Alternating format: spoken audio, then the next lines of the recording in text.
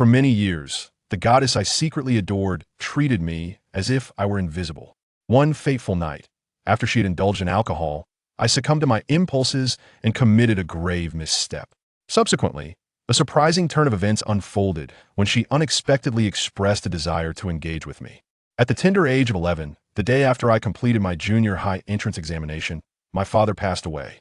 I had never known my mother, and with my father's demise, I became a forsaken orphan. Strangely, his death did not evoke a shred of sorrow within me. In fact, I felt an unexpected sense of relief. Throughout my childhood, he had been a slave to alcohol, returning home inebriated and unleashing his fury upon me. From my earliest memories, my body bore the marks of his wrath, and I had grown accustomed to the pain. Perhaps the only concern his death instilled in me was the fear of being unable to continue my education. At that juncture, a woman claiming to be my aunt arrived to facilitate my adoption. To my knowledge, she was not related by blood to my father, yet they had shared a close bond, and she had always shown great compassion towards me. Her arrival liberated me from the prospect of a life as a wandering beggar. On the day the adoption was finalized, as my aunt took my hand and led me into a lavish room, a girl with long, flowing hair, a delicate face, and a princess-like white dress approached us. In that moment, I was oblivious to my surroundings, captivated by her beauty, my mind rendered blank. "Mom, you're finally back," she exclaimed, her voice sweet and tinged with a hint of affection. My aunt hurriedly introduced us. "Jiao Jiao, this is your brother. He will live with us from now on." Silence enveloped the room. I lifted my gaze to meet the girl's eyes. It was my first encounter with Su Jiao. Upon seeing me, her expression shifted from joy to icy indifference, as though she regarded me as mere air, devoid of any emotion. A wave of unease washed over me. I opened my mouth to greet her, but found myself at a loss for words. Su Jiao silently turned away before my aunt could finish speaking. "This child is so thoughtless." My aunt sighed apologetically, rushing to reprimand Su Jiao. I glanced down at the tattered clothes I wore, remnants of my father's wardrobe, and felt a pang of sorrow. As a young boy, I felt a crushing sense of inferiority and understood her disdain was not unwarranted. I had never interacted with a girl before and did not know how to approach Su Jiao. For the remainder of that day, I dared only to steal glances at her, feeling like a lowly beggar in her presence. She was enchanting, moving with the grace of fairy, while I felt like a mere toad in comparison. Our second interaction occurred when I timidly called her sister for the second time. With an icy tone, she retorted that she was not my sister and that we shared no connection. My uncle was often away for business, but my aunt continued to care for me, and I gradually adapted to my new life. Yet, Su Jiao maintained her disdain, never speaking to me, her face always exhibiting a cold aloofness whenever I was near. However, I observed that when she was alone with my aunt or uncle, her face would light up with genuine happiness. I realized for the first time that her smile rendered her even more beautiful than her usual stoic expression. During the following 3 years of middle school, I led a cautious existence, striving to remain out of her sight in hopes of witnessing her smile more often. I devoted myself entirely to my studies, forsaking all extracurricular activities, and made no friends, nor read any books outside the curriculum, all in pursuit of academic excellence that could rival hers, determined not to remain a mere toad. Over those 3 years, aside from the annual birthday cakes I secretly bought for her, we shared no further interactions. When the time came for the high school entrance exam, I was accepted into the same prestigious high school as Su Jiao, achieving a score even higher than hers. My aunt, pleased with my hard work, called us together to remind us to support each other in our studies. As I caught a glimpse of Su Jiao, I was surprised to see a faint smile gracing her lips, an unexpected warmth that made my summer after the exam particularly joyous. I had hoped that attending the same high school would foster a better relationship between us, perhaps even thawing the icy barrier between us. Yet, an unforeseen incident thrust everything back to square one. On the eve of the school year, Su Jiao attended a gathering with her friends and returned home late. With both my aunt and uncle absent, I anxiously awaited her return in the living room. It was well past midnight when she finally stumbled through the door, her unsteady footsteps echoing in the hallway. I rushed to her side, discovering her swaying as she clung to the wall on the verge of collapse. "Sister, are you all right?" I exclaimed, my heart racing with concern. This marked the first time I had initiated a conversation with her, and I braced myself for her customary dismissal. To my astonishment, Su Jiao, though ignoring my words, leaned against me, mumbling incoherently. The scent of alcohol clung to her, mingling with an intoxicating fragrance that momentarily clouded my senses. I quickly guided her to the sofa and hurried to the kitchen to prepare a cup of tea to help sober her. By the time I returned, she had succumbed to slumber, soft snores escaping her lips. I found myself mesmerized by her serene beauty, her complexion flushed with a gentle hue that rendered her even more alluring. Dressed in a short denim skirt, her long, silky legs shimmered alluringly under the soft glow of the lights. Though she was only in her second year of high school, her figure had developed impressively, with a curvaceous form that epitomized the golden ratio. In that tranquil moment, with only our breaths breaking the silence, my heart raced and my cheeks flushed. The long-suppressed affection I harbored erupted within me. With only the two of us in the house, in her inebriated state, the thought crossed my mind, what if I took a daring step? As I contemplated this, I was startled by my own depraved thoughts. How could I betray my aunt's kindness? Taking a deep breath, I set the tea down and approached Su Jiao to help her sit up. In that instant, our faces were mere inches apart, her fragrant breath brushing against my skin, and I felt the warmth radiating from her. It was the closest I had ever been to her. Overwhelmed by yearning, I leaned in slowly, intending only to plant a gentle kiss upon her lips, convinced that no one would ever know and that I would not cause her harm. Just as I was about to close the gap between us, Su Jiao's eyes suddenly fluttered open. In that moment, our faces were mere breaths away from each other. I was rendered speechless, staring at her, unsure of what to say. Su Jiao blinked at me in confusion before a piercing scream escaped her lips. Ah! Terrified, I hastily covered her mouth, flustered as I stammered, "Sister, you've misunderstood. It's not what you think. I just wanted to wake you up and offer you some tea." I feared that her screams would disturb the neighboring residents, and I could hardly fathom how my aunt would look at me with disappointment should she learn of this incident. As I attempted to explain, Su Jiao struggled fiercely, only calming down after a considerable duration. Eventually, she pushed my hands away, signaling me to release her with a composed gaze. "Sorry, sister. It's truly not as you think." I sighed in relief and nervously let go of her lips. Slap! Before I could finish my sentence, a resounding slap echoed across my face, causing my head to ring. It was the first time I realized how strong a girl could be. "You are truly despicable." After 3 years, it was the first time she had spoken to me. Once again donning her icy demeanor, Su Jiao staggered back to her room. I stood frozen for a moment before hastily rushing to her door to explain, but received no response. That night, I squatted outside her door, unable to sleep. The following day, my aunt and uncle returned. I expected Su Jiao to inform them of the incident, but to my surprise, she silently left for school, where she proceeded to arrange for accommodations. The first high school was not far from my aunt's home, and by doing so, she must have wished never to see me again. Regret washed over me as I also arranged for accommodations. I longed for an opportunity to explain to her, yet I lacked the courage to face her. Thus, the fragile truce we had managed to establish was once again reduced to an icy standoff. Subsequently, Su Jiao became increasingly rebellious during her high school years. Coming from a well-off family, my aunt was generous, which led her to associate with various bullies and handsome boys. In her second year, she even entered a romantic relationship with a young man. This young man was strikingly handsome, yet his frivolous demeanor was apparent even to me. He was undoubtedly interested in her for her physical allure. I was astonished that Su Jiao could be so easily enchanted by him. I felt compelled to privately advise her, wanting to reveal that I had witnessed this man holding hands with another beautiful girl on campus more than once. To my dismay, she showed no reaction, merely casting a cold glance in my direction before bypassing me, as if I were refused. After walking a few steps, she suddenly halted, turning her back to me and saying, "Don't tell my parents otherwise. I will reveal everything that happened back then." My heart skipped a beat, and looking down, I reluctantly agreed, "Rest assured, I will not disclose anything to anyone." From that moment on, I grew increasingly silent, watching her stroll through campus with that tall, handsome boy, while I kept my gaze fixed downward, immersing myself in my studies. The disparity between me and that young man was vast. If I believed he was unworthy of Su Jiao, then I was even less deserving. Consequently, my feelings of inferiority intensified. Even as a boarding student, we were required to return home every 2 weeks. Each time, Su Jiao would leave with that boy, while I trailed behind like a fool, ensuring she remained within my sight. Upon arriving home one day, I was met with the sound of Su Jiao's cries. Entering the house, I discovered my uncle striking him, shouting, "Do you have no shame?" At such a young age, you're already sleeping around. My uncle had a notoriously volatile temper and was somewhat deranged. Over the 5 years I'd been there, I had endured my share of beatings, but this was the first time he had struck Su Jiao. What shocked me further was the revelation that Su Jiao had slept with that guy. How could this be?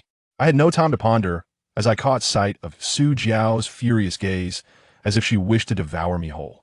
My aunt stood nearby, wiping her tears, while Su Jiao wept and glared at me, perhaps believing I had betrayed her. I was at a loss for words, only able to implore my uncle to cease his assault, yet my pleas were in vain. My uncle was inherently violent and, at times, would even lash out my aunt. In the end, I mustered the courage to stand in front of my uncle, and with my aunt's desperate cries urging him to stop, we finally managed to put an end to this domestic violence. Keep an eye on her. Don't let her leave the house. I'm going to deal with that little bastard. With that, my uncle dragged my aunt out of the house, seemingly intent on confronting that handsome young man. Upon hearing this, Su Jiao sprang to her feet, ready to rush out. I quickly grabbed her arm, saying, "Jiao Jia, don't go, you'll be in danger." Su Jiao struggled against my grip, turning to face me. "Let go. I want you." Su Jiao appeared agitated, yet a hint of desperation crept into her expression. "Linja, please. Let me go. I don't want Dad to get into trouble with him." For the first time in 3 years, she earnestly pleaded with me, but it was for another man. My heart softened momentarily, yet I reasoned that perhaps this was her chance to sever ties with that scoundrel. I gritted my teeth and refused to let her leave. After 5 or 6 minutes of stalemate, Su Jiao seemed to give up, smiling at me. "Forget it. Just let me go. I want go." I hesitated, blocking the door while releasing her arm. She exhaled, as if having made a decision, and a flicker of despair shone in her eyes. She glanced at me, then turned and walked a few steps before removing her top, revealing a pink tank top. I was taken aback, watching as she quietly sat back down on the sofa. I anxiously asked, "Jiao Jia, what are you doing?" Su Jiao smiled, remaining silent, but continued to strip off her school trousers. Now, she was left in only her underwear, and she gazed at me silently, causing my heart to tremble as I struggled to contain my impulses. "Su Jiao, please, stop this, put your clothes back on." I was genuinely terrified and turned away, unable to look at her. To my astonishment, Su Jiao merely smiled and said, "What's wrong? Don't you like me? Did you think I wouldn't notice?" "Sister, please stop this." I could only weakly repeat those words, unsure of her intentions. "Stop pretending. From the very first day you arrived, you were stealing glances at me. Did you think I was unaware?" Suddenly, Su Jiao approached me and gently embraced me. "Don't worry. My parents are gone, and it's just the two of us at home. Do you want to have a go with me?" Her bold and explicit words made my heart race, and I instinctively tried to push her away. "You, what are you saying?" Though I meant to refuse, my words came out weak and feeble. Seeing my continued resistance, Su Jiao scoffed disdainfully. "You can't even make a move when I've stripped down? What a pathetic coward. You'll never measure up to him." That him must be the man who had been with Su Jiao, I thought, a wave of anger surging through me. I couldn't believe that the goddess I had secretly admired for so many years, the one I had spent so much time with, had been so easily led to bed by him. In the end, I was left with nothing, not even a chance for her to regard me properly. Why? Why? In an instant, a fire ignited within me, consuming all reason. I turned and, in a frenzy, pushed Su Jiao down onto the bed. "Bastard, be gentle," Su Jiao screamed, gripping my back tightly. I felt as if I had lost my senses, merely pinning her beneath me without a care. Su Jiao looked at me, her smile vacant. "All right, just like this. They'll let you have me once, and then you let me go." Those words felt like a bucket of cold water, extinguishing all my desires in an instant. "What did you say?" I looked into her hollow eyes, my body stiffening. Su Jiao continued to smile. "I know you like me. I know you've been watching me all these years. Now that I'm offering myself to you, isn't it enough? After we're done, you can let me go." And I suddenly realized that, in this moment, her smile was no longer as beautiful as it once was. It seemed somewhat rigid, even tinged with an air of melancholy. The body I had longed for so dearly appeared to have lost its inherent allure. Stunned for a considerable time, I absent-mindedly picked up a garment and draped it over Su Jiao's shoulders before descending. She seemed somewhat taken aback, asking, "What's wrong?" My hands trembled uncontrollably, and an overwhelming emptiness engulfed me, as if a long-held belief had shattered in that fleeting instant. Raising my gaze to the reflection of myself on the television screen, I beheld disheveled hair, dark circles under my eyes, and a diminutive frame. I finally managed a self-deprecating smile, uttering, "Sister, you should go." Su Jiao appeared astonished, rendered momentarily speechless. You should leave, go find him. I will call to bring uncle back shortly. At last, Su Jiao reacted, standing up silently to put on her clothes. During this period, we were engulfed in a profound silence, neither of us daring to break the stillness. Just as Su Jiao was about to step into her shoes and depart, I spoke once more. Sister, from this moment forth, let us never see each other again. Merely uttering that sentence seemed to drain every ounce of strength from my being. Su Jiao stood frozen for a few seconds before resolutely walking out. The sound of the door closing echoed in my ears as I collapsed helplessly onto the floor. I came to the stark realization that no matter how hard I tried, in Su Jiao's eyes, I would forever be nothing but an abhorrent waste. The dream has awakened today. Chapter 3. I killed you. I buried my head in despair, feeling as though everything around me was irrelevant. Humiliated and filled with self-loathing, tears streamed down my face.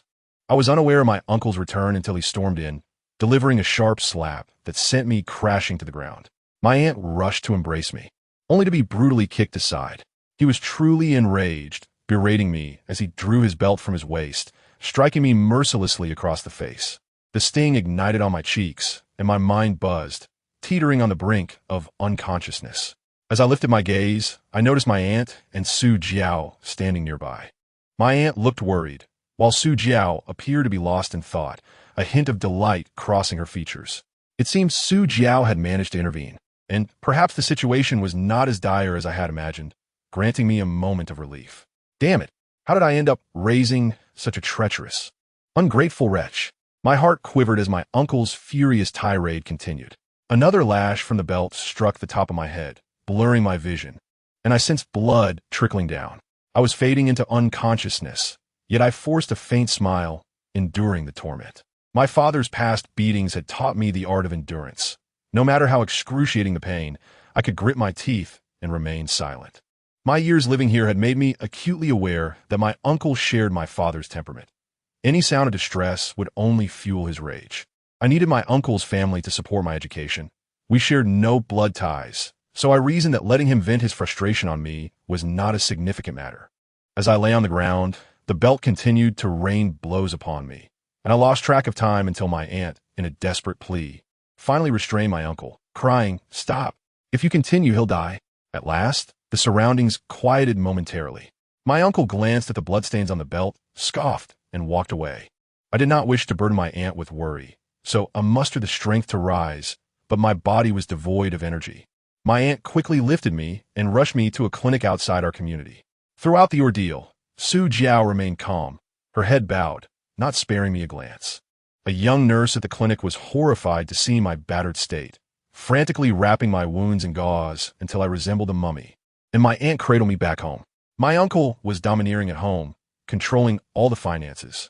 This time, having defied his wishes, he announced he would no longer provide me with tuition or living expenses. My aunt cared for me deeply, but feared my uncle. I understood their decision. With only a year left in high school, I would have to find a way to manage the tuition on my own. That night, my aunt and I had a long conversation. She revealed that before Su Jiao confronted my uncle, he had already reached the boyfriend's house, as our families lived in the same community, not far apart. To my aunt's surprise, Su Jiao's boyfriend calmly stated his academic performance since dating Su Jiao and repeatedly emphasized that they had not crossed any boundaries, insisting their relationship was purely innocent. Witnessing this polite young man, whose parents were also courteous to my aunt and uncle, the two families ended up sitting together, chatting amiably for quite some time.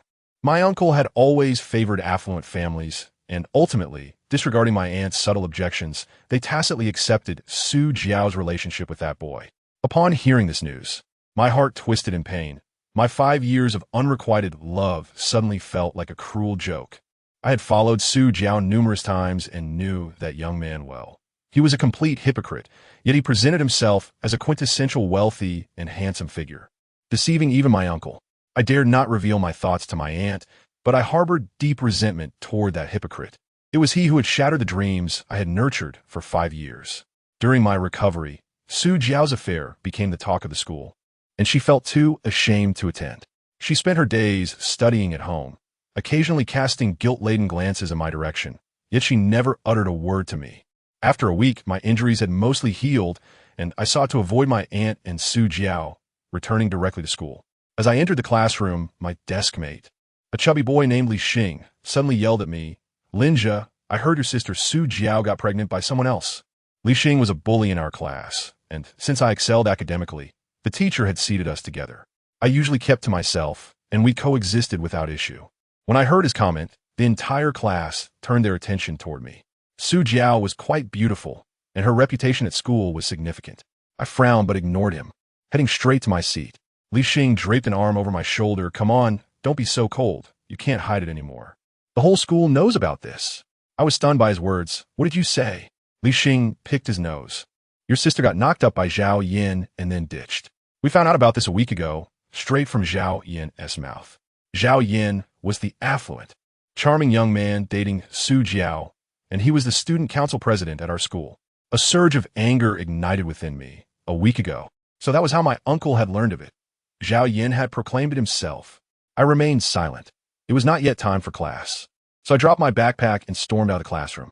Behind me, Li Xing shouted as if he feared no one would hear. I disregarded him and rushed to the adjacent senior building, determined to confront Zhao Yin and demand an explanation for his actions. I knew Zhao Yan's class and searched for him, but the usually bustling senior corridor was eerily quiet. As I approached, I overheard Zhao Yan's voice and, peering around the corner, discovered him hiding at the stairwell, engaged in a phone call. At the end of the hallway, a group of student council members in red armbands awaited him. My relationship with Su Jiao was merely that of classmates, albeit slightly closer. Everything had remained respectful. You say, her belly is getting bigger? Haha, who knows? But it definitely isn't mine. He seemed to be explaining something to someone, and his duplicitous demeanor fueled my rage, causing my body to tremble. I would not allow anyone to insult Su Jiao, to belittle the conviction I had held for 5 years. Taking a deep breath, I seized a fire extinguisher from the corridor and approached him slowly. As I drew near, with less than 2 meters separating us, I summoned all my strength, raising the extinguisher and smashing it down toward his head, shouting, "I'll kill you." Indeed, I intended to end him, to eliminate the one who had destroyed everything. After all, I had nothing left. For Su Jiao, even sacrificing my life would be worth it. However, I was woefully out of shape, and the fire extinguisher was too heavy for me. Though I aimed for his head, the blow landed squarely on Zhao Yan's back. He seemed taken aback and collapsed to the ground. The surrounding crowd was stunned, and moments later, someone reacted, "Damn, you're looking for death." Several burly figures quickly surrounded me, while others helped Zhao Yan to his feet, showering him with sycophantic praise. The fervor that had surged within me dissipated, replaced by fear. Zhao Yan was the student council president, and his father was the principal. I would undoubtedly face expulsion for assaulting him. Zhao Yan turned his head, brushing off the dirt as if nothing had happened, and regarded me with a look of realization. "Oh, it's you? Su Jiao's brother?" The people around me regarded me with strange expressions, and before I could respond, Zhao Yan continued, "In that case, I don't need to spare you any courtesy. Go ahead. Beat him. Kill him." A person adorned with a red armband was momentarily taken aback. "Brother Zhao, we are members of the student council. It seems rather inappropriate to resort to violence in public, doesn't it? What are you afraid of? Once it's done, I'll delete the surveillance footage. If anything happens, I'll take full responsibility." The group exchanged hesitant glances, each seemingly reluctant.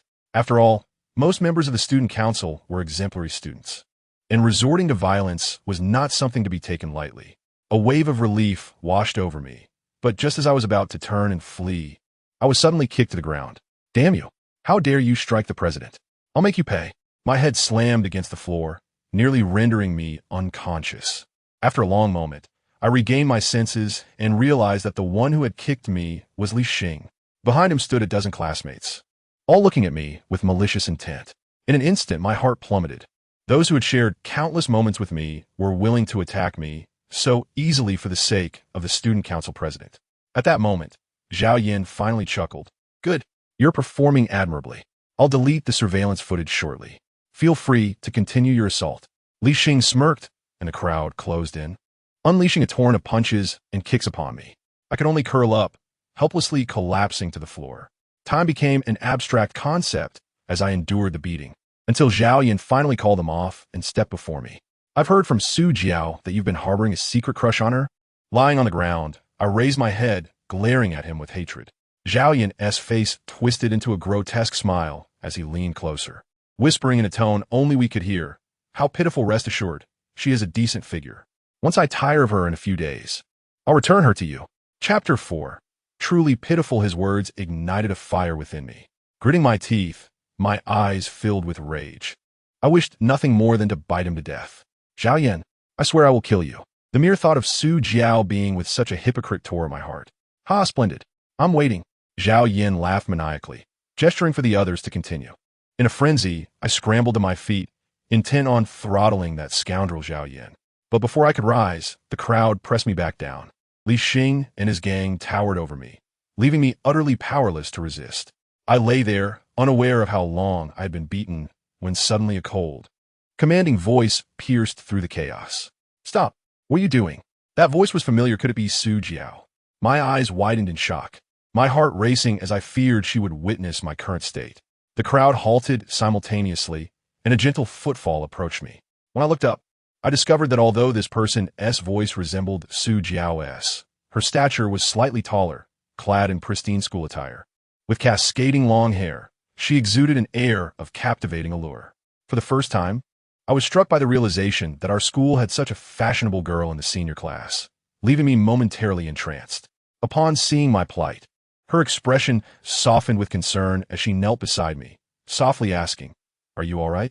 Aside from my aunt, no girl had ever spoken to me with such tenderness, let alone show concern for my well-being. At that moment, I found myself a loss for words, merely shaking my head in response. As she crouched down, a fragrant aroma enveloped me, causing my battered face to feel a warmth I had never expected. The girl glanced at me before turning her gaze toward Zhao Yin. "Why aren't you intervening while they're assaulting a classmate? You are the student council president." Her voice remained gentle, laced with a hint of indignation. Zhao Yin managed a pained smile, his tone defensive. "Mimeng, why are you here?" "I'm sorry I was too impulsive, but it was this guy who struck me first."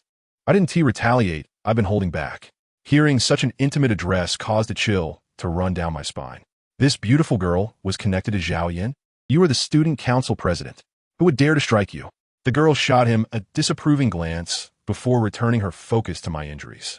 I attempted to rise, but the old wounds inflicted by my uncle hadn't healed, and after today's beating, I felt as though my entire body were fracturing. Zhao Yin approached helplessly, even stroking the girl's hair. "How could I deceive you? If you don't believe me, ask them. Checking the surveillance footage would confirm it." The girl, now somewhat irked, pushed his hand away, her earlier anger dissipating. "Really?" Li Xing and his companions quickly affirmed, while the student council members hesitated. Zhao Yin surveyed them, his voice calm yet ominous. "Didn't you hear Meng Meng asking you a question?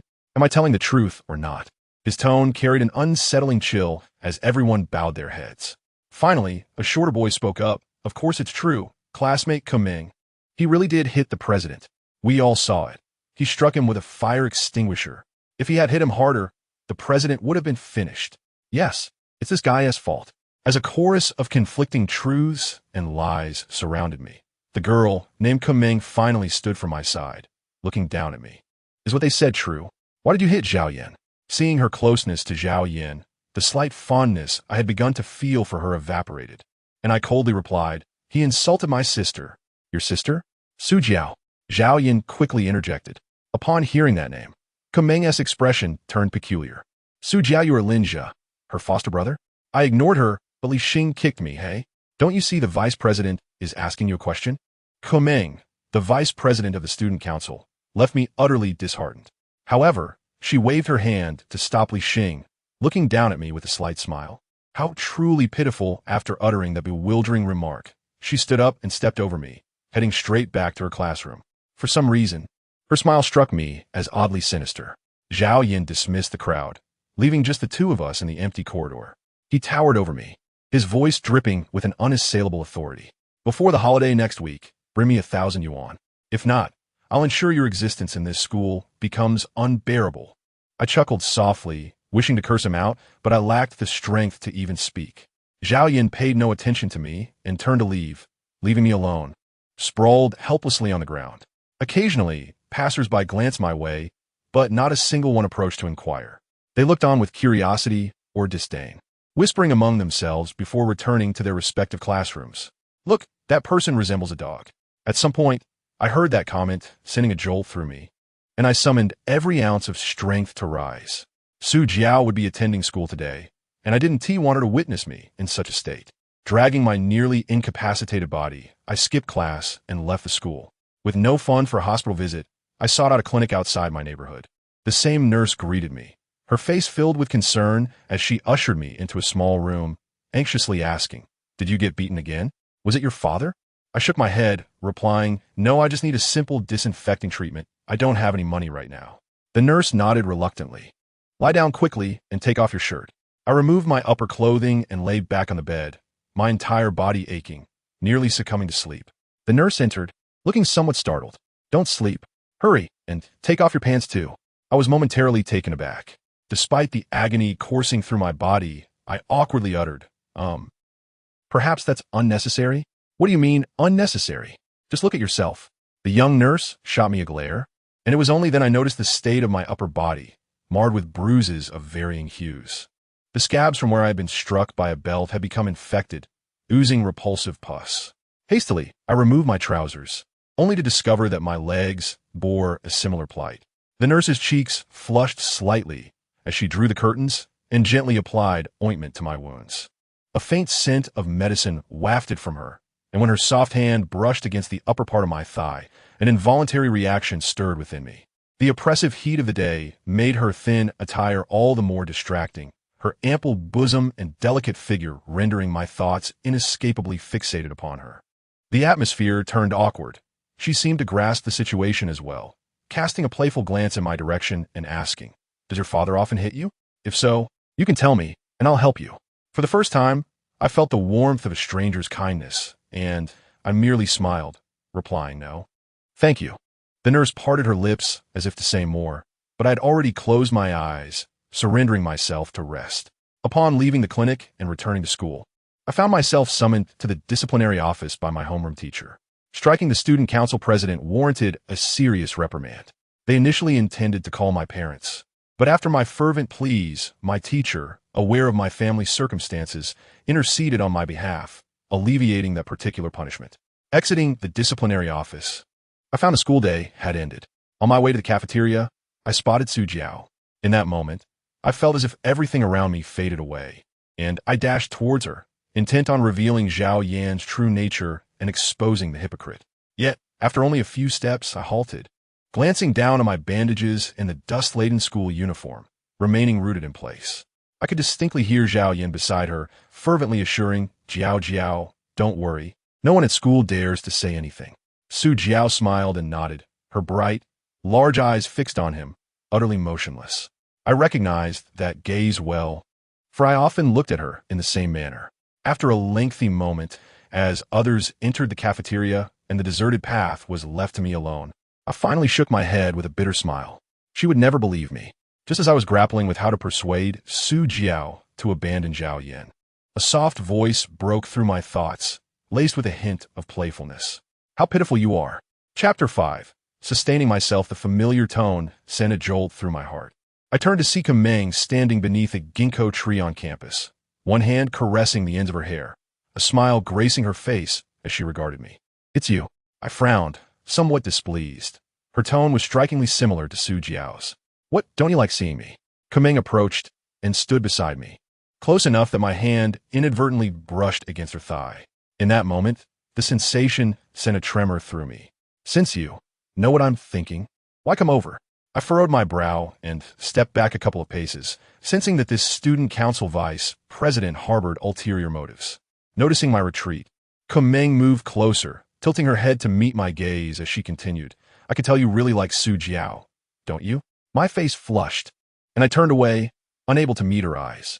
"What nonsense, she's my sister, a sister without blood ties. How ambiguous." Meng continued to gaze at me, observing my evasive demeanor. "Do you truly wish to see Su Jiao with someone like Zhao Yan?" I lowered my head, remaining silent as ginkgo leaves were scattered by the autumn breeze, showering golden light upon my head. "If you want, I can help you separate them." After a moment of silence, Meng suddenly made this statement. I was taken aback, glancing at her and noticing that she, like me, was staring ahead at the cafeteria. A beam of sunlight illuminated her smiling face, enveloping her in an air of mystery. Are you joking? I'm not joking. If you want, I can assist you right now. Why? Because you seem pitiful. Is that not reason enough? Do you need my help? Somehow, I felt an unsettling sense of danger emanating from this girl, who perpetually wore a smile. Stop joking around. Su Jiao is my sister. Repeating this phrase, I turned and walked into the cafeteria. I was not foolish enough to trust someone I had only met once. Linja, you must understand, I'm the only one in this school who can help you. The ethereal voice trailed behind me, but I paid it no heed. During lunch, I could see Zhao Yin and Su Jiao seated together. Zhao Yin occasionally feeding Su Jiao with his chopsticks as if she were a child. I lowered my head, hastily eating a few bites before leaving. I took a leave of absence that afternoon and returned to the clinic outside my neighborhood. Upon seeing my injuries, the young nurse exclaimed and hurriedly changed my dressings. Just before leaving, I suddenly remembered something and eagerly inquired if there were any jobs suitable for a student like me. After all, in this unfamiliar city, she was the only person I dare to trust. The nurse looked at me with concern. Are your family members truly abusing you? I did not respond directly, instead pleading for any suitable work as I desperately needed to earn money. The nurse furrowed her brow and hesitated for a long while before finally saying, I know an elderly gentleman who sets up a night market stall near your school every evening. Perhaps you could help him. Near our school? That works. If possible, I can go help him every night, and by the time I reach my senior year, I should have enough for tuition. She then provided me with the old man's contact number, and I finally felt a sense of relief. After expressing my gratitude profusely, I left the clinic. As I returned to class, I noticed the peculiar glances directed at me. Upon seeing the imposing Li Xing, it dawned on me that he was likely the cause of my isolation. Li Xing was the bully of our class, and his mother was the head of our grades disciplinary office. It seemed I was being ostracized under his influence. Indeed, over the course of the next 2 weeks at school, not only did I have to endure the incessant display of affection between Su Jiao and Zhao Yin, but I also had to withstand Li Xing's relentless humiliation and the indifference and disdain of my classmates. This was the most excruciating period of my academic life. During this time, Kameng approached me more than once, inquiring if I needed assistance, but each time I declined. I did not trust her and was unwilling to confide in anyone. After enduring until the weekend, I contacted the night market vendor, an amiable old man named Zhou. He offered me a daily wage of 50 yuan for working until midnight. Our city could be classified as a second-tier one, even as autumn approached and winter loomed. The night market remained bustling. Each evening brought a flurry of business, and I was tasked with various chores such as bookkeeping, serving dishes, and washing utensils. The first night of work coincided with the weekend, and the crowd was overwhelming, keeping me busy until 2 or 3 in the morning, nearly exhausting me. Yet, when I finally held the 50 yuan in my hand, all the toil and fatigue felt worthwhile. At last, I could sustain myself. As the weekend drew to a close, I returned to school. As a boarding student in high school, there were few of us, leading to a rather lax management of the dormitories. Even though I ventured out each night to earn some money, I could easily scale the wall and return to sleep without any disruption. I believed that with my remarkable endurance, I could withstand everything around me, earn enough for my senior year tuition, and thus escape this place. However, reality often proves to be more challenging than one anticipates. Merely 3 days into the new term, while I was busy collecting debts at the night market stall, trouble found me. That evening, after washing the last dish, I was startled by a commotion. A sharp voice cut through the noise. Oh, isn't that Linja from our class? My heart raced, and upon looking up, I was taken aback to see Li Xing. He was a day student and seemed to frequent the internet CF every night. I had never imagined he would come to the night market to indulge. Upon seeing me, many of the ruffians surrounding him broke into sinister smiles. Old Master Zhou, oblivious to the situation, mistook them for my good friends and hurriedly invited them to sit and eat. Li Xing and his entourage ordered several dishes and began to shout, Hey you, come over and pour us some drinks. My heart simmered with anger, yet I managed to force a smile, like a dog obeying its master, allowing them to boss me around. As they drank, their raucous behavior intensified. They shouted boorish, lewd jokes, causing the other patrons to gradually settle their bills and leave. Old Master Zhou sensed that these troublemakers were there to cause a scene. It was past midnight, and just as he was about to close up, Li Xing suddenly erupted. Damn, what kind of shoddy place is this? There's a fly in the spicy hot pot. His yell drew the attention of everyone nearby. Old Master Zhou rushed over, tried to appease him. It's still warm outside. Having flies is normal. If it's too much, I'll comp your meal. Just consider it on me. Regardless of his pleas, Li Xing remained obstinate, shouting that this was a black market and that he would report us to the Commerce and Urban Construction departments. The night market lacked a proper business license, and if the relevant authorities were to investigate, Old Master Zhou's business would be ruined. Since the trouble stemmed from me, I could not stand idly by. Suppressing my rage, I approached. Li Xing, for the sake of our school ties, let this meal be on me, all right? He smiled, a hint of arrogance on his face. That's fine, but there's a condition. I was taken aback by his willingness to negotiate and quickly agreed to any condition he might propose. With a sly grin, Li Xing raised a bowl of spicy hot pot. You drink this? The bowl contained only the soup base, a swirling blend of red and yellow, with a black fly floating ominously in the center, looking utterly repulsive. I took a deep breath and reached out to take it. Fine. However, Li Xing suddenly snatched it back, gulping down a mouthful of beer and spitting it into the bowl, followed by a large wad of phlegm. He then thrust the bowl in front of me. Now, drink it. Chapter 6. Blurred consciousness. The atmosphere grew tense and silent. Onlookers recognized that Li Xing was deliberately provoking me. My face darkened. This indignity had reached the limit of my tolerance. I clenched my fists, hesitating, unsure of how to respond.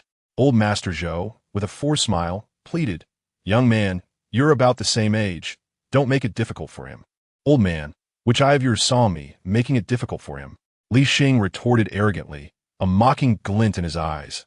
I'm asking you, are you going to drink or not? If you don't, this isn't over. The chilling night breeze cut through my thin clothing, and the quiet around me deepened. My body trembled, paralyzed by indecision. I lowered my head and murmured, I'm sorry, I'll do whatever you ask, but not this. Damn it, you're really asking for it.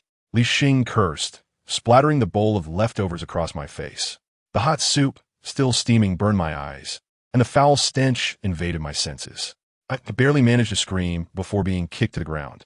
Around me, gasps echoed, and through the pain, I opened my eyes to see Old Master Zhou trembling nearby, yet he didn't come to my aid. A sense of relief washed over me. These thugs dared not touch him nor vandalize the stall, revealing that I had overestimated these high school students. They feared trouble too. After a long while, those who had assaulted me finally dispersed. Li Xing smacked my face and kicked me once more before leading his gang away. The crowd gradually dispersed, many casting glances at me on the ground, their words laced with sympathy, disdain, and mockery. I disregarded everything around me, finding solace only in the cold ground beneath me. Old Master Zhou approached, his eyes glistening with tears. Kid, get up, the ground is cold. Let us pack up. I managed to smile, and with his assistance, I rose, wiping my face with a towel. After a few steps, a wave of nausea hit me, and I stumbled to the trash can, desperately vomiting. I lost track of time, expelling what felt like all the acid in my stomach before returning to help Old Master Zhou pack away the stall. Just as I prepared to leave, he unexpectedly pressed 100 yuan into my hand. Kid, you made a good profit at the night market. Your wages will double from now on.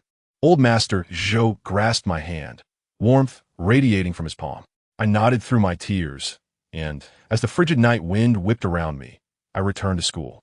To my dismay, I found all the doors and windows of the dormitory locked tight. No matter how loudly I called, no one opened up for me. My relationship with my roommates had always been tenuous, and it seemed they were intentionally ignoring me. The corridor had surveillance cameras, and I dared not let the school discover my late-night endeavors. Alone, I climbed out of the school and lay down on a bench beneath a nearby bus stop. Having grown accustomed to hardship since childhood, I found tonight's experience to be featherlight in comparison. I reassured myself and gradually felt drowsy. After all, having a place to sleep was a blessing. The night remained bustling with traffic, the cacophony of honking horns ringing in my ears. Perhaps due to sheer exhaustion, I soon succumbed to a deep slumber. The next day, as I entered the classroom, I noticed everyone regarding me with mocking glances. I ignored them and returned to my seat, feeling dizzy and drained of energy, likely from catching a cold after sleeping outside. Just as I was about to rest my head on the desk, Zhao Yan's voice rang out from the door. Who is responsible for the corridor cleanliness in your class? The cleanliness monitor stood up. Lin Jia. I was taken aback, my mind swirling. Was I on duty today? I glanced toward the door, where a flicker of amusement danced in Zhao Yan's eyes. Linja, step outside. I dared not defy him and silently walked out, under the gaze of my classmates who reveled in my misfortune. Outside, Zhao Yan adopted a businesslike demeanor.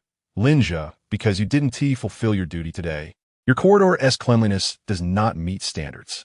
Therefore, the student council has decided to cancel your morning study session. Clean this corridor before you return. Frowning, I forced myself to focus on the cleanliness monitor. Am I really on duty today? The monitor, a petite girl, glanced at me before lowering her head, saying nothing. At that moment, Zhao Yan shot her a look, and the girl finally nodded. It's you.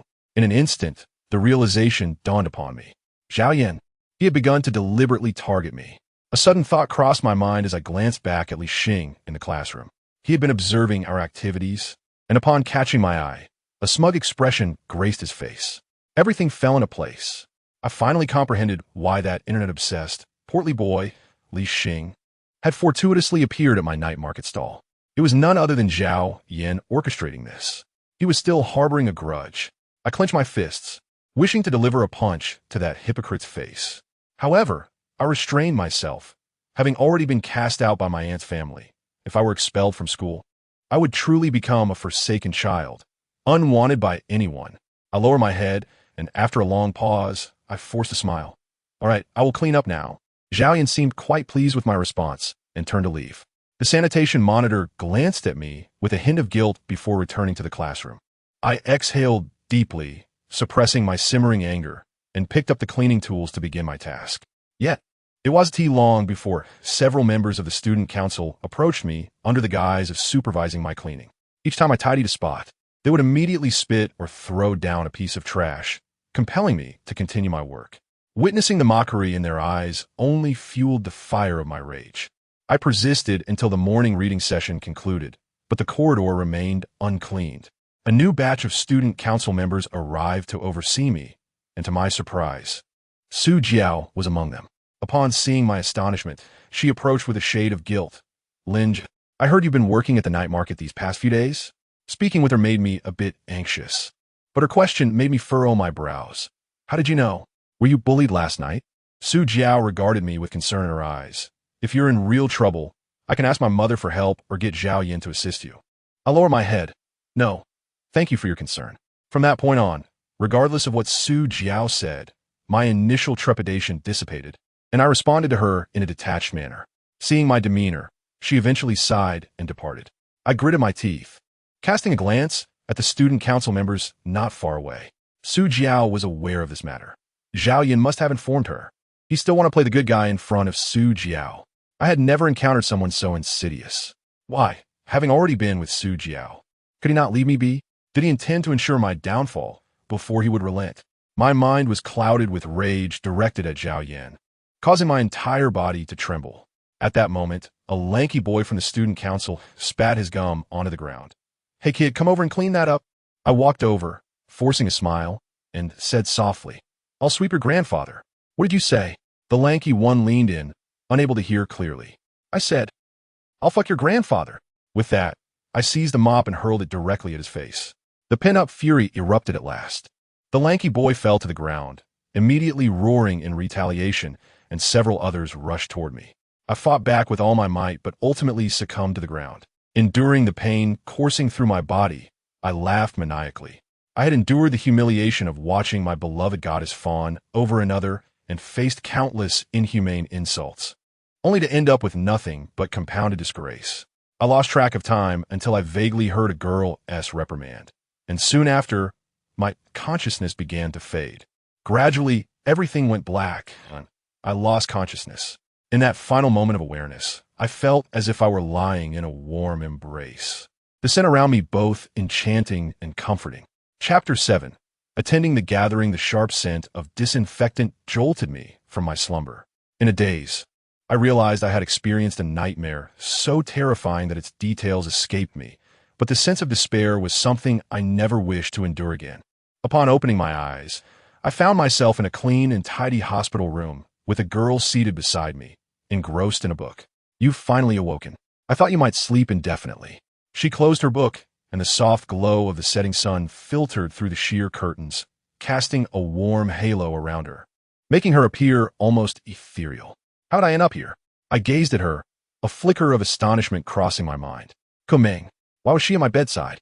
I brought you back, of course. Who else in the school would defy Zhao Yan's wishes to save you? Kumeng maintained her characteristic smile, her eyes glimmering with a hint of brightness. I recalled the warm sensation before losing consciousness, unable to resist asking, "You carry me back? How did you manage that?"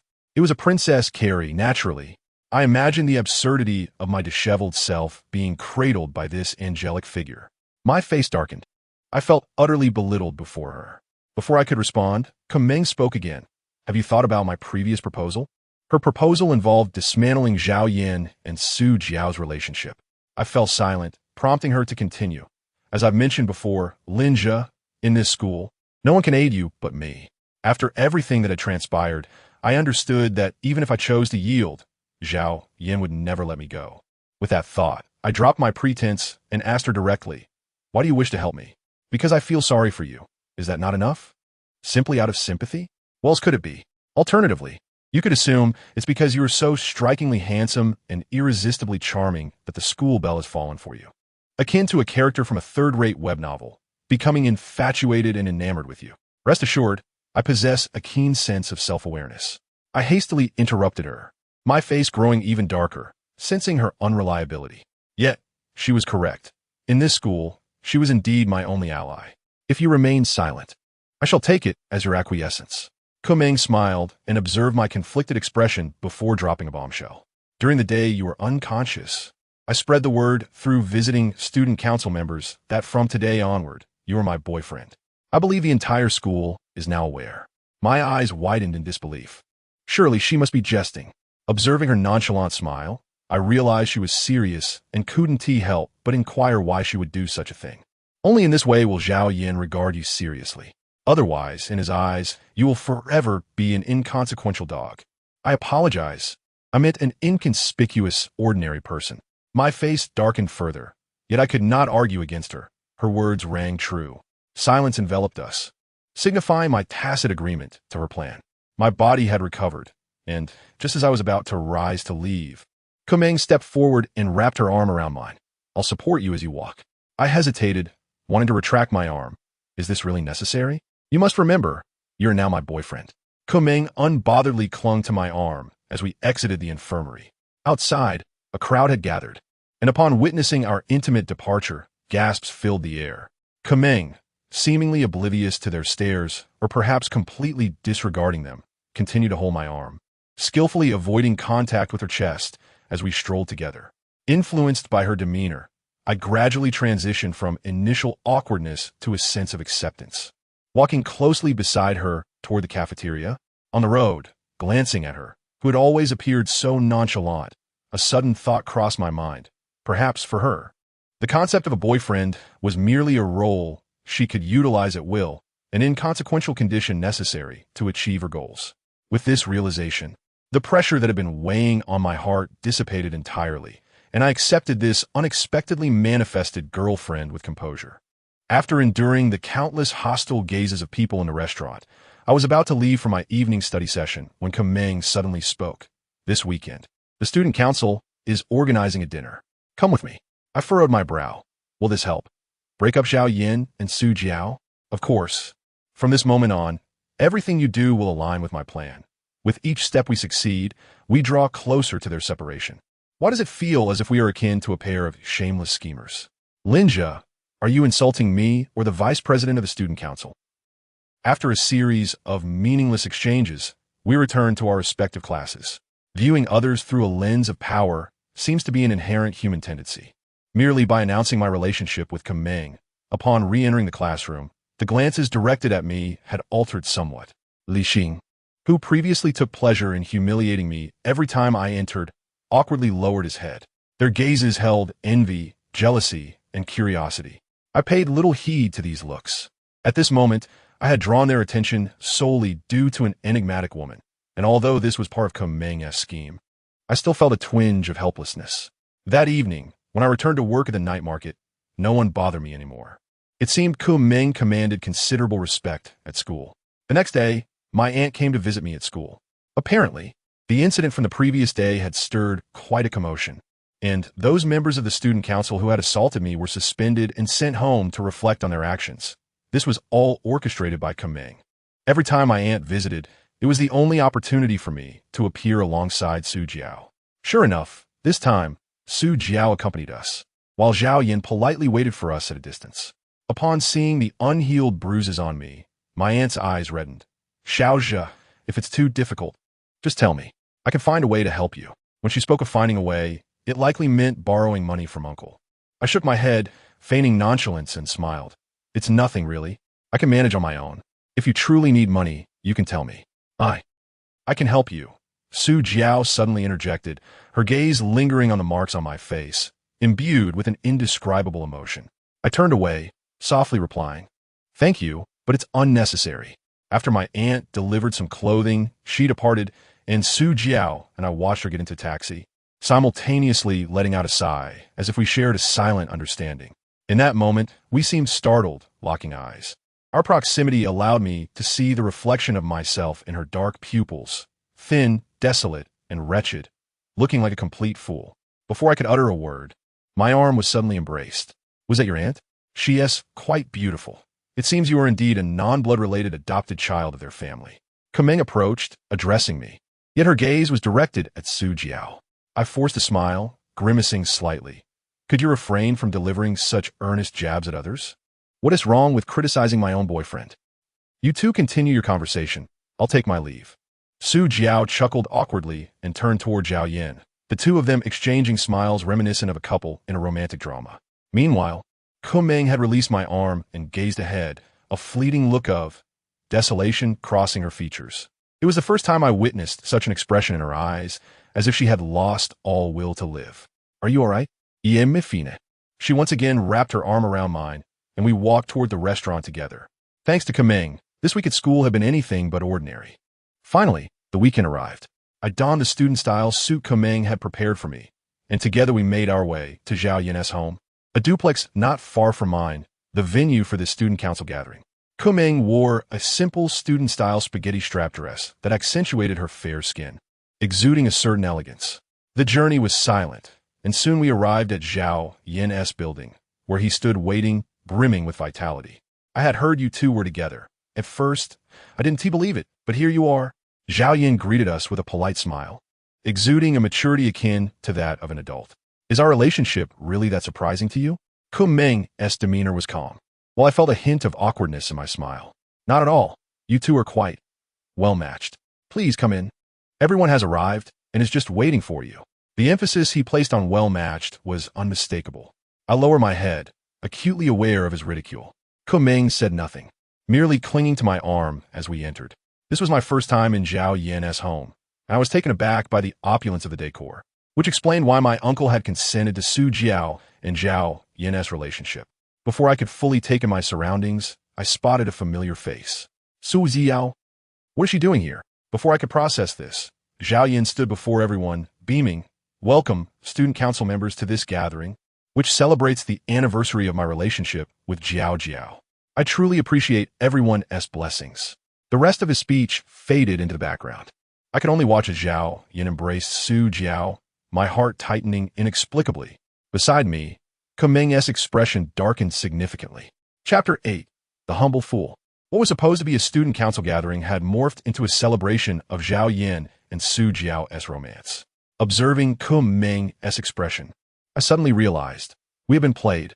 Before me, Zhao Yin's satisfied gaze occasionally flicked in my direction, and I could discern the meaning behind it. He likely recognized that my relationship with Ming was not genuine. The purpose of this gathering was to humiliate me. Ming, maintaining her composure, refrained from exploding in anger. Instead, she clutched my arm a bit tighter. After Zhao Yin concluded his speech, the party officially commenced.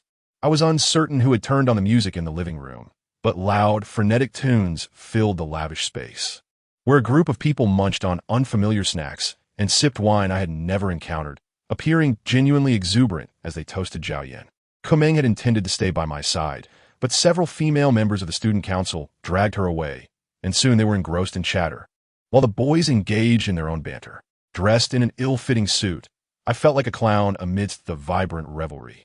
My self-respect crushed under the weight of the atmosphere. I felt like a country bumpkin, awkwardly seated with a glass of red wine in hand. A forced smile plastered on my face. Though no one seemed to notice me, I could feel countless scornful gazes piercing through me, waiting to witness my humiliation. A wave of fear washed over me. I didn't want to embarrass myself in front of Su Jiao. I yearned to preserve the last remnants of my dignity. Glancing around in confusion, ultimately seeking Meng's gaze for help, only to find her equally overwhelmed by the group of girls, too preoccupied to spare me a glance. To her, I was merely a pawn, unworthy of her attention. In a moment of despair, I lifted the glass of red wine and drank it in one gulp, then refilled it for myself. At that moment, Zhao Yin, who had been holding the microphone, suddenly spoke. Lin Zhixue, you only need to fill the wine glass a third full. There is no need for so much.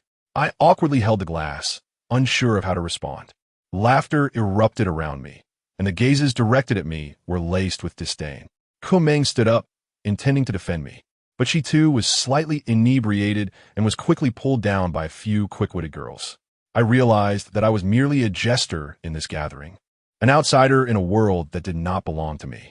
No matter how hard I tried or how much I struggled, I would always be trampled beneath their feet. At that moment, Su Jiao, who had remained largely silent, unexpectedly picked up the microphone. Everyone turned to her, but she looked at me. Thank you all for your blessings. But honestly, I must thank my brother Linja. It is he who has supported me, enabling me to be with Zhao Yan. We have decided to apply to the same university, and after graduation, we will get engaged and then married. Linja, thank you so much. And congratulations on finding your own happiness. For the first time in 5 years, she referred to me so intimately as brother. All eyes were now on me, and I stood up in a panic, gazing at Su Jiao, where I could see the sincerity in her eyes. It seemed she was attempting to extricate me from embarrassment, yet her words pierced my heart more deeply than the earlier mockery. Indeed, Zhao Yin was a hypocrite, but Su Jiao, she was not mistaken.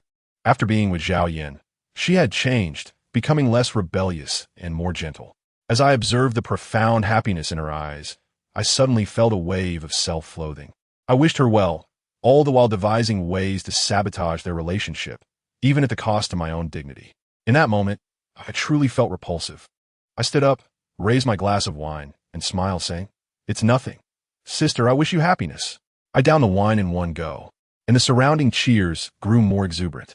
A bitter taste filled my throat, and I drank desperately, seeking to numb myself with alcohol. At that instant, I realized that regardless of my efforts or sacrifices, I would never be able to follow Su Jiao's path. To them, I was merely a fool for their amusement. Without Meng, I wouldn't even have the right to attend such a gathering. I wallowed in self-pity, drinking to forget my surroundings, hoping to lose myself in oblivion. I don't know how much time passed before I woke up. The crowd had mostly dispersed, leaving only Meng by my side. Her face was flushed, and she looked quite fatigued. Upon seeing me awake, she managed a bittersweet smile. "I'm drunk, but you're home, isn't far from here. Can you make it back on your own? My family has come pick me up, so I must leave." I nodded, watching her depart, then limped out of this world that was not mine. Outside, Meng stood by a black sedan waiting for me. When she saw me emerge, she smiled. "Don't worry so much. I told you I would help." Weak as I was, I could only rely on a girl as assistance for that fleeting sense of dignity. I kept my head down, ignoring her, and left the place. With nowhere to rest, I found my way to the nurse, who, seeing my drunken state, quickly handed me a bottle of sobering agent and urged me to rest in the ward. "I'm sorry. I changed clothes today. I'll bring the money tomorrow," I said. "Forget about the money for now. Just rest well. Look at you, a child, in such a state." The nurse chided, suddenly pulling me into an embrace. "No, don't do that," I stammered, feeling awkward as my head rested against her chest, experiencing a softness that was more ample than Su Jiao's. The nurse, unfazed, said with concern, "Lying flat will only make you feel worse. I'll hold you. Don't move, it will soon pass." "Thank you, truly thank you," I replied. "Why are you always so pessimistic, child?" I chuckled, realizing I was still just a child. Whatever, I didn't want to think too much. After resting in the clinic for a long while, I noticed it was already dusk. I hastily got up, thanked the nurse, and headed to the night market to work. Old Joe had set up his stall early, and looked pleasantly surprised when he saw me arrive. I forced a smile. No matter how life unfolded or how many tragedies I would face, I had to find a way to overcome them. Fortunately, business that night was good, and old Joe handed me 100 yuan. I counted it, subtracting my meals over the past few days, and found I had exactly 500 yuan. At this rate, I would surely gather enough for tuition in a few months. Just as I was preparing to return to my dormitory for the night, someone suddenly grabbed me from behind, pulling me into a nearby alley. Fearing a robbery, I was about to scream for help when a familiar voice reached my ears. As expected, "Your salary isn't too shabby." It was Li Xing. Shock coursed through me as I looked at him. This guy knew about my relationship with Meng and still dared to trouble me? Without a word, Li Xing waved his hand, and a group of people encircled me, quickly knocking me to the ground. I had no strength to resist. I don't know how long I was beaten before they stopped. Li Xing rummaged through my pockets and pulled out all my money, then, dissatisfied, kicked me. Damn it, only 500 yuan after all this time. It's not even enough for a meal. Wasn't it agreed upon for 1,000? I reached out, grabbing his pant leg. "Give me back my money." "Fuck off." Li Xing raised his foot and stomped on my head. "Still so cocky at a time like this? You think because Meng is covering for you, you can act fearless? Have you forgotten what Zhao said before? Let me tell you, in front of Zhao, Meng is nothing." A surge of rage ignited within me, and it dawned on me, Zhao Yin. I had completely forgotten about her hypocritical nature after that gathering. I remembered Zhao Yin had indeed mentioned preparing 1,000 yuan within a week, but I never thought she would actually act on it. Seeing my hard-earned 500 yuan, I could only lower my head, swallowing my anger. "Li Xing, please, my family has stopped providing me with tuition. Without this money, I'll be expelled from my senior year for lack of fees. Please, I'll pay you back once I gather the tuition. Can we do that?" "Fuck you." Li Xing kicked me again, then leaned close to my ear, mimicking Zhao Yan's earlier tone. "Little brat, don't say I didn't tell you. Your sister is quite pretty. Let me tell you, Zhao has promised us that once we've had our fun with her, she'll be ours to enjoy. Heh, don't worry, I'll record a video for you to have a good time." I felt my blood boil, and, summoning all my strength, I sprang up from the ground, grabbing Li Xing by the throat, determined to kill this beast, even if it meant my own demise. However, before I could apply any pressure, a sharp pain shot through my arm, and I was dragged back to the ground by several others. "Damn it! Someone kill him!" Li Xing coughed, looking at me with trepidation as he rallied his companions to attack. For merely a fleeting moment, I became a hero, only to be felled once more, helplessly cradling my head like a wounded bear, shielding my vital organs. At the alley's entrance, passers-by occasionally appeared, and I risked my life to beseech them for aid. Yet, despite the passage of a dozen souls, not a single one would extend a hand, not even to make a phone call to the authorities. In the midst of Li Xing's derisive laughter, despair enveloped me entirely. I realized that, in this world, I could rely on no one but myself. After what felt like an eternity, perhaps they had grown weary of their assault, and a few finally ceased their attack. I felt an excruciating pain coursing through my entire body, lying on the ground, retching bile, curled into a ball, utterly incapable of speech. As Li Xing counted his ill-gotten gains, he spat disdainfully upon my face, declaring, "This is barely 400. Brother Zhao demand 1,000 from you. So this 400 belongs to me. Bring 1,000 tomorrow, understood, you little wretch?" I recognized this as blatant extortion, yet powerless. I could only manage a weak smile from my prone position, murmuring, "Rest assured, I shall end your life one day." For the first time in my life, a murderous impulse surged within me. Creatures like Li Xing have no right to inhabit this earth. "Damn you, still defiant?" Li Xing kicked me in the chest, and upon witnessing my inability to retaliate, perhaps sensing the encounter had lost its thrill, he hurled a few parting insults and departed. I lay curled on the ground for what felt like an eternity before finally gathering the strength to rise. After a few wobbly steps, the world spun around me, and I stumbled once more to the ground. This cycle of rising and falling continued endlessly until I finally managed to walk unaided. Along the way, every gaze that fell upon me was laced with sympathy and curiosity. Yet, even as I collapsed before them, none would offer a hand. The entrance of the community bustled with people, and there I was like a jester, enduring the mockery of the crowd, struggling to mask my pain as I made my way back to the clinic. Once again, only the young nurse was present. Upon seeing my condition, her eyes reddened, and she swiftly ushered me inside, shutting the door behind us, her voice trembling as she demanded, "Who did this to you?" I shook my head in silence, and she shot me a look of frustration before pulling out her phone. "I'm calling the police right now." "No, please don't." "What do you mean no? If you continue like this, your father will kill you." "He is not my father." "Then who could it be? Why are you defending him? How can you be so foolish?" The nurse was seething, stomping her feet in anger, and seeing her in such a state left me utterly drained. I had no choice but to divulge everything. Upon hearing that all my earnings had been stolen, her fury intensified, and she promptly called the police. She assisted me in removing my clothes and applying ointment to my wounds. This time, we both seemed to have grown accustomed to the situation, feeling no hint of embarrassment. The nurse continued to hold me close, and, as I basked in the rare warmth, I unexpectedly drifted into a peaceful slumber. Not long after, 2 officers arrived. The nurse hastily recounted the events, and one of the portly officers glanced at me, his tone indifferent as he remarked, "You were robbed of less than 500?" I nodded, only to see a flicker of disdain in both their eyes. "The threshold for a robbery charge is set at 1,000. You'll have to sort this out yourself." The slender officer tucked away his notebook and turned to leave. "How can you do this? Can't you see he is nearly beaten to death?" The nurse exclaimed, her face a mask of outrage. "He doesn't meet the threshold for injury. Why worry? Besides, the perpetrator is a minor, so you don't even meet the detention standard. Just be more careful in the future." The portly officer waved dismissively, and both officers turned their backs on the nurse's protests and departed. My anger boiled over, reaching a peak of disbelief at the betrayal of those we had always trusted as our protectors. I wanted to close my eyes and ignore them, but thoughts of my future tuition and life weighed heavily on me, forcing me to suppress my pain and rise from the bed. "Please, I implore you. That money is for my education. They will continue to steal from me. Without it, I cannot attend school.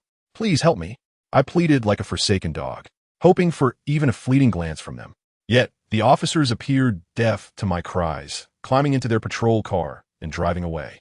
I watched their retreating figures in despair, questioning if only my demise would warrant their attention. "Are you still police? Do you even deserve to be called officers?" The nurse fumed, cursing them as they left, seemingly unperturbed by her indignation. I rose, dragging my battered body step by step out of the clinic. "You." The nurse regarded me, as if she wished to say something, but the words never escaped her lips. "Thank you. Please convey to Elder Zhao that I cannot attend this evening," I replied, managing a weak smile before departing. I had intended to return to my dorm for a moment of respite, only to find the door tightly locked, a decision made by my roommates. Every fiber of my being ached, making it nearly unbearable to stand for even a moment. Reluctantly, I returned to my aunt's home. Thankfully, my uncle was not present, and in the midst of my aunt's look of guilt, I lay down on the bed. The sky outside had darkened. That night, sleep eluded me as I stared into the abyss of darkness, listening to the playful banter between Su Jiao and my aunt outside.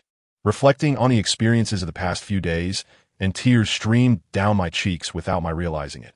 I had been cast aside by everyone. The nurse could not save me. Kameng could not assist me. In this world, I could rely solely on myself. Throughout the night, I devised countless plans, ultimately deciding to abandon everything completely. The following morning, I called Li Xing, informing him that I would meet him at the usual spot at 2 o'clock that afternoon to deliver the entirety of my savings, approximately 10,000, which I had stolen from my aunt's house, directly to Zhao Yan. Li Xing's curiosity was piqued, and he inquired why I wouldn't simply hand it over to him. I took a deep breath and replied, "I wish to present it personally to Brother Zhao.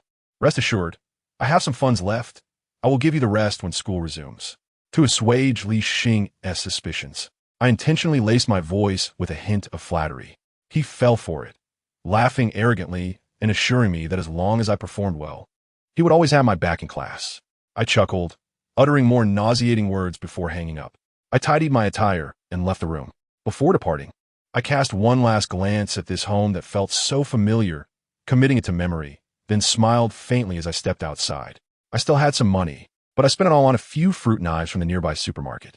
Subsequently, I hid in a narrow alley, meticulously inspecting each knife before selecting the most dangerous and sharpest 3-bladed fruit knife to conceal within my clothing. At 2 o'clock in the afternoon, I awaited Li Xing in the alley. Before long, I heard his voice. My heart raced. Why was it him? Had Zhao Yan not come? From a distance, I saw him conversing with a provocatively dressed girl, his hands wandering indiscreetly over her body. Standing behind him were 4 or 5 individuals, leering at the scene. Upon spotting me, Li Xing grinned, groped the girl's chest, and tossed a pink bra my way, saying, "Good performance here, as a reward." "Hey, what are you doing? Stop it." The sultry woman feigned shyness, while Li Xing shamelessly continued his advances before me. The bra landed squarely on my face, and I caught a whiff of a cloying perfume, wrinkling my nose before casting it aside. Where's Zhao Yan? Why hasn't he come? If Li Xing had come himself, my plans would have been utterly ruined. Li Xing shot me a glare, yet before he could utter a word, a cheerful voice resonated. "Linja, you seem to have become much more polite. Are you so eager to see me?" Upon hearing this voice, I felt a wave of relief wash over me. In this world, I was no longer beholden to anyone. Zhao Yan, today is your demise. Chapter 10. Misunderstandings deepened as the words fell. Zhao Yan emerged from the crowd. He was clad in an impeccably neat school uniform, appearing somewhat impatient. However, upon noticing the black plastic bag I held in my right hand, a glimmer of delight flickered in his eyes. That was the bag I had prepared in advance. Witnessing his reaction, I couldn't help but feel a mix of amusement and disappointment. This so-called rich second generation was entranced by a mere 10,000 yuan. It was quite disheartening. Fearing he might grow suspicious, I hastily cleared my throat and forced a sycophantic smile. "Brother Zhao, I managed to sneak out some money from my aunt's place last night, and now I offer it to you, hoping for your future favor. Is that all right?" Zhao Yan chuckled, regarding me with a look that suggested I was nothing more than a dog. Yet, a hint of displeasure crossed his face as he remarked, "This money you stole from Jiao's mother. Aren't you afraid she might find out? You should return it promptly. Rest assured, my aunt won't discover it. I've been quite discreet. Even if she does, I will take full responsibility, leaving you out of it," I responded, inching closer to him with a servile demeanor. This clever fellow understood the implications of my words. If I truly had stolen money for him, even if discovered, he could easily feign ignorance, as no one knew how I had utilized the funds. Perceiving my astuteness, Zhao Yan approached me with a grin. "You're doing well. Don't worry. If I have a meal, you shall share in it too." As he spoke, he took the plastic bag from my hand, and, just as I was about to act, he weighed the bag slightly, then looked at me with satisfaction. "Linja, do you truly have feelings for Su Jiao?" I frowned. How could I dare? "You jest. Don't be so tense." Zhao Yan laughed, patting my hand with an expression that only men can understand. "She's merely a woman. It's just a game. Don't take it too seriously." I was taken aback. Was this guy genuinely reveling in his arrogance? The contrast between his current demeanor and that of the suave student council president was stark. I refrained from responding immediately, silently clenching my fists. Zhao Yan, still laughing, opened the plastic bag, only to furrow his brow as he rummaged inside, pulling out a bundle of paper money meant for the deceased. Instantly, the atmosphere grew tense. Zhao Yan's expression twisted in disbelief. "Are you playing?" Before he could finish, I lunged at him, throwing him to the ground, my arm tightening around his neck. "Indeed, I am playing you." Zhao Yan struggled beneath me, while Li Xing and his companions finally reacted. "What the hell? Are you looking for death?" As they approached to assist, I tightened my grip and shouted hoarsely, "Stay back. Anyone who dares come closer, I will strangle him." I screamed, releasing all the pent-up emotions of the past few days. Zhao Yan fought desperately beneath me, but with a slight increase in pressure, he ceased moving. Seeing this, Li Xing and his crew halted, their voices tinged with anxiety. "You little brat, behave yourself. Return the money," I commanded Li Xing in a voice as cold as ice. They seemed to ignore my words, merely hurling insults. I then released Zhao Yan's neck, and he let out a pained cry. "Linja, damn you!" Before he could continue his tirade, I drew a fruit knife and pressed it against his throat. "Say another word, and I will end you, you bastard. Don't think I won't do it." My arm tightened, and Zhao Yan was reduced to silence, trembling in fear. Witnessing the once suave president reduced to this state filled me with a twisted sense of satisfaction. I looked up at Li Xing and reiterated, "Return the money." Li Xing was visibly terrified, his followers having fled at the sight. He paled and stammered, "Linja, don't be too impulsive. Let us talk this over calmly." "Talk? Listen well, my parents are both dead. I have nothing left to lose.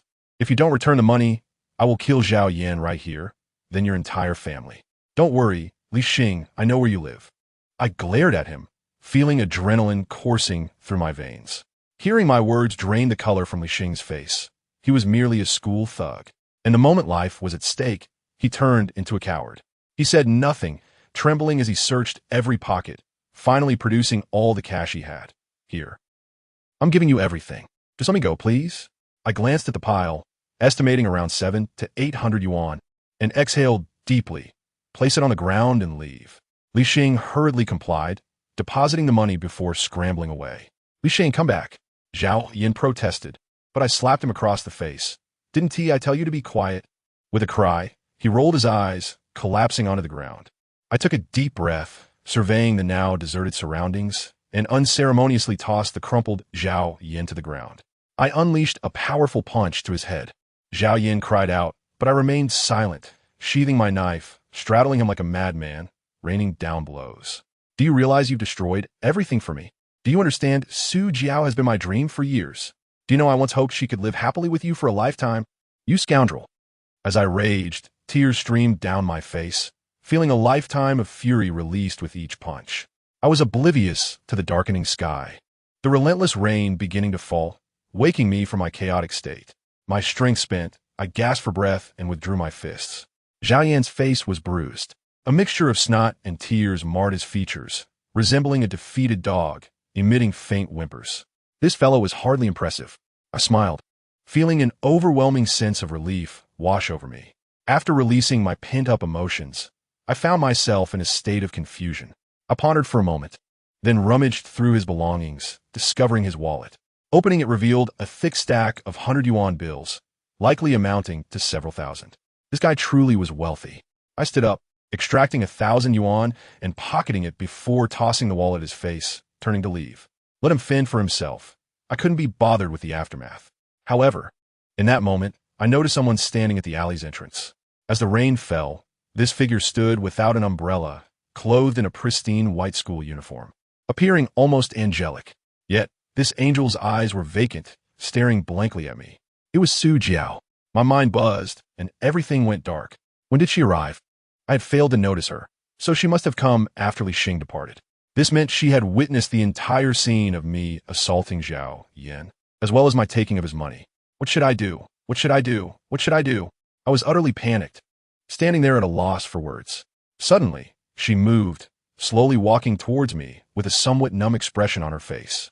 She circled around me without uttering a word, simply crouching in front of Zhao Yin to examine his injuries.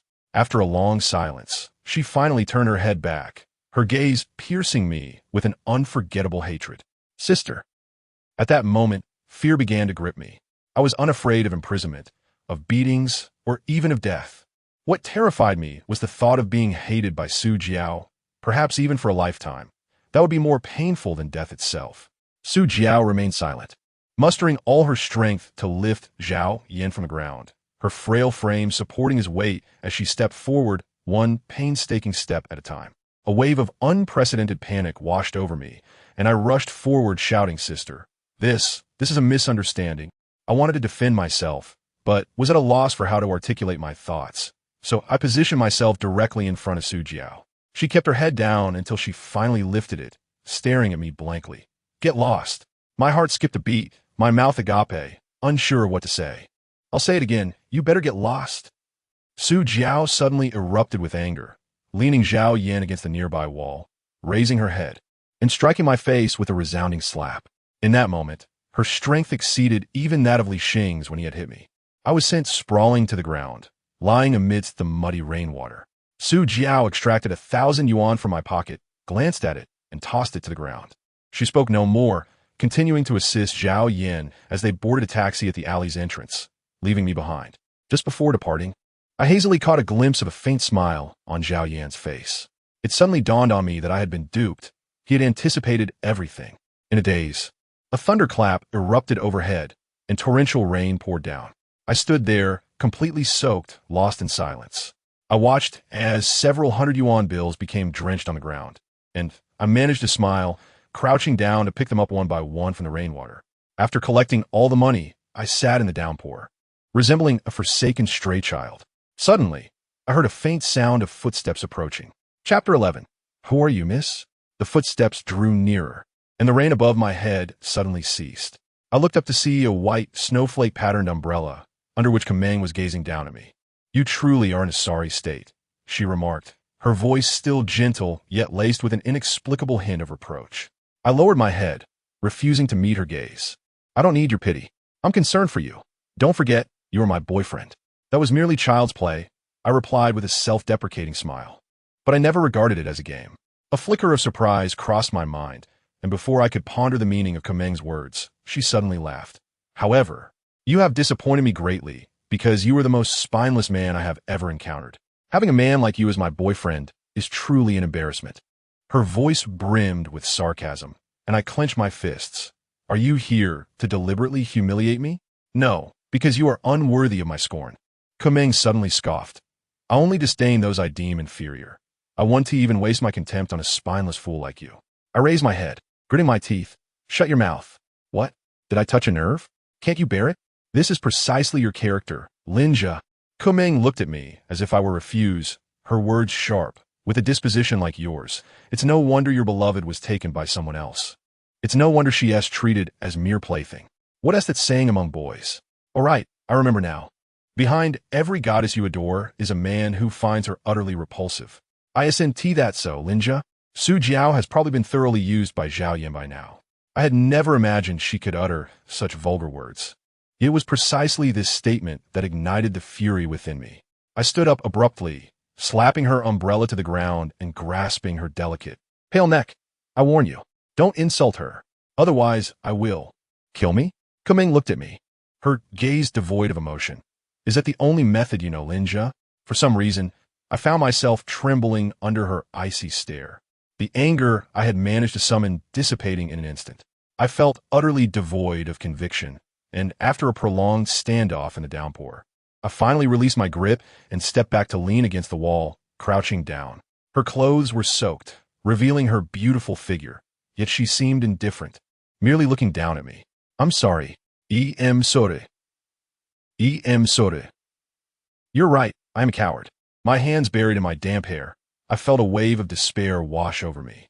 Kameng picked up the umbrella again, shielding my head, and suddenly extended her other hand to grasp mine. "It's all right, as long as you understand. You truly are a fool." Her voice softened, resembling a mother soothing a disobedient child, filled with both reproach and concern. I looked up at her, recalling all that I had experienced, and, for some reason, my throat tightened, tears of frustration welling in my eyes. She tightened her grip on my hand. "No crying. Linja, my boyfriend can be spineless, can feel inferior, can bleed, but he absolutely cannot cry." I nodded vigorously, suppressing the tears that threatened to spill. After a while, my emotions gradually calmed. I was grateful to her. Had it not been for her piercing words earlier, I might have remained trapped in darkness forever, unable to muster any shred of confidence. Throughout all, Kameng had remained silent, until now, when she took my hand, leading me like a caring older sister toward a nearby hotel. It was only then that I noticed a clothing bag hanging from her umbrella handle, evidently for a change of clothes. I hadn't anticipated that she had foreseen the possibility of rain. On the way, I inquired how she had come to be there, and she simply smiled, shaking her head, saying she had whimsically decided to visit my home and just happened to catch sight of my furtive demeanor, thus witnessing everything that had transpired. As the vice president of the student council, it must have been simple for her to obtain my address. However, I couldn't shake the feeling that her explanation was somewhat illogical, but in my current emotional state, I didn't dwell on it. This girl was a perplexity in itself. Once we arrived at the hotel, she confidently produced her ID, checking into a couple's room under the scrutinizing gaze of the front desk staff. She went into the bathroom to change into clean clothes, and then pulled me inside, saying, "You should take a shower first. I'll go buy you some clothes." I nodded, my spirits plummeting due to the incident with Su Jiao. Even in such an intimate setting, I felt no inclination toward fantasy. After a quick shower, I emerged in a bathrobe, only to find Kameng entering the room with a bag of clothes, slumping down onto the bed, and wearily saying, "Here are the clothes. For you." I took the clothes from her, and since she had also gotten soaked, she headed straight to the bathroom to shower. Seizing the opportunity, I hastily changed into the clean garments and was pleasantly surprised to find they fit perfectly.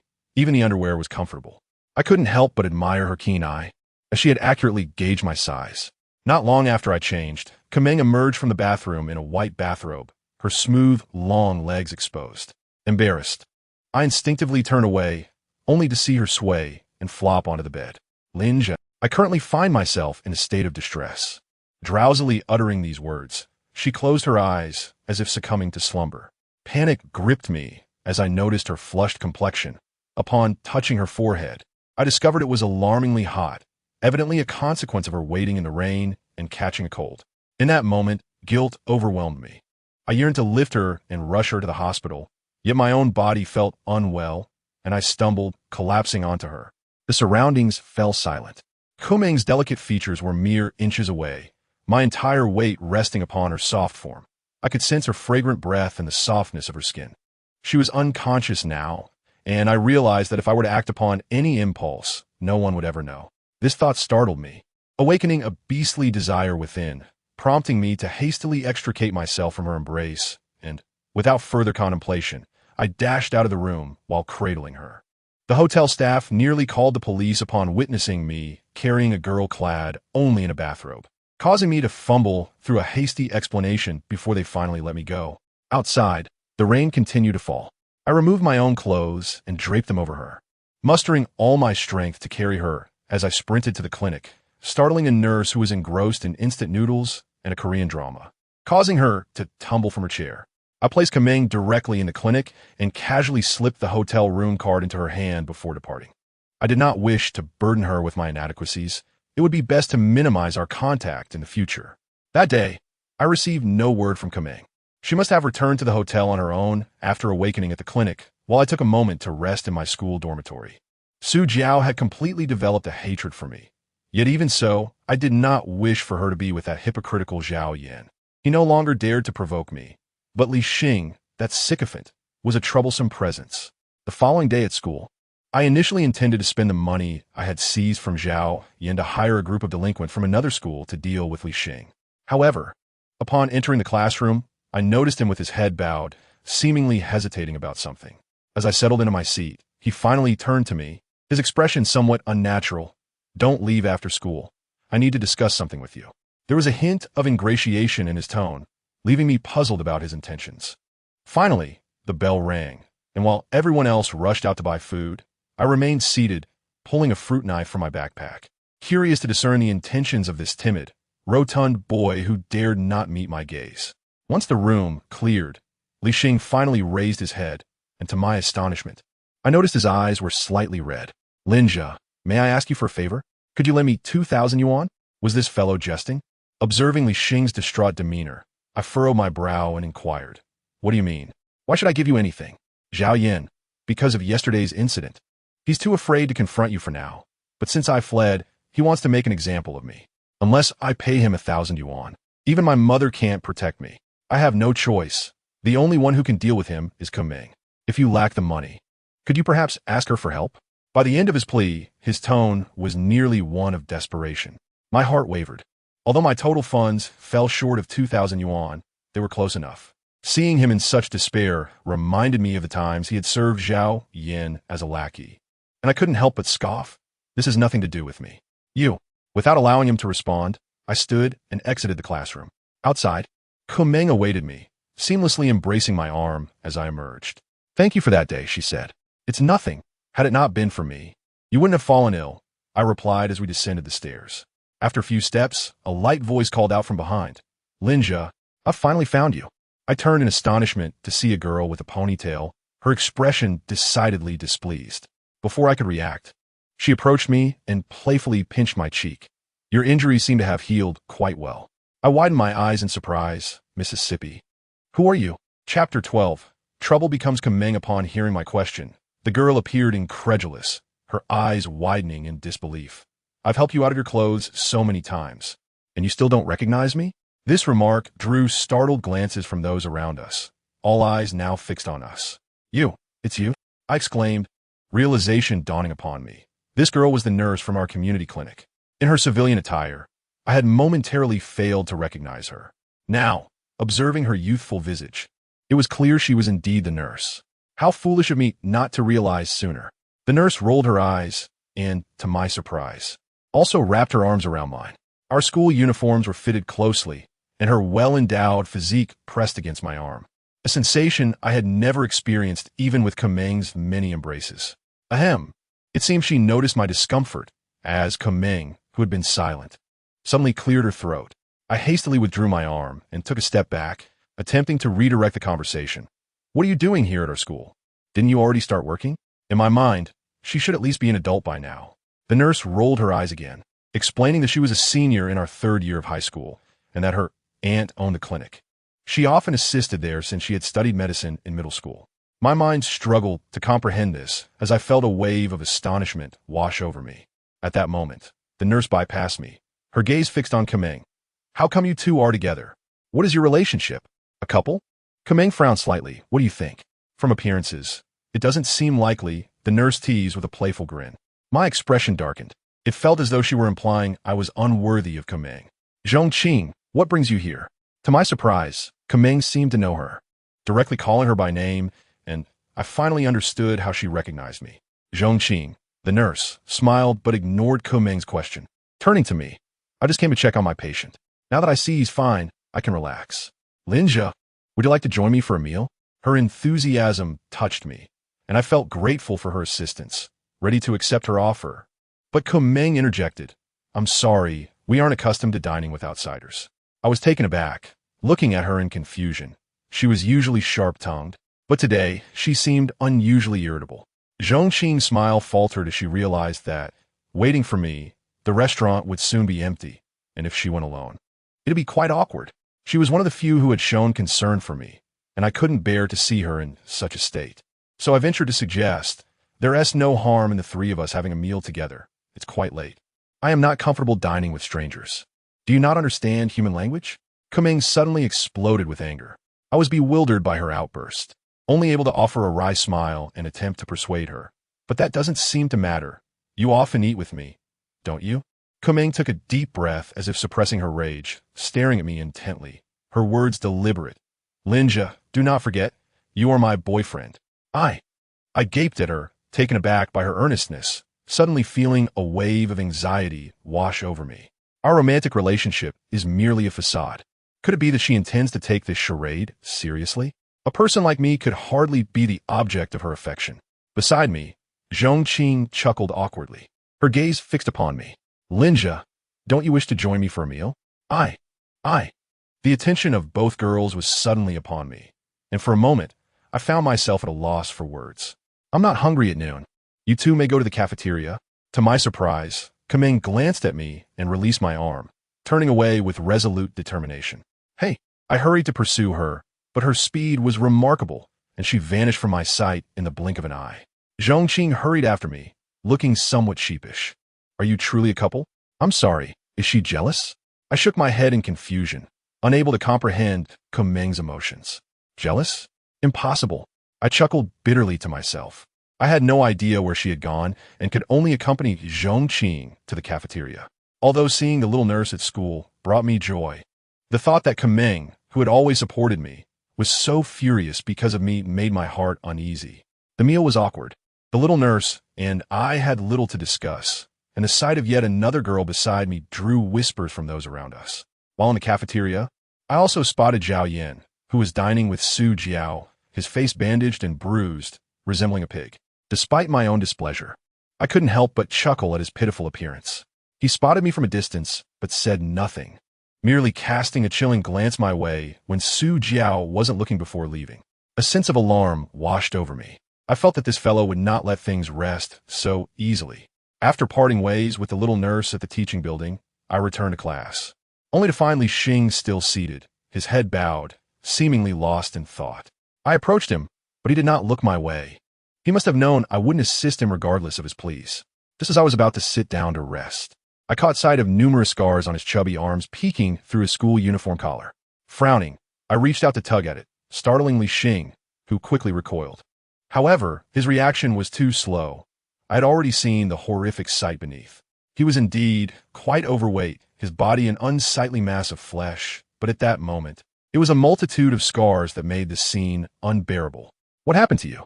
I inquired, puzzled. Li Xing lowered his head and, after a long pause, replied, My mom did this, in front of Zhao Yin and the principal, she wanted them to take it out on me. I was utterly astonished. A mother would resort to such violence against her own child for the sake of others, especially before the principal. Did she not care for her child's dignity? I had never seen this overweight boy display such self-deprecation, and suddenly, memories of my own past surfaced. Before Kameng arrived, I too had been meek. A punching bag for my father, enduring relentless bullying. With that thought, I said nothing, merely lowered my head and asked, "How much money do you have now?" "Over 500. I remained silent and pulled out a wad of 100 yuan bills from my pocket, counting out 1,500 and handing it to him. "You." Li Xing looked at me in surprise. "Take it. Write an IOU, and remember to repay me." His hands trembled as he accepted the money, hastily scribbling an IOU. He even managed to find some ink to stamp his thumbprint, leaving with elation. I was taken aback. Despite his shamelessness, it seemed he had some integrity. I took the IOU with a wry smile, feeling a sense of distaste for him. I hoped this incident would help him see through Zhao Yan, if he remained oblivious. Still wishing to be someone else's lackey, I had many ways to deal with him. This incident also reminded me of Kameng, particularly her resolute back as she walked away, leaving me with an uncomfortable feeling. After school that afternoon, I specifically went to the senior building to find her, only to discover she was not in class at all. After asking a few classmates, I learned she had gone home at noon. In the days that followed, I did not see her again. She had not returned to school. Was she truly jealous? I would not indulge in such foolish fantasies and could only helplessly return to my solitary state. The weekend soon arrived, and on that day, Kameng returned. I learned from Li Xing that she had come just after class. I rushed to the teaching building to find her, inquiring why she had been absent for several days. "I don't like coming here. It serves no purpose. I've already learned all the senior courses," Kameng replied coldly, glancing at me.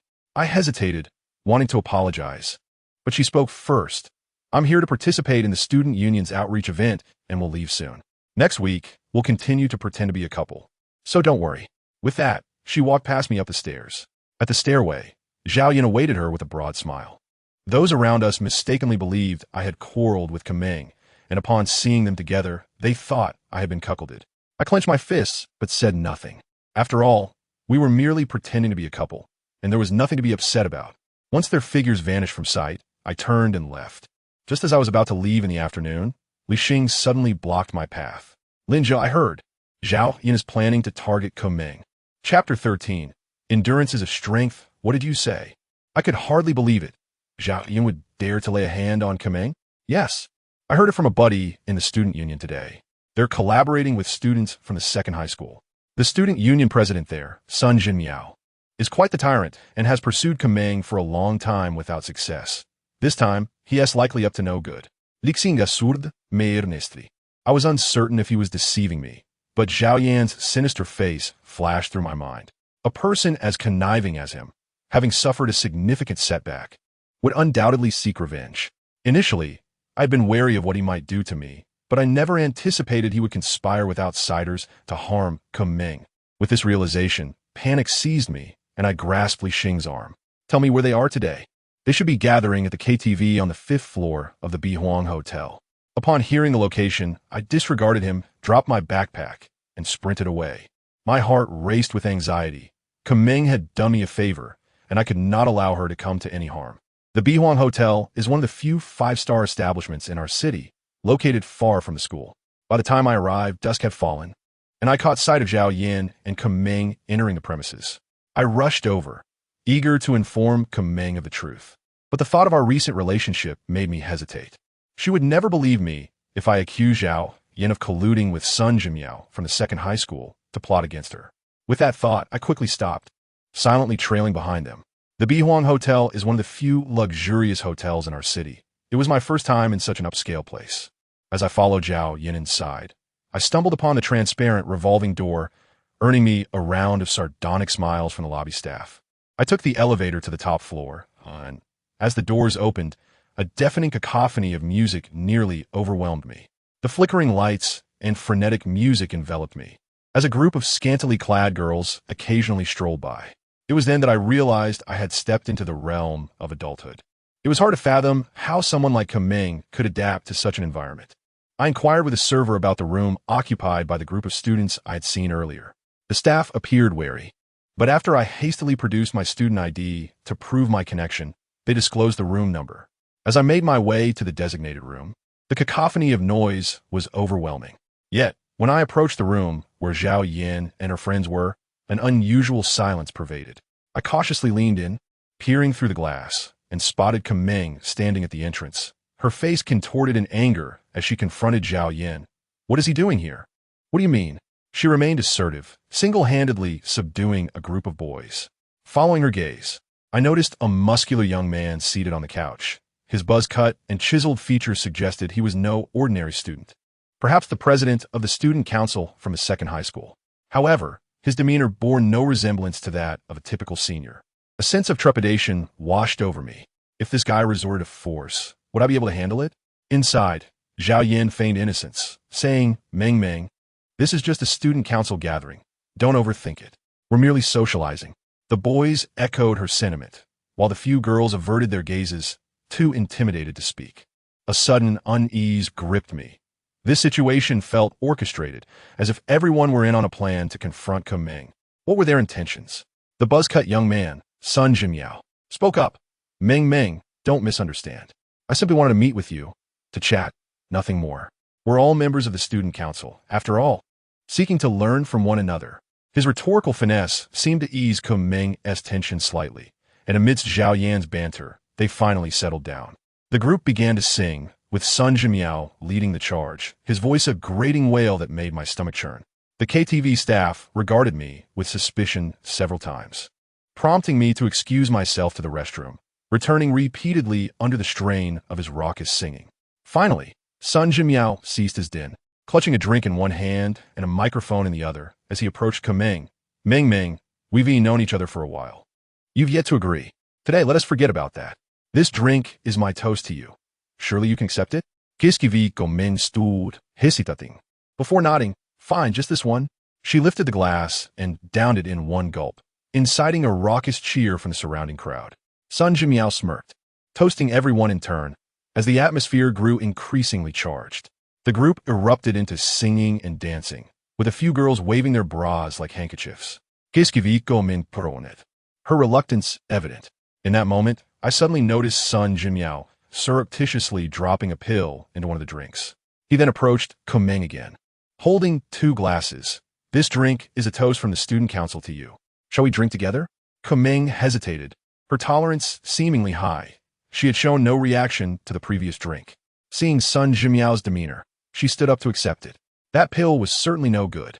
If Kameng drank it, it would spell trouble. I hadn't anticipated Sun Jimiao's audacity, yet fear gripped me. There were too many people inside. Even if I rushed in, I might not be able to save her and could get trapped myself. What to do? What to do? What to do? Desperation clawed at me as I watched Kameng reach for the drink. In a moment of impulse, recalling how she had helped me before, I flung open the door to the room and dashed in. Wait. My sudden entrance left everyone stunned. Zhao Yin was the first to recover, glaring at me. "What are you doing here?" Ignoring him, I made my way to Kameng, feigning embarrassment. "Meng Meng, I'm late. You want to hold it against me, will you?" Surprise etched across her features, she exclaimed, "When did I call for you?" She began to voice her concerns, but upon seeing my anxious expression, quickly fell silent. I turned to Sun Jimiao. "Hello, I am Kameng's boyfriend. May I drink on her behalf?" "Your boyfriend?" Sun Jimiao placed the glass on the table, disbelief etched on his face as his fists clenched. Zhao Yin hurriedly interjected, shooting me a glare. "This is a gathering of the student council. What are you doing here?" Sun Jimiao seemed momentarily stunned, but then chuckled, waving his hand dismissively. "No matter, since you're Meng Meng's boyfriend, let us consider this drink a toast to you both." He picked up the glass again, a glint of malice flashing in his eyes. I realized that the pill was likely something sinister. He had intended to incapacitate Kameng, but now aimed to subdue me first. Fortunately, while everyone was distracted, I had swapped the 2 identical glasses. Though my heart raced, I managed to conceal the switch. I raised the glass and drank it down. Refreshing. Sun Jimiao grinned triumphantly, while Zhao Yin wore a sly smirk. The surrounding music roared back to life. Kameng pulled me aside. "What are you doing here?" "Because tonight you are in danger. They mean to harm you." I gasped for breath, my face flushed. Strangely, after downing that drink, I felt a wave of fatigue wash over me, my consciousness beginning to wane. Just one beer, and I was reduced to this state? Something was amiss. Who told you? Don't worry about me. You should leave now. It's just a beer. Stop acting so feeble. Kumeng shot me an annoyed glance. At that moment, Sun Jimiao approached again, drink in hand. I staggered to my feet, feeling my awareness slipping away. Suddenly, it dawned on me. "Oh, you put something in your drink too? You drank from my glass?" Sun Jimiao smirked coldly. "The contents of my drink are far more potent." At his words, Kumeng's keen instincts kicked in, and she quickly steadied me. "Sun Jimiao, what do you mean? What did you give Linja? What you need to know is irrelevant. Suffice it to say, if you don't drink this glass, neither of you will be leaving." The music fell silent, and a group of boys from the second high school encircled us. The FAAD had crumbled. I never imagined they would be bold enough to attempt to assault Kumeng. She quickly regained her composure. "Zhao Yin, what kind of student council is this? We're not cooperating anymore. We're leaving now. Don't be so cold, Meng Meng." Zhao Yin chuckled, ignoring her plea, while members of our student council averted their eyes, unwilling to speak up. Sun Jimiao suddenly pulled Kumeng close, wrapping her in an embrace as he forcefully tilted a beer bottle towards her mouth. "Damn it, I pursued you for years, only to have someone else beat me to it. You're going to drink this entire bottle." Kiskiviko min skrchmeth, struggling futilely as the crowd howled like a pack of wolves, resembling a rabid mob. Had they lost their minds? Did they not realize this was criminal? I collapsed onto the ground, but seeing the scene unfold before me, I summoned every ounce of strength to stand. By this point, Kumeng had been forced to drink a bottle of beer, her clothes drenched. Without time to think, I seized the nearest beer bottle and smashed it against the ground, shattering it in two. Before those around me could react, I seized the remaining half of the beer bottle and plunged it sharply into my palm. A surge of excruciating pain coursed through me, and I was drenched in cold sweat. The surroundings fell into a hushed silence, yet simultaneously, I regained my clarity. "Get away from me," I shouted, blood streaming from my hand as I brandished the jagged bottle toward Sun Jimiao. He instinctively took a step back, and in that fleeting moment, I pulled Kumeng behind me. She had consumed quite a bit of alcohol and was coughing uncontrollably, but she clutched my shirt tightly, urging, "Linja, don't mind them. Let us get out of here." I forced a bitter smile. I was still swaying, and while I yearned to escape, it seemed that tonight would not permit such an easy exit. "Damn you! I will end you today." Sun Jimiao roared in fury, waving his hand as a throng of his followers closed in, each wielding a beer bottle. Alone, I was utterly defenseless. In a moment of desperation, I turned to shield Kumeng with my body, bracing myself for the inevitable onslaught of fists and kicks, resolute in my determination not to let go. It was then that I realized, despite having always regarded Kumeng as a formidable woman, her petite frame could easily be enveloped by mine. Pain radiated through me as I endured, holding her tightly, convinced that as long as she remained unharmed, it would suffice. Taking the blows was, after all, my forte. Kumeng remained silent, her eyes wide, fixed on me, surprisingly adorned with a faint trace of smile. Suddenly, an enraged shout erupted from outside. "The hell with you lot! I will destroy you!" Chapter 14. Beware of the cut, as the voice faded. I caught a glimpse from the corner of my eye. A burly man burst through the door, 2 beer bottles in hand, crashing them down upon the heads of the 2 nearest assailants. It was Li Xing. My eyes widened in disbelief. This opportunistic, rotund fellow had actually come to my rescue. The 2 men, Sun Jimiao's lackeys, were instantly felled, blood gushing from their wounds, rendering everyone around speechless. "Li Xing, have you lost your mind?" Zhao Yin stood up, his face dark with fury. "I'm sorry, Zhao Tuko, but I've thought long and hard, and I had to do this." Li Xing, drawing upon his imposing size, rushed to my side, wielding the half-broken beer bottle with a fierce determination. "Whoever dares approach, I'll take them down." At that moment, he retrieved a fruit knife I had forgotten in my backpack and handed it to me. With Kumeng's support, I shakily grasped the blade and stood upright. "You're courting death." Zhao Yin was genuinely furious, unable to fathom that one of his subordinates would dare defy him, and he charged forward with a beer bottle in hand. But just a few steps in, Sun Jimiao intercepted him, saying, "Do you know who I am, young man?" Li Xing remained silent. Sun Jimiao smirked and continued, "It seems you do. Since you're aware, I advise you to steer clear of this mess tonight. It is beyond your capacity." Sun Jimiao towered over us, his words laced with menace, exuding an aura that dwarfed Zhao Yan's hypocritical bravado. I could distinctly see Li Xing tremble. This man, despite his size, was merely a timid creature swaying in the wind. I was grateful for his presence, yet feared he might falter at any moment. Kumeng, having regained her composure, clutched my arm tightly, her voice icy. "Sun Jinmiao, let us leave today, and I will not pursue this matter. Do you take me for a fool? You think I'll believe your empty words?" Sun Jinmiao sneered. "As long as I am here, no one is leaving." His formidable presence reinvigorated the crowd, emboldening them to encircle us with their beer bottles. I furrowed my brow. Following Zhao Yan's incident, Li Xing's followers had abandoned him. Now, with only the two of us against the throng, escape seemed impossible. Just then, I felt the knife slip from my hand as Kumeng snatched it away, her voice resolute. "All right, today I shall see who dares to stop us." It was the first time I had witnessed a woman wield a knife. Though her hands trembled, her tone was unwavering, silencing the surrounding men. Sun Jinmiao, taken aback by Kumeng's audacity, frowned. The standoff persisted, yet the throng remained undeterred. At that moment, the door to the private room swung open once more, revealing a sharply dressed, middle-aged man accompanied by 4 formidable figures. "Who is causing a ruckus here?" The man surveyed the scene, his gaze locking onto us. Upon seeing him, Zhao Yan's complexion paled. Sun Jinmiao, now smiling, approached him. "Manager Wu, my apologies for troubling you with this minor issue." Manager Wu regarded him with a knowing smile. "Ah, it's you. So, what are you all doing surrounding a girl?" His keen observation quickly discerned the tension in the room. Sun Jinmiao's demeanor shifted. "It's nothing, just a small conflict among classmates. You needn't involve yourself. Since we are all students and have business to conduct, let them go," Manager Wu said nonchalantly, as if addressing a trivial matter. Hearing this, the student from second high grew anxious. Manager Wu appeared to be a person of significance. Kumeng, displaying her quick wit, tugged at my arm, attempting to flee. "Stop them!"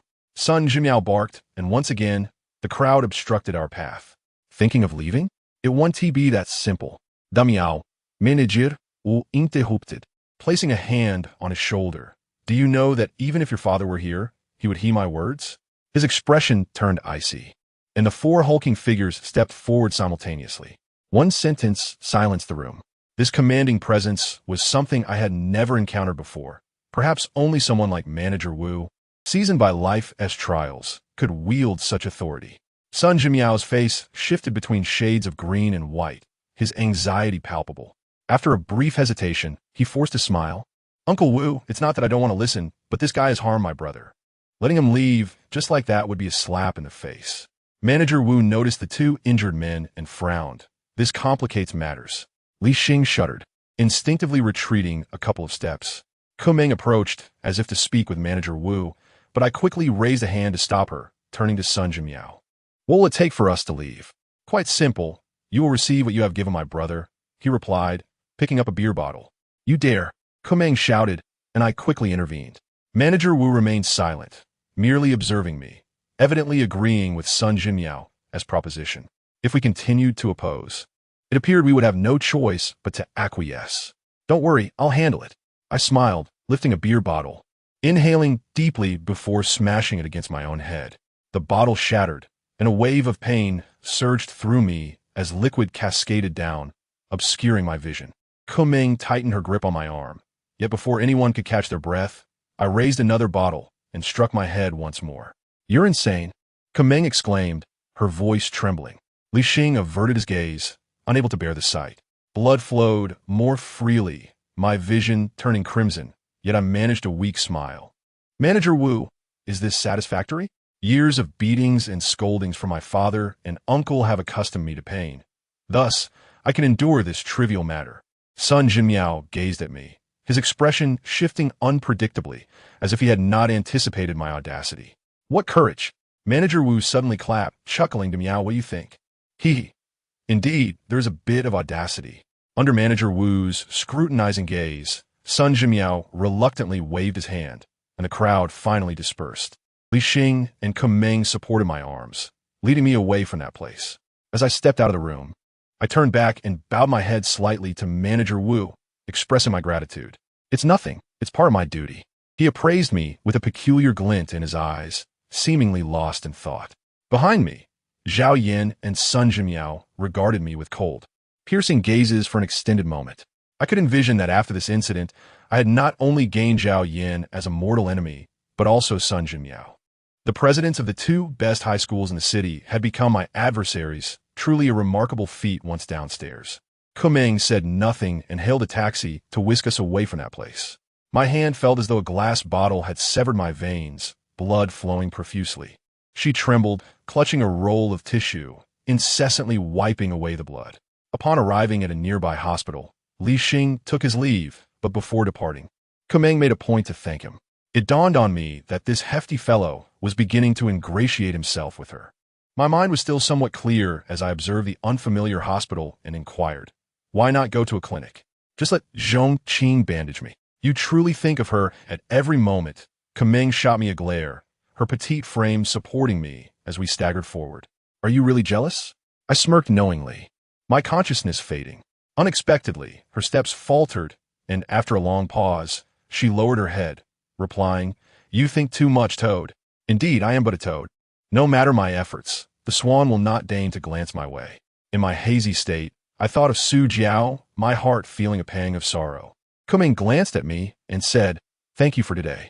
I understood she was trying to redirect my emotions, so I merely smiled and replied, It's nothing. Consider it a repayment for your last favor. Don't misunderstand. I have no feelings for you. My expression stiffened, and seeing my reaction, Kuming suddenly burst into laughter. It was the first time I witnessed such a girlish smile from her, her face slightly flushed from the alcohol she had consumed. Even in my haze, I found myself momentarily entranced.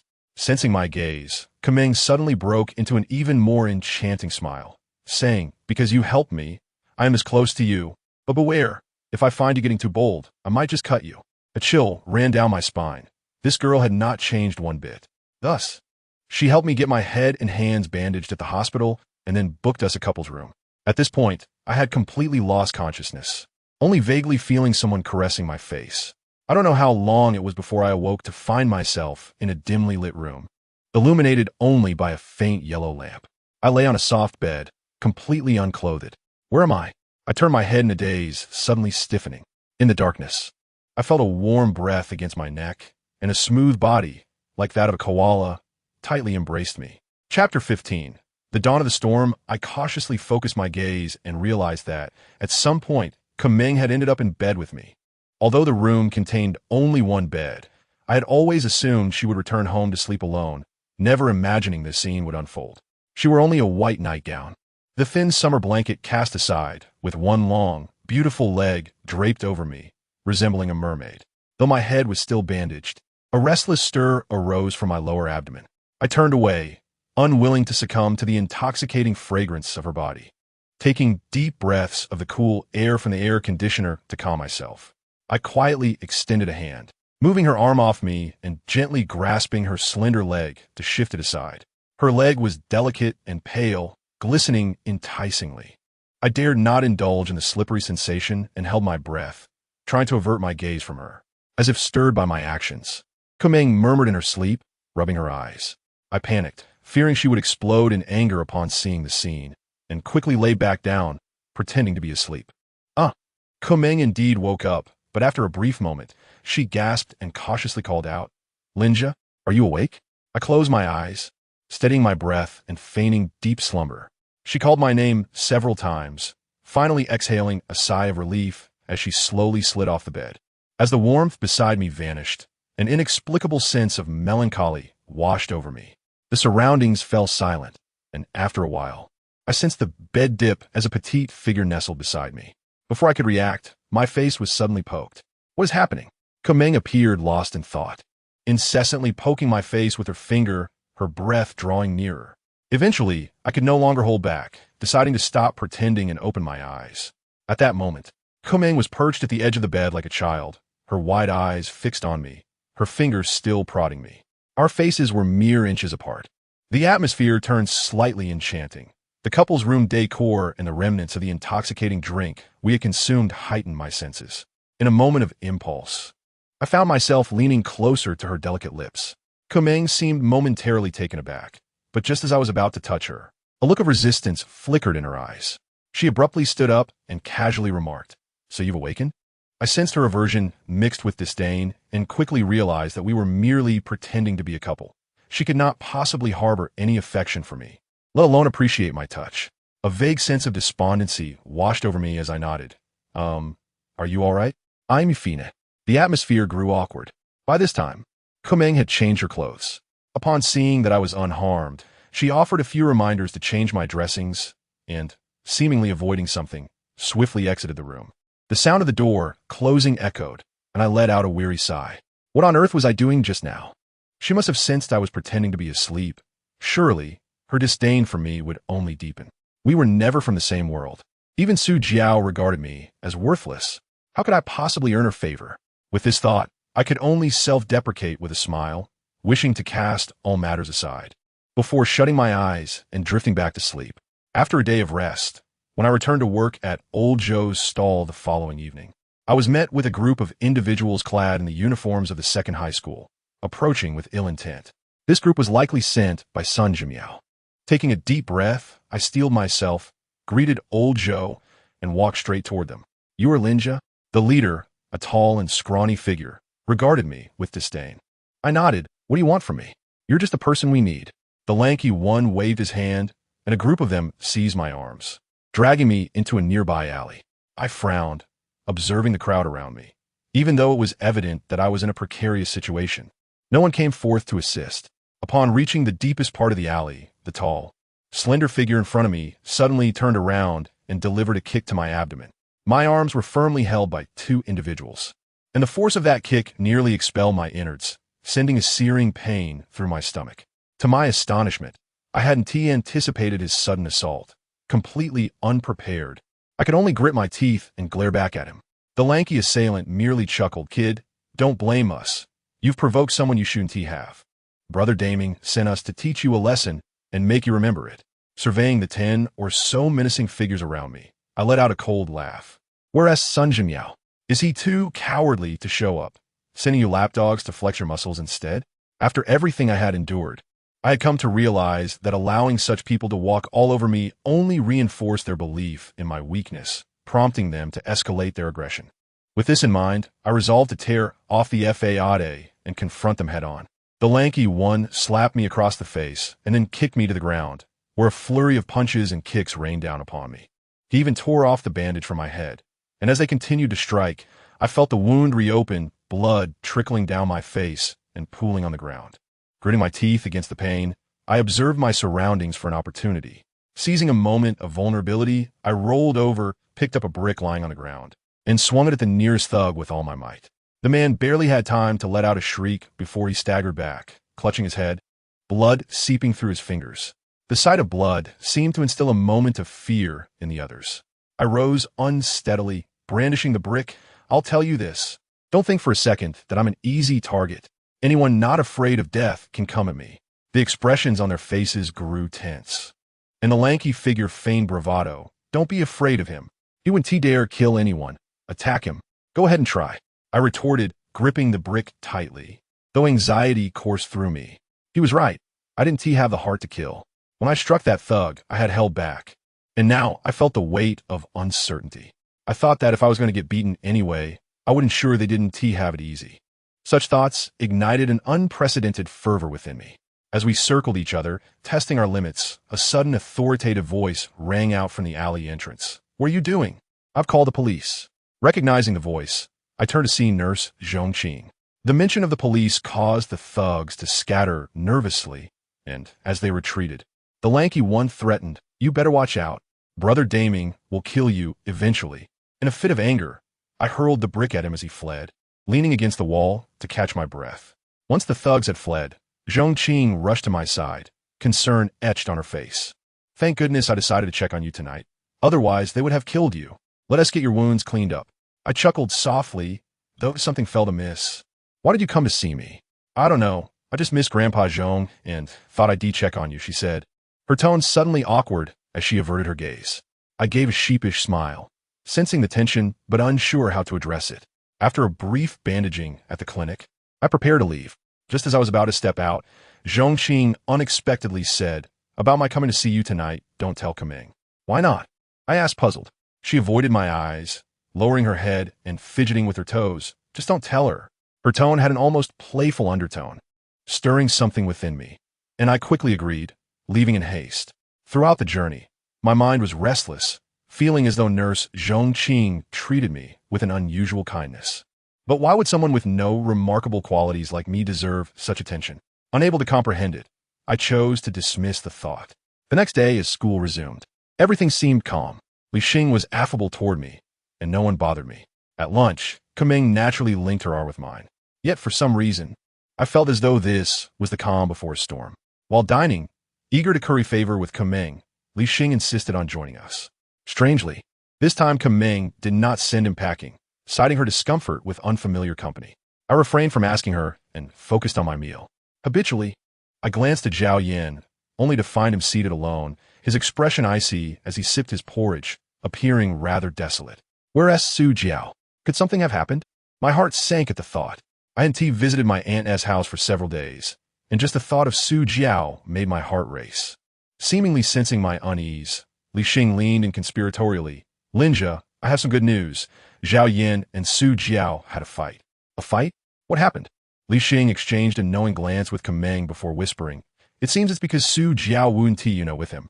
Zhao Yin got angry, and they had a huge argument at the classroom entrance. Su Jiao was so furious she didn't even eat and just stormed off. Su Jiao and Zhao Yin hadn't been intimate. My eyes widened in disbelief. Had the rumors about Su Jiao and Zhao Yin, even about her possibly having a child, all been fabrications? Did that mean Su Jiao didn't even like Zhao Yin? A surge of joy overwhelmed me, and I found myself trembling with excitement, almost bursting into laughter. But the thought of Su Jiao's mysterious absence sent a wave of anxiety through me, making my appetite vanish. Why don't you just go look for her? Kameng suddenly glanced at me, continuing to eat. I chuckled awkwardly as Li Xing realized he'd been overheard, hastily finishing his meal and leaving. I lingered for a moment, observing Kameng, who remained silent, then muttered an apology and rushed out. Su Jiao, Su Jiao, Su Jiao. The very thought of her sent shivers down my spine. Could it be true that she and Zhao Yin had drifted apart? Though I felt guilty for thinking so, my heart raced with excitement. After searching the school for what felt like ages, I finally found Su Jiao sitting alone in a storage room at the playground corner, hugging her knees, lost in thought. Since that incident, I hadn't dared to face her again. Seeing her now felt surreal, and I trembled uncontrollably. Clear my throat, I approached cautiously. Su Jiao jumped at my presence, turning to see me and exhaling in relief, her gaze dropping to the ground. Are you all right? I asked nervously.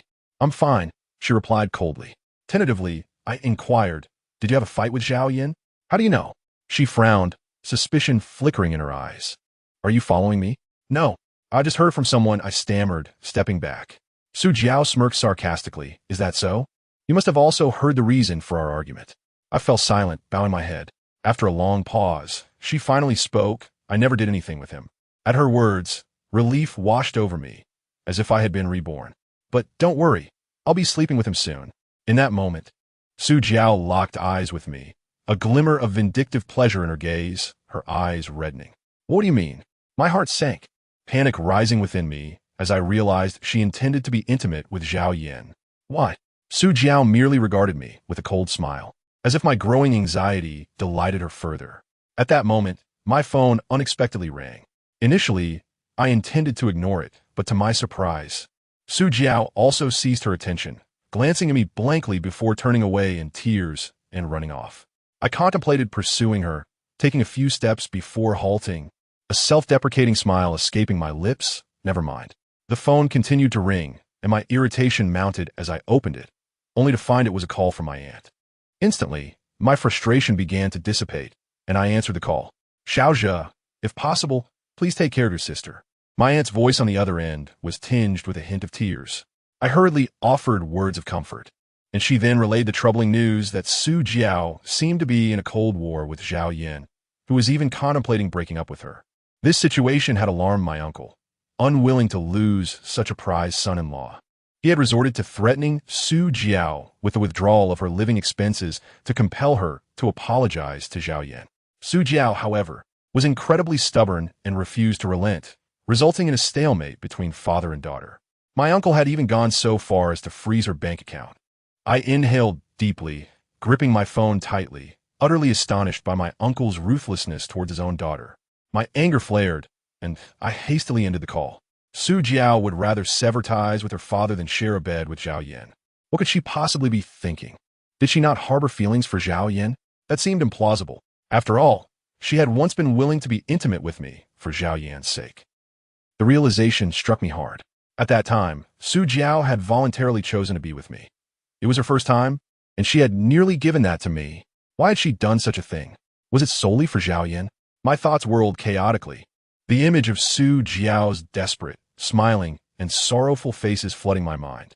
Overwhelmed, I found myself trembling, curling up on the ground with my arms wrapped around my knees, mirroring Su Jiao's earlier posture.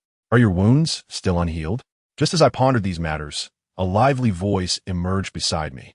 Looking up, I saw Zhong Qing, who squatted down with a light laugh, a refreshing fragrance wafting from her, calming my tumultuous emotions considerably. What are you doing here? This place is quite secluded. Hard to stumble upon unless someone is specifically looking, I remarked. Zhong Qing smiled. I came to see you. What S with that sweaty forehead of yours? Do you have something on your mind? I awkwardly shook my head. Though we had grown familiar, I was still unaccustomed to her sudden concern. An awkward silence enveloped us until I suddenly recalled something and hurriedly inquired if she knew Su Jiao. Zhong Qing nodded. Of course she, Coming, and I are all members of the student council. At that moment, I realized Su Jiao was also a member of the senior student council, but I had no time to dwell on it. I rummaged through my pockets, gathering a total of around 200 to 300 yuan, and handed it to Zhong Qing. Could you help me give this to her? Don't tell her it's from me. Just ensure she accepts it by any means necessary. Why? Zhong Qing received the money, bewildered. Isn't your girlfriend, Coming?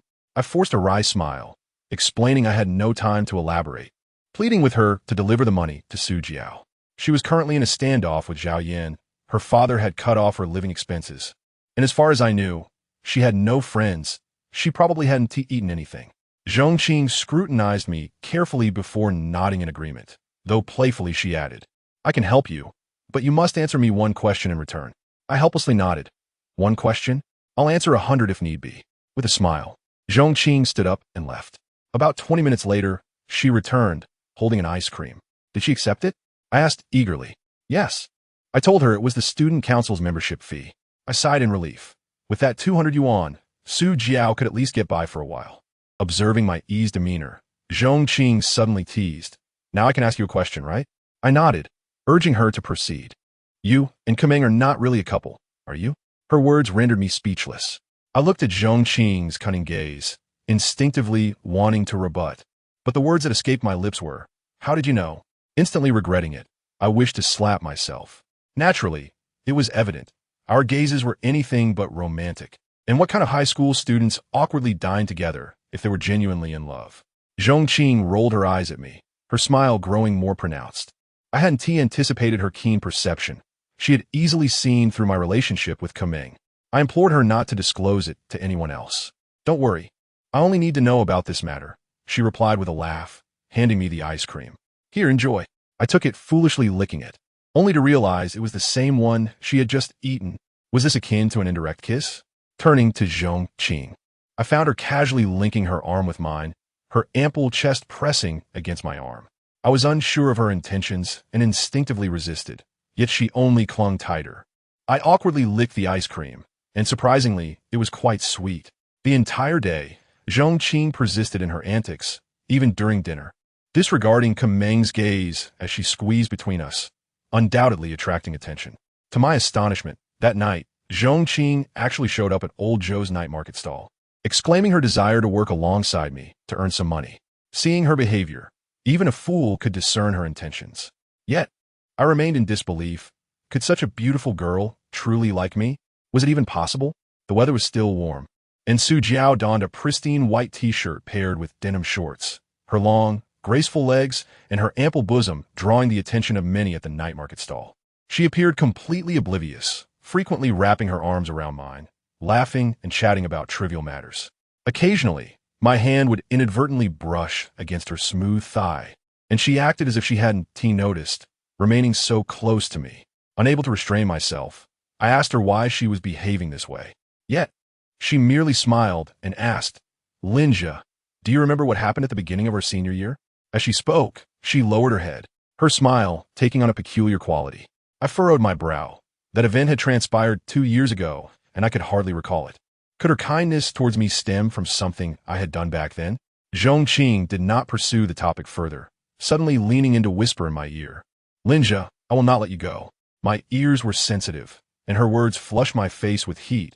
I hastily stood up, nearly toppling the stall, and inciting old Zhou's complaints. Zhongqing laughed heartily, extending her leg to rest on mine. My legs are sore. Could you give them a rub? Stop it. I weakly resisted, but her pleading and the piercing gazes of the men around us compelled me to relent, and I gingerly massaged her legs a couple of times. I had to admit, her legs were delicate and cool, and even the briefest contact sent a thrill through me. Just then, Kameng and Li Xing unexpectedly approached. I was startled and quickly stood up, while Zhongqing giggled like a mischievous little fox. Li Xing had promised to work alongside me every night, but why was Kameng here? Zhongqing suddenly clutched my arm, holding on tighter than ever. Observing the scene, Li Xing went to assist old Zhou, while Kameng walked over to me, commenting, "Your life seems quite comfortable."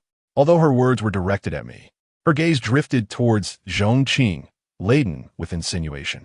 I smiled faintly, unsure of what to say, when suddenly old Master Zhou called out, prompting Zhongqing to stand up immediately. "Xiao Zhou, wait for me here." With that, she rose and walked away, inadvertently puffing out her chest as she passed by Kameng. My gaze nearly lingered on her, perplexed by the meaning behind her gesture. At that moment, I noticed Kameng awkwardly covering her own chest, her eyes flashing with a hint of embarrassment and anger. I realized that Zhongqing had dealt a significant blow to her self-esteem. It was the first time I had seen such an expression on Kameng's face. And I hurried to reassure her, "It's nothing. You're still young. You will develop." Kameng shot me a cold glance, and I promptly shut my mouth. To my surprise, she suddenly smiled. "This is perfect. It can prove to others that I am your girlfriend." I was taken aback. "What do you mean?" Her gaze fixed between my legs. She remarked, a flat chest paired with a small stature. "Isn't that the case?" Chapter 17. A life I do not wish to lead. I had grown accustomed to Kameng's bold comments. Yet this particular remark made my eyelids twitch, nearly causing me to stumble. "How do you know I'm small?"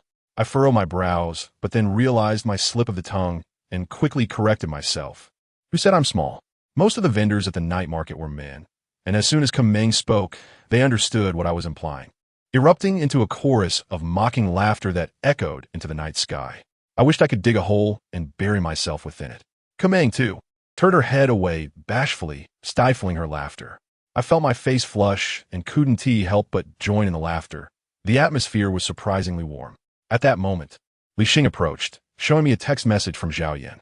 The message was straightforward. "This weekend, you and Linja each owe me 5,000 yuan. Brother de Miao might consider letting you off." Furrowing my brows, I found a secluded spot with Li Xing to make a call. It connected quickly, and Zhao Yan's lazy voice came through. "Hello? You fat idiot. Have you come to your senses?" "Not a chance," I muttered under my breath. Zhao Yan's tone turned menacing. "So it's you, Linja? You're really hanging out with that fat idiot. Do you think that foolish pig can protect you?" I activated the speakerphone, and Li Xing lowered his head, his face flushed with apparent fear of Zhao Yan. I dismissed his threats. "Tell Sun Jinmiao that I will face him, as long as he isn't afraid of dying." "Good. You got some guts." Zhao Yan chuckled on the other end. "But I wonder if Su Jiao will be as bold as you." I frowned. "What do you mean?" "Nothing much, just that she's a bit tricky to handle. If I get impatient, who knows what might happen. Don't say I didn't warn you." I gritted my teeth. "If you dare to do anything to her, I will ensure you regret it. Then I'll be waiting." Zhao Yan snorted before hanging up. I took a deep breath, looking at Li Xing. "We can't let this slide. We must take the initiative and find a way to deal with Zhao Yan. Do you think Kameng will help us?" Li Xing inquired nervously. I frowned. I didn't want to rely on a woman for this, but judging by Li Xing's demeanor, asking for his help seemed futile. A wave of helplessness washed over me. Even if Su Jiao didn't like me, I couldn't even protect her. I returned to the stall, feeling weighed down by the call, and spoke little. As the night wore on, the three of us, Zhongqing, Li Xing, and I, struggled to keep up with the demands. Kameng didn't disturb us further, merely asking for my phone number for convenience. Zhongqing, busy tallying the accounts, couldn't resist teasing. You two are only now exchanging numbers? Ignoring her, Kaming left, while I maintained a sullen demeanor, pretending not to notice. We worked until late into the night, finally wrapping up as everyone departed. Old Master Zhou distributed 80 to 90 yuan to each of us, and Zhongqing offered us ice cream. Together, the three of us walked toward the school. To my surprise, Li Xing appeared unusually nervous around Zhongqing, remaining silent throughout the journey. It seemed she was quite an extraordinary figure at school. Meanwhile, this extraordinary girl clung to my arm, unbothered by the closeness, chatting and laughing away. As we neared the entrance to the boys' dormitory, Zhongqing, with a childlike pout, attempted to jot down my phone number. However, after rummaging through her pocket for a while, her face turned pale. Oh no, I can't find my phone. Faced with this sudden dilemma, she began to sweat profusely, on the verge of tears. I furrowed my brow and gently comforted her, urging her to recall where she had last placed her phone. Before I came to find you, the student council had a meeting in the principal's office. I took out my phone to jot down some notes. At this, Zhongqing hurriedly turned to leave, but paused after a couple of steps, looking back at me with a pitiful expression. Could you accompany me? The principal's office was situated at the innermost part of the school, in a rather secluded area without any streetlights. I nodded. All right, we'll go together. Zhongqing's expression fell. She shot me a glance before turning away. I chuckled softly, realizing she likely wished to share a private moment with me. Yet, for some reason, I instinctively resisted her warmth and concern. Being inherently reclusive, devoid of any faith aside from Su Jiao, I found Zhongqing's advances burdensome rather than pleasurable. Sensing my reluctance, Zhongqing appeared pensive as we made our way. Soon, we arrived at the foot of the principal's office, when Li Xing suddenly exclaimed, "Why is there still a light on in one of the offices?" "That must be the principal's office," Zhongqing replied hastily. It was nearly 2 in the morning. Who could still be there? With a hint of curiosity, we quietly ascended the stairs. Upon reaching the corridor, we heard faint, unnatural sounds. Our expressions turned awkward as we exchanged glances. Unperturbed, Zhongqing urged us to bend down and sneak closer to see who was still inside. Peering through the transparent glass window, we hazily discerned our principal, Zhao Wanhua, engaged in an intimate encounter with an indistinct woman. Zhongqing caught sight of this and flushed, quickly turning away. "Let us go. We can deal with the phone issue tomorrow." Wait, despite my negative impression of the principal, I thought of using this opportunity to gather leverage against Zhao Yan. Zhongqing shot me a disapproving look. Her face flushed as she averted her gaze.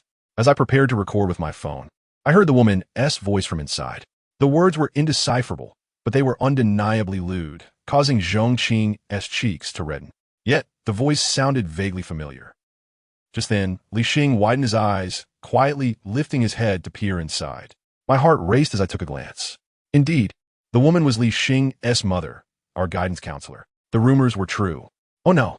At that moment, I suddenly noticed that Li Xing's body had begun to tremble, and a glimmer of light flashed in the corner of my eye.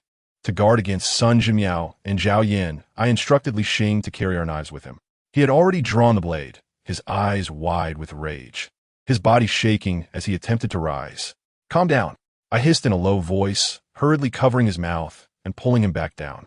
To my surprise, he continued to wave the knife in his hand, intent on charging forward. "Let me tell you, if you go and kill them now, it will accomplish nothing. It will only bring greater disaster to your mother and yourself. Trust me, control your emotions. You're not worth it for them." I urgently lowered my voice, trying to guide his feelings to a temporary calm. Observing the knife in his hand, I recklessly grasped the blade, feeling the sharp pain in my palm. But I disregarded it, signaling to Zhongqing, who was still in shock, and together we managed to pull him down. This overweight fool struggled like a madman. I couldn't tell how long it took, but we finally brought Li Xing down from the upper floor. Li Xing had calmed down considerably, but his face was ashen, his body trembling uncontrollably, his eyes glinting with despair, as if he might faint at any moment. I patted his shoulder and looked at Zhongqing. "You should go back. I need to talk to him alone." Zhongqing nodded, and I led Li Xing to the playground. In the dark night sky, it was just the two of us. Li Xing. I knew that being seen by anyone in such a situation was a blow that was hard to accept. With a clatter, Li Xing suddenly threw the knife to the ground, gasping for breath, and, after a long moment, he let out a series of hoarse screams. "Ah!" He collapsed to the ground, gripping his hair as if in madness. I had never imagined a person could produce such a desperate sound. After a while, he finally stabilized. Tears streaming down his face, his fists clenched, his whole body shaking. I exhaled deeply, feeling the dark night breeze, and whispered, "What do you want to do now?" "I don't know," Li Xing replied weakly, his head lowered as if avoiding something. In a daze, I seemed to see my own shadow in him. We were both abandoned by this world, our families incomplete, our existence ade, even our personalities so similar. Only pushed to the limit would we resist. I sighed and said, this world is like this. The weak are devoured by the strong, and the strong survive. Nothing has changed in thousands of years. All this talk of freedom and democracy is just a trick to fool us commoners. Without money and power, we can only be treated like dogs, forever trampled underfoot. Watching our beloved girls throw themselves at others, seeing our families lying in the arms of others, enduring humiliation. As I spoke, memories flooded back, and I found tears welling up in my eyes. I crouched down, looking into Li Xing's eyes, but I refused to accept it. I refused to let everything be taken from me. I refused to be a worthless piece of trash. From today onwards, I will take revenge. I will rise without relying on anyone, stepping on them as I go up. What about you? What do you want to do? At that moment, raindrops began to fall from the night sky, wetting my hair. Li Xing looked up at me, bewildered, and said, "I don't know. But I also want to step on them." He reached out and grasped my hand, blood trickling from our palms, dripping onto the ground. After a long pause, I exhaled, releasing years of grievances. I no longer wanted to live in such a cowardly manner. Chapter 18. Death before her eyes the next morning. Li Xing and I returned to class, both sporting dark circles under our eyes. We had drunk together late into the night, and this heavy-set fool had vomited like an idiot. I had no idea how I managed to carry his over 200 pounds back to the dormitory. I was dazed the entire morning, and when lunchtime arrived, Kameng unexpectedly appeared at our classroom door, looking furious. "Why didn't you answer my call yesterday?" I was taken aback, quickly pulling out my phone to check. 23 missed calls. She was too crazy. I stood there dumbfounded, only able to smile apologetically, and finally, she calmed down and walked toward the cafeteria with me. This time, Zhongqing did not follow. When I encountered her in the cafeteria, she shot me an angry glare, clearly displeased with my actions the night before. I had no mood to deal with her, just as I was about to eat. I suddenly felt something was missing in the cafeteria. Looking around, I realized that Zhao Yin and Su Jiao were both absent. Where could they have gone?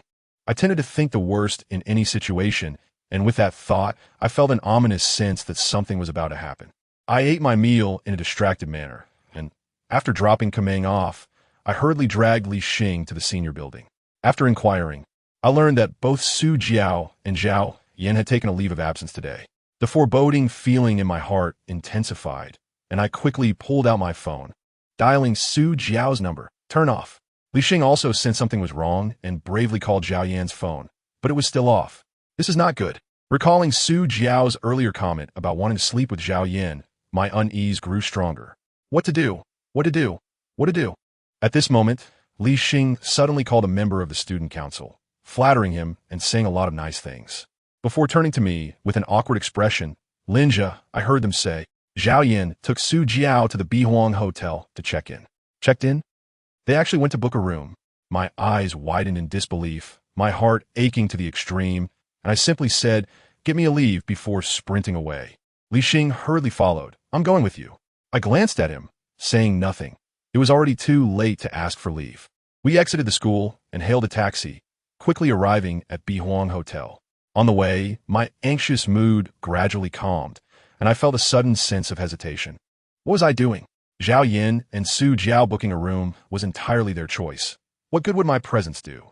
This was Su Jiao's pursuit. By intervening, was I not impeding her happiness?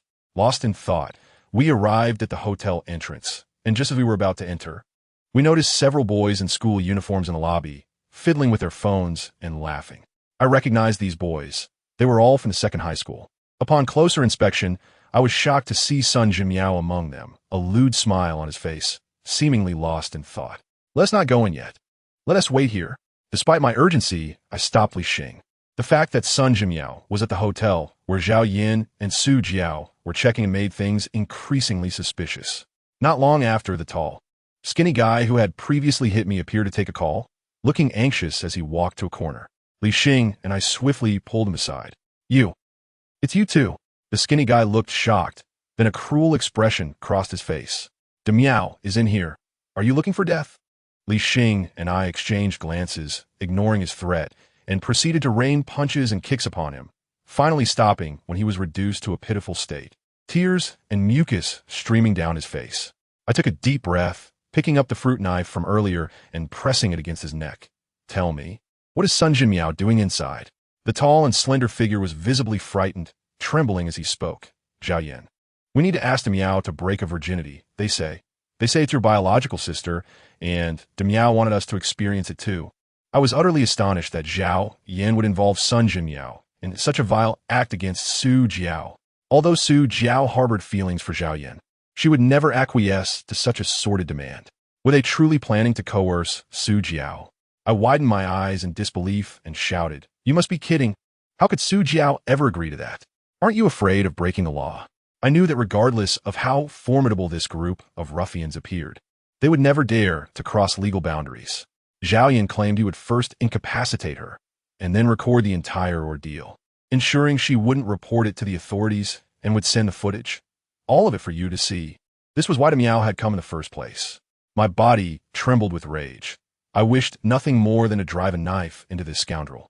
I had never imagined that, due to Kunming's presence, they would refrain from retaliating against me and instead target Su Jiao. But now was not the time for anger. Su Jiao was in peril, and I had to save her. Tell me, what is the room number? 402. I exhaled deeply, instructing Li Xing to call the police immediately and keep an eye on this thug to prevent him from alerting his accomplices. I then purchased a cab from a nearby stall and made my way directly inside. In the lobby, Sun Jinmiao appeared to be daydreaming, utterly oblivious to my arrival. I swiftly took the elevator to room 402, knocking gently on the door. Zhao Yan's voice emerged from within. Who is it? The cleaning staff? I'm sorry. I forgot to change the pillowcase. I lowered my voice. With no peephole in the door, Zhao Yan failed to recognize me. His tone was laced with impatience. What are you doing? I want to file a complaint against you. Hearing his voice filled with annoyance, I felt a surge of relief, indicating that his plan had likely not yet succeeded. The door swung open, and Zhao Yan was still grumbling when he saw me, his mouth agape in shock. You. How did you find this place? Zhao Yan, what is going on? At that moment, Su Jiao unexpectedly emerged, her voice tinged with a hint of shyness. I glanced at her, relieved to see her clothes intact and her expression normal. I swiftly pushed past Zhao Yan and entered. There's no time to explain. Come with me. I grabbed Su Jiao, but to my astonishment, she forcefully pushed me away, her brow furrowed. What are you doing? Zhao Yan intends to harm you. I can't explain now. We must leave. Anxiety surged within me.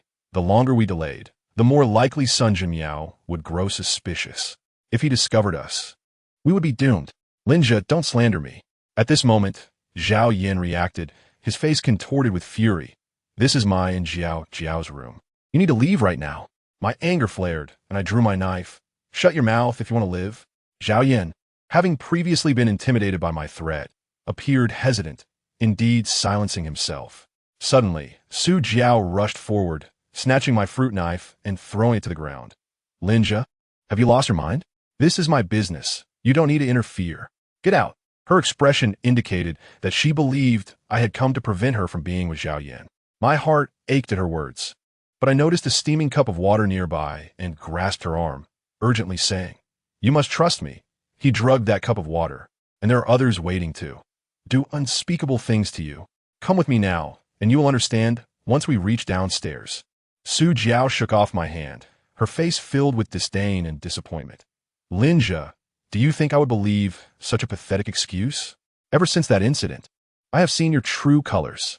I regret ever expressing my gratitude to you. You are nothing but a despicable coward, a piece of trash. Why do you think you have the right to obstruct my happiness? I don't want to see you. Get out. Get out. As she spoke, tears streamed down her face, and she raised her hand, striking me across the cheek. My ears rang, and my heart ached painfully. I considered abandoning my efforts, but thoughts of my caring aunt compelled me to speak further. Linja, didn't you hear what Jiao said? Leave now. Seeing that I had uncovered his scheme, Zhao Yin grew anxious, pulling at my arm to shove me out. This is a conversation between my sister and me. What business is it of yours? I was infuriated, realizing that time was of the essence. Sun Jinmiao would soon arrive. I decided it was better to subdue Zhao Yin, using him as leverage. Perhaps there was still a glimmer of hope. With that thought, I kicked Zhao Yin to the ground, mounting him and unleashing a flurry of punches. I'll deal with you first. Zhao Yin, having lived a life of privilege, was no match for me. But after only a few blows, I suddenly felt a sharp pain in my head, and my vision darkened, nearly causing me to lose consciousness. I turned in shock to find Su Jiao had struck me with the room's water heater. Her eyes flashed with a hint of guilt, yet she remained resolute. She had injured me. She was willing to harm me for Zhao Yin. The wound on my head reopening and blood streaming down my face once more. Yet, my heart ached even more as I gazed at Su Jiao's indifferent expression, wishing I could simply vanish before her. Just then, the door to the room swung open. Chapter 19. The final confession. I initially thought it was the police arriving, my heart soaring with joy. But upon looking up, I saw Sun Jinmiao with his crew cut. My heart sank as several others followed him inside. I glanced around, relieved that the tall and slender figure was absent. Thankfully, they had not discovered Li Xing. It's a good thing I came to check. Otherwise, things could have escalated. Sun Jinmiao's expression darkened as he kicked me aside and helped Zhao Yin to his feet. Su Jiao was stunned, finally comprehending the situation, her voice trembling. Zhao Yin. What is going on? Who are they? Sun Jinmiao scrutinized Su Jiao, a satisfied look crossing his face, as if he wished to devour her whole. Su Jiao, the feet, instinctively stepped back. Zhao Yin, having been beaten and bloodied, his once handsome face twisted in rage, shouted, "You bastards! Kill him!" Sun Jinmiao waved his hand, and 3 men surrounded me. Having sustained a head injury, I was powerless to resist as they brought me crashing to the ground. Linja! Su Jiao attempted to reach me, but Sun Jinmiao shoved her onto the bed. Zhao Yin, this girl is quite a catch. She's not far behind Kuming. Zhao Yin smirked sinisterly. Of course, otherwise, why would I have brought you here? Su Jiao was utterly dumbfounded, finally believing my words as she looked at Zhao Yin with red-rimmed eyes. Why? Su Jiao had devoted her heartfelt trust to Zhao Yin, and seeing him treat her this way was unbearable. Why? It's because of you, you filthy whore. After all this time, you wouldn't even let me touch you. Fine. You want to play the innocent? Today, I'll strip you of that purity. Zhao Yin seemed deranged as he lunged towards Su Jiao, pinning her down, while Sun Jinmiao, who had been waiting impatiently, joined him, forcing her beneath him. The other 2 thugs had already taken out their phones, laughing as they began to record. Su Jiao screamed in agony, struggling desperately, but how could she resist 2 men? In a matter of moments, Sun Jinmiao tore her t-shirt apart, with every ounce of strength. I yelled, "Zhao Yin, Sun Jinmiao, if you dare to touch her, I will kill your entire family." Upon hearing my voice, Zhao Yin seemed to recall something, a sinister smile creeping across her face. Good, still so spirited. Restrain him, and I shall make you witness it with your own eyes. Su Jiao's cries grew increasingly desperate, filled with hopelessness. I wished I could faint right then and there, not wanting to see Su Jiao subjected to their humiliation. However, I realized that I was the only one who could save her. I had to devise a plan. I gritted my teeth, gradually calming my racing heart. The more frantic I became, the less effective it would be. The cramped room was already filled with 8 or 9 people, and in such a limited space, there were bound to be opportunities. Just as Sun Jinmiao was about to remove Su Jiao's shorts, I suddenly noticed a cup of hot water nearby and a fruit knife lying unnoticed on the floor. This was my chance. I clenched my jaw, mustered all my strength, and broke free from one person's grip, splashing the hot water on his Sun Jinmiao's head. Oh! Sun Jinmiao let out a wretched scream, covering his head and turning to charge at me. The others rushed to assist him, but I swiftly grabbed the fruit knife that had fallen to the ground and shouted at them. Anyone not afraid of death, come here. I'll kill whoever dares to approach. I was teetering on the brink of madness, and this group came to an abrupt halt. Wielding the knife recklessly, I swung it desperately, nearly stabbing them in the face multiple times. Seeing my fervor, Zhao Yin and Sun Jinmiao quickly stepped down from the bed. Finally, I seized a moment of opportunity and hurriedly pulled the weeping Su Jiao up from the ground, retreating to the window. Don't be afraid, he wouldn't dare to kill. Zhao Yan called out calmly, and the others began to gather their courage, slowly encircling me. The room was soundproofed so effectively that, despite the commotion, no one came to investigate. I backed up step by step until I found myself against the wall. They were all grinning sinisterly, and even with a knife in hand, I felt no confidence in breaking through their ranks to escape with Su Jiao. Linja, I'm sorry. In my arms, Su Jiao suddenly apologized. It's all right. I just want to buy some time, hoping the police would arrive soon. You don't need to worry about me. Just go. At that moment, Su Jiao, who had been in my embrace, suddenly uttered those words. I looked down to see that she had stopped crying, staring vacantly at me, devoid of any emotion. After such a blow, she was actually contemplating giving up on herself. Yet, I had already resolved to forsake myself. How could I allow her to make any sacrifice? I shook my head, glancing at the enclosed surroundings, and a wild idea began to form in my mind. Don't worry, I will take you away with me. I gritted my teeth, gazing at the malicious crowd before me, and leaped onto the windowsill. This room was on the 4th floor and did not have security bars on the window. I pulled the bewildered Su Jiao up beside me, turning to face the group with a mocking smile. What? You plan to jump? Then jump. Zhao Yan sneered disdainfully, and the crowd looked at me with scorn, believing I would not dare to leap.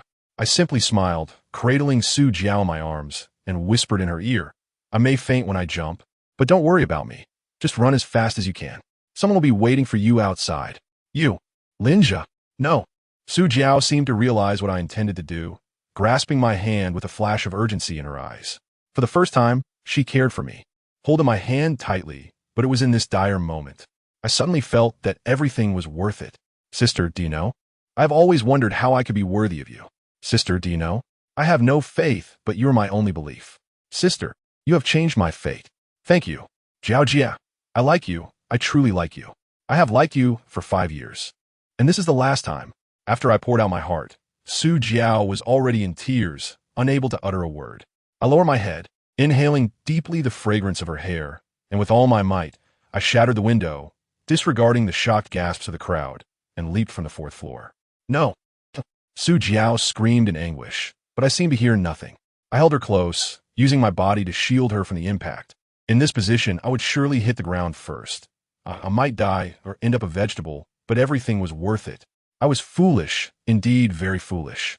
Yet in her presence, I was willing to be so. I closed my eyes, ignoring Su Jiao's cries, feeling a heavy thud as my head struck the ground. And everything went black as I lost consciousness. In the final moments before I succumbed, amidst Su Jiao's heartbreaking cries, I heard the distant wail of police sirens. When I regained consciousness, I was met with the sterile scent of antiseptic. I felt utterly drained and slowly opened my eyes. You're awake. I suddenly heard an exclamation, followed by a blinding light piercing through. I squinted for a long moment before finally discerning my surroundings. My aunt was holding my hand, her face awash with tears. Why were you so foolish? Do you know you nearly died? Upon seeing me awake, she could only express her displeasure. I still had an oxygen mask on, making it impossible to speak. I could only look at her anxiously, my mouth moving without producing any words, utterly powerless. I know what you want to say. Jiao Jiao is fine. She was always in your arms and suffered no harm. My aunt gently caressed my face and fell silent. Following her gaze, I discovered Su Jiao nestled against my chest, soundly asleep. Chapter 20. Let's break up seeing Su Jiao safe and sound in my embrace. I felt an unprecedented sense of relaxation. She is fine. She's here unharmed, and I am alive. No matter what I had endured before, it was all worth it. With this thought, I turned to my aunt with a questioning look, eager to know the state of my body. Surviving a fall from the 4th floor reignited a flicker of hope within me. Yet, I feared becoming a cripple, a burden needing constant care. That would be worse than death. My aunt glanced at me, her eyes filled with affection. You have been unconscious for 2 days, with multiple fractures and a moderate concussion. Fortunately, you fell onto a parking shed, which cushioned your landing, so your injuries are not too severe. A few days of rest in the hospital, and you'll be fine. I was instantly elated. It seemed that fate did not want me dead, allowing me to leave here relatively unscathed. Just then, perhaps due to my excitement, I moved my arm, and Su Jiao, who had been in my arms, suddenly lifted her head, lazily rubbing her eyes. She appeared quite fatigued, clad in a thin hospital gown that accentuated her figure, yet she seemed half asleep, murmuring to herself. I had never seen her in such a vulnerable state, and I couldn't help but pause. You're awake. Upon seeing my eyes open, Su Jiao instantly became alert, gripping my hand with fervor. My aunt glanced at her, smiled softly, and quietly exited the room. She seemed to want to say something, but a doctor entered, checking my condition and removing my oxygen mask. I exhaled deeply, finally able to speak. Linja, I'm sorry. After the doctor left, Su Jiao held my hand to her face. You're okay. That's so wonderful. I furrowed my brow and gently wiped away the tears at the corners of her eyes, simply gazing at her without uttering a word. Upon witnessing my demeanor, her tears flowed more freely as she clutched my hand tightly, saying, You were unconscious for 2 days. Sob, please, never leave me again. It was the first time she expressed such sentiments. Her gaze imbued with a fervent affection and a hint of unhealthy obsession. For some inexplicable reason, I found myself averse to her reaction and withdrew my hand, calmly stating amidst her astonished gaze, That's unnecessary, sister. Su Jiao stared blankly at me, puzzled by my unexpected response. My act of saving you was merely to fulfill a personal wish. It was entirely voluntary. You need not be so tender towards me out of gratitude, nor utter such sentimental words. I do not covet it. I clenched my teeth, feeling that Su Jiao's newfound gentleness and unprecedented attitude constituted an affront to my dignity. Without Zhao Yan, she now turned her concern towards me. What did she perceive me to be? A mere object to be utilized at her convenience and discarded at will? Linja, I do not, Su Jiao said anxiously, gripping my hand with fervor. I am your sister. At that moment, a wave of sorrow washed over me. I turned away, wishing to ignore her and close my eyes, saying, You need not behave this way. Rest assured, I will no longer cling to you. As I uttered those words, my heart ached painfully, rendering me breathless. Yet, for reasons unknown, the image of Kameng continuously surfaced in my mind, her every word and action vividly replayed before me, momentarily suppressing the anguish within. Su Jiao remained silent, her head bowed. After a long pause, she finally smiled at me, saying, Rest well, Linja. I will take care of you from now on. The memories in my mind were interrupted by her words, igniting a flicker of irritation within me. Just as I was about to decline her offer, the door to the hospital room suddenly burst open, and a large figure lunged towards me. Linja, I'm so relieved you are okay. Li Xing, the hefty fellow, rushed in, attempting to envelop me in a bear hug. Upon noticing Su Jiao's presence, he awkwardly scratched his head. Su Jiao, displaying great tact, stepped outside, while I sighed in relief and shot an irritated glance at the rotund boy. What brings you here? To check on you, of course, Linja. His attitude surprised me. He even mimicked Su Jiao by taking my hand and placing it against his chubby face, wearing an expression of unprecedented flattery. What on earth are you trying to achieve? I scowled and exerted all my strength to retract my hand, nearly repulsed by the grease that adorned his face. Hey, you might not know, but your situation has spread throughout the entire school. Many in our class view you as an idol now. I was at a loss for words. Good news seldom travels, while bad news spreads like wildfire. Such matters would surely become a long-lasting topic of discussion in our small town.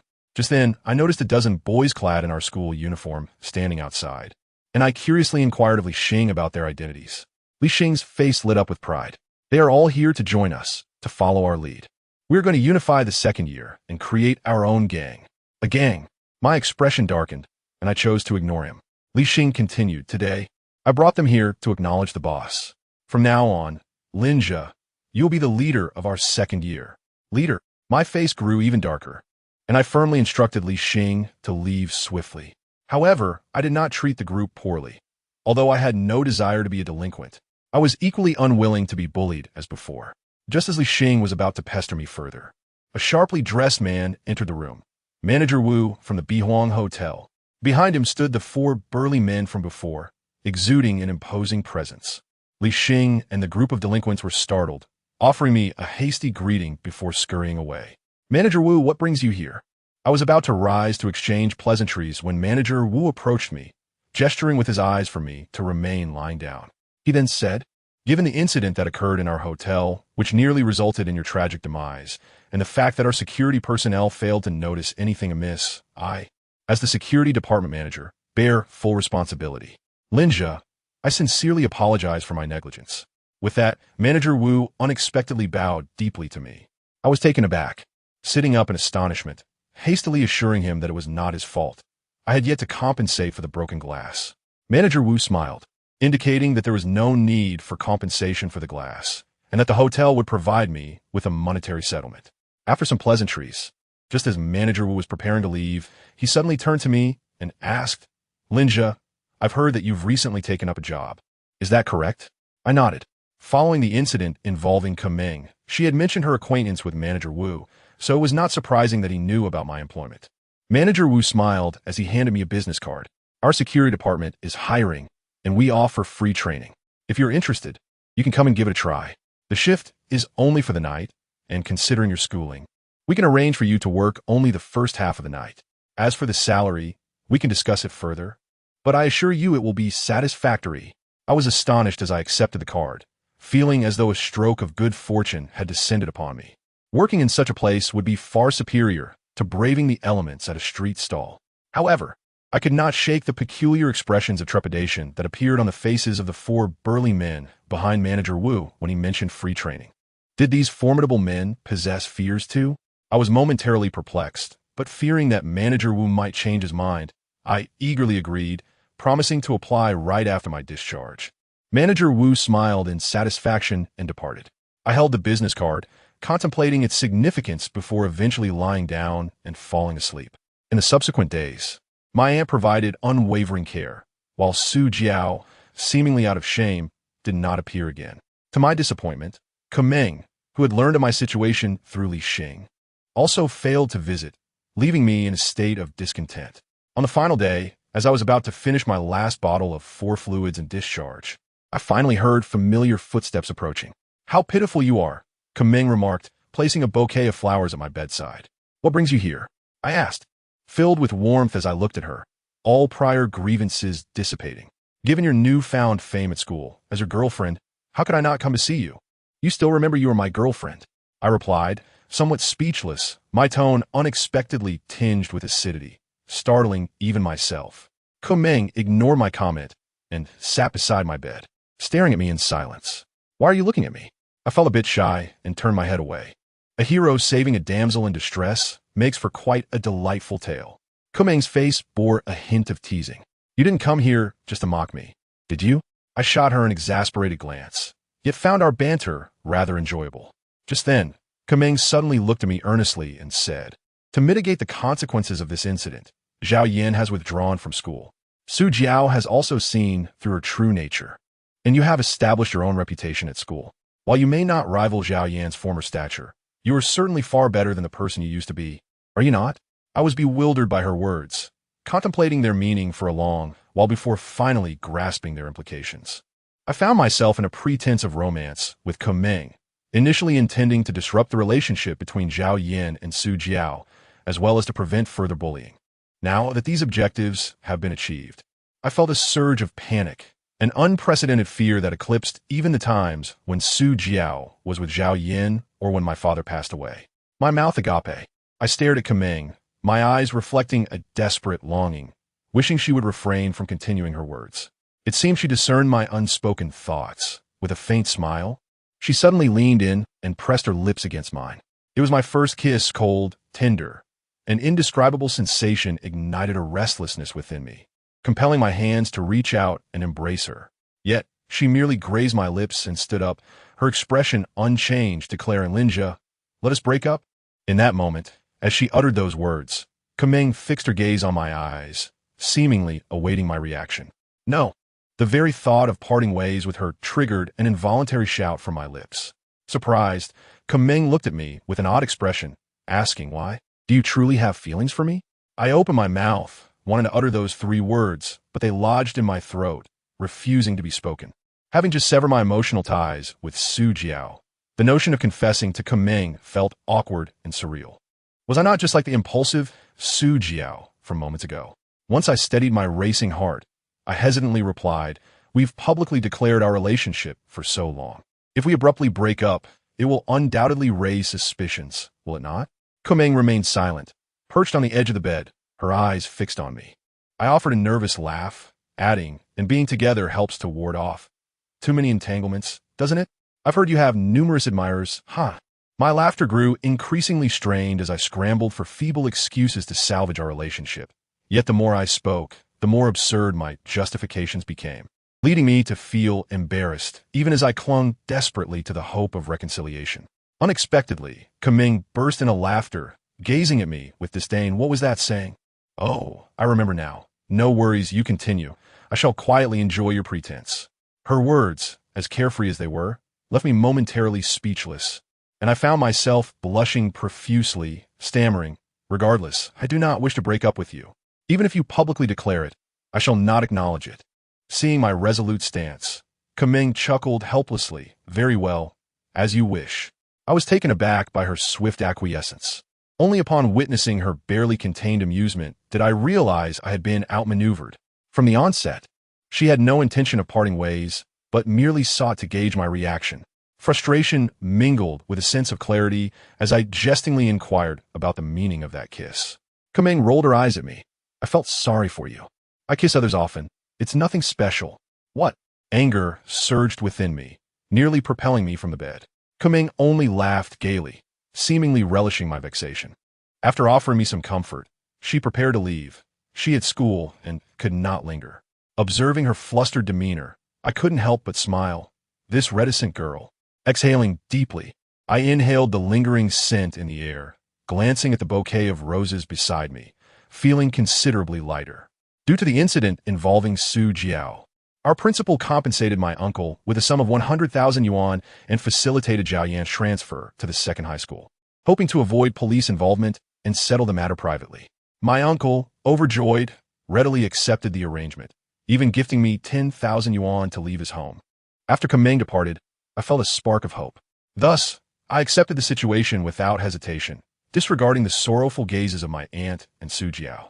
The following day, upon my discharge from the hospital, I began to use that 10,000 yuan to seek rental accommodations. To facilitate my schooling and future work at the Bihuang Hotel, I scoured the vicinity for a suitable place. Numerous rental options existed near the school, and after searching for over an hour, I finally settled on a 4-bedroom apartment. Upon inquiry, I learned that the female landlord was a businesswoman from out of town who had purchased the property for her daughter, who attended school nearby, to ensure she never felt lonely during breaks. Despite being in her 40s, the landlord appeared no older than a woman in her 20s, dressed in a professional skirt suit, and her flirtatious glances made my face flush, prompting me to hastily pay and prepare to leave. Just then, a familiar voice called from behind, "Linja, what are you doing here?" I turned to see Zhong Qing, clad in her nurse uniform, her face lighting up with unrestrained joy as she rushed to embrace my arm, exclaiming, "I've been searching for you everywhere." Kaming wouldn't tell me. It drove me mad. Stunned, I realized that the wealthy woman was Zhong Qing's mother. What a coincidence. Zhong Qing's mother regarded me with delight. "So, you are Qing's classmate. That makes things even better. You two can keep each other company. Keep each other company." A lone male and female sharing a living space. And instead of worrying for her daughter, she seemed thrilled at the prospect of companionship for her child. I stared blankly at the alluring Zhong's mother, suddenly understanding the truth behind the saying, "Like mother, like daughter." "Ha, Annie, what a stroke of luck." I chuckled awkwardly, scratching my head, unsure of how to respond. Zhong's mother pinched my cheek, insisting on cooking for us, and before I could refuse, she departed. No sooner had she left than Zhong Qing pinched my other cheek. "Linja, be honest. Did you miss me and come to rent a room on purpose?" I looked at her, speechless. Your imagination is quite vivid. Zhong Qing, however, stared at me earnestly. "It must be. You have a place to stay, yet sought out a rental. Clearly an attempt to get closer to me. How bold. You never paid me any mind before. But now you want to pursue me? You should have said so." The notion of a tenant and a female landlord engaging in a secret affair, a plot that seemed straight out of a novel, was absurdly coming to life. I gazed at Zhong Qing, her cheeks flushed, and marveled at her wild imagination. "You misunderstood. I merely needed a place to stay after being kicked out," I stammered, awkwardly detaching myself from her embrace. I had intended to use Kaming as a cover, but realized Zhong Qing was already aware of our relationship, so I abandoned the idea. "You truly aren't trying to get closer to me?" Zhong Qing's expression darkened. "I genuinely am not." Zhong Qing's demeanor shifted, her countenance darkening. "Double the rent. You pay for utilities. I shook my head in disbelief, feeling that staying here was increasingly unfeasible. I grabbed my phone, ready to leave. Unexpectedly, Zhongqing, seeming frantic, threw herself into my embrace, declaring, "No, I won't let you go," clad only in her nurse's uniform. I caught a whiff of her delicate fragrance and felt the softness of her body, nearly losing control of my emotions. I quickly stepped back. "I have no intention of staying. You can't force me." "But I insist," she retorted. "Should you dare to leave, I shall remove my clothing and inform Mother that you have assaulted me." Upon uttering these words, Zhongqing proceeded to unfasten the buttons of her nurse's uniform, revealing her white undergarments. I cast a fleeting glance before swiftly turning away, at which point Zhongqing realized her indiscretion. Her face flushed with embarrassment as she scolded me, calling me a pervert, and hastily rebut-toned her attire. How unreasonable! It was she who had invited my gaze. I turned to bid farewell, only to be taken aback by Zhongqing's suddenly despondent voice. "Linja, do you truly despise me so?" Her countenance was tinged with disappointment, and her eyes glistened with unshed tears. I was struck by the realization that from the very beginning, it had been Zhongqing who had consistently aided me, while I had treated her with unwarranted indifference. After a moment of contemplation, I reluctantly acquiesced to her wishes. To my astonishment, Zhongqing swiftly pushed me onto the sofa, exclaiming, "Wonderful! From this day forth, you belong to me. Please don't do this. Call me Qing, Jian, I shall let you be Xingye. Please stop. Sweet brother, you are simply too adorable. Permit me to embrace you a while longer." I had not anticipated this nurse to possess such a wild side. While I struggled against her advances, I ultimately managed to escape her clutches only when Zhong Mama summoned us for dinner. Before the meal, Kameng called me, inquiring why I had not returned to school immediately after my discharge. I hesitated, then recounted the events that had just transpired. After a brief silence on the other end, Kameng abruptly hung up. When I attempted to call back, I discovered her phone had been turned off. "Were you on the phone with Kameng?" Zhongqing's perceptive nature picked up on something. I awkwardly admitted the truth, and she seized my phone, removing the battery in one swift motion. "From now on, you are not to contact her without my permission." "Why? I am your sister." My expression darkened. Faced with such a sister, I was at a loss for how to respond. Just as I felt anxious after finishing dinner and prepared to leave, the door swung open unexpectedly. Kameng stood there, clad in a simple denim jacket and wheeling a suitcase, calmly asking, "Is this where I can rent a room?" I was taken aback, having no time to question her presence, before Zhongqing welcomed her inside with an odd expression. Upon learning that Kameng was also our classmate, Zhong Mama was delighted and offered her another room for rent. During the transaction, Zhongqing cast us a peculiar glance, seemingly concocting some mischievous scheme. Kameng ignored me entirely. In fact, she did not utter a single word to me, merely eating a bit before retreating to the shower. Zhongqing's smile was laden with ulterior motives, and I could only muster a greeting before departing. Throughout the journey, I felt a strange discomfort, pondering whether this constituted cohabitation with them. When I returned to pack my belongings, I informed my aunt about the rental situation. Upon learning that I would be sharing a room with two young women, her initially sorrowful expression transformed into one of gossiping delight, advising me to seize the opportunity.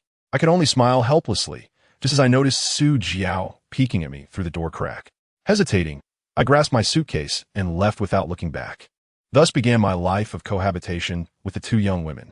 Chapter 22. The spoiled woman, however, just as I was about to exit the room. Su Jiao suddenly but fought. She gazed at me, her expression tinged with reluctance. "Linja, could I also live with you? I can contribute to the rent." As she spoke, she wore a white dress that accentuated her slender, smooth legs, prompting me to glance at her again. This dress had been a birthday gift from my aunt a year prior, selected by me and purchased with the savings I had accumulated from collecting mineral water bottles over several months. I had always thought she looked enchanting in it, like a fairy. However, since discovering the dress's origin, she had never worn it again. A year later, seeing her in the outfit I had gifted her stirred something within me, an inexplicable irritation. My aunt cast Su Jiao a surprised glance, seemingly coming to an understanding, and smiled at me, saying, "Xiaozhe, this could work. You two siblings could look out for one another, which is better than being at home." I understood my aunt's implication. My uncle harbored disdain for his daughter and was often harsh towards Su Jiao. If she were to live with me, it might serve as a beneficial arrangement. However, my heart had been heavy since earlier. Bowing my head, I avoided her gaze and forced a smile, claiming that the room was already fully rented and that there was no space for her. My aunt could not press further, and Su Jiao opened her mouth as if to speak, hesitating before her eyes fell downcast, her hands twisting the hem of her clothes in silence. I sensed she had something to say, yet no matter what it was, I refused to listen for the sake of my pride. After bidding farewell to my aunt and returning to my residence, I discovered that Zhong Qing had vanished, leaving only Kuming in the living room. Watching television while sipping tea, an uncomfortable sight. She could not complete her school withdrawal process at that moment, so she would not be returning to stay for the next few days. Perceiving my confusion, Kuming offered a nonchalant explanation, albeit with a hint of delight in her tone. I felt considerably relieved. Without Zhong Qing's shameless provocations, I could live more freely here. Yet after that single exchange, the room fell silent, enveloped in an awkward atmosphere. Kuming and I shared little common ground, and once I finished unpacking, we found ourselves sitting face to face on the sofa, exchanging glances without knowing what to say. We were merely pretending to be a couple, yet here we were, truly living together, something no one could have anticipated. Even Kuming, usually so composed, appeared somewhat unnatural in the dim light. "I'm going to shower, if you dare to peek. I shall castrate you." Just as I was racking my brain for conversation starters, Kuming abruptly stood, calmly uttering that phrase before heading to the bathroom, followed by the sound of running water. Though the bathroom glass was frosted, I could vaguely discern her silhouette. I was privy to her undressing, her slender figure etched in my mind. I dared not continue watching and instead lowered my gaze to pour myself a glass of water, sipping while stealing glances. Before long, Kuming emerged, seemingly to thwart my prying eyes, clad in a t-shirt and denim shorts, her damp hair wafting a pleasant fragrance. I couldn't help but admire her delicate, long legs, which appeared strikingly smooth beneath the shorts. Once she noticed my gaze, she shot me a glare, compelling me to awkwardly lower my head and retreat to my room. Without Zhong Qing as a buffer, the atmosphere between us had turned unexpectedly awkward, something I had not foreseen. Just as I was on the verge of drifting off to sleep, I sensed a figure standing at the edge of my bed. Squinting, I beheld a woman with disheveled hair, motionless and staring at me. Startled, I tumbled off the bed, causing her to gasp in shock. The voice was familiar. Hastily turning on the bedside lamp, I found Kuming in a white nightgown. "What on earth are you doing? Trying to scare me in the middle of the night?" I glared at her, but to my surprise, she averted her gaze, appearing somewhat sheepish. "It's nothing. Your snoring was too loud." "I do not snore." Kuming rolled her eyes at me and retreated to her own room. I couldn't shake the odd feeling that something was amiss. Could she be planning to sneak up on me? To my astonishment, throughout the night, Kuming visited me numerous times in silence, each time standing at the head of my bed like a ghost, watching me, which terrified me immensely. It was not until 3 in the morning, after she disturbed my slumber once more, that I could no longer contain my frustration and shouted at her. "What do you want?" Kuming, arms crossed and head bowed, gazed at the floor for a long moment before nervously uttering, "Can I sleep here?" "What?" My mouth fell agape in disbelief. I thought I had misheard her. After confirming her words multiple times, I looked at her, astonished. Could it be that, after that kiss, Kuming had developed feelings for me and was now eager to share a bed? I found it hard to believe, yet as I observed the shyness in her demeanor, it dawned on me. You are afraid of the dark? You don't want to sleep alone?" Her body trembled slightly as she lowered her head, denying it with a firm no. The obvious admission left me in a state of shock. I had not anticipated that Kuming feared the dark. Seeing her stubbornness stirred a rare sense of mischief within me. "I'm sorry, but I'm not accustomed to sharing a room with strangers." Kuming frowned at my resoluteness, and seemingly vexed, turned to leave. However, after taking a few steps and noticing the pitch-black living room beyond, she halted. I continued to watch as she turned back, approached me, grasped my arm, and with a pleading gaze said, "Please, Linja, I've helped you so many times." By the end of her plea, a hint of embarrassment colored her tone, causing me to soften. Reluctantly, I conceded, telling her she could sleep in my bed while I would manage on the floor. Kuming readily agreed, climbing onto my bed, leaving behind a waft of fragrance as she tucked herself under the covers, softly expressing, "I didn't realize you had some merits." "Thank you. You're welcome. But if you dare to sneak up on me at night, I will cut you." I scowled, ignoring her as I wrapped myself in the blanket on the floor and closed my eyes. Soon, the rhythmic sound of Kuming's breathing filled the air, confirming my suspicion that she indeed feared the dark. Meanwhile, I remained wide awake, unable to calm my racing heart. For it was my first time sharing a room with a girl, particularly one as beautiful as Kerming. The entire night, I was captivated by glimpses of her long, graceful legs or the fleeting sight of her skin. It was not until dawn that I, bearing dark circles under my eyes, began preparing breakfast. Kerming's sleeping posture was quite disheveled. Her nightgown had ridden up, revealing her smooth, long legs and exposing her delicate waist like a child. I quickly turned away, calling out to her to wake up for breakfast. After we finished, just as I was about to leave with my backpack, Kerming, walking beside me, suddenly giggled. "You performed quite well last night." I smiled back, knowing I lacked the courage to actually make any advances on her. "As a reward, I'll allow you to hold my hand as we walk to school together." "What?" I could hardly comprehend, my eyes widening in disbelief. Kerming shot me a sideways glance. "I don't want to repeat myself. If you don't want to, forget it." With that, she started walking ahead. I hastily caught up, hesitating for a moment before grasping her hand. I felt her body quiver slightly, yet she maintained her composure as we walked together. Her hand was soft and small, invoking a sense of tenderness within me. Despite having been in a relationship for a while, aside from that singular kiss, Kerming had never truly touched me. This hand-holding filled me with joy, an involuntary smile spreading across my face. "Put away that smug look." Kerming shot me a glare, attempting to withdraw her hand. I quickly tightened my grip, pleading, "I'm sorry, I won't dare again. Just let me hold it a little longer." "Idiot." Kerming chuckled, no longer looking at me, tacitly allowing me to hold her hand. Thus, hand in hand, we continued our walk, and I wish time could freeze in that moment. However, it was not long before we reached the school gates. To avoid drawing attention from the disciplined teachers, Kerming instinctively released my hand. There were many acquaintances within the school, and we received a myriad of curious glances, yet she seemed utterly oblivious. After parting ways, as I returned to class, Li Xing approached me, looking anxious. "Linja, we're in trouble." I was lost in the recollection of our hand-holding when a sudden interruption made me frown, inquiring about what was wrong. Li Xing explained that although Zhao Yan had transferred, most members of the student council from freshman to senior year were his confidants, and some delinquents from the second and third years might come looking for trouble. He even mentioned dispatching his 4 bodyguards to protect me. Before he could finish, I sprayed water all over his face. This fat guy couldn't he be any more foolish. Pulling out his 4 bodyguards was ridiculous. I dismissed Li Xing's concerns, for everyone knew Kerming and I were a couple, and no one in the school dared to provoke her. To my surprise, during lunchtime, I waited a long time for Kerming, but she did not appear. When I could no longer contain my worry and went to find her, I discovered she was cornered by a group of boys in her classroom. Although surrounded, Kerming showed no fear, staring defiantly at the leader, saying, "Shu Jin, do you know what you're doing?" The boy, referred to as Shu Jin, chuckled. "Kerming, don't be so angry. I just thought you might be feeling lonely after President Zhao Yan left.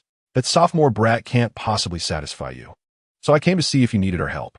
His words were revolting, causing Kerming's face to turn pale with rage, her body trembling. I was taken aback that someone dared to target Kerming and quickly texted Li Xing to bring help, then dashed into Kerming's classroom. As I burst in, Kerming spotted me and urgently signaled with her eyes for me to leave. However, Shu Jin was quicker. He waved his hand, and 2 or 3 boys seized me, lifting me as if I were a child. I struggled with all my might, but to my dismay, I found each of them immensely strong, rendering me helpless. Laughter erupted around us. My face flushed as I broke free from their grip and stood protectively in front of Kerming, confronting Shu Jin. "Who are you?" Shu Jin towered over me at around 6 feet tall, looking down on my 5'9" frame with a dismissive smirk. "So this is your boyfriend, Kerming? You wouldn't want to change things up and play with a child, would you?" Laughter ensued, but before I could respond, Kerming grasped my arm, asserting, "Who my boyfriend is has nothing to do with you. Now please step aside." Shu Jin merely chuckled. "Kerming, don't be so heartless. I merely wish to invite you to dinner." I frowned, lowering my voice. "Kerming, doesn't he like dining with strangers? Please leave." Shu Jin turned to me, suddenly smiling as he raised his hand and slapped me. The force knocked me to the ground, crashing into 2 desks. "Linja!" Kerming rushed over to support me, glaring furiously at Shu Jin. "This is a classroom. How dare you hit someone?" I was conversing with Kerming. "What business is it of yours? Do you have any right to interject?" Shu Jin gazed at me with arrogance. I unsteadily rose to my feet, summoning all my strength, and charged straight at him. Linja, don't be impulsive. Kameng called out, yet she did not stop me. I lunged directly in front of Shu Jin and swung a punch. However, he effortlessly grasped my fist, his hand nearly twice the size of mine, rendering me unable to withdraw it. Before I could react, Shu Jin bent down, as if hoisting a sack, and lifted me effortlessly, spinning before tossing me to the ground. Laughter erupted from the crowd as I lay there, dazed and unable to rise. Kid, you are too weak, Shu Jin remarked, a smug expression on his face. Though Kameng wished to assist me, a group of boys maliciously blocked her path, leaving her no choice but to rationally urge me to flee. They dared not lay a hand on her. Shu Jin chuckled, stating that he would release me immediately if I begged for mercy. Brushing the dust from my forehead, I thought to myself, if Kameng is my girlfriend, and I simply run away when faced with bullying, then what is there to discuss about a comeback? I chuckled, turned, and ran. Shu Jin assumed I truly intended to flee, instructing his subordinates to stop me. However, before they could react, I punched through the glass window, shattering it completely, leaving everyone in stunned silence. This was the opportunity one sought. Gritting my teeth against the pain in my arm, I picked up the largest shard of glass and swung it down at Shu Jin's head. He was startled, turning to evade, but at that moment, I pressed a smaller piece of glass against his throat. This is the end. My hand was still bleeding, and the crowd fell silent. Shu Jin stared at me blankly before finally breaking into a smile. Not bad. What astonished me was that, even in this situation, Shu Jin's entourage remained unfazed, forming a tight circle around me, effectively blocking my escape. These individuals were formidable. As I pondered my next move, a cacophony of footsteps echoed from outside, led by a stout figure. My heart leaped with joy. Li Xing had arrived. I released my grip and collapsed onto a nearby desk, my physical condition having always been subpar. That outburst had nearly exhausted me. Shu Jin furrowed his brow, turning to see Li Xing, who disregarded the situation entirely and rushed to my side, helping me up while inquiring if I was all right.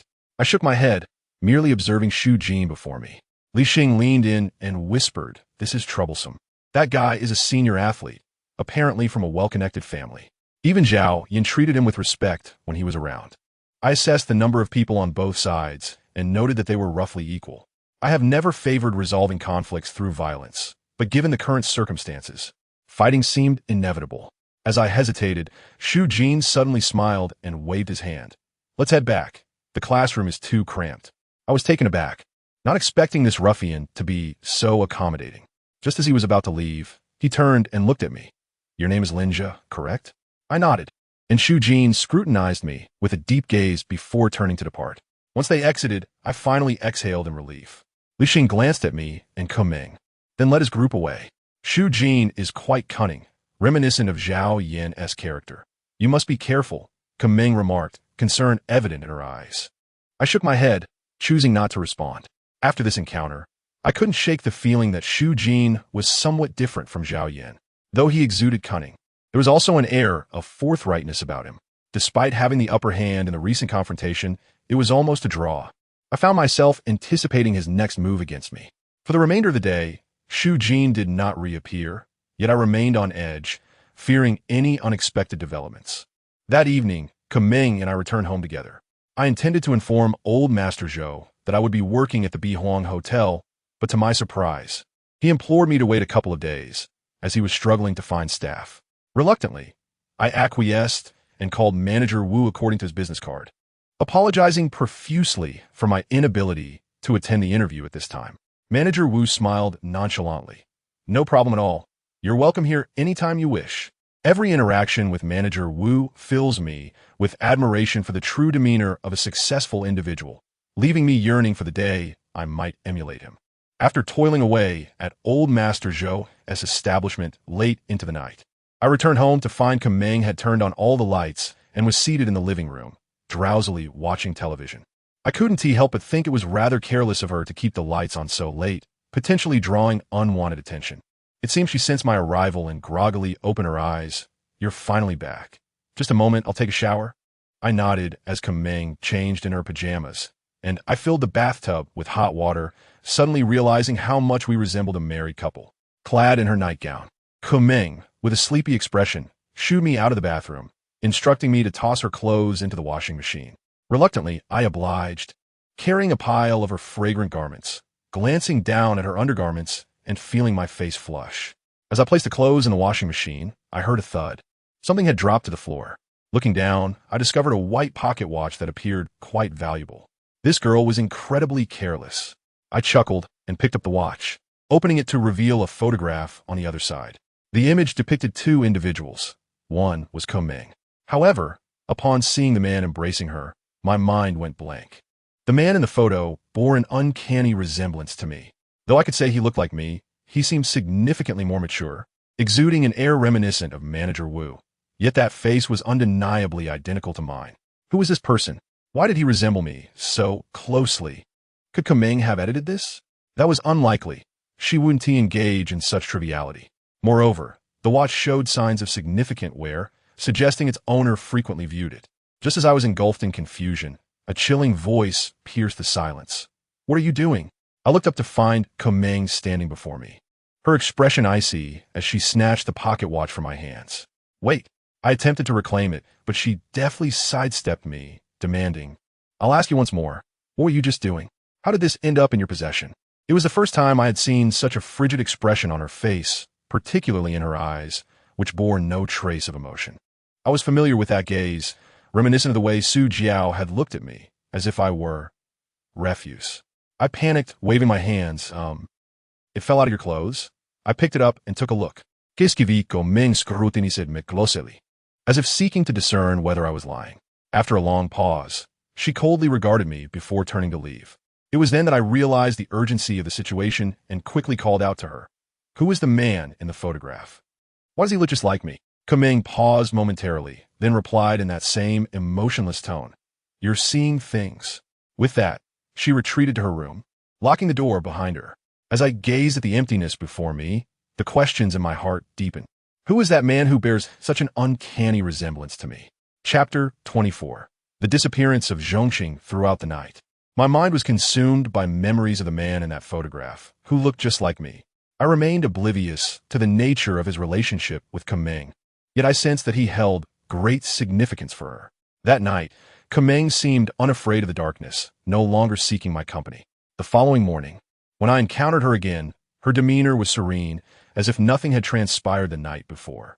With a smile, she greeted me, and after a simple breakfast, we made our way to school together. I scrutinized her closely, noting that she appeared unchanged. My anxiety began to ease, yet I hesitated to inquire about the man. As we walked, I noticed that she no longer linked her arm through mine, which left me feeling somewhat uneasy. After a moment's indecision, I tentatively reached for her hand, but as my fingers approached her, she instinctively withdrew, creating a distance between us. I sensed a shift and lowered my head in silence, trailing behind her quietly.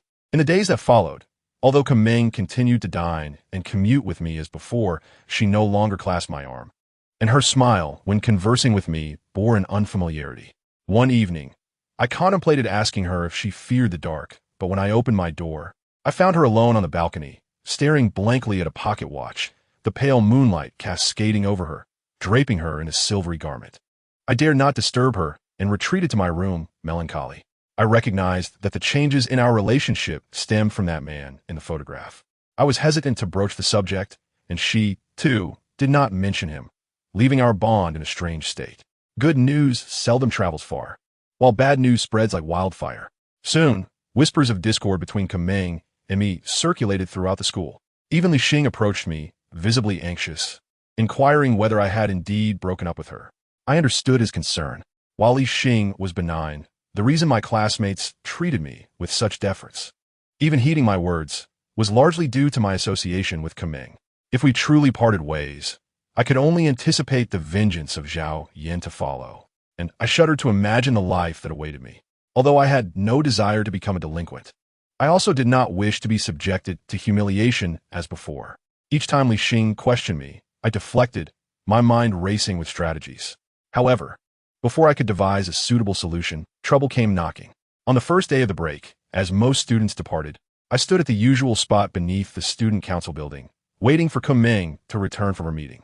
Suddenly, a commotion erupted nearby. I turned to see a throng of people approaching, and before I could grasp the situation, The crowd parted to reveal Shu Jin, holding a large bouquet of roses. He appeared to have dressed for the occasion, clad in a sharply tailored suit that contrasted with his youthful visage. Was he about to confess to someone? A sense of foreboding washed over me. Behind him, a group of athletes cheered, and before I could fully comprehend the scene, the student council meeting concluded, and Kumeng descended the stairs. I rushed to meet her, concern evident in my voice. Why did the meeting take so long? Were you waiting anxiously? She glanced at me with a smile that struck me as oddly peculiar. Our conversations over the past few days had felt distant, devoid of our previous warmth.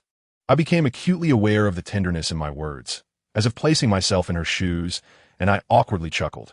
Just as we were about to descend the stairs, Shu Jin abruptly blocked my path, seemingly ignoring me as he addressed Kumeng. Kumeng, this is a gift for you. Please accept it. My expression faltered. His actions felt like a blatant insult. Upon witnessing the crowd's malicious gazes, I clenched my fists. Kumeng frowned slightly. I'm sorry, I can't accept your flowers. Only your beauty can do justice to such exquisite blooms. If you do not accept them, it would be the flower's greatest loss, Shu Jin insisted. His flattery met with increasing cheers from the onlookers, some even chanting for them to be together. Almost everyone ignored my presence, deepening my sense of humiliation. Forcing my head down, the decline of my relationship with Kumeng weighed heavily on me. I was uncertain whether to intervene, slipping back into my previous state of inferiority. Kumeng seemed unable to bear the atmosphere, glancing back at me, her eyes filled with a plea. Yet upon seeing my bowed head, disappointment flickered in her gaze as she turned away. I clearly observed the shift in her expression and the mocking faces around us. Gritting my teeth, I strode forward. Shu Jin continued his insipid declarations, and it seemed Kumeng was about to extend her hand to temporarily accept the bouquet. At that moment, I dashed in front of her, saying nothing, merely raising my hand to grasp the bouquet. The stems were riddled with sharp thorns, and without uttering a word, I crushed the bouquet in my grasp. The thorns pierced my palm, and soon my hand was drenched in blood. The pain was excruciating. However, I remained silent, enduring the torment. My mind focused on Kumeng's pleading eyes as I relentlessly crushed the flowers. The crowd fell silent, all eyes fixed on my bloodied hand. Shu Jin stared at me, astonished, as if he could not believe my self-inflicted cruelty. I met his gaze, shaking off the droplets of blood, and murmured, "Don't provoke me." Shu Jin blinked in surprise, a smirk creeping onto his face. Interesting. You are truly intriguing. I could not decide for the meaning behind his words, and chose to ignore him. Exhaling softly, I turned to Kumeng with a smile. Shall we go? Kumeng, momentarily stunned, followed me out of the crowd. Once we were away, she finally reacted, gripping my hand tightly. You are truly insane. I chuckled, relishing the rare look of urgency on her face, and teased. So, you finally decided to talk to me? Her cheeks flushed slightly as she said nothing further, only pulling me toward the school infirmary. While the nurse bandaged my hand, Kumeng held onto my arm tightly, fearful of any further harm. Observing her concern, I couldn't help but smile. Don't worry, I won't ask about the pocket watch again. I had come to terms with this situation. Everyone harbors their own secrets, and Kumeng must possess her own hidden depths. Although I yearned to uncover the identity of that man, I would rather remain in ignorance than jeopardize our relationship. Kumeng's expression shifted slightly, as if I were afraid of your questions. I smiled, choosing not to engage in argument. Maintaining this relationship felt quite satisfactory. Emerging from the infirmary, my hand was bandaged like a dumpling. Kumeng, as before, nestled her arm around mine, but this time, she held on much tighter. Walking along the path, Kumeng unexpectedly suggested that she accompany me to work. Faced with her undeniable expression, I had no choice but to consent. Just as we were about to leave the school, my phone suddenly rang. It was a call from Zhongqing's mother. Ever since moving into a rental, our paths had diverged, and given that this was a long-distance call, I surmised it must be something of great importance for her to reach out to me. Instinctively sensing something was amiss, I answered the call, and Zhong's mother's voice came through. Xiaozhe, Qingqing has gone missing. She was crying when I called her, and now I can't reach her. You must think of a way to find her. A bead of sweat formed in my palm. Zhongqing had been crying? Now, she was missing? What had happened to her? For reasons unknown, Kumeng silently grasped my hand upon hearing the news. Chapter 25. She is jealous this was not our first hand-holding, so my heart's fluttering eased somewhat as I turned to look at her in surprise. What's wrong? Kumeng asked, gazing at me. I anxiously hung up on Zhong's mother and recounted the events to her. Upon hearing that Zhongqing was missing, a hint of tension crossed Kameng's face as she hurriedly joined me in searching for her. However, despite our frantic search throughout most of the city from afternoon until night, even checking the clinic near Xiao Gu's residential area and skipping dinner in our determination, we still could not locate her. It was late, and I was deeply troubled. What if something happened to her, a girl alone out there? I dare not think further. As darkness enveloped the sky, we returned to the school, hoping to glean some clues from her dormitory roommates. Before long, Kameng emerged from the girls' dormitory, her eyes heavy with fatigue as she sighed. She has been on good terms with her roommates. No one knows where she has gone. My anxiety intensified. I had offended too many people lately, and Zhongqing had grown close to me. If she were to be exploited or harmed by someone, it would be more painful than death itself. As I pondered this, I noticed the increasing weariness on Kameng's face. I sighed, attempting to ease my own tension. You should go back and rest. I will continue searching. To my surprise, Kameng refused to leave, darting to a nearby convenience store to buy me an ice cream to lift my spirits. Ice cream, ice cream, ice cream. Suddenly, an idea struck me, and I turned to rush back into the school to search for Zhongqing's whereabouts. At that moment, I heard hurried footsteps behind me. Before I could react, a black plastic bag was thrown over my head, and a group of people seized me, lifting me off my feet. Stunned, I struggled with all my might, but it was futile. They were far too strong for me to escape. It was late, and there were hardly any people around the school. Even if I shouted for help, no one would come to my aid. I had no choice but to cease my struggle, my mind racing as I devised a plan. After a rough journey, I was soon thrown to the ground, the bag removed from my head. I quickly surveyed my surroundings and realized I was by a small lake behind our school. A dozen people stood around me as I gasped for breath, trying to remain calm. Who were these people? Had they brought me here in connection with Zhongqing's disappearance? Just then, someone stepped forward. It was Xu Jin. I looked up at him, noticing the smug satisfaction on his face. Linja, how does it feel? Not so comfortable, is it? I gritted my teeth, demanding, what do you want? Nothing much, just to teach you a little lesson, Xu Jin replied, relaxing his wrist and sporting an awkward expression. You embarrassed me today, so I must return the favor by giving you a black eye. Tomorrow, you'll be the one in disgrace. His tone carried a childish petulance, which almost made me chuckle, yet I had no room for humor. I frowned, anxiously scanning the area for any sign of Zhongqing. Stop looking. Your girl isn't here. Xu Jin sneered, and my mind went blank. My body trembled with anger as I glared at him. So it was you. He had truly kidnapped Zhongqing. Although I had often found her presence bothersome, she had helped me many times. The thought of her being caught up in this because of me infuriated me. I could not bear to imagine her fate. I had initially believed Xu Jin to be different from Zhao Yin, a person of integrity. Yet, to think he would resort to this merely for the sake of pride. He had taken an innocent girl captive. This scoundrel would pay dearly, even if it cost me my life. Hearing my words, Xu Jin raised an eyebrow, seemingly surprised by my reaction.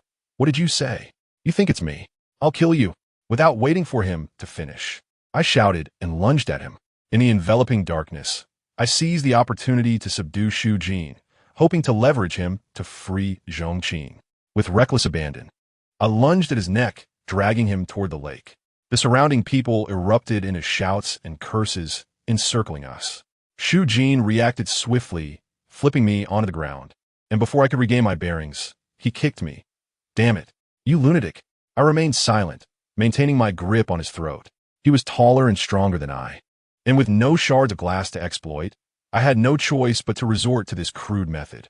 My hands were slick with sweat, the wounds on my palms reopening as the lake water turned crimson. I paid no heed to the pain, dragging him backward until we reached the depths of the water. The foul-smelling lake now reached my waist as I shouted, "Release Zhongqing." What Zhongqing? Are you insane? Xu Jin attempted to protest, but I shoved his head beneath the water. Shut up. He thrashed violently, his strength surpassing anything I could have imagined. With a powerful struggle, he broke free from my grip, and we became entangled in the deep water. My mind was solely occupied with thoughts of Zhongqing. I feared for her safety as I wrestled with Xu Jin. Suddenly, my foot slipped, and I realized I had stepped into true deep water. I couldn't swim, and I could only flail desperately as I sank further. No one was there to save me. My stomach felt as if it were on fire. and everything around me faded into darkness as I descended. Is this how it ends? I and T found Zhongqing. My relationship with Kameng had only just begun to improve. It felt so unfair. Just then, two strong hands pulled me back up. You lunatic. I just wanted to save face. You didn't have to go this far. You're risking your life for this. I coughed up water, looking at my savior in disbelief. It was Shu Jin, his face pale and a hint of concern in his expression, as if he feared for my life. What was he playing at? Onlookers rushed forward, dragging me to the shore while several thugs kicked me to the ground, angrily berating me. We were just messing around. How could you take it so seriously? I clutched my head, sensing that the situation had spiraled out of control. Just as I was about to speak, a commanding voice rang out, "Stop." Turning, I was taken aback to find it was Kameng, who had arrived without my notice. Upon her arrival, the group of individuals immediately refrained from taking action. Kameng pulled me up from the ground. Shu Jin's expression darkened as he shook the droplets of water from his head, exclaiming, "What a stroke of misfortune. Let's go." Just as he attempted to leave, I seized his arm, demanding, "Tell me, where is Zhongqing?" "I told you, I don't know Zhongqing." Shu Jin shook off my grip, appearing genuinely furious. "You're lying." Just as I was about to retort, Shu Jin shot me a glare, saying, "Listen here, though, I've been tasked with dealing with you. I never resort to lies." After uttering these words, he departed with his entourage. I stood there in a daze, pondering if I had wronged him. Was his grip merely an act of vengeance? Kameng approached and asked, "Are you all right?" I shook my head. With Zhongqing still unaccounted for and the hour nearing midnight, I was filled with anxiety concerning her whereabouts. Suddenly a thought struck me, and I hurriedly took Kameng back to the school playground, to the very corner where Zhongqing had first treated me to ice cream. With hope swelling in my heart, I looked over to find a figure with long hair crouching there, accompanied by soft sobs.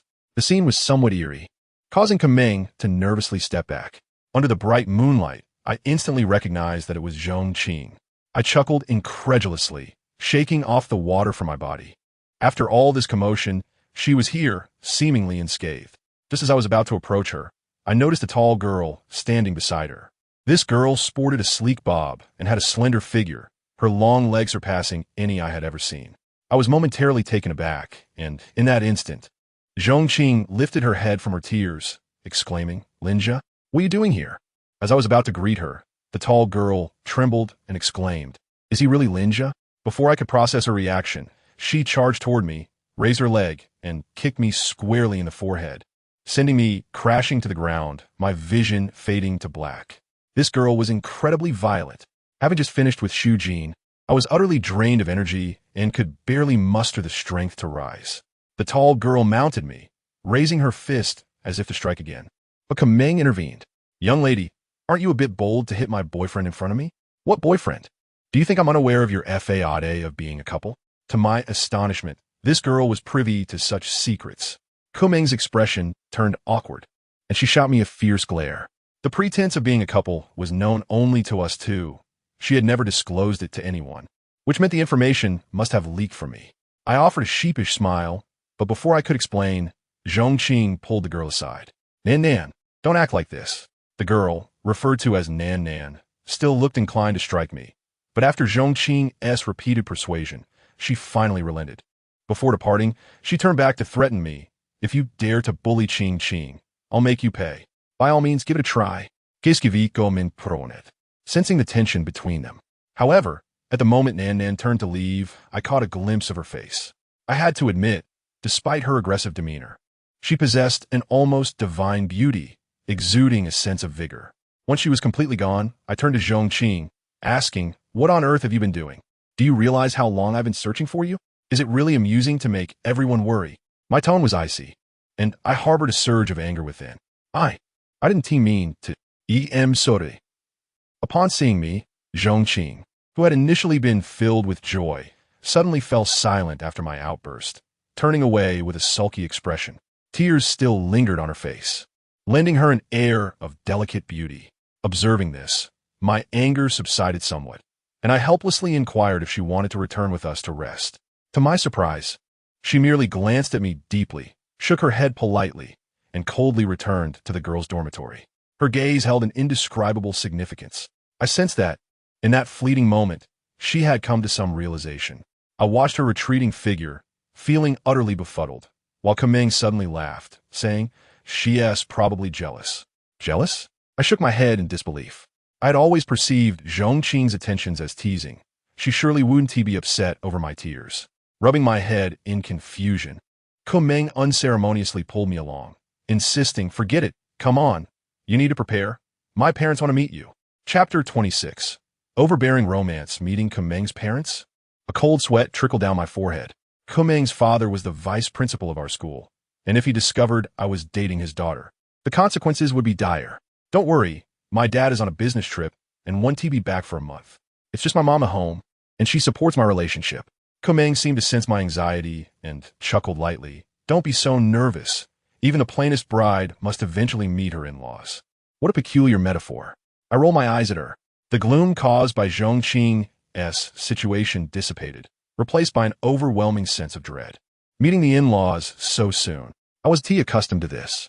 Kameng appeared completely unfazed, assuring me that her mother was very kind and that I needn't worry too much just to maintain a calm demeanor. "By the way, why does your mother suddenly want to meet me?" I stammered, feeling that something was amiss. "Next week is the National Day holiday, and that day happens to be my birthday." Kameng turned away, avoiding my gaze. I was taken aback. Kameng's birthday? The concept of birthdays had never registered in my mind, and I had completely forgotten that, apart from Su Jiao, Kameng also had a birthday. If she hadn't mentioned it, I would have overlooked it entirely. Regardless, as my nominal girlfriend, what should I prepare for her birthday? I scratched my head, feeling increasingly anxious as a novice in my first romantic endeavor. Kameng didn't say much, still urging me to remain calm. However, I found it impossible to relax. Upon returning to my residence, I struggled to fall asleep, even when Kameng returned to my bed, revealing her smooth thighs and white underwear. I couldn't muster any wicked thoughts. With the National Day holiday approaching, we resumed classes the following day. When I arrived in class, sporting dark circles under my eyes, I suddenly noticed the peculiar glances directed at me from those around. Particularly the girls, who previously had shown no interest, now scrutinized me intently, their eyes gleaming with intrigue. Like a pack of wolves, a chill ran down my spine. Being stared at by a group of beautiful girls was indeed unsettling. I endured their unwavering gazes. Hurrying back to my seat, lowering my head to ask Li Xing what was happening. "Linja, you're famous now," Li Xing declared, pulling out his phone to show me a pinned post on our school forum. To my astonishment, it was the video of me crushing the bouquet of roses from yesterday, uploaded by someone. The angle of the video was skillfully captured, perfectly blending with the afternoon light, enhanced by some beautifying effects, making me appear tall, handsome, and fair. While the act of crushing the flowers seemed quite imposing, my complexion has darkened. What could this mean? "Brother, your actions yesterday have caused quite a stir at our school. All the girls are expressing their admiration for a man like you." Li Xing gazed at me with a mix of jealousy and envy. My face grew even darker as I lowered my head to examine the video post, shared by a girl with a strikingly audacious title, "Romance That Will Slay Me." I nearly choked on my own blood. These high school girls truly possess an overwhelming sense of romanticism. Somehow, upon noticing the gazes of the surrounding girls, I felt an unsettling sense of danger, as if I were being stalked by a pack of wolves. I dared not lift my head the entire morning. Even a trip to the restroom drew attention, with a group of goddesses whispering and pointing at me, their words a mystery. Finally, when lunchtime arrived, and I walked alongside Kameng, the crowd dispersed, seemingly aware of our need for space. "You've become quite the heartthrob," Kameng said with a mischievous smile that made me feel uneasy. I scowled and ignored her, but she boldly took hold of my hand, beaming as we walked. The surrounding girls gasped, and I was equally astonished. Despite our previous closeness, she had never publicly acknowledged our relationship at school. Recognizing the cunning in her smile, I understood she was teasing me. During lunch, Li Xing suddenly exclaimed, "Linja, something significant has happened." Frowning, I looked down and saw an article published in our school magazine. It appeared to be a romantic tale penned by a girl, centered around her and the boy who had crumpled roses, depicting a tragic love story and her yearning for him. At the article's conclusion, she left a message for me. "I'm a girl who loves to dream. I hope my boyfriend can come to rescue me like you do in my dreams.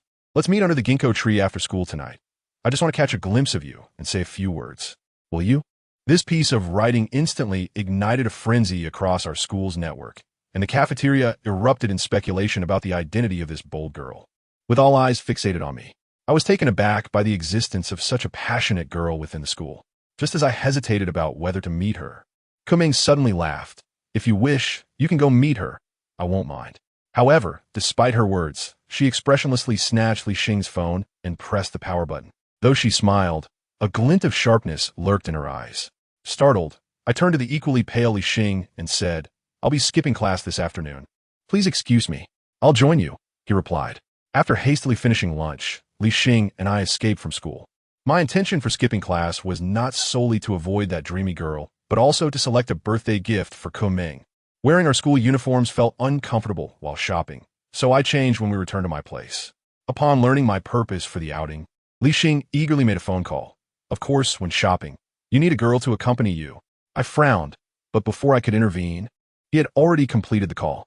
Soon after, two girls in short skirts approached us at the mall entrance. They appeared to be middle school students, petite and somewhat innocent. One of whom was the girl Li Xing had previously been teasing. The other girl directly approached me, linking her arm with mine as we walked together. For some reason, at that moment, I instinctively felt resistance. Subconsciously, I only liked Kuming's arm around mine. Nevertheless, they were girls, and I couldn't dismiss their gesture outright. So I allowed her to cling to me, her soft form brushing against my side. I tried to ignore the sensations on my arm while we browsed for a long time. However, I realized I had no clue about Kuming's preferences, not even her favorite color. This thought left me somewhat disheartened. After all, we were not truly a couple. After 2 or 3 hours of enduring the short skirt girl's company, I finally discovered a platinum necklace in the jewelry section. It featured a heart-shaped pendant, exuding elegance and mystery, which I felt perfectly matched Kuming's complexion and personality. The necklace was expensive, costing over 2,000. The sales clerk, upon seeing our school uniforms, regarded us with disdain. Fortunately, I had some savings and, after purchasing the necklace, the short skirt girl looked at me with gleaming eyes, clinging to me even tighter. I initially intended to leave, but neither girl would allow it. And even Li Xing insisted on continuing to shop. Reluctantly, I accompanied them. However, the short skirt girl, whether intentionally or not, led me to the women's lingerie section, picking out colorful pieces and asking for my opinion on how they would look on her. I felt embarrassed to tell her that her youthful figure didn't require such garments, yet I couldn't withstand her deliberate teasing, so I awkwardly played along. As the girl headed to the fitting room to try on some lingerie, Li Xing suddenly slipped a condom into my pocket. "These girls are so naive. Just have fun with it, Jigo." He winked at me before heading into another girl's fitting room. My face turned crimson as I stuffed the condom into my pocket. Just then, the short skirt girl called out, "Linja, come help me." This was a blatant temptation. Did she think I was a fool? Just as I resolved not to enter, I heard the girl inside begin to cry. Reluctantly, I endured the knowing gaze of the sales clerk and steeled myself to walk in. Upon entering, I was taken aback by the sight before me. Chapter 27. The birthday ball. The short skirt girl, clad only in lingerie, smiled at me as I entered. As soon as I stepped in, she coiled around my waist like a mermaid, her movements fluid and practiced as she skillfully hooked her arm around my shoulder. "Linja, do you want this?" Her touch sent shivers through my body, leaving me trembling and at a loss for how to respond. Suddenly, she released her grip, nearly slipping from my hold. I instinctively caught her smooth back, her soft skin igniting an overwhelming desire within me. The girl continued to smile, using her freed hands to start unbuttoning my pants. Just as we were about to be exposed to one another, a fleeting image of Kuming flashed in my mind. In an instant, clarity hit me, and I quickly pushed the girl away. What are you doing?" she asked, her eyes reddened with confusion. I took deep breaths to calm myself, then smiled gently at her. "This isn't meaningful. I'm sorry, I shouldn't have held you." With a look of astonishment on her face, I turned and exited the fitting room. Outside, Li Xing seemed to be listening for sounds, and upon seeing me emerge, he looked utterly shocked. That was fast. Not even a minute. I shot him a glare, exchanged a brief greeting, and left. Later that evening, when I picked up Kuming after school, she smiled and told me that nearly everyone had gathered under the ginkgo tree, waiting for my arrival. She inquired about my absence that afternoon, her gaze subtly scrutinizing my face for a reaction. I found it amusing and savored the time spent with her. I decided to keep the necklace a surprise for now, and we shared laughter as we returned to my residence. A week passed swiftly, neither long nor short. During this period, I remained closely attached to Kumeng. As the midterm examinations approached, she diligently supervised my studies every day. My hand injury had nearly healed, and Kumeng would occasionally take my hand when we went out, presenting us as a seemingly perfect couple in the eyes of others. The dreamy girl would post nightly about waiting for me, but I pretended not to see it, choosing to remain unresponsive until this commotion eventually faded away. With the weekend upon us, I was to meet Kumeng's parents. I donned a casual suit, and Kumeng took me to get a rather expensive haircut, which I couldn't help but mock, feeling that this single haircut equated to a year's worth of my expenses. However, the difference between a haircut costing over 100 and one costing 10 was indeed notable. Upon exiting the salon with a voluminous hairstyle, I felt considerably more handsome. Kumeng nodded in satisfaction, remarking that I finally exhibited a touch of the urban-rural hybrid charm. I couldn't help but frown at her implication that I had previously lacked even that. Anxiously clutching the gift, I arrived at Kumeng's home, a rather opulent villa that exuded elegance. Once inside, I was greeted by a gracefully dressed woman who appeared to be in her 30s or 40s, her gentle expression revealing her refined nature. It was evident that she was Kumeng's mother. I quickly greeted her with a smile, and to my surprise, her demeanor shifted to one of shock as she scrutinized my face. What could be the cause of such astonishment? I rubbed my face, perceiving nothing unusual. Kumeng cleared her throat, inquiring, "Mom, what's wrong?" Only then did her mother snap back to reality, apologizing with a smile. "I'm sorry, I was momentarily distracted." I cast a suspicious glance at the mother-daughter duo, sensing something unusual. Kumeng's mother treated me with utmost kindness, asking me a myriad of questions. And upon learning about my background, she displayed genuine compassion rather than disdain, earning my respect. It was clear that the quality of parents often reflected in their children. With such an admirable mother, it was no wonder Kumeng was so well-liked. Inside the villa, several maids were bustling about, and I learned that a grand birthday party was to be held for Kumeng that evening, with many friends invited. I found it rather peculiar that a high schooler would host such an extravagant celebration. This evening also marked my 18th birthday, a rite of passage into adulthood. Kumeng shot me a look as if I were Navi bumpkin. Feeling awkward, I scratched my head, unsure what to say. After a sumptuous dinner, Kumeng pulled me back to her room, claiming she needed to change into a dress. Entering her room for the first time, I was filled with anticipation, only to find it lacked the lavishness I had expected, seeming almost out of place in the elegant villa. A full bookshelf served as the sole decorative element. Seemingly oblivious to my presence, Kumeng turned her back to me as she removed her t-shirt and shorts, revealing her smooth back and long, beautiful legs. I quickly turned away, awkwardly shifting the conversation. "Who else is coming tonight? Is there anything I should be aware of?" This was my first time attending such a prestigious gathering, and I couldn't help but feel nervous. "Don't worry, they're all acquaintances of mine, and you might recognize some of them," she reassured me. Just as I was about to inquire further about who would be attending, Kumeng suddenly interrupted. "Could you help me with the zipper?" I turned around to find her already wearing a white gown, her partially bare back exuding an alluring charm. I approached her, lowering my gaze as I assisted with the zipper, inevitably brushing against her soft skin and the faint scent of her hair, which heightened my senses. Once the zipper was secured, Kumeng turned to face me, a slight blush coloring her cheeks. "What do you think? Is it beautiful?" As I beheld her in the flowing gown, I was struck by an unexpected sense of classical beauty, reminiscent of a lotus that rises unsullied from the mud, evoking a desire to admire from afar. "Are you seeking my praise?" I couldn't resist teasing her. Kumeng chuckled softly. "I wanted you to compare yourself to me, to grasp the essence of the saying, a toad lusting after a swan's flesh." I scowled at her playful jab. "You mischievous one." Kumeng laughed as she tossed her hair. "You must accompany me for a dance later." Anxiety washed over me. I had no dancing skills. However, Kumeng assured me not to worry, as she would guide me. Before long, spurred by Kumeng's mother, I took her hand and led her to the living room. To my surprise, the room was filled with guests. Being students, we had to release our hands and feign a platonic friendship. I scanned the crowd and recognized a few familiar faces. Principal Zhao Wanghua, Li Xing, and several members of the student council. Su Jiao and Zhongqing, also part of the student council, were conspicuously absent. After exchanging brief greetings, elegant music filled the air, and many began to pair off for dancing. Yet none approached Kumeng for a dance. Most attendees were adults, and even the peers understood the nature of my relationship with Kumeng. Just as I steel myself to invite her, employing the etiquette I had practiced, a young man in a white suit suddenly stepped in front of me. Qu'est-ce que Ming? May I have this dance?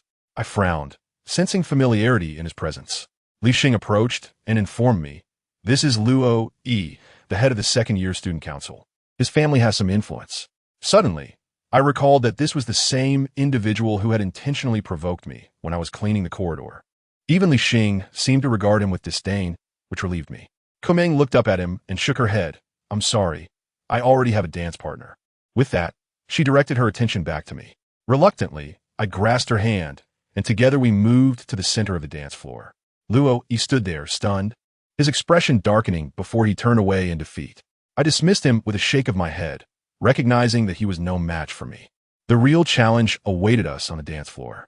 My lack of dancing skills nearly caused me to step on Kumeng's feet several times, flushing my cheeks red with embarrassment. "You seem quite nervous. Just hold on to my waist." Qu'est-ce Kumeng complicate, casting me aussi de l'anglais. Under pressure, I wrapped my arms around her slender waist. Our bodies pressed closely together. Gradually, I became more adept, my nerves easing. As we danced closely, I occasionally brushed against her body, and each fleeting contact heightened my enjoyment. Suddenly, I sensed a cold, piercing gaze fixated on us from behind. In response, I instinctively turned Kumeng away, only to find a long-legged beauty in a red gown glaring at me with disdain. I recognized her. She was the same woman who had kicked me over one fateful night. It seemed she bore a grudge against me. Sitting there in silence while ignoring the advances of other men, her eyes fixed menacingly on me. Not wishing to create an unnecessary enemy, I decided to approach her after the dance concluded, as everyone else flocked to Kumeng to offer their best wishes. Upon noticing my approach, the long-legged beauty turned and headed toward the back rooms, unimpeded by the surrounding guests. I followed her, curious about her intentions. As I ascended to the second floor, the door to Kumeng's room suddenly swung open, and a pair of hands covered my mouth, pulling me inside. I was taken aback. Upon looking up, I found the long-legged beauty had pinned me to the bed. "What are you doing?" I exclaimed, a hint of anger creeping into my voice. This person had a penchant for assaulting me every time we met, never bothering to clarify her intentions. Even though she was beautiful, my irritation was undeniable.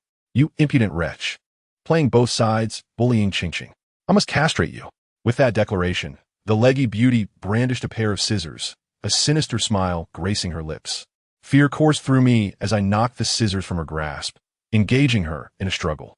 "What grudge do you hold against me to treat me this way? You shrew?" I shouted. "You insufferable creature. I simply cannot bear to look at you. This time, I will make you pay."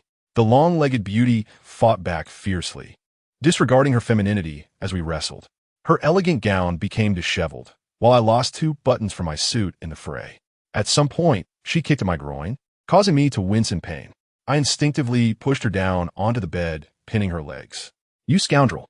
she yelled, her anger palpable. Yet I held her down firmly, one hand gripping her thigh, and couldn't help but find the sensation quite pleasant, leading me to squeeze it in a moment of weakness. "You filthy rogue. I will kill you." Just as she was about to retort, her gaze shifted to the door, her expression turning blank. Startled, I turned to see Kumeng standing there, gazing at us in shock. Chapter 28. A dance. At that moment, my suit was in disarray, and the long-legged beauty's gown lay strewn, revealing her pink lingerie. I had lifted one of her legs, pinning it beneath me, her body in a split position, with my hands gripping her arms, leaving us almost in intimate contact. The implications of our posture were unmistakable. Kumeng averted her gaze, focusing on the edge of the bed. Following her line of sight, I was met with a wave of dread. The Durex condom that Li Xing had given me had somehow slipped out of my suit pocket during our tussle. This scene was beyond explanation. As I opened my mouth to clarify, Kumeng turned and walked away silently. Had she misunderstood us? Was she jealous? My heart raced with an inexplicable panic as I scrambled off the long-legged beauty and stumbled toward the door. Just a few steps out, the long-legged beauty clutched my leg. "You scoundrel! After treating me this way, you wish to flee?" I nearly fainted. Kumeng hadn't gone far, and her ambiguous words were clearly deliberate. "Get away from me!" I exclaimed, fearing her wrath, and shoved the long-legged beauty aside, rushing out the door. Scanning the surroundings, I spotted Kumeng exiting through the back door. I hastened after her, only to find her standing in the small garden behind the villa, gazing serenely at the moonlit sky. Taking a deep breath, I felt an unexplainable tremor within me and quietly approached her from behind, murmuring, "What just happened was a misunderstanding." Her laughter floated back to me.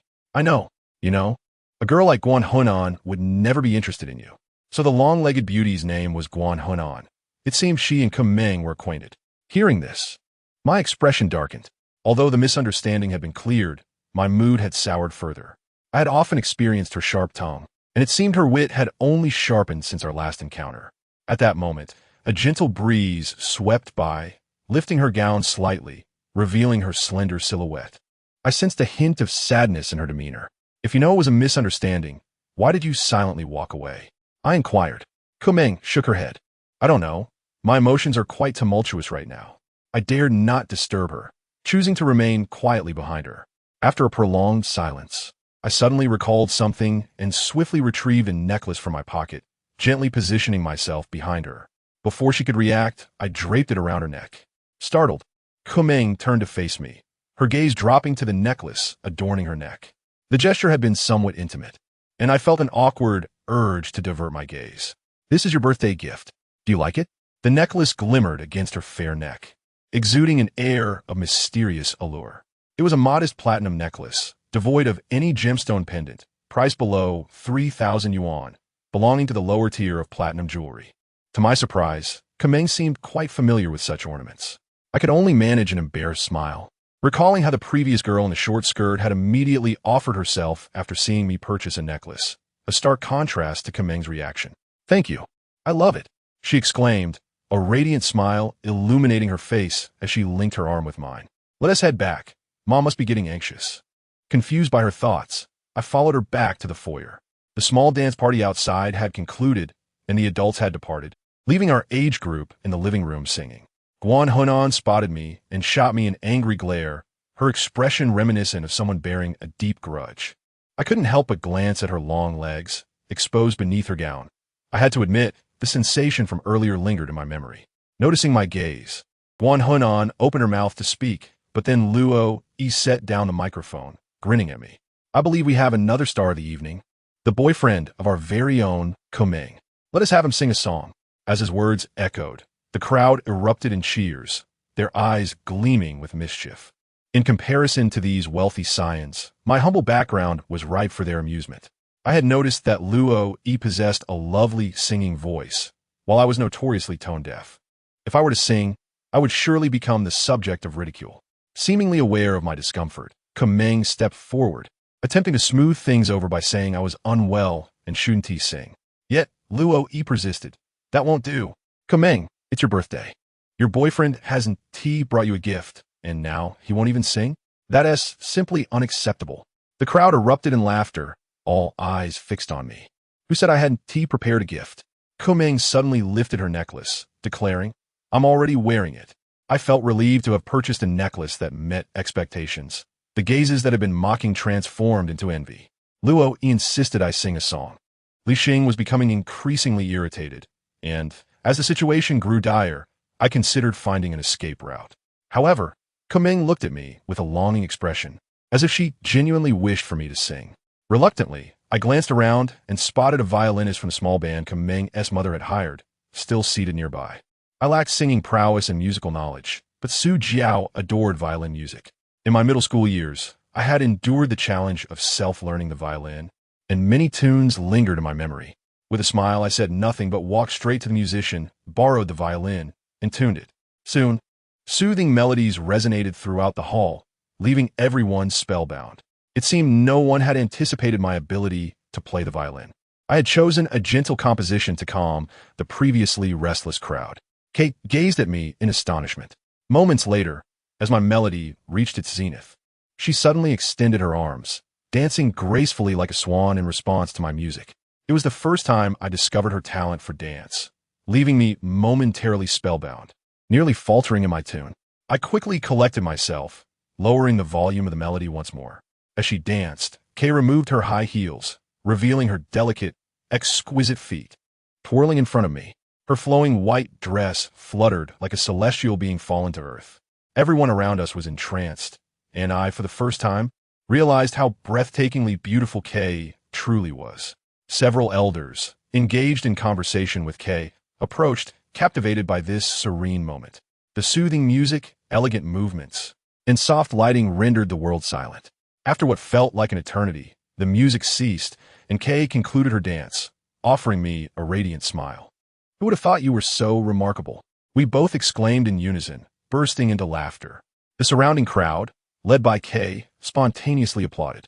Kay bent down, rubbing her feet. "It's been so long since I danced. It hurts." I hastily knelt to examine her tender foot, but she quickly withdrew it. "You, foot fetishist." I feigned annoyance, declaring, "Indeed, I am a foot fetishist. You should be wary." Kay shot me a disapproving glance, but said nothing, allowing me to continue massaging her foot. The young onlookers wore awkward expressions, and inexplicably, I felt a sense of unanticipated satisfaction. Is this what they call the thrill of showing off? Quite delightful indeed. I wouldn't mind experiencing it a few more times. Cast me a dark look, but remained silent, lowering his head and clenching his fists. Just then, Kay sighed in exasperation. "You only know how to rub my feet when I say they hurt?" I looked up bewildered. I had been lost in the joy of flaunting, unaware of the deeper meaning behind her words. "Fine. Carry me to my room. I need to change." Kay seemed to relent, rolling her eyes at me. Suddenly enlightened, I lamented my obliviousness and swiftly scooped her up, carrying her to her room under the gaze of onlookers. "Help me pull down my dress," Kay instructed, and I complied, gently lowering the zipper at the back of her dress. Her smooth skin and lingerie were briefly revealed, causing my heart to race. And I quickly stepped outside her room to give her privacy. Just then, approached, wearing an odd expression. "You did well," she remarked. My lips twitched. What did she mean by that? Noticed her awkward phrasing and flushed slightly, continuing, "But that doesn't mean I forgive you." I furrow my brow, perplexed. What grudge could you possibly have against me? I've never even met you before. Is my good friend, and you've let her down. S face darkened. She didn't come to today's gathering because she didn't want to witness your affection with Kay. Moreover, she asked me to tell you that she won't pursue you any longer and intends to move out of that house. Chapter 29. The Divorce Turmoil. Won't he pursue me anymore? She plans to leave our shared residence? Strangely, upon receiving this news, I should have felt relieved, yet an inexplicable melancholy settled within me. Is this what many boys refer to as a self-destructive mentality? I shook my head, choosing not to dwell on it. So, as long as remains unhappy, I want to spare you. After uttering this, shot me a fierce glare before departing. I could only smile helplessly and let her go. Before long, Kay emerged dressed anew, ready to accompany me outside. The gathering had nearly concluded, with everyone already departed. Given my unique status, I remained awkwardly standing there. Kay, along with the maid, began to tidy up the remnants of the event. Kay leaned in close to my ear and whispered, "Don't worry, my mom is quite pleased with you." My heart swelled with pride, prompting me to feign indifference. So what? I couldn't care less. Kay shot me a disapproving glance, but then inquired, "How come you play the violin so beautifully?" I lowered my head, my heart fluttering as memories of my arduous practice resurfaced. The humiliation from classmates in the violin class. Being ridden like a horse just to showcase my skills. Collecting plastic bottles day and night to afford tuition, enduring their mockery. Ultimately, when I excitedly planned to perform for her as a birthday gift, she returned home late with another boy, leaving me stranded outside, unable to enter my own home, standing foolishly by the gate all night. I exhaled deeply, unwilling to revisit those painful memories, forcing a smile without answering. Kay seemed to sense something amiss and chose not to press further. In a momentary lull in Kay's conversation, she leaned in and lightly pecked my cheek. "A reward for you. Don't misunderstand.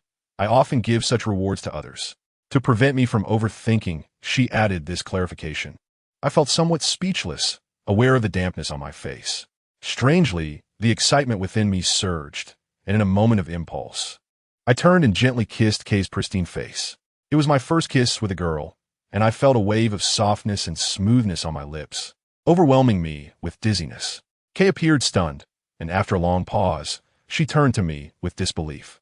I was startled, fearing her anger, and hurriedly explained, "Don't misunderstand. This is also my reward." Before I could finish, Kay shot me a threatening look, prompting me to shut my mouth. "If you do that again, you're finished." Her expression was a mix of awkwardness and irritation, making her look quite adorable. I nodded obediently, realizing she didn't reject my kiss outright. I sensed that our relationship had subtly grown closer. The atmosphere turned slightly awkward, and Kay suddenly asked, "Do you still like?" I was unsure why she posed this question. Hesitating before responding, "I'm not sure, but when I face her now, I don't feel the same way as before. I can't explain why." "Then tell me, when you feel that way toward someone?" I abruptly turned to meet her gaze, speechless. Kay stared back, equally silent. I opened my mouth, yearning to utter those 3 words, yet they remained lodged in my throat. Kay was the goddess of our school, while I was merely an underachiever. All of my accomplishments stemmed from her. Did I truly deserve to say those words? A tide of self-doubt washed over me as I looked into Kay's eyes, and I instinctively averted my gaze. In that fleeting moment, I noticed her expression dim. "You two seem quite close," Kay intervened, breaking the awkward silence. Kay quickly lowered her head, her demeanor flustered. I was at a loss for words, resorting to polite small talk, until Kay unexpectedly inquired about my family background. I couldn't help but feel embarrassed as I revealed my identity as an orphan. To my surprise, Mother Kuss suddenly furrowed her brow and exclaimed, "An orphan? That can't be right. You bear such a striking resemblance to Mother." At that moment, Kameng abruptly interrupted her, causing Mother Ku to chuckle nervously, exchange a few pleasantries, and hastily depart. I stood there in shock, realizing that Mother Ku had inadvertently disclosed a significant piece of information. In this world, there truly exists a man who looks exactly like me, and he is evidently well acquainted with Kameng and her mother. Who could he be? Worried that I might feel out of place, Kameng accompanied me back to our residence. As we walked along the desolate night path, noticing my furrowed brow, she spoke up, "There are certain matters I do not wish to conceal from you intentionally. It's just that knowing them would serve no purpose. Do you understand?" As she uttered these words, Kameng raised her head and fixed me with a serious gaze. I pondered her words, ultimately saying nothing, and we returned home together. Upon opening the door, I found the place empty. It was the holiday season, and it seemed that Zhongqing truly had no intention of returning. A sense of inexplicable melancholy washed over me. Kameng scoffed. I refused to believe she wanted to come back. With that, she pushed open Zhongqing's door. Just as I intended to stop her, I discovered her standing there in a daze, staring into Zhongqing's room. What was happening? Irresistible. And upon seeing the state of the room, I too was rendered speechless. Zhongqing had not yet tidied her space. Her clothes and luggage were still neatly arranged. What truly astonished us were the countless photographs adorning the walls, tables, and bed. All the individuals in the photographs were me during my first year of high school, me lost in thought after class, me dining in the cafeteria, me walking down the street, me sitting down to rest, and me sleeping in bed. Each image was a mystery to me, seemingly candidly captured, yet perfectly encompassing my entire form. I realized that for 2 years, from my first to second year of high school, she had been collecting my photographs, developing them with painstaking care to ensure she could gaze upon me every day. Was Zhongqing truly out of her mind? Did I warrant such obsession? After a long pause, I sighed, "I need to take a walk." Kameng did not deter me, merely closing the door quietly and saying, "I'll accompany you." "No need. You should rest at home for a bit. Keep the lights on. I'll be back shortly." Kameng cast me a worried glance, but refrained from saying more. After leaving the residence, I wandered aimlessly until I found myself at Zhongqing's clinic, which was now deserted and coated in dust. I recalled her previous concern for me and suddenly felt guilty for my coldness towards her. Hesitating, I contemplated calling her, but the memory of her eyes on that fateful night on the playground made me bitterly smile. Forget it. If we don't contact each other, it won't matter. I don't deserve her kindness, and severing ties sooner rather than later is best for all involved.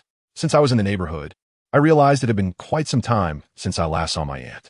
I hastily purchased some items from a roadside vendor and made my way to her home. However, upon opening the door, I was met not by my aunt's jubilant face, but by a flying slipper that struck me squarely in the face. Before I could comprehend what was happening, my uncle's furious voice erupted from within. "Are you out of your mind? You must be the one who's lost it. I'll kill you."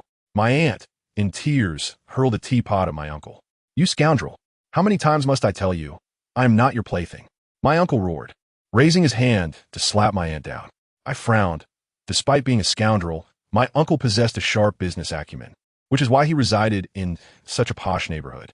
With a beautiful wife at home, he was clearly caught engaging in affairs outside, much to my aunt's dismay. Seeing my uncle about to strike my aunt again, I rushed over and seized his arm, demanding, "Stop it." Upon seeing me, my uncle's anger intensified. "You traitorous bastard. What business do you have meddling in my affairs?" With that, he withdrew his belt, intending to beat me as he had before. However, I had completely severed ties with his family and no longer needed to act as his punching bag. After dealing with Zhao Yin and Xu Jin, I had grown bolder. As my uncle swung the belt, I grasped his wrist and headbutted him. He staggered back in pain, and I swiftly pulled my aunt to her feet. She clung to my arm, sobbing like a wounded girl. "How could you treat me so poorly, only to hide such a little brat?" He fumed. "You must think this is all very thrilling, huh? You have no shame. Just wait. I'll file for divorce tomorrow."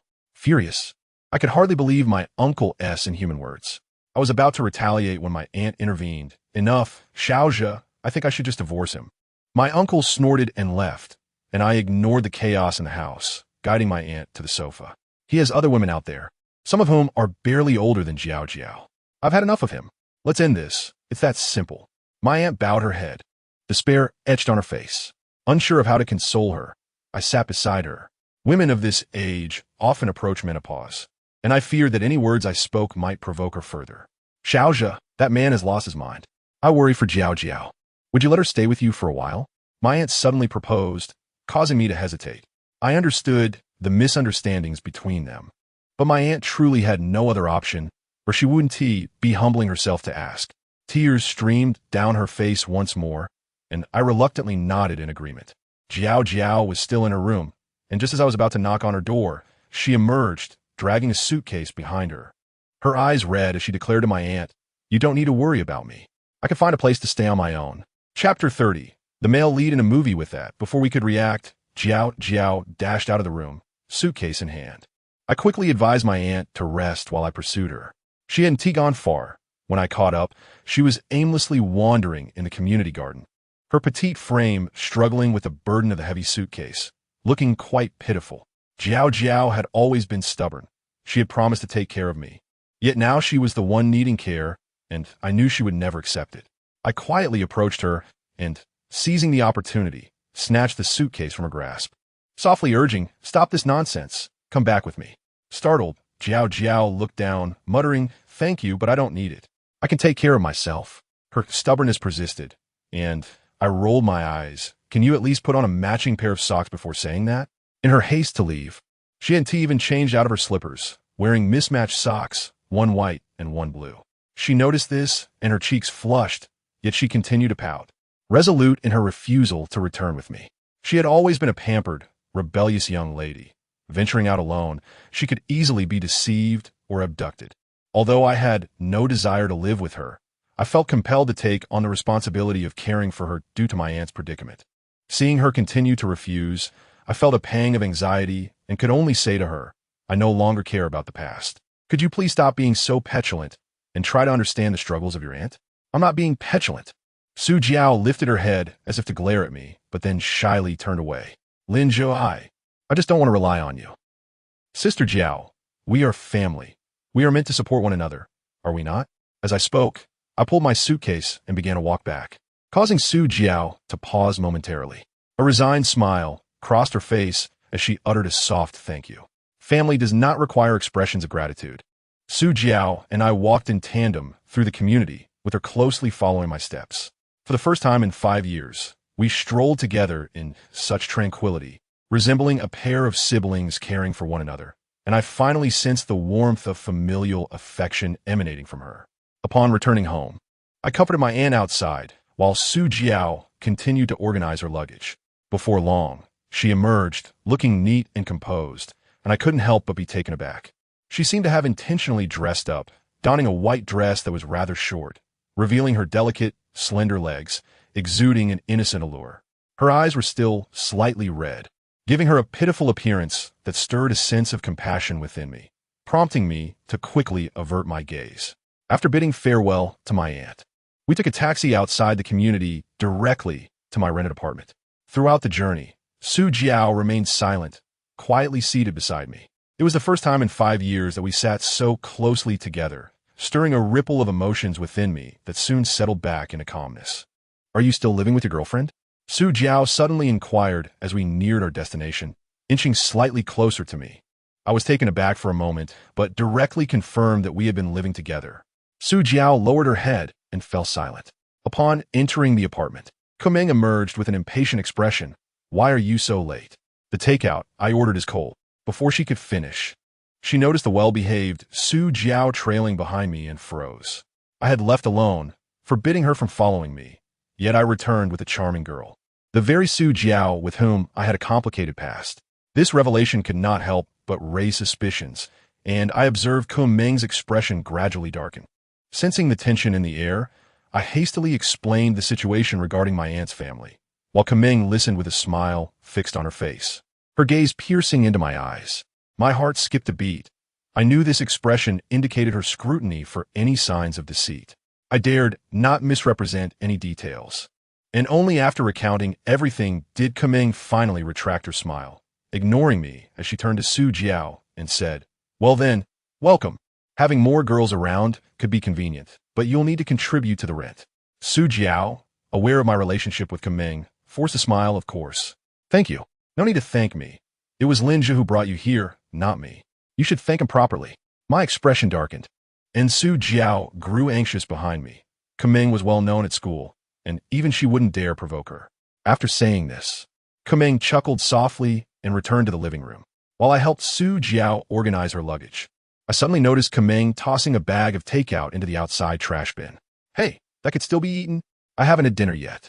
It's already cold. It's inedible. If you're hungry, just starve, Kumeng replied, casting me a glance before retreating to her room with an indifferent demeanor. Cold sweat trickled down my face. She was genuinely upset. Lost in my thoughts, I suddenly heard a gurgling sound beside me. I wasn't that hungry, but turning around, I saw Su Jiao's face flush as she bowed her head. She must have been neglected for quite some time by my aunt and uncle, likely going without food. After contemplating, I quickly organized her luggage in another empty room, allowing her to rest, then headed downstairs to the supermarket for some vegetables. Su Jiao disliked takeout, preferring the meals cooked by my aunt and me, with all the necessary cooking utensils prepared by Mama Zhong. It wasn't too long before a sumptuous dinner was served on the table. Su Jiao beamed as she sat beside me, eagerly devouring her meal. While we were enjoying our dinner, Kumeng unexpectedly emerged from her room, her expression darkening as she surveyed the feast laid out before us. More cold sweat broke out on my forehead. I had never prepared such a lavish meal since we started living together. Well, I'm hungry too. Would you mind if I joined you? Kumeng asked, her gaze fixed on me. Of course not. Su Jiao replied, her voice filled with enthusiasm. Qu'est-ce que vous comme souhaitait? Pulled a chair closer and sat right next to me, nearly crowding me as she began to eat. Su Jiao and I exchanged awkward glances, and my appetite vanished entirely amidst the tension. After I had finished showering that evening, Kumeng grabbed my arm and said, all right, let us go to bed. Hey. Her actions clearly indicated she intended for us to share a room. While this was commonplace for us, it was undoubtedly unacceptable for Su Jiao, a high school student, to witness. Seeing this, Su Jiao's face turned crimson as she lowered her head. Without a word, Kumeng pushed me into the room and locked the door behind us. Once inside, Kumeng remained silent until I obediently prepared to sleep on the floor. Suddenly, she pulled me onto the bed. Let us both sleep on the bed tonight. We can't lock the door. If Su Jiao discovers we aren't truly a couple, it would be troublesome. After saying this, she lay down, leaving most of the bed for me. I hesitated for a moment, but seeing her calm demeanor, I decided not to resist any longer and lay down beside her, turning off the light. The night was quiet, our breaths steady. Late into the night, I turned over, causing Kumeng's body to tremble slightly. Are you still awake? I asked softly. She replied without elaborating. I hesitated before whispering, Su Jiao is my family. I have to take care of her. I know. So, you're not angry, right? No. The awkward exchange left both of us feeling uneasy. Just then, Kumeng's hand brushed against my fingertips. Unable to control myself, I grasped her hand, pulling her into my embrace. Her petite frame felt like that of a child in my arms, and I instinctively wrapped my feet around hers. What are you doing? She asked, her rare nervousness evident as she placed her hand over her chest, fearful of my intentions, yet she did not struggle to break free from my embrace. I chuckled softly. Nothing, I just can't help myself. I want to hold you for a bit. Kumeng struggled momentarily before giving up. Fine, but no overstepping. I nodded silently, our breaths mingling in the dark. I could feel her warmth, and I also sensed a stirring of desire within me. Kumeng remained vigilant, yet my heart grew increasingly calm. Eventually, I closed my eyes and drifted off to sleep. That night, I slept soundly, but upon waking the next morning, I found Kumeng staring at me with dark circles under her eyes, a look of resentment on her face. I chuckled lightly, releasing her as I stepped out of the room, only to discover that Su Jiao had already left for school on her own. Although we shared the same living space, our interactions remained minimal. In the following days, Su Jiao would leave for school early each morning and return in the evening to keep me company while I worked, promptly retreating to her room to sleep afterward. Our coexistence was peaceful and uneventful. Noticing Su Jiao's lack of excessive behavior, Kumeng relaxed her vigilance, and I found myself resigned to my fate of sleeping on the floor once more. A few days later, one afternoon, just as I was about to invite Kumeng to lunch, she unexpectedly descended from upstairs, beaming as she informed me that due to the viral success of my previous video, the student council had decided to collaborate with the film club to produce a short film featuring both Kumeng and myself as the protagonists. I felt a pang of discomfort and was about to decline when Kumeng, wearing a peculiar expression, revealed that the director would be Zhongqing. Chapter 31. An unexpected turn of events. The prospect of a campus romance short film with Kumeng and me at its center, directed by Zhongqing, darkened my mood. Why is she the director? I asked, my face clouded with displeasure. Kumeng sighed, because she is the president of the film club and undoubtedly the most talented screenwriter and director at our school. With the decision made, an odd sensation lingered between us.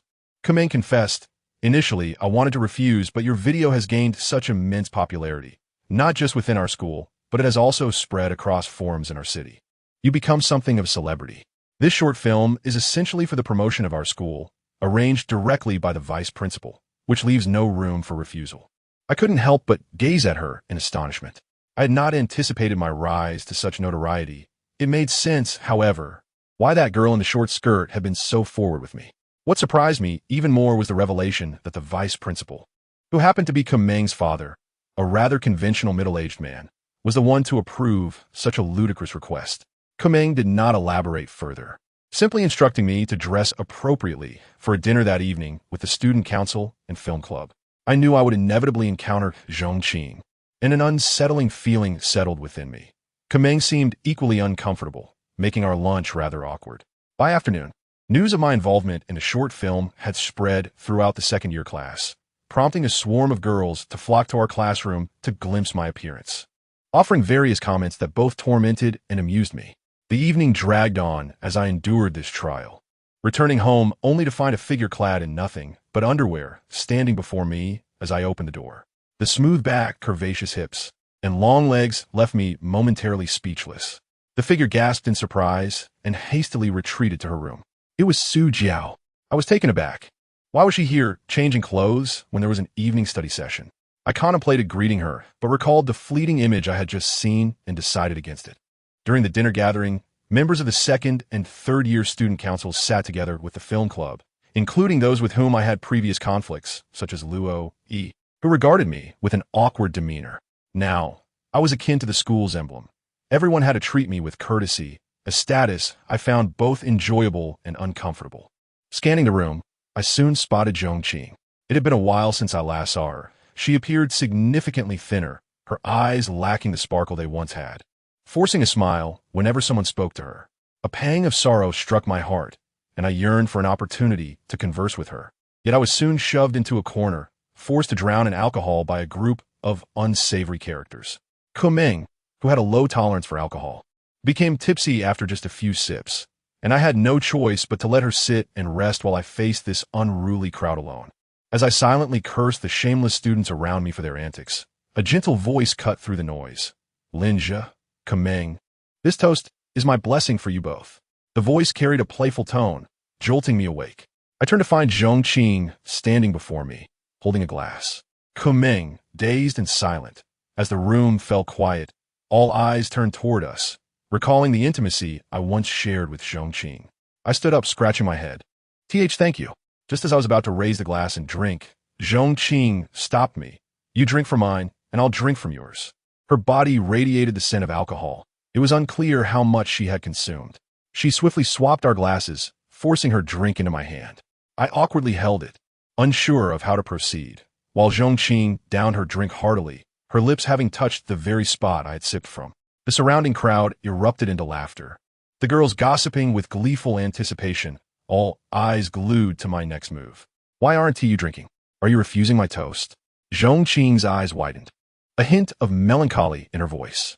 I chuckled nervously, just as I was about to take a sip when Kameng suddenly stood up, snatched the glass from my hand, and downed it in one go. She's had enough. Let me take her place. Zhongqing, you don't mind, do you? Kameng's face returned to a semblance of anger, yet she managed a calm smile. Zhongqing lowered her head, and after a long pause, she finally smiled. Of course not. But, Kameng, I'm still half a month older than you. With that, she walked away, leaving the atmosphere buzzing with chatter and laughter. I watched as Zhongqing drank recklessly, my guilt intensifying. After several minutes, she staggered out, seemingly unaccompanied. Just as I hesitated, Kameng nudged my arm. You should check on her. I turned to see Kameng smiling brightly at me. She's a girl, and she's drunk. It's too dangerous for her to be out alone. I hurriedly smiled in gratitude, slipping away unnoticed amidst the crowd. I found Zhongqing outside the restaurant, leaning against a wall, retching. A few unsavory characters encircled her, their intentions unclear. My expression hardened as I approached, supporting Zhongqing's arm. Are you all right? Zhongqing looked up, momentarily surprised, and smiled weakly. Your tone sounds a bit like hers now. I chuckled helplessly, guiding her away while shooting a glare at the lingering ruffians. This was a high-end venue, and they dared not escalate the situation, retreating instead. Zhongqing had made quite a mess, reeking of alcohol. I intended to help her back, but unexpectedly, she stood up and collapsed into my arms, sobbing. Linja, why don't you like me? Why do you hate me? Why won't you accept me? Her voice was laced with despair, tugging at my heartstrings. I could only respond helplessly, I don't hate you. Then why do you keep rejecting me?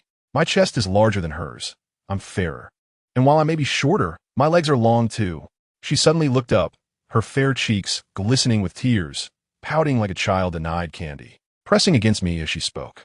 I instinctively stepped back, wanting to express that my rejections stemmed from feelings of inadequacy. She was a goddess, and I was merely an orphan with nothing to offer. Yet, such sentiments remained unvoiced, and I could only maintain my silence. After a prolonged silence, Zhongqing finally broke into a despairing smile. I understand now. Linja, rest assured, I will not disrupt your relationship with Kameng. I will no longer be the third party. However, apart from you, I shall not develop feelings for anyone else. With those words, she extricated herself from my embrace and staggered back. I attempted to support her, but she forcefully shrugged off my hand. That won't do. Kameng will get jealous. She laughed giddily, resembling a mischievous sprite. Don't worry, I will ensure your microfilm is well shot. She walked back to the hotel without looking back. Watching her retreating figure, I felt a pang in my head and followed her back. The dinner felt awkward, and by the time it concluded, it was already deep into the night. The evening study sessions at school had ended, and Kameng and I supported each other as we returned to our residence. As I flipped the light switch, a sense of unease washed over me. I hastily inquired if all the student council members had attended the gathering. Kameng confirmed, stating that at least all the senior members were required to be present. I furrowed my brow. Su Jiao was also a member, yet I had not seen her at all. It had been quite some time since the evening session ended, and she still had not returned. What if something had happened to her? My mind often spiraled toward the worst-case scenario. Without further ado, I instructed Kameng to rest in the living room before rushing out with my keys, heading straight for the school. Upon arrival, I found the main gate locked, and only a few students trickled in and out through the side entrance. Once inside, I discovered that the classrooms had already been dimmed, and Su Jiao's classroom was devoid of any students. I attempted to call her phone, but it was turned off. Could it be that something had indeed gone awry? Panic began to rise within me as I searched the campus, but after combing through every nook and cranny, I found no trace of her. Just as I was about to call the authorities in desperation, a group of giggling girls entered through the back door, their conversation slicing through the silence. That tramp has quite the chest. I didn't notice this afternoon. We didn't use enough of our water. Let us make sure to douse her next time. That pretentious girl. Let us strip her in class next time, huh? Their words sent a shiver of foreboding down my spine. Ignoring them, I dashed out the back door and into the small grove behind the school. The grove was enveloped in darkness. and I used the faint light from my phone to search until I spotted a figure crouching beside the lake, curled up and softly weeping. I approached quietly, my footsteps crunching on the leaves. The figure jolted at the sound. "Who is there?" It was indeed Su Jiao. I hurried over and called out to her. To my surprise, upon hearing my voice, she sprang to her feet and attempted to flee, but her unsteady steps caused her to tumble to the ground with a cry. I rushed to her side, illuminating her with my phone's light, and was left in shock. Chapter 32. A single hair. In the dim glow, I could see that Su Jiao's clothes were torn, hanging for her like tattered rags. Her exposed skin was bruised and battered, clearly a victim of prolonged torment. My heart sank, and upon closer inspection, I was infuriated to see her shorts had been cut, revealing her white underwear, her entire form filthy. I could hardly fathom the extent of the cruelty inflicted upon her by those girls. Noticing my gaze, Su Jiao seemed on the brink of collapse, crying out as she struggled to rise and flee again. I furrowed my brow and firmly pulled her up from the ground. "Stop it!" My voice echoed in the stillness of the grove, startling her into silence. She blinked back tears, her face a portrait of vulnerability. I didn't want to frighten her further. Instead, I guided her to a large rock, draping my jacket over her shoulders as I examined her injuries. My heart aching as I asked, "When did they start bullying you? Why didn't you tell me?" If my aunt knew she had been so brutally mistreated at school, her heart would shatter. Su Jiao bowed her head silent. Her pride was formidable. No matter the circumstances, she would not seek my help. I sighed heavily. Although her injuries did not appear severe, without prompt treatment, they would inevitably leave scars. Her skin was always so fair, and the prospect of unsightly marks would surely devastate her. Ignoring her protests, I lifted her into my arms. She struggled, and I couldn't help but swat her behind. "Stop squirming." Su Jiao stared at me in disbelief.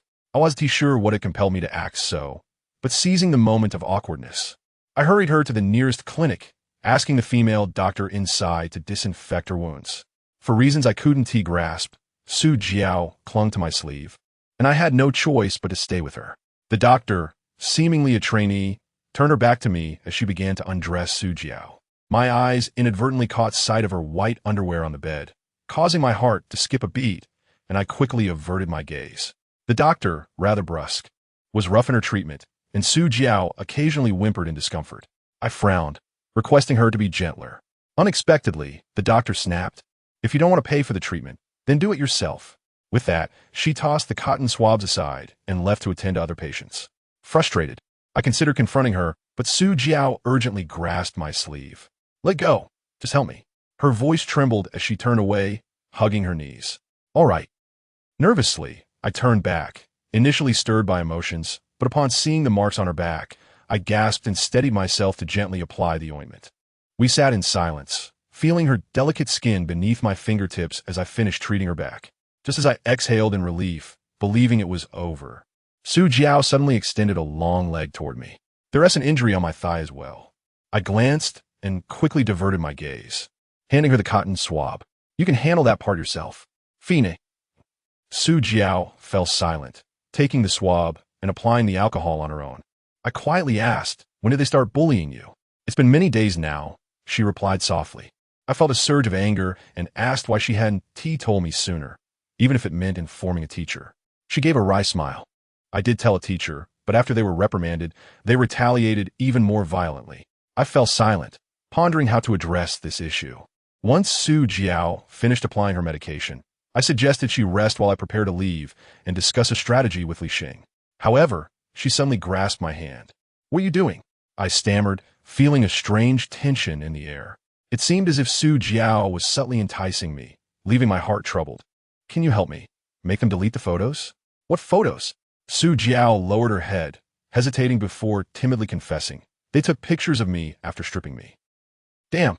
A surge of rage ignited within me as I instructed her to rest properly before bolting out of the clinic. I have witnessed the torment inflicted upon Su Jiao by a notorious group of female ruffians from our school, known for their reckless nights out. While wandering near the school, I spotted them at a nearby night market stall. This group had completely shed any semblance of modesty, brazenly engaging in drinking games clad only in their undergarments, drawing the attention of passers-by. Despite their depravity, they generally refrained from overtly bullying other girls. I was puzzled as to why the once outgoing Su Jiao had attracted their ire, but for her safety, I took a deep breath and approached, sitting beside them. "Who the hell are you?" shouted the leader, a girl with bleached hair, just as a girl with an ear stud tugged at her sleeve, saying, "It seems to be Linja." Linja? The pretty boy who had flirted with that vile Kameng? The blonde girl scrutinized me, a mocking grin spreading across her face. Hearing her insult Kameng made my fists clench, yet I suppressed my anger to extract more information, asking, "Why are you bullying Su Jiao?" "Su Jiao?" The blonde girl laughed suddenly. "Oh, I remember now. You're Su Jiao's brother. Feeling sorry for her? Do you often share a bed?" The surrounding girls erupted in laughter, and the blonde girl seized my hand, pressing it against her chest, taunting, "Your sister has quite the figure. Let us compare, shall we?" I felt a wave of nausea and swiftly withdrew my hand, standing up. "I'll ask you again. Who told you to bully Su Jiao?" "Hey kid, don't push your luck. You're just a freeloader. How dare you mess with me?" The other four girls rose, casting menacing glances my way. I remained silent, then suddenly overturned their stall, splattering scalding hot food onto their exposed skin. They shrieked in horror, and I grabbed the blonde girl, intending to slap her, but hesitated, opting instead to kick her to the ground. I thought I had intimidated them. But just as I prepared to interrogate her, a piece of lingerie flew at my face, reeking of the spicy food. "Sisters, let us take him down." The gang charged at me, each girl matching my height, with a few appearing even more robust. In an instant, I faltered, smirking nervously before turning to flee. It was late at night, and I couldn't summon Li Xing for help, so I ran aimlessly, hoping to distract them while observing their movements. The dim-witted girls scattered in pursuit, and as I turned into a narrow alley, the blonde girl found herself alone. Su Jiao had informed me that it was the blonde girl who had taken her photo. I swiftly spun around, pinning her against the wall and rummaging through her pockets to retrieve her phone. "You little brat." She began to curse, but I pulled out a fruit knife and pressed it to her face. "Speak again, and I'll mar your pretty features."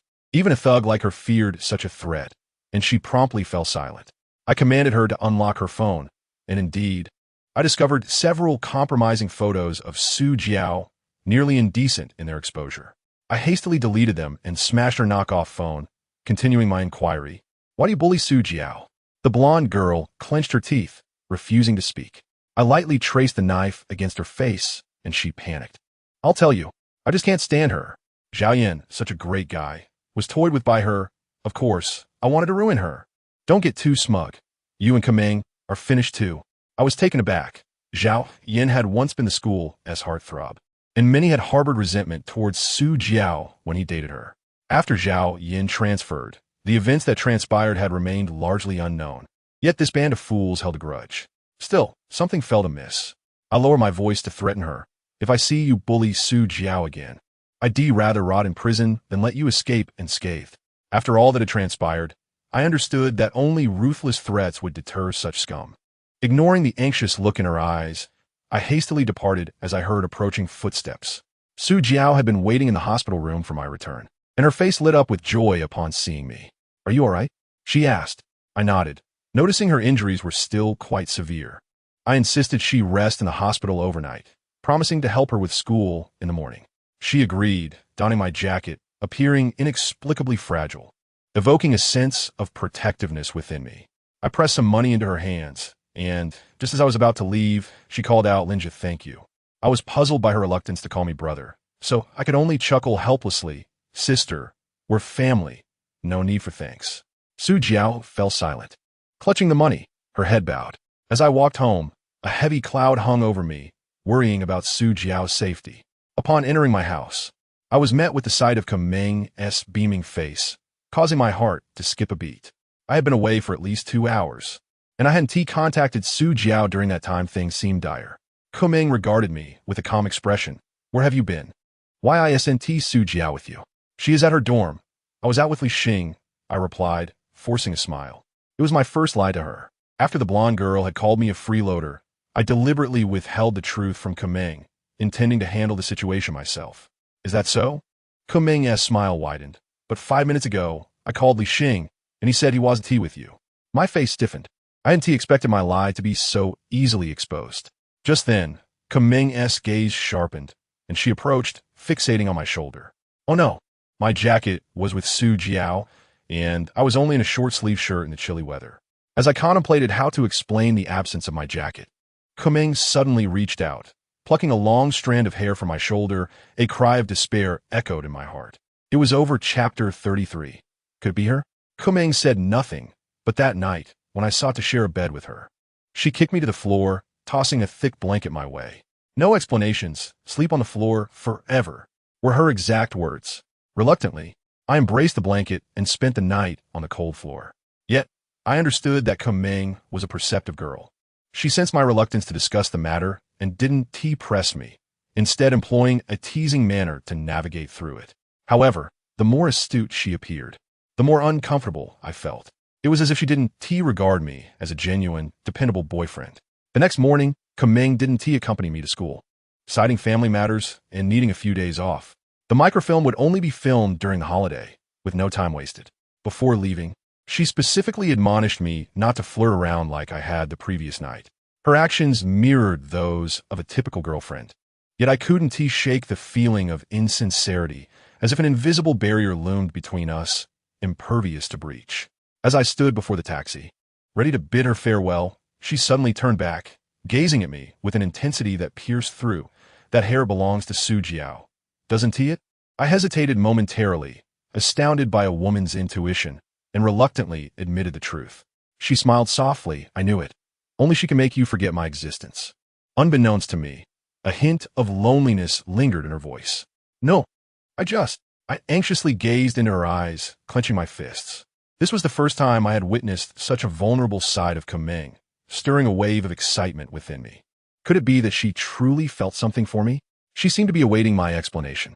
I understood that, given her nature, if I spoke up, she would undoubtedly offer her assistance. Yet in the end, I would remain a mere dependent, incapable of resolving my own issues.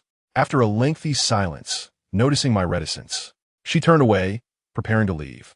Watching her retreating figure, an inexplicable sense of loss washed over me.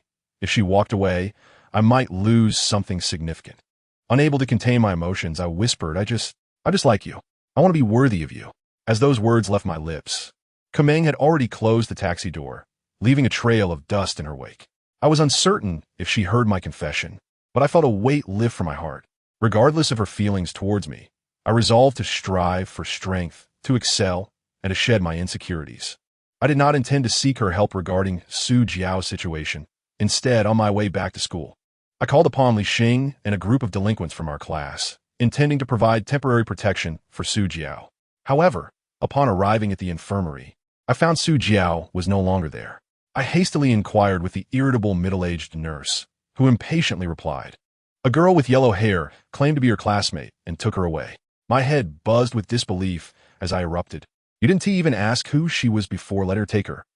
The nurse was taken aback by my outburst, and, after a moment, she began to yell back at me, her voice shrill and filled with indignation, spitting as she spoke. Li Xing quickly pulled me away. My mind was a tumultuous mess. Su Jiao had been taken again, and after my retaliation the previous night, the blonde girl would undoubtedly subject her to further humiliation. Did that girl truly fear for her life?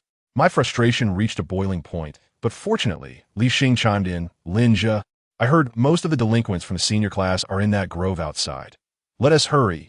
Without further ado, I dashed with Li Xing towards the grove, where we found a throng of boys congregated, shouting and jeering. I faintly heard a heart-wrenching cry. It was Su Jiao's voice. My scalp prickled with dread, and I couldn't bear to imagine what she was enduring. Without a second thought, I grabbed a brick and charged in, shouting, "Get the hell away from me!" Everyone was startled by my sudden intrusion. While Li Xing and our group initially hesitated in the face of the senior delinquents, my boldness instigated a rallying cry, creating an opening in the crowd. Inside, a group of girls surrounded Su Jiao. The blonde girl had torn her clothes and was standing on her shoulder, while Su Jiao's face was bruised and swollen from countless slaps. "I'll kill you." My heart ached fiercely as I pulled out a fruit knife and rushed forward. The blonde girl flinched and sidestepped. The senior delinquents quickly regained their composure and advanced towards me, and Li Xing hurriedly formed a protective circle around me, confronting them. The scene devolved into chaos. Su Jiao's voice was hoarse from crying, her eyes vacant as she looked at me, her body nearly exposed to the leering boys. I could only imagine the profound trauma she would carry from this day forth. I glanced at the dirted shirt I had given her, quickly took off my school uniform, and draped it over her, unable to suppress my urge to embrace her, murmuring, "It's okay, it's okay." Su Jiao stared blankly at me, and after a long pause, she managed a faint smile. "It really hurts. But don't worry, I'm fine because I know you've gone through this too. Haven't you?" My body trembled slightly as I met her swollen eyes, which, despite their condition, shone with clarity and a hint of satisfaction. Holding her close, a thought I scarcely dared to entertain flickered in my mind. Could she have deliberately refrained from resisting, enduring their torment just to share my experiences? I dared not ponder further and stood up, clutching the fruit knife, scanning the crowd with a fierce gaze. I laid a hand on her. My mental state was fraying, my hand trembling uncontrollably. The blonde girl scoffed, and suddenly, the crowd parted, revealing a raucous laughter. "Linja, you're still so full of yourself." I looked up to find it was Shu Jin, who regarded me with an air of indifference, as though I were merely a toy.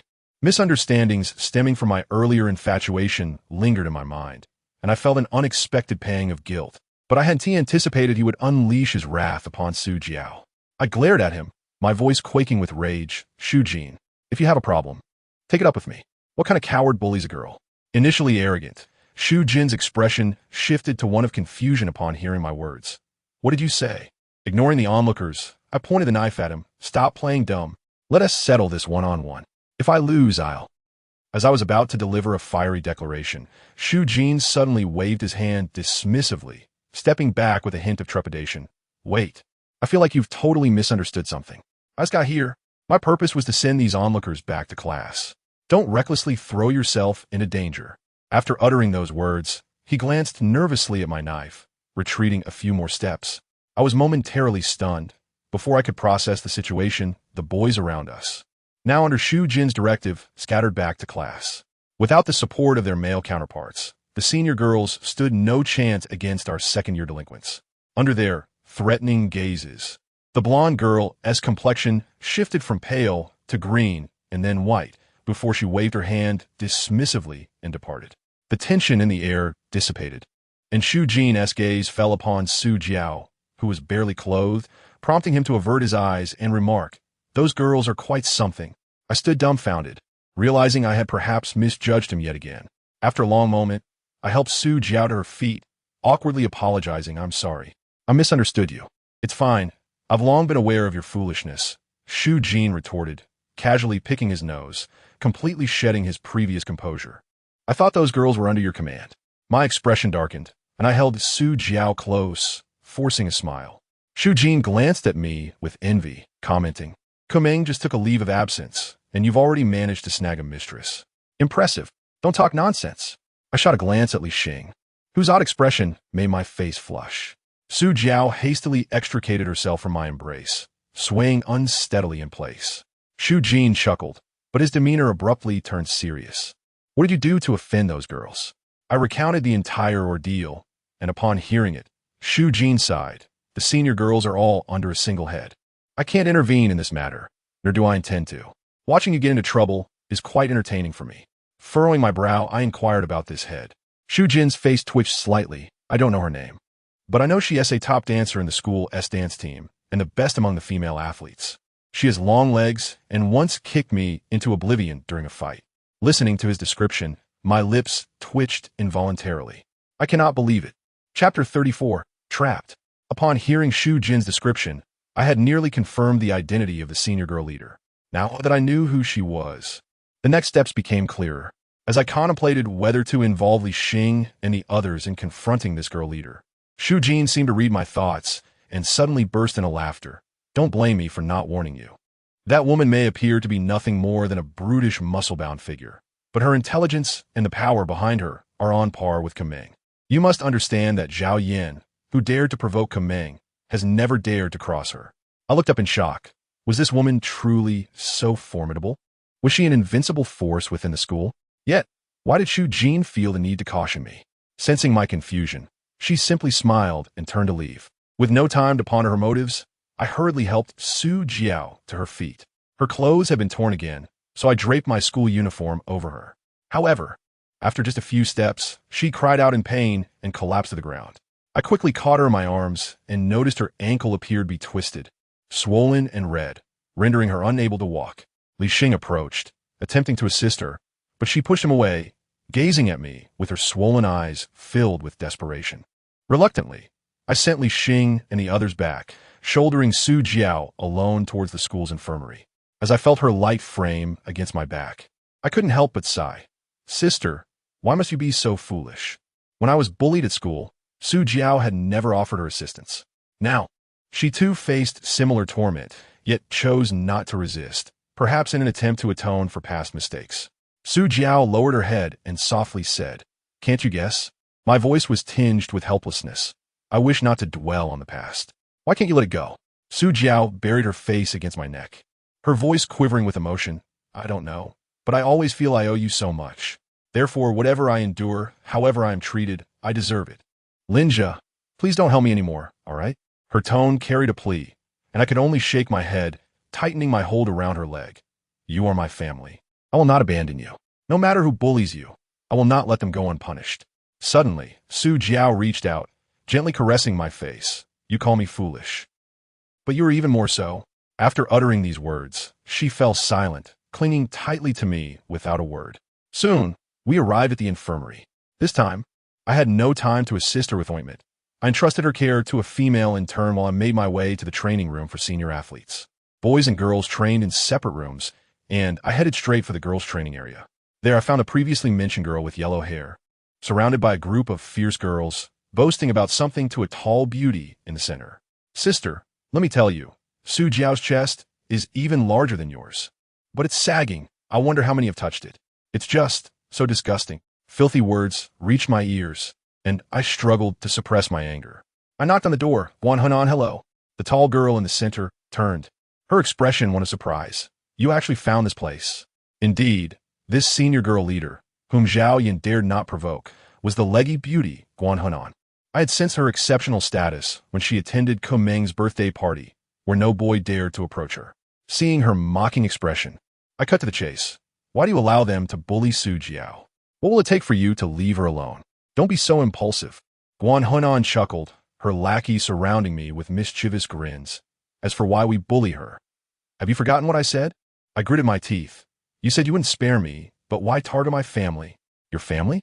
I heard she has no blood ties to you, Guan Henan retorted, her face mocking. Pretending to be a caring boyfriend to your ex while playing house with Kumeng. You truly are the most despicable boy I've ever seen. I can't understand why Qing Qing was so heartbroken over you. Mentioning this sent her into a furious tirade, and I clenched my fists, diverting the topic. So, what do you want in order to let her go? Just break up with Kumeng and pursue Qing Qing, and I will let her go. That is impossible. My voice was cold, my gaze locked on Guan Henan's. Her expression hardened as she leapt from the table, parting the crowd to stand before me. What are you pretending to be a gentleman for? You think I don't know your true nature? Back at Kumeng's house. You.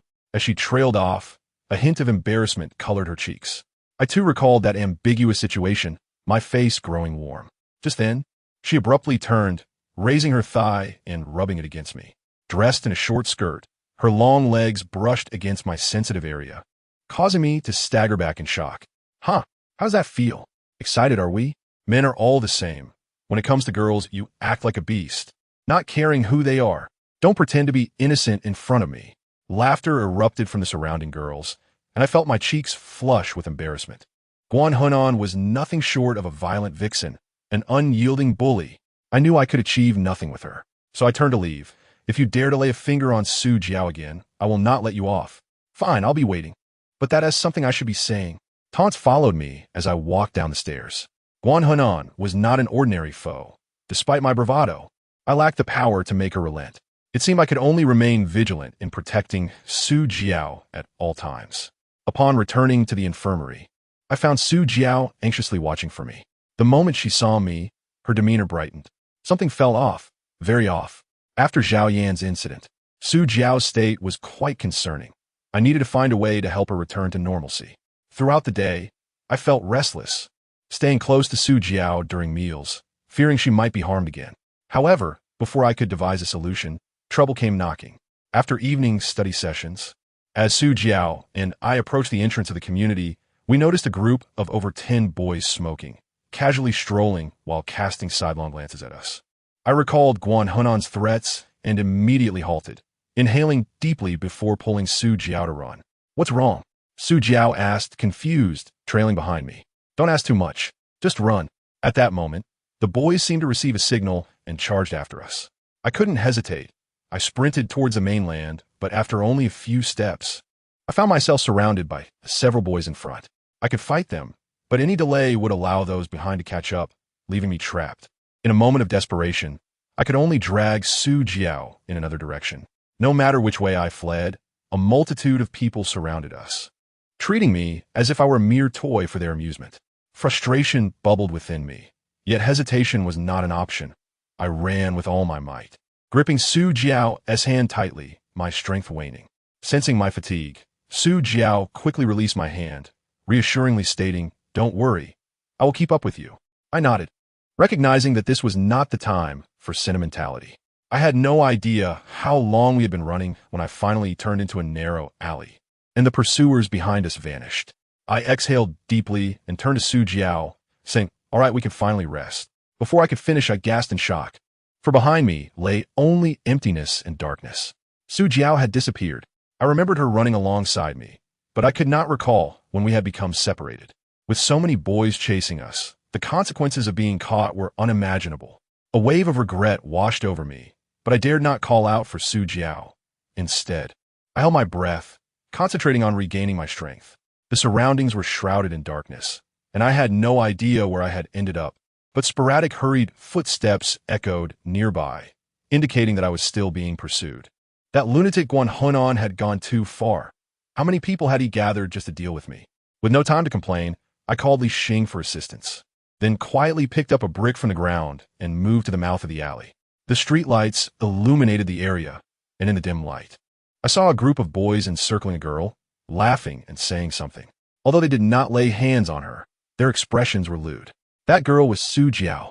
Gritting my teeth, I realized that confronting them might be suicidal, but I could no longer afford to hesitate. If this continued, Su Jiao would surely face humiliation at their hands. Just as I prepared to charge forward with the brick, someone suddenly tapped me on the shoulder from behind.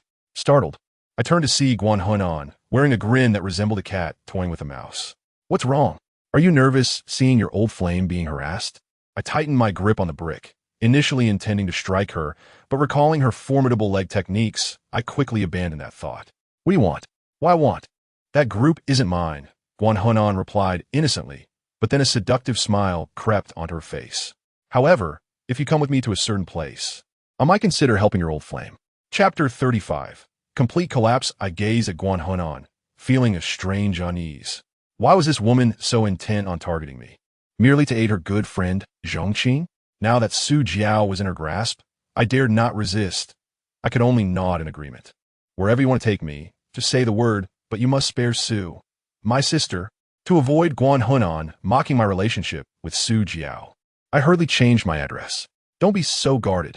Guan Hunan pouted disapprovingly at me, then unexpectedly grasped my hand, her pinky teasingly brushing against my palm. My heart raced, and I instinctively tried to withdraw my hand, but her grip was surprisingly strong, leaving me unable to break free. "Don't be like this. You're the first boy to hold my hand. You should feel lucky for a lifetime." She continued to hold my hand, casually fixing her hair as we approached a nearby taxi. On the way, she shot a glance at a few waiting female ruffians, and soon they brought Su Jiao over, ushering her into another cab. "Where are you taking her?" I asked anxiously, feeling utterly powerless. I had vowed to protect Su Jiao, yet here I was, being maneuvered by this girl. Guan Hunan looked at me with a hint of exasperation. "You're truly heartless. With a stunning beauty like me by your side, you still think of other girls. You're destined for a life of solitude." I ignored her, keeping my eyes on the taxi carrying Su Jiao. It appeared she was following us to the same destination, which brought me some comfort. Suddenly, a blonde girl beside me burst into laughter. "Sister Nan, why are you after this guy? He looks utterly useless." I scowled and Guan Hunan chuckled. "I know he's of little use, but in special circumstances, his performance is rather amusing. I just want to play with him for a bit. Whether he is useful elsewhere, you can find out for yourself." After saying this, she turned to glare at me. "But first, I'll deal with her. If this guy dares to wrong Qingqing, I want to let him off the hook." Under her piercing gaze, I felt a chill run down my spine and hastily averted my eyes. Guan Hunan let out a light laugh and remained silent throughout the journey, swiftly bringing me to an upscale business club. I had no opportunity to check on Su Jiao's condition, but it seemed she had also been brought here. Upon entering, Guan Hunan produced a VIP card and led us to an opulent private room.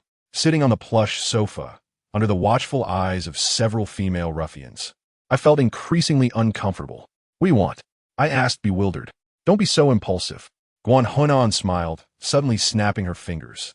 A group of tall, beautiful women entered the room. Dressed in professional attire, they were all young and possessed the perfect hourglass figures, clearly suited for certain activities. "Pick anyone you like." She gazed at me, her eyes filled with a mix of provocation and disdain. I turned away, refusing to look at them. Guan Hunan then approached, grasping my chin and forcefully turning my face toward her. "If you don't choose one, I'll mix your sister in with these girls for the other guests to pick." As she spoke, a hint of malice crossed her face. I could hardly fathom that a girl would threaten me using another's purity. I glared back with equal intensity. "Fine, then I choose you." Silence enveloped the room, and a female ruffian slapped me hard across the face. "Are you trying to die?" Just as I intended to retaliate, a swarm of girls pinned me down. I braced myself for a beating when Guan Hunan suddenly waved her hand. "Never mind, I'll stay with her. You all can leave." The blonde girl shot me a reluctant glance, but Guan Hunan leaned in close and whispered something in her ear. The blonde's expression shifted from stormy to sunny, and she cast me a wicked glance before departing with the others. In the dim, suggestive atmosphere of the private room, only Guan Hunan and I remained. She settled beside me, smirking.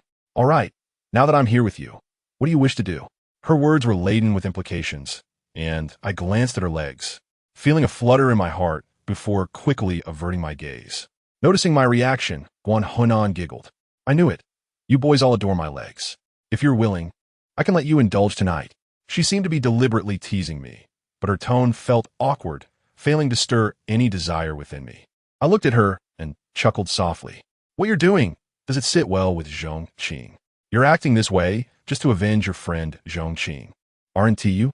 Isn't that a bit far-fetched?" Hearing my words, Guan Hunan's expression stiffened momentarily, but soon she began to laugh. "You're not as foolish as you seem," I replied. "Zhong Qing and I are finished. You know that forcing me to pursue her will only backfire. Once she discovers the truth, I assure you, she will resent you for eternity." Guan Hunan lowered her head, but a soft chuckle escaped her lips. "So what? Do you think my actions against you are merely for Qingqing?" I furrowed my brow and confronted her, asking, "What is it that drives you to oppose me at every turn?" Suddenly, she stood up, her eyes brimming with a fierce sense of resentment. "Indeed, my actions toward you are not merely for Qingqing, but primarily for myself." "For yourself?" I echoed. "Yes, for myself." She turned to face me, her expression a mixture of defiance and determination, her fists clenched as if pledging an oath. "Since high school, I have strived relentlessly to surpass your girlfriend, Meng." The mere mention of Meng's name drew her teeth together as if she harbored a deep-seated loathing for her. Meng? She aspired to outshine Meng. Yet was she not already the queen bee? A sense of injustice welled within me. Why was it that, despite my efforts, I could only reach her starting point? Her popularity, academic prowess, and innate charm eclipsed mine at every turn. Even in sports, where I prided myself, I found myself evenly matched with her. All my life, my parents compared me to her, urging me to learn from her, to befriend her, yet she always looked down upon me. My friends had become hers. What right did she have to take everything from me? As I reached the end of my lament, a note of grievance tinged my voice as I glared at her. What infuriates me further is that my best friend's crush was snatched away by her. She has taken everything, and of course, I must seek retribution. It starts with you. Suddenly, an idea sparked in her mind, her fury directed at me. "You scoundrel. You intended to trap me with your words." I scowled. I had only spoken a single line, and the rest were her own confessions. What was it to me? Yet, I had not anticipated her fierce determination to target me for the sake of Meng. Just as I was grappling with my thoughts, Guan Hunan seized a bottle of red wine from the table and uncorked it. "Drink it." The wine was more likely to intoxicate, and I swiftly pressed my lips together, resolute in my defiance. "If you refuse to drink, I shall have Su Jiao stripped by other men." I chuckled, "You wouldn't dare," observing her childlike tantrum. I suddenly realized she was too timid to cross the line, otherwise it wouldn't merely be a few girls bullying Su Jiao. Her growing anger intensified. "If you do not drink, I shall claim you assaulted me." My scowl deepened, leaving me with no choice but to comply. Guan Hunan filled a glass with wine and presented it to me. I had no choice but to accept and down it in one go. As glass after glass of red wine passed my lips, my consciousness began to blur, leaving me to rely on Li Xing to discover my plight. Yet even Li Xing could not possibly rescue me, a flicker of despair coursing through me. The wine kept flowing, and just then, the door swung open. I looked up, half awake from my stupor, to see Su Jiao being carried in by two girls, clad only in her undergarments, her body stained crimson, babbling incoherently. Clearly as intoxicated as I was. "What have you done to her?" I leaped to my feet, rushing toward Guan Hunan, ready to confront her, but she kicked me back. "Do not worry, my friends were merely getting her drunk. She is simply intoxicated, and no man has laid eyes upon her." With that, Su Jiao was unceremoniously tossed onto me. Feeling her soft form against me, I attempted to rise, but a wave of dizziness nearly overwhelmed me, rendering me powerless. Guan Hunan looked at me and suddenly laughed. "Linja, I've noticed your newfound closeness with Kameng. From what I know of her, perhaps she truly cares for you, so..." She paused, then shifted her tone. "Linja, did you know our vice principal, Kameng's father, has been in a car accident?" I jolted awake, startled. It made sense why Kameng had abruptly left in such a distressed state. As I pondered this, Guan Hunan produced a camera from somewhere and aimed it at me. What are you planning?" My instincts sensed impending doom. "Imagine if Kameng were to see you and Su Jiao like this, even engaging in such activities, coupled with her father's accident. Would it not shatter her completely?" Chapter 36. Entrapped in a crisis, hearing Guan Hunan's words filled me with profound terror. I could hardly fathom how Kameng would react upon witnessing my intimate association with Su Jiao. I was utterly helpless, a mere fish at the mercy of the knife. In desperation, I whispered, "Please, do not do this. I will comply with your demands. I'm afraid your plea is too insincere and far too late." With that, Guan Hunan advanced, her hand reaching for my school uniform. Realizing her intentions, I sprang to my feet, resisting with all my might. Yet her strength was overwhelming, pinning me down as if I were a mere chick, swiftly stripping away my jacket and trousers. She cast a disdainful glance at me. "You're far too thin, lacking any muscle. I cannot fathom why Qingqing would be interested in you." Gritting my teeth, I felt my consciousness fading, yet I shouted, "Guan Hunan, I will not let this go." She regarded me with a hint of guilt but turned away, scoffing, "I'm sorry, but the recording has begun. Indulge yourselves. I shall not interfere." "You scoundrel." I longed to charge at her, but my mind remained clouded. Just as I stood, I collapsed back onto the sofa. With Guan Hunan gone, only Su Jiao and I remained in the room, and my anxiety began to mount. Su Jiao was utterly lost. Reaching out to drape her arm over my shoulder, her eyes glazed as she murmured, "Linja, why am I here?" As she spoke, I caught the scent of alcohol mingled with her alluring fragrance. My own senses dulled, and I found myself unable to resist exploring her body. Su Jiao let out a soft gasp, grasping my hand, her gaze increasingly dazed. Alcohol heightened primal desires, and realizing this, I hurriedly attempted to escape. But Su Jiao clung to my neck, her body pressing against my back. "Do not leave. Linja, do not abandon me. I shall not let you go again." As she spoke, she frantically discarded her undergarments, and at last, we were laid bare before one another. Feeling the smoothness of her skin against my back, I could no longer contain myself. I turned to embrace her fervently. Su Jiao seemed to have found her outlet, showering kisses upon my face. In that moment, a torrent of thoughts flooded my mind. My aunt's hopes, Zhao Yan's scorn, Kameng's sorrowful gaze. No, I cannot allow this. I quickly opened my eyes, resolute in my decision not to be a mere pawn. I bit my tongue sharply, the metallic tang awakening my senses. The pain jolted me back to clarity.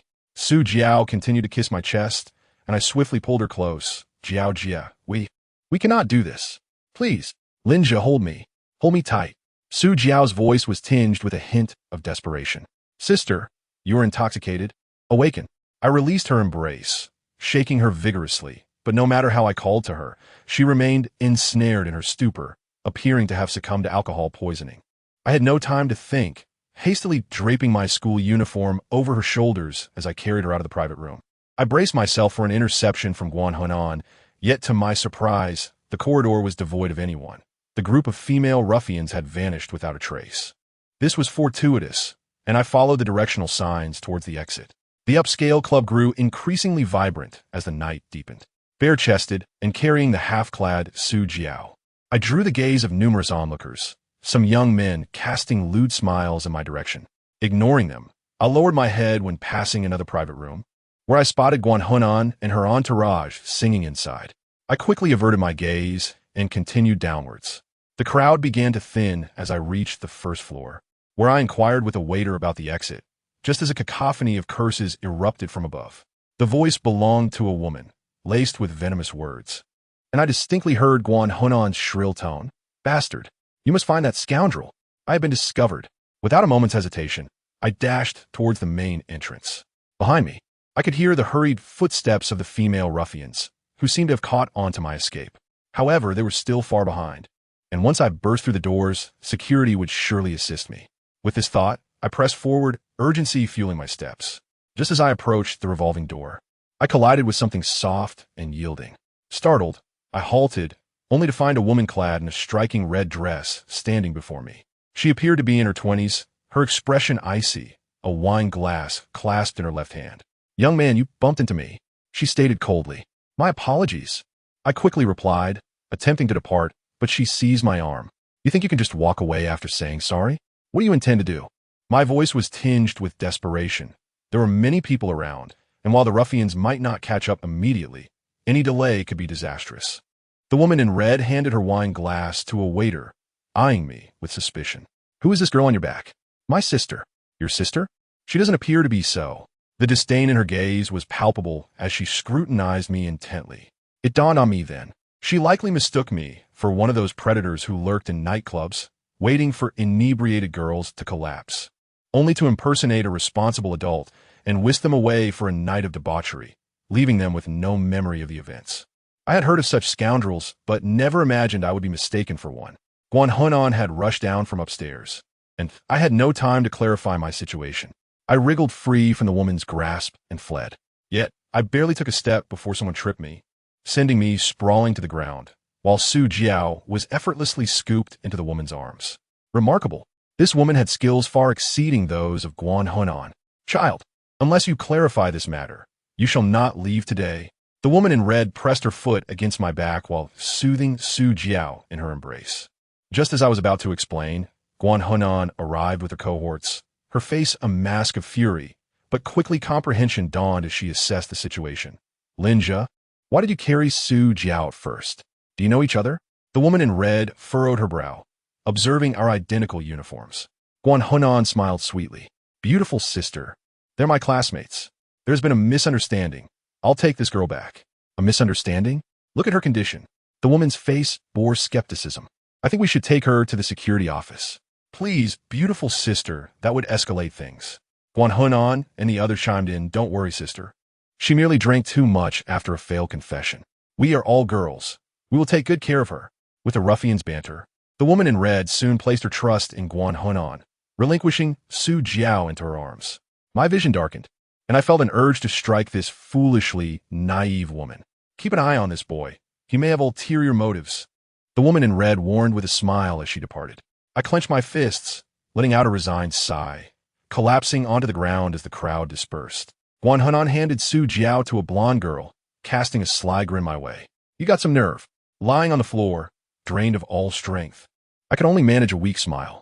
My head throbbed painfully as I allowed the ruffians to drag Su Jiao and me back into the private room. They tossed me onto the sofa while they began to kick and punch Su Jiao, who lay on the floor. Suddenly, the blonde girl leered. "Why don't we just take her purity and smear it on this boy? It would fool Kameng, right?" Guan Hunan frowned. "Let us not go that far." "I disagree with your previous suggestion. That would be too much. Nothing to worry about." The ruffians laughed, relentlessly attempting to strip Su Jiao of her remaining clothing. Guan Hunan's expression tightened. "Stop. This is illegal. Everyone, cease immediately." Yet the ruffians, like a pack of wolves, paid no heed to her words, led by the blonde girl as they restrained Su Jiao, continuing their assault on her remaining garments. Although Su Jiao was still unconscious, her consciousness began to stir, and she cried out in distress. Guan Hunan, visibly anxious, rushed forward to intervene, but the ruffians were not easily swayed. Under the pleas of the girls, she could only stand there, biting her lip in silence. Watching the scene unfold, with Su Jiao's heart-wrenching cries ringing in my ears, a crimson haze enveloped my vision. Clenching my teeth, I bit my tongue, the sharp pain reigniting my resolve. I staggered to my feet, grasping a nearby wine bottle, and hurled it with fervor. Damn you! Chapter 37. As a reward, the wine bottle struck the blonde girl squarely in the back, causing her to yelp in pain and release Su Jiao. Before they could react, I lunged at her, pinning her beneath me, my hands raining down blows upon her face.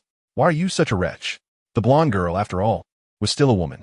She could only scream in anguish beneath my weight. It was my first time striking a woman, yet it brought me a perverse sense of satisfaction. Women like her were despicable. Even if beaten to death, it would be well-deserved. As I vented my fury, forcing myself to remain conscious, Guan Hunan finally snapped back to reality, shouting furiously, "Get him off her!"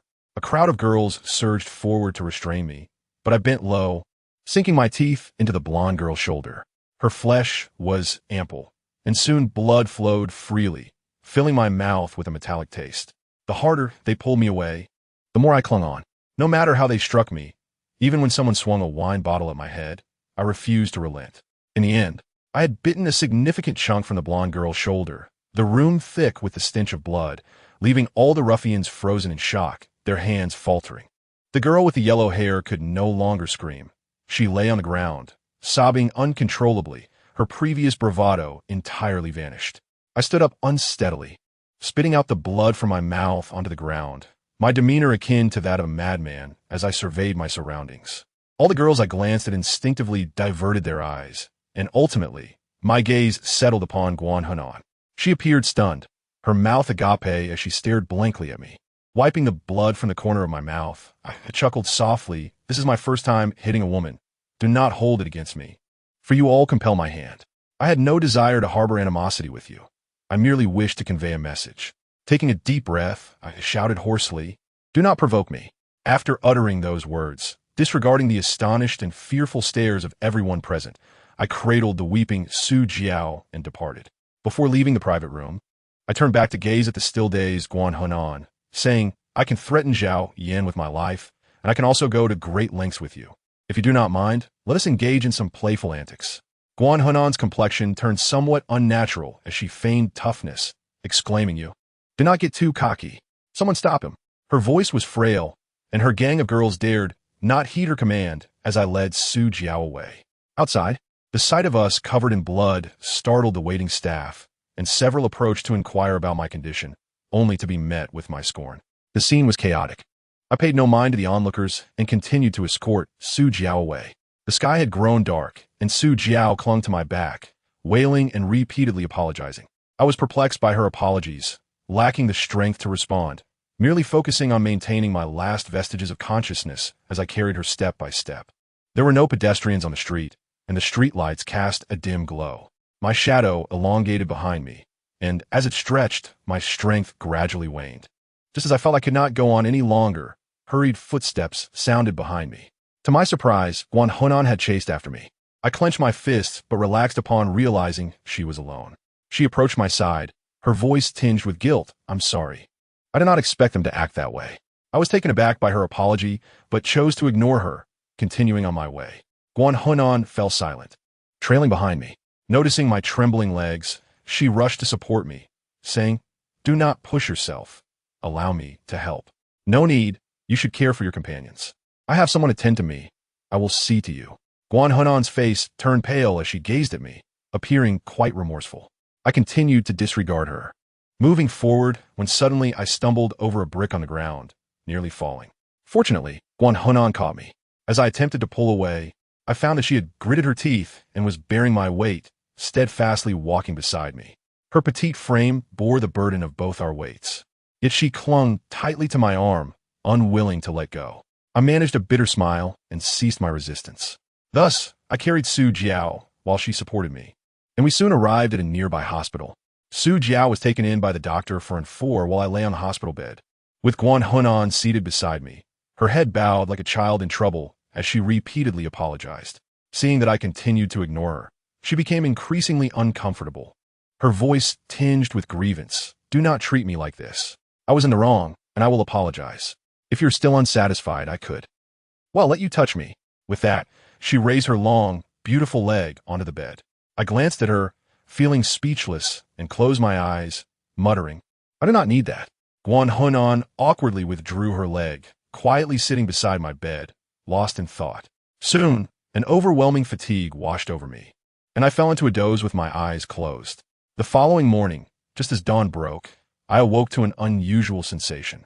Looking down, I found Guan Hunan asleep soundly beside my bed. Had she not returned home all night? A sense of inexplicable warmth filled me, but recalling her actions towards Su Jiao, that feeling dissipated instantly. I turned away from her and glanced at Su Jiao, who lay peacefully on another bed, and I felt a wave of relief wash over me. It seemed my movements had awakened Guan Hunan, who opened her eyes groggily and asked, "You are awake? How do you feel?" I regarded her silently for a moment and replied softly, "I am fine." "That is good." Guan Hunan smiled. "What would you like to eat?" "I will buy it for you. I will cover the medical expenses, so rest assured." I looked at her, my tone cold. "No need. I will repay you for the medical expenses, and I can buy what I wish to eat myself." Her smile faltered slightly. "A grown man, why are you so stingy?" I frowned and turned away, not wishing to engage her further. After a long silence, I could not help but inquire, "You clearly wanted to stop me last night. Why did you come to help me?" Guan Hunan lowered her head in embarrassment. "Stopping you was because you hurt Wanwan. If I did not put on a show, they would no longer listen to me." Wanwan must have been the girl with the yellow hair. At this point, her voice grew somber. "Wanwan is very domineering after your outburst. They probably will not heed my commands again. The minds of girls are far more complicated than you boys realize." I furrowed my brow. "Are you blaming me?" Sensing my gaze, Guan Hunan hastily waved her hands in denial. "I do not mean it that way. It is all my own doing." Observing her flustered demeanor, I suddenly felt that she was not as malicious as I had imagined. I could not help but smile slightly, and she appeared awkward yet stood up, stubbornly declaring, "Do not get too smug. Last night, I may have overreacted, but I will not spare any effort in dealing with you. Just wait." Intrigued by her words, I asked, "Is Kumeng truly that detestable to you? Are you willing to go to such lengths to confront me?" Guan Hunan seemed momentarily taken aback, and after a while, she opened her mouth as if to respond. But at that moment, the door to the ward swung open. I had informed Li Xing of my location the previous night, expecting him to arrive, but to my surprise, it was Kumeng who entered. Having not seen her for days, she appeared quite fatigued, her hair somewhat disheveled, and she looked rather lethargic, as if she had just awoken and rushed over. Upon noticing me awake, a smile broke across her face. She took a few steps forward, turning to face the visibly uncomfortable Guan Hunan. Kumeng, I apologize. Last night's incident was a misunderstanding. Please do not take it to heart." As she began to speak, Kumeng approached with a smile and slapped Guan Hunan across the face. I was taken aback. It was the first time I had witnessed Kumeng strike someone, and her blow was forceful, leaving Guan Hunan's face reddened and swollen. "My apologies. That slap was also a misunderstanding. Please do not take offense." Kumeng's voice was icy, and I had never seen her display such commanding authority. Guan Hunan covered her face, her head bowed in silence. "I have informed Uncle Guan of last night's events. He is waiting for you downstairs." At this, a flicker of panic crossed Guan Hunan's eyes as she shot a fierce glance at Kumeng before turning to leave. Su Jiao remained asleep, and Kumeng turned to me, suddenly smiling. "You were quite impressive last night." This was her first compliment, and a wave of elation surged within me. "What brings you here? The vice principal has recovered?" Strangely, upon seeing her, my spirits lifted instantly. It was nothing serious, just a minor injury. Although she spoke so casually, I was acutely aware that she had set aside her own father's precarious situation for my sake. A wave of profound gratitude washed over me. Yet I found myself at a loss for words, lowering my gaze. At that moment, Kumeng suddenly turned to me and said, "I've gathered the details of what happened these past few days, and there's a question I wish to ask you." "May I?" "What question?" "Last night, you could have easily liberated yourself by simply complying with Guan Hunan's demands and engaging with Su Jiao. Yet you chose the harder path, enduring injuries rather than sharing intimacy with a beautiful woman. Why is that?" As she spoke, despite her weary expression, There was a playful glint in her eyes. My face flushed, and after a long pause, unable to withstand her gaze, I turned my head away. Anyway, it's none of your business. You've developed feelings for me and don't want to see me hurt, right? Kumeng's eyes sparkled with delight as she looked at me. No, you're overthinking it. For some reason, Kumeng appeared to be in unusually high spirits. After glancing around and confirming Su Jiao was still sound asleep, she kicked off her shoes, revealing her adorable feet clad in white socks, and jumped on my bed. What are you doing? I exclaimed in surprise. As a reward, you were allowed to hold me and take a good nap. Before I could respond, Kumeng curled up under my blanket. Feeling the warmth of her body and the natural fragrance that enveloped her, I was momentarily taken aback and instinctively recoiled, wishing to escape. Yet, she clung to my arm like a docile kitten, nestling against the pillow. What's the matter? Are you unwilling? She lifted her head, looking at me with a mischievous expression. I felt as though all my inner thoughts were laid bare before her, and I could only turn my head away, momentarily at a loss for words. Just then, the door to the ward swung open, and a cheerful nurse appeared, seemingly to inquire about something, but upon witnessing the scene, she stifled a laugh and blushed before quickly closing the door again. Please, don't do this. We're in a hospital after all. I felt embarrassed and attempted to push her away. Are you shy? No. Kumeng chuckled lightly, pulling my arm beneath her head. I tried to struggle, but she held me firmly like a commanding queen, allowing no resistance. Reluctantly, I lay beside her, inhaling her fragrant scent, and softly murmured, "Thank you." I recognized her gesture as a form of comfort, and my heart swelled with emotion. However, as I glanced down, I inadvertently caught a glimpse of a rather youthful area through her neckline and quickly diverted my gaze. She said nothing more, only yawning lazily before adding, I have another question. Before I got in the taxi that day, you seemed to say something I didn't quite catch. Could you repeat it? I recalled the desolate figure of Kumeng as she departed that day, a stark contrast to her current playful demeanor.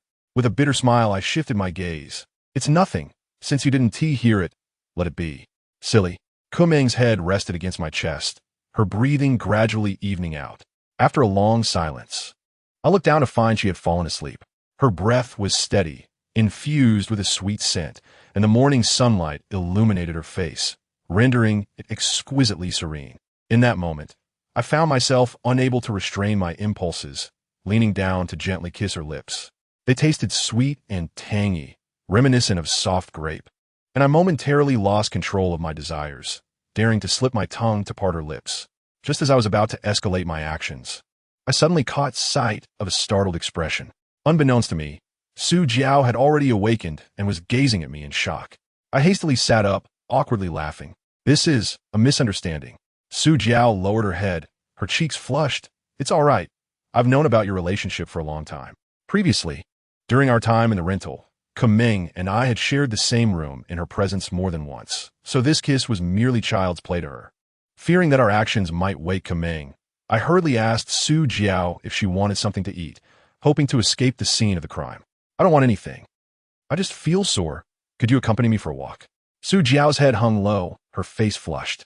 Overjoyed, I readily agreed, quietly withdrawing my arm from under Kumeng's head, getting dressed, and accompanying Su Jiao out of the room. Throughout our walk, she remained largely silent, quietly trailing beside me. Eventually, upon reaching the hospital garden, she suddenly spoke. I'm sorry, I've caused you trouble. I quickly reassured her, but she continued to apologize, her eyes shimmering with unshed tears. Unsure of what to say, Su Jiao unexpectedly grasped my hand, unwilling to let go.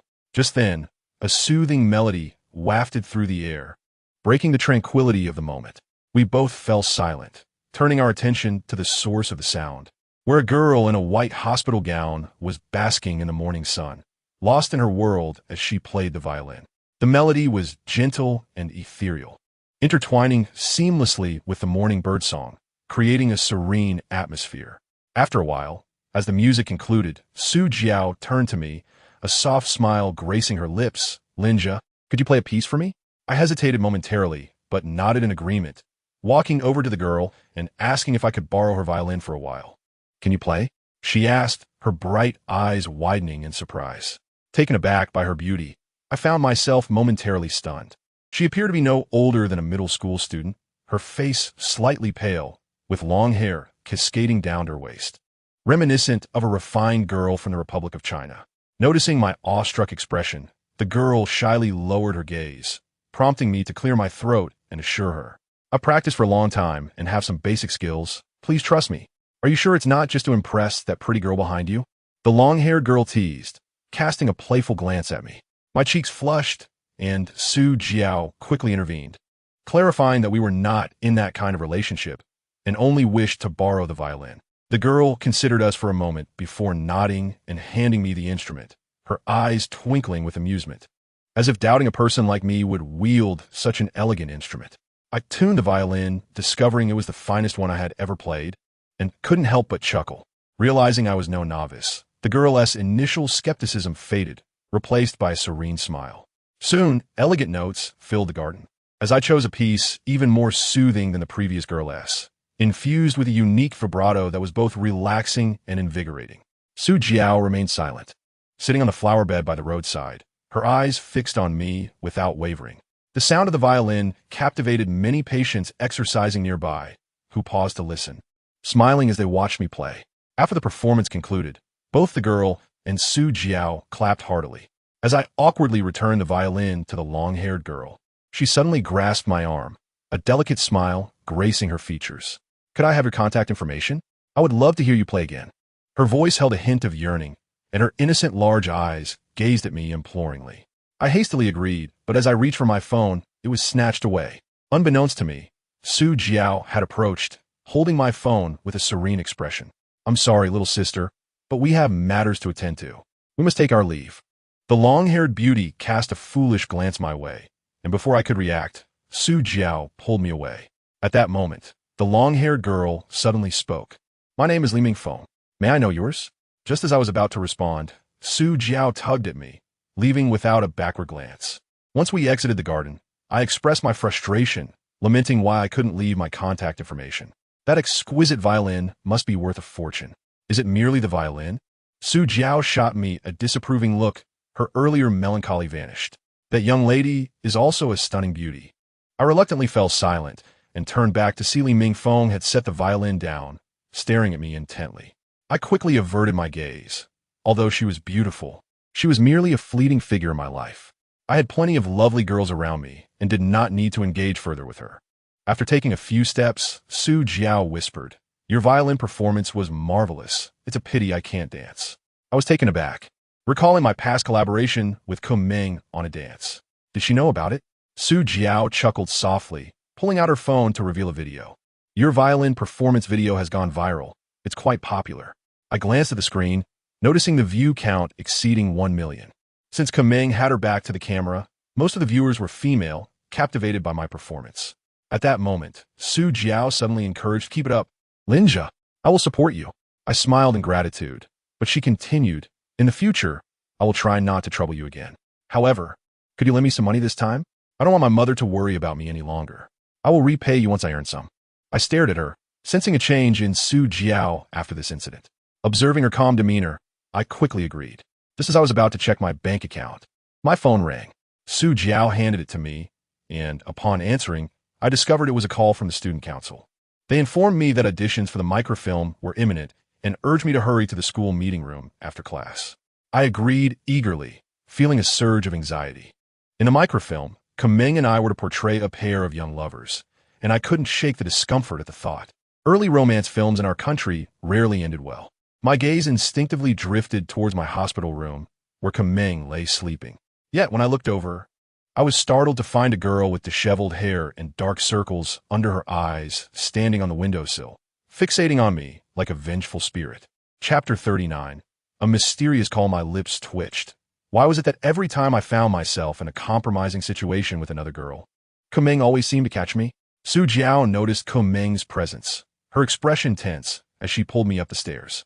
Upon returning to the hospital room, Ming had resumed her icy demeanor, already dressed and preparing to leave. Su Jiao, however, intercepted her and clumsily explained, leaving Ming both amused and exasperated.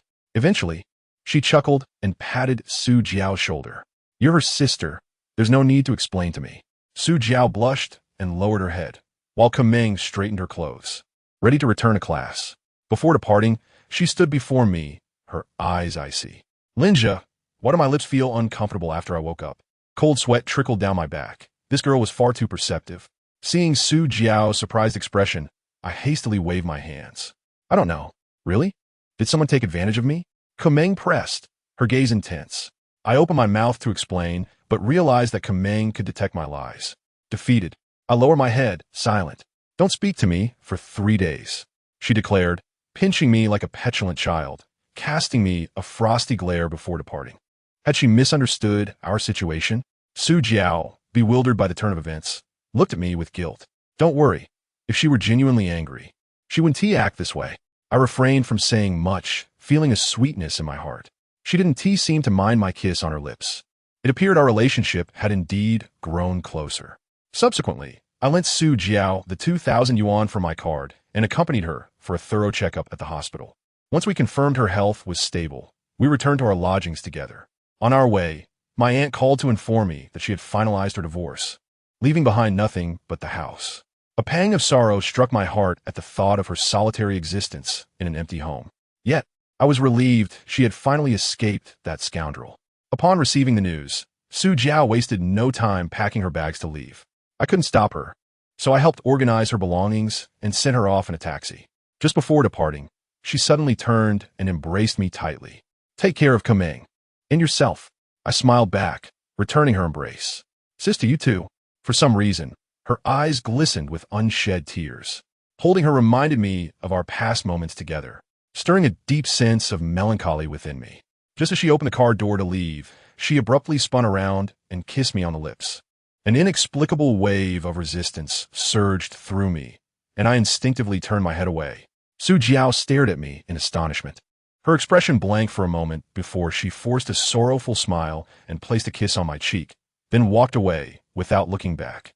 I touched the spot she had kissed, lost in thought, as if transported back to that fateful afternoon of our first meeting. I stood there dazed for a long while before returning to school, a bittersweet smile on my lips. Throughout the day at school, Kumeng indeed did not speak to me, but this time the atmosphere had shifted. The students no longer regarded me with disdain. The news of my encounter with Guan Hunan had spread throughout the school. Even Xu Jin approached me, astonished. How did you manage to handle that violent girl? I roll my eyes. I'm just that impressive. Following this incident, my reputation soared, transforming me into a renowned figure, drawing attention even when I merely went to the restroom. I was not fond of this newfound notoriety and feigned indifference to my surroundings. After classes, I made my way to the meeting room, where Kumeng and the film club awaited my arrival. The director, Zhongqing, was also present. Upon seeing the bruises on my face, she rushed over, concern etched on her features. I'm so sorry. I didn't expect Nan to be so excessive.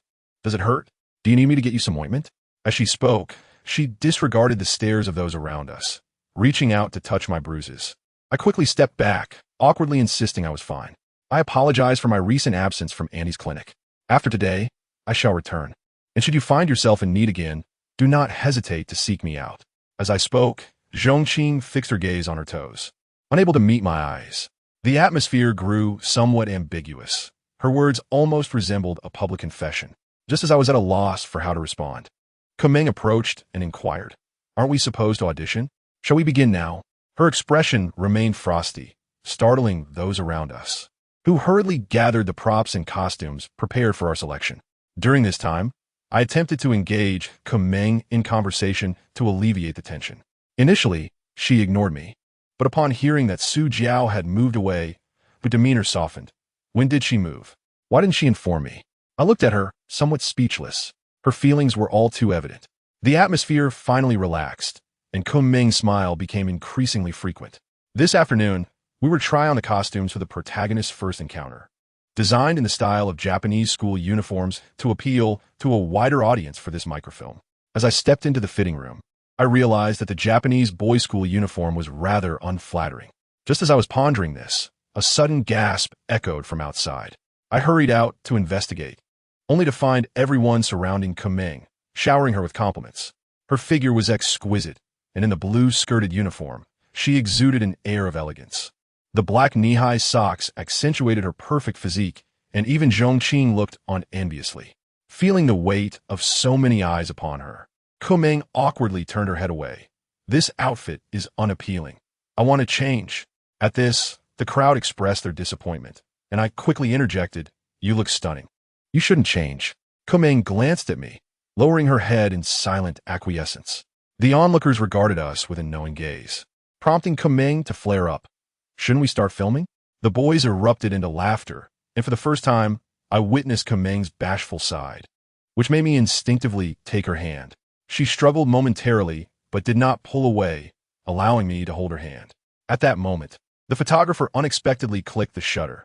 This shot is nothing short of perfect. Kumeng's face flushed, yet she offered no further protest, while Zhongqing quietly lowered her head. Our primary task was to capture some promotional shots, most of which were quite intimate. As the male lead, I was required to embrace Kumeng or have her lean into me, gazing up with admiration. I could sense her frustration as we filmed these scenes. Afterward, while everyone returned to their studies, Kumeng chose not to change out of her costume and turned to me with a bright demeanor. Care to grab a bite? Her mood appeared buoyant, and the props teacher permitted us to leave in our costumes. I eagerly grasped her hand. What do you want to eat? It's on me. Kumeng shot me a playful glare. All right, prepare to be bankrupted. I found her childlike demeanor delightful, filling me with warmth. Just as we were about to leave, a girl rushed over, phone in hand. Kumeng, there's a call for you. Kumeng had left her phone in the fitting room and took it. Glancing at the caller ID, her expression paled, and she abruptly hung up. Whose call was that? Why not answer? I frowned. It's nothing, just a nuisance call. But, don't ask, she said, pulling my hand as we prepared to depart. Suddenly, I felt her grip quivering, a tightness that even brought a tinge of pain. The caller must be someone significant. As we were about to exit, the phone rang again. Kumeng checked the screen, revealing the same man's name. The atmosphere stilled as she hesitated, then suddenly looked at me and said, I'm sorry. With that, she freed herself from my grasp and dashed into an empty classroom. Staring at my empty hand, I realized she didn't want to take that call in my presence. The others sensed something was off. Zhongqing shot me a peculiar glance before leading everyone away. Concerned, I stealthily approached the classroom where Kumeng had retreated. Inside, she held the phone to her ear, her voice barely audible, yet I could faintly discern a deep, magnetic voice on the other end. Through the window, I noticed her hand trembling as she spoke. Who was this man? Why did he affect her so deeply? A pang of jealousy stirred within me. Eventually, she hung up, collapsing weakly onto the floor. Irresistible. Grasping her arm, what is wrong? Are you all right? At that moment, Kumeng lifted her gaze to meet mine. For the first time, I saw a blend of emotions in her eyes: guilt, regret, helplessness. An overwhelming mix of feelings expressed in a single glance left me speechless. Who was that on the phone? It's nothing, she replied, turning away. I'm going home now. Don't follow me. With that, she left. Watching her retreating figure, I realized she wished for solitude. A strange sensation filled me. Who was that man? Chapter 40. The elusive truth observing Kumeng's frail silhouette, a heaviness settled in my chest. I lingered in place for what felt like an eternity before quietly exiting. Upon reaching the ground floor, I found Zhongqing waiting at the stairwell, her face adorned with a smile.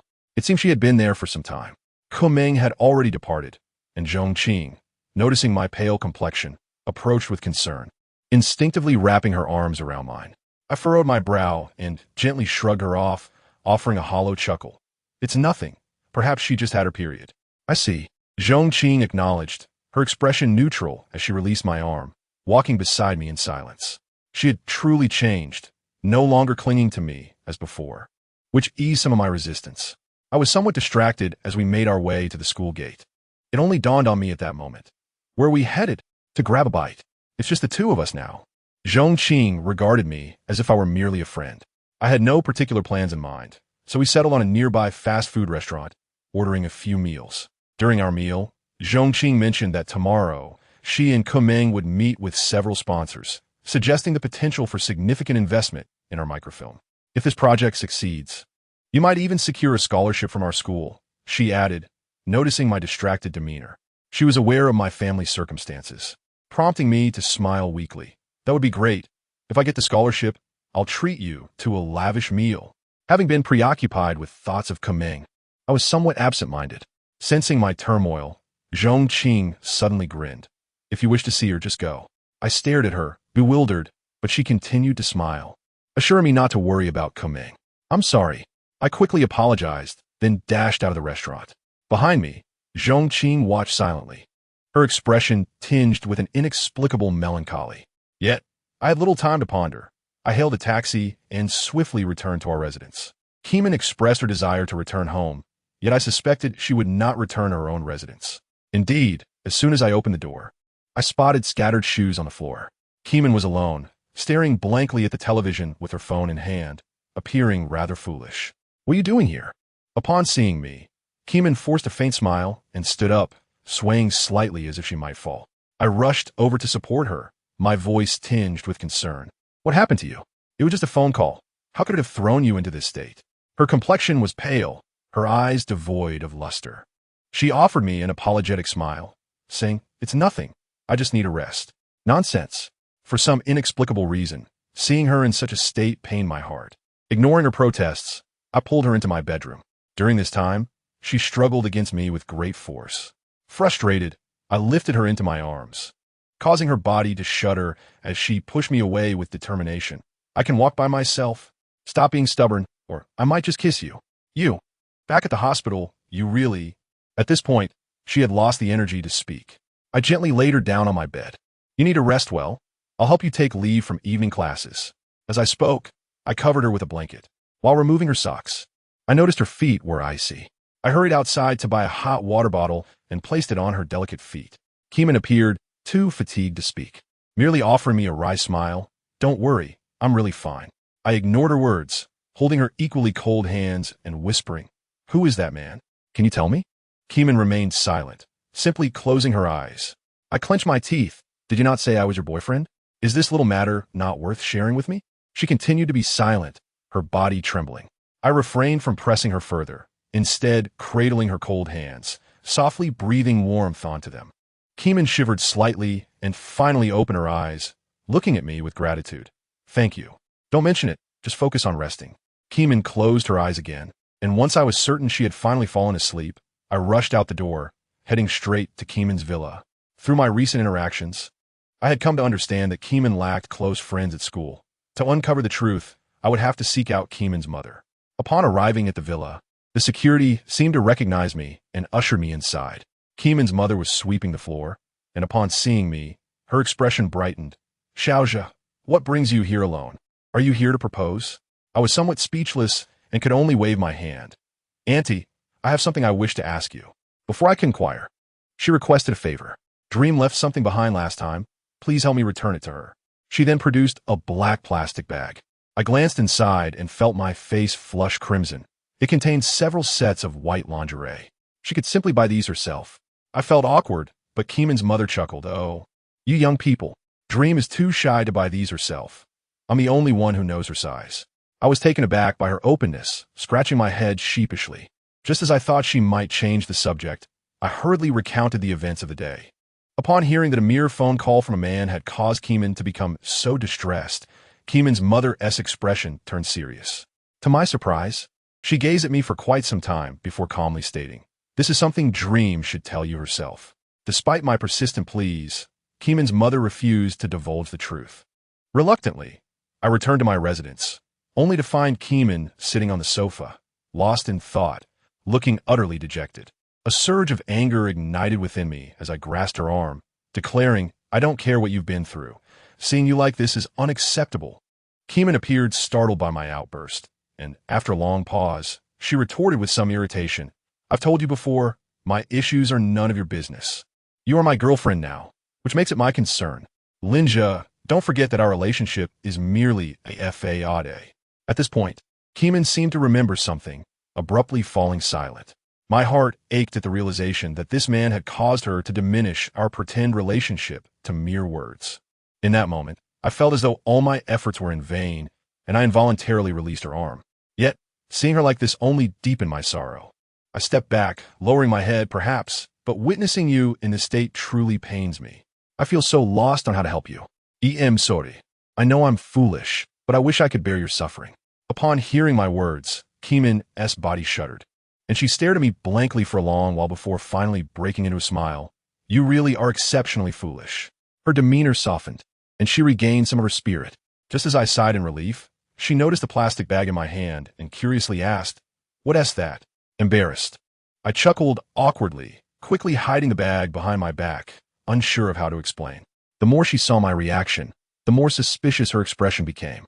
Seizing the opportunity while I was distracted, Keeman snatched the bag from my grasp, opened it, and her face darkened immediately. What is this?"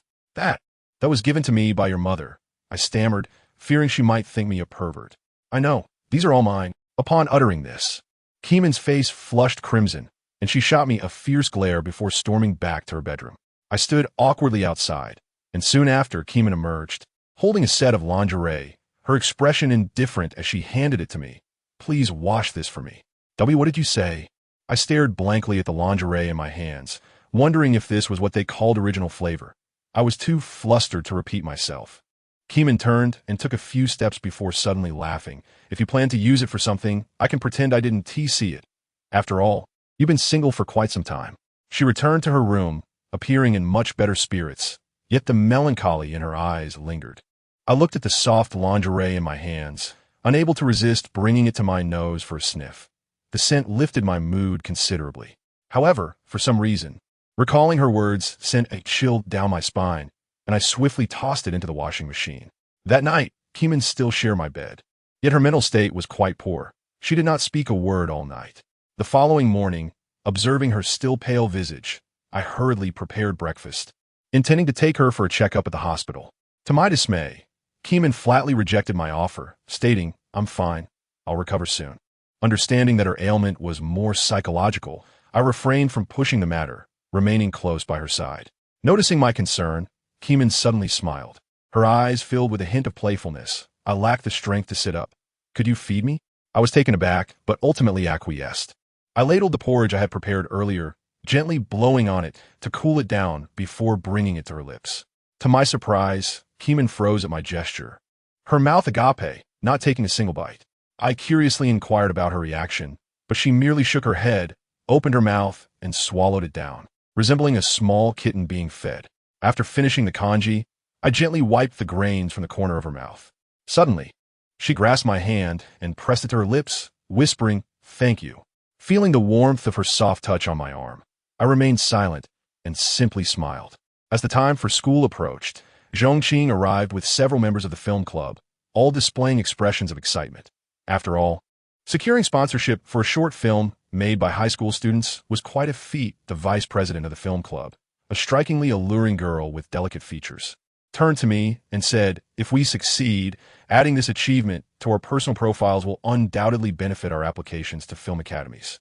It appeared that everyone was contemplating applying to film schools, and a tremor ran through my heart at the thought of becoming an actor or a star. It felt as if I belonged to an entirely different world. Recognizing that we were meeting with sponsors, Kumeng had already changed into a suitable outfit, though her complexion appeared pale. Zhongqing noticed her unusual demeanor and expressed her concern. Kumeng said little, merely indicating that she would defer to our plans. The alluring girl suddenly laughed, remarking, "Vice President Ku is quite cooperative. That is indeed rare. It is a well-known fact that girls often harbor jealousy towards other beauties." Yet I paid no mind to it. Zhongqing and several members of the club commented on the outdated nature of my hairstyle, insisting on dragging me to a salon where I spent hundreds on a haircut and styling products, nearly causing me heartache. During this time, Kumeng seemed distracted, merely going along with our whims. Just as we prepared to head to the CAF for the meeting, Kumeng suddenly claimed she felt unwell and needed to return to school to rest. Upon hearing this, the alluring girl immediately expressed her displeasure. "Vice President Ku, this is a rare opportunity for our high school. If we succeed, it will surely be recorded in the annals of our school's history. How can you be so uncooperative?" Zhongqing, however, was understanding and encouraged her to return and prepare for the upcoming exams, assuring her that her presence was not essential as she and I would manage. Kumeng quickly expressed her gratitude and turned to leave. I keenly sensed that she was likely fabricating an excuse, but I refrained from saying anything, silently observing her retreating figure. As if sensing my gaze, Kumeng's footsteps faltered for a moment before she hailed a taxi and departed. The rest of us proceeded to the CF, which was my first visit to such an upscale venue, leaving me feeling somewhat awkward. Zhongqing and the alluring girl flanked me, chatting and laughing, which did ease the atmosphere significantly. As soon as we sat down, the alluring girl wrapped her arm around mine. Linja, are you and Kameng truly a couple? I chuckled, thinking, isn't that already common knowledge? What about our club president? She seems quite smitten with you as well. This girl was like a vixen, her enchanting gaze causing my heart to race. Yin Yin, don't say such things. Zhongqing interrupted, slightly flustered. I hadn't spoken untruths. Who could forget how you two exchanged glances for so long? The girl named Yin Yin rolled her eyes, glaring at me. Don't you dare treat our Qingqing as a backup, or you'll have to deal with me. And I won't spare you. I was left speechless. How could someone as beautiful as Zhongqing possibly be regarded as a backup? However, at Yin Yin's words, Zhongqing's expression suddenly darkened. Despite Yin Yin's bold words, her feet were not idle. Taking advantage of the distraction, she slipped off her shoes and began rubbing her stocking-clad foot against my leg. My body jolted at the unexpected contact, and Yin Yin's sultry gaze bore into me without restraint. I was not fond of such girls. I extended my hand to push her away, but she seized it, placing it on her thigh. Feeling the smoothness of her skin, I hastily withdrew my hand, beads of cold sweat forming on my brow.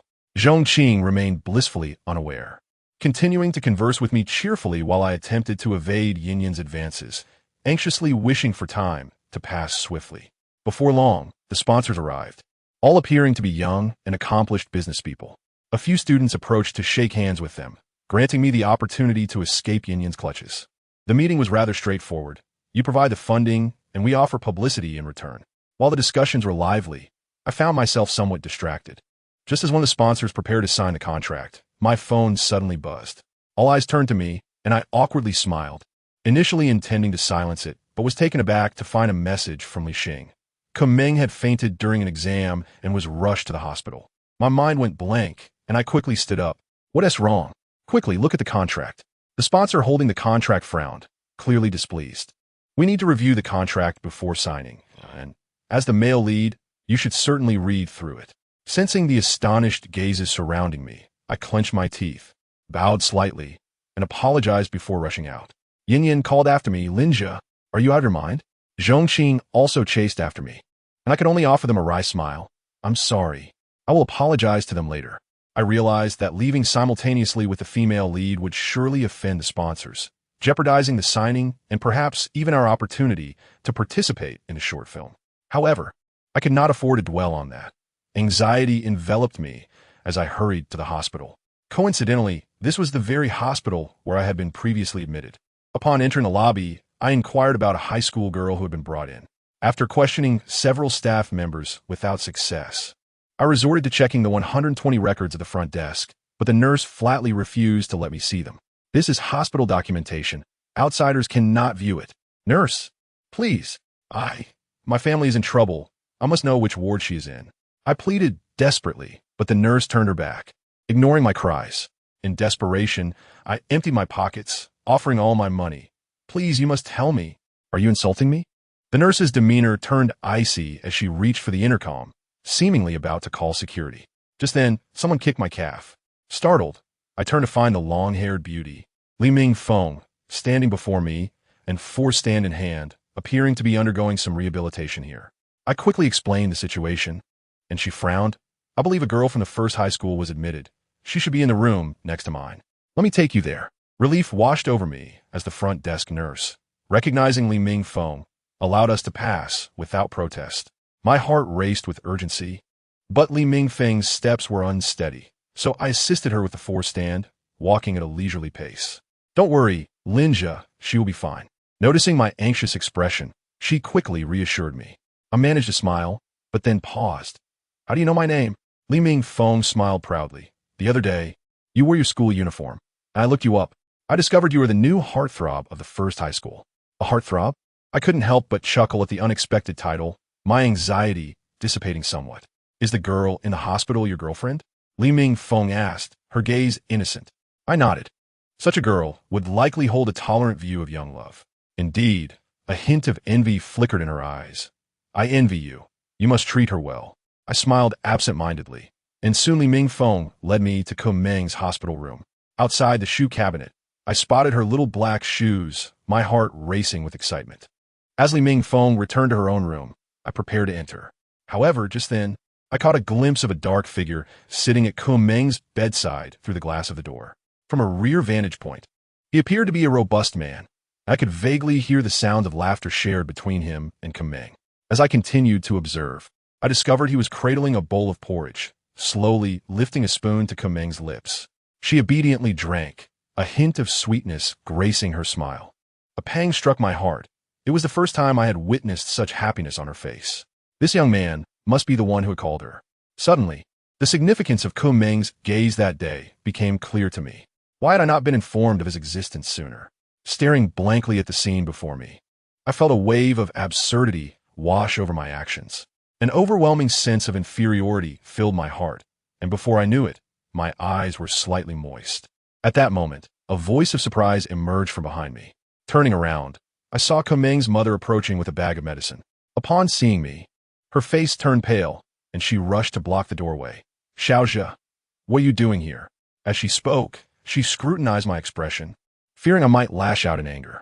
I smiled faintly, remaining silent, and turned to leave. Kumeng's mother grasped my arm with a hint of apology on her face. "Please don't take it to heart. That young man may not be what you think." "May not be." I smiled self-deprecatingly, looking at her and saying, "Don't tell her I was here." After uttering those words, I quietly departed, my hair gel disheveled, the cold autumn wind sweeping over me, leaving me feeling as destitute as a stray dog. Chapter 42. Don't be so foolish. Emerging from the hospital, I looked around in a daze, momentarily unsure of where to go. After taking just a couple of steps, I was nearly brushed by a passing BMW. The car sped by, causing me to tumble to the ground, rolling twice and scraping my scalp. Gritting my teeth, I managed to stand, only to have the driver roll down the window and give me the finger. "Idiot. Country bumpkin, if you scratch the paint, I'll sell you to cover the costs." I remained silent, merely lowering my head with a smile before turning away. The onlookers regarded me with amused expressions, and not a single person stepped forward to speak a word of justice. For the first time, I realized this was the true me, disheveled and ignored, as if I had been cast aside by the entire world. Just as I wallowed in despair, my phone suddenly rang. Upon answering, I heard Zhong Qing's slightly irate voice. "Do you know that because of your departure, several sponsors have pulled out? Moreover, without their support, our microfilm project will be on hold for at least a month." It was the first time she had raised her voice at me. Yet there was an undercurrent of concern in her tone. I suppressed my voice and quietly replied, "I'm sorry. I will apologize." Zhong Qing quickly sensed something was amiss. "What's wrong? Why does your voice sound so strange?" "It's nothing. I'll accompany you tomorrow to apologize to those sponsors." "Nothing? It sounds like something's definitely wrong." Her tone shifted to urgency, completely shedding her previous anger.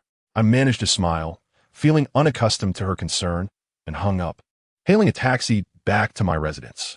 Upon entering the empty room, I felt utterly exhausted, lying on the bed with no desire to rise.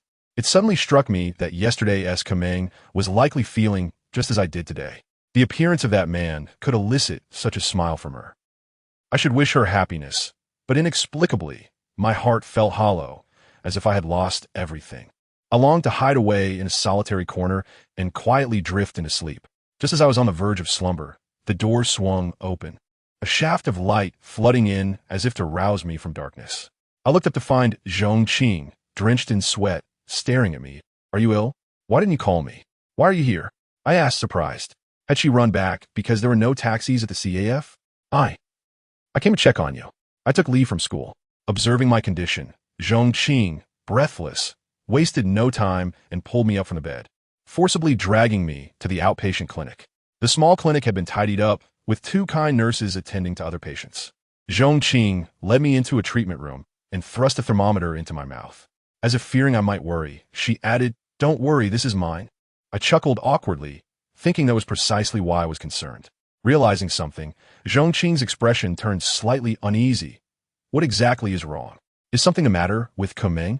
I couldn't help but admire a woman's intuition. She had sharply discerned the reason for my distress. Lowering my head in silence, she ceased her inquiries and pulled out the thermometer to check. "Fortunately, you don't have a fever. Can I leave now?" I wearily waved my hand. Just as I was about to stand, Zhong Qing pressed me back down onto the chair. "Stay put." Before I could react, she wrapped her arms around me. My face flushed as I attempted to wriggle free, but Zhongqing continued to hold me gently. I could feel her body trembling. She too was unaccustomed to such closeness. Yet no matter how much I struggled, she refused to let go. Eventually, I relaxed, enveloped in her warm embrace. My cheeks burned, but I also felt inexplicably at ease. Don't worry, I'm here. I'm a nurse. I can help heal both your physical ailments and emotional wounds.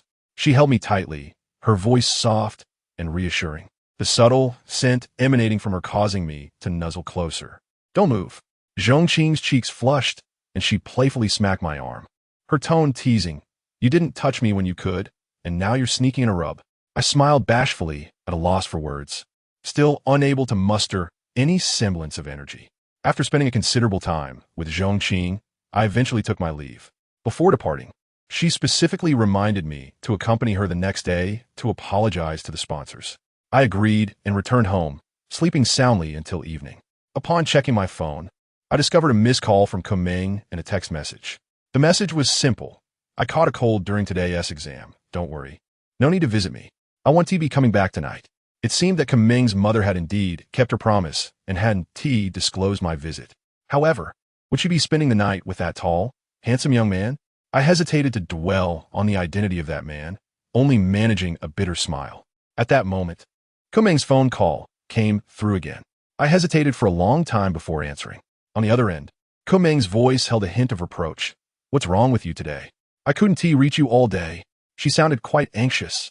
I lowered my voice, saying, nothing, just dealing with microfilm matters. Why does your voice sound so strange? It's nothing, just a bit of a cold. I hope I didn't pass it to you. Kuming didn't question my words. She had called merely to check on my safety. Her voice conveyed happiness, albeit tinged with a hint of guilt. After exchanging a few casual remarks, she hung up.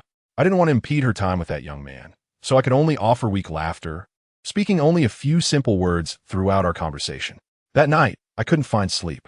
The next day, I gathered my strength and met Zhongqing at the school gate. Together, we visited various sponsors throughout the city. They were local business owners, supporting us primarily for advertising purposes, but after the uproar from yesterday, nearly no one was willing to sponsor us any longer. Regardless of how much praise I and Zhongqing lavished upon them, those individuals remained unyielding. By afternoon, we were both sitting by the roadside, drenched in sweat, exchanging bitter smiles. Zhongqing returned with an ice cream, extending her hand to wipe away my perspiration. It's all right. We can continue tonight, she said, licking the ice cream and offering it to me. I hesitated for a moment, and sensing her own hesitation, she retracted the ice cream. Strangely, at that moment, my heart stirred, and I grasped her hand, tasting the sweet ice cream myself. Delicious, I exclaimed. Zhongqing's face flushed crimson as she lowered her gaze, a glimmer of joy flickering in her eyes. Thus, we toiled until evening. When we finally located manager Yi dining in a restaurant, he hesitantly said he would consider it, his gaze constantly drifting towards Zhongqing. Seated with manager Yi were a group of corpulent businessmen, their intentions seemingly dubious. One bald man brazenly produced a plastic cup filled with liquor, asserting that if Zhongqing finished it, they would sponsor us. It was painfully obvious what these older men intended, attempting to coerce a high school girl into drinking. Zhongqing gritted her teeth, ready to comply, but I intervened, declaring, I'll drink it for her. Manager Yi ignored me, pouring shot after shot down his throat. By the time I reached the fourth glass, my senses blurred, my stomach ablaze, tears welling in my eyes as I rushed outside to vomit into a trash can. Zhongqing approached, her eyes reddened. Let's give up on them. I'm sorry. It's all my fault. Don't be so foolish. After a day of relentless running, I was utterly exhausted, now a drunken mess, barely able to walk. A call from Kuming pierced through my haze, her voice anxious. Where have you been? When will you return? Just as I opened my mouth to respond, Zhongqing appeared with a hangover remedy. Linja, are you all right? Who was that girl you were talking to? She looks so much like me. Kuming's voice suddenly turned furious. I chuckled softly, dismissing her with a quick, you must have misheard, before hanging up. As darkness enveloped the outside world, concerned I might encounter some mishap, Zhongqing led me to a nearby hotel and secured a room. My consciousness was slipping away, and I let her take charge.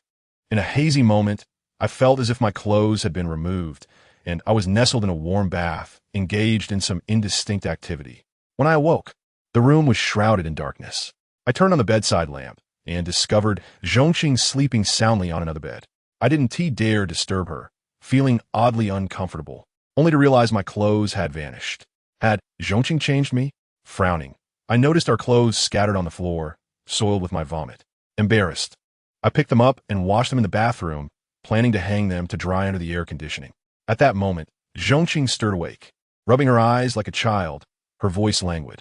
"Linja, you're awake?" Just as I was about to respond, I noticed the astonishment etched on her face. Looking down, I was struck with a wave of dizziness.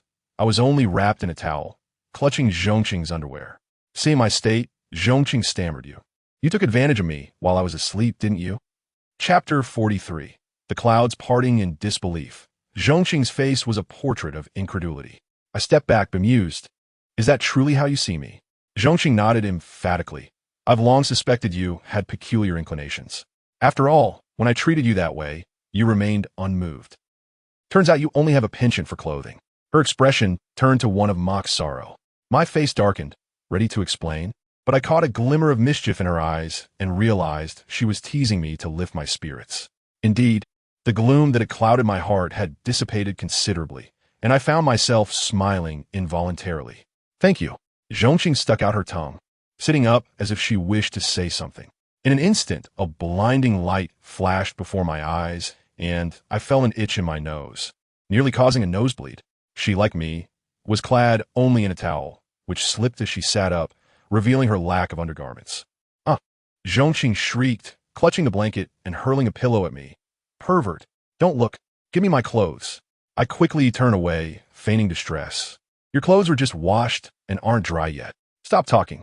Zhongqing, blushing fiercely, buried her head under the covers, too shy to face me. Unsure of what to say, I retreated to my own bed to watch television. Throughout the night, Zhongqing didn't utter a word. With a girl beside me who wasn't wearing a bra, I felt too embarrassed to speak, instead enduring a dry viewing of Zhan Huanzhuan until the faint light of dawn seeped through the curtains. Finally, I rose, my face burning as I rolled up her undergarments and handed them to her, while I went to the bathroom to change. Shortly after, Zhongqing dressed and exited the room, and I followed closely behind, only to be met with knowing glances from the cleaning staff. Zhongqing was too shy to speak, and as we waited for the elevator, I sought to break the silence by asking where we might find sponsors. She lowered her head. "We'll have to look in another district. I'll need your help again today." I agreed, acknowledging that the predicament was of my making. If we didn't resolve it, all our efforts with the student council and the film club would be in vain. At that moment, Zhongqing, her head bowed, said, "Kameng called last night," and I answered. I frowned, feigning indifference as I inquired what Kameng had said. Zhongqing, staring at her toes, replied, "She got angry when she realized it was me, but when she learned you weren't coming home, she didn't say much." A bitter smile tugged at my lips. Indeed, my absence had unwittingly gifted her a private moment with Kameng. I was suddenly gripped by a pang of sorrow, my eyes reddening as I turned away, fearful Zhongqing might notice. As the elevator doors opened, I prepared to step inside, only to be met with an astonished voice. "Linja?" Looking up, I was equally startled to see Manager Wu from Bihuang Hotel. Since I had missed work the last time he called, we hadn't been in touch for quite some time, yet he recognized me immediately. With a smile, Manager Wu inquired, "What brings you here?" "ISN Kameng with you?" As he spoke, his gaze wandered to Zhongqing beside me. I forced a smile, feeling like a scandalous third party caught in an affair. Unsure how to explain, Zhongqing quickly took the lead, stating we were searching for sponsors. "You're filming a micromovie in need of sponsors?" Upon hearing Zhongqing's words, a glimmer of interest sparked in Manager Wu's eyes as he halted my entry into the elevator, inviting us to follow him to his office. It dawned on me that Manager Wu was a figure of authority, and we could indeed seek his sponsorship. Zhongqing smiled, and under Manager Wu's guidance, we arrived at his office, where I learned that this hotel was also a branch of Bihuang, and Manager Wu held the position of general manager here. He inquired with great interest about our microfilm project and learned that I had become a somewhat renowned internet celebrity in the city.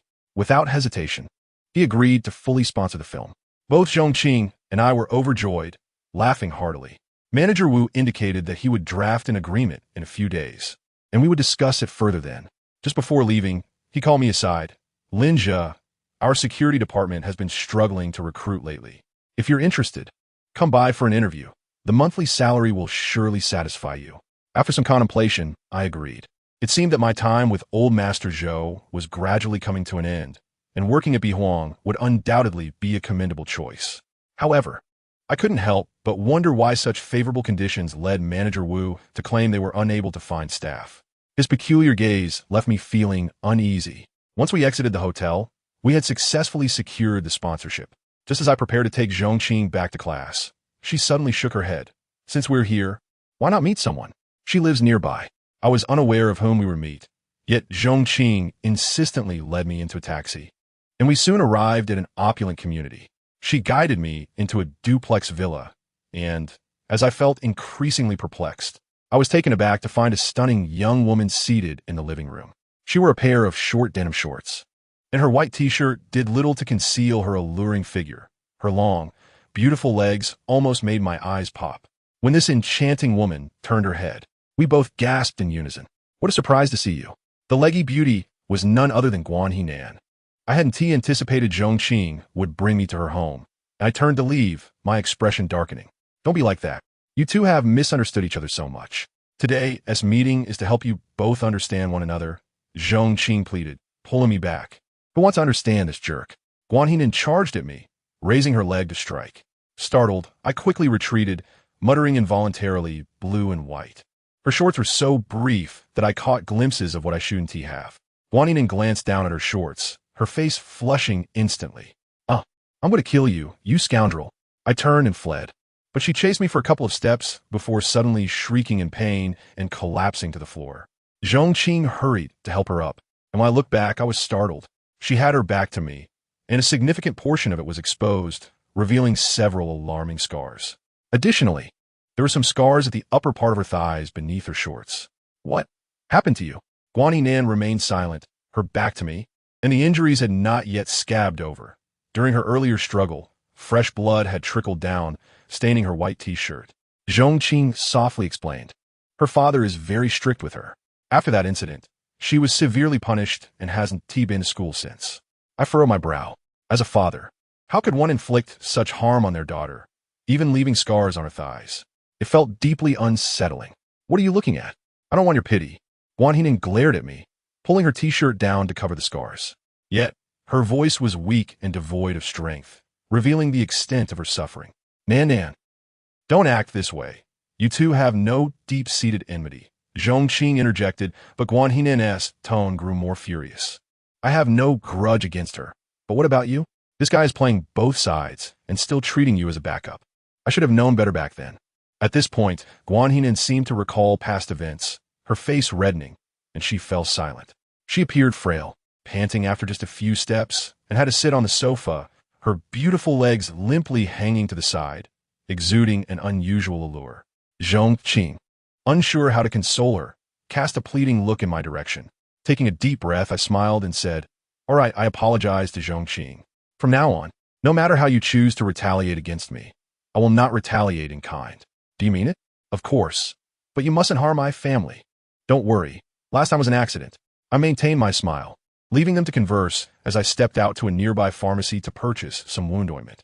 Upon returning, I handed it to Guan Hinan. Having been frequently beaten in the past, I knew this medication would aid in healing and alleviate pain. She stared at the medicine in her hand for a moment, then scoffed. Hypocrite. Zhongqing glanced between us and finally managed a smile. But if you think so highly of her, why won't you accept her? With the ointment stowed away, Guan Hinan's expression darkened again. I felt somewhat speechless. Don't you know I already have a girlfriend? Are you referring to Kameng? Of course. At this point, I felt a pang of bitterness. The fact that Kameng and I were merely pretending to be a couple was no secret to them. You have nothing further to say? That man is back. How could Kameng still be with you? At this, Guan Hinan suddenly fell silent. My heart raced. She must have been alluding to the man who brought a smile to Kameng's face. Did Guan Hinan know something I was unaware of? Chapter 44. Shared hearts. Guan Hinan's words clearly hinted at something, and I quickly pressed her for clarification. Yet, she replied, "What do you mean? I don't know what you're talking about." Observing my anxious demeanor, a glimmer of excitement flickered across her face. Stop pretending. Who is that man? Do you know him? I stepped closer, desperation mounting. Sorry, I can't comprehend what you're saying. Guan Hinan shot me a contemptuous glance. leisurely sipping her tea as if relishing my distress. I was frantic to uncover the man's identity, and in a moment of desperation, I grasped her neck. "Stop with the nonsense. You must tell me who that man is." Startled, she raised her hands to struggle, inadvertently aggravating her wounds, letting out a pained cry as she lowered her arms. I had gripped her rather firmly, and she was left speechless, her face flushed with indignation, as if she wished to devour me whole. "Linja, what are you doing?" Zhongqing hurriedly pulled me back, turning to soothe Guanhinan. "Cough. You, tell him to leave. I never want to see him again." While Guanhinan coughed, she hurled a teacup at me, barely missing my head.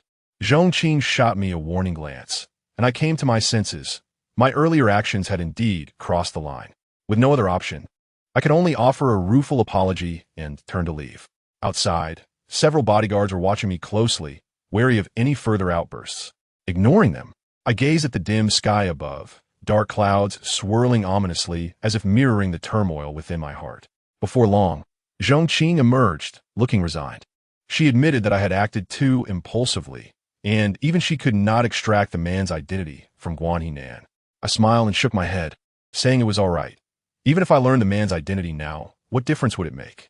Seeing my expression, Zhongqing wrapped her arms around mine. Worry etched on her face. "I've known Kameng for a long time. Aside from you, she hasn't had any rumors with other boys. Don't overthink it." I remained silent. Although I recognized Zhongqing spoke the truth, witnessing the events with my own eyes left no room for doubt. The incident has caused my relationship with Guan Hunan to once again plunge into an icy abyss. Zhongqing, with an air of helplessness, led me away from the scene, suggesting that we might find a way to mend our relationship in the future. After hastily consuming a modest lunch, Zhongqing made every effort to lift my spirits, even resorting to old tactics by placing my hand on her thigh, employing the allure of seduction to coax a smile from my lips. In the afternoon, I received a call from Manager Wu, inviting us to sign the contract. Naturally, this matter needed to be communicated to the film club and the student council. However, they were all in class that afternoon. While I was delighted to secure sponsorship, the responsibility of signing the contract was entirely entrusted to us. In Manager Wu's office, Zhongqing and I perused the lengthy contract, and after a careful half-hour examination, she confirmed there were no issues and signed our names. Before we departed, Manager Wu reminded me to feel free to come to work, as there would be a training period ahead.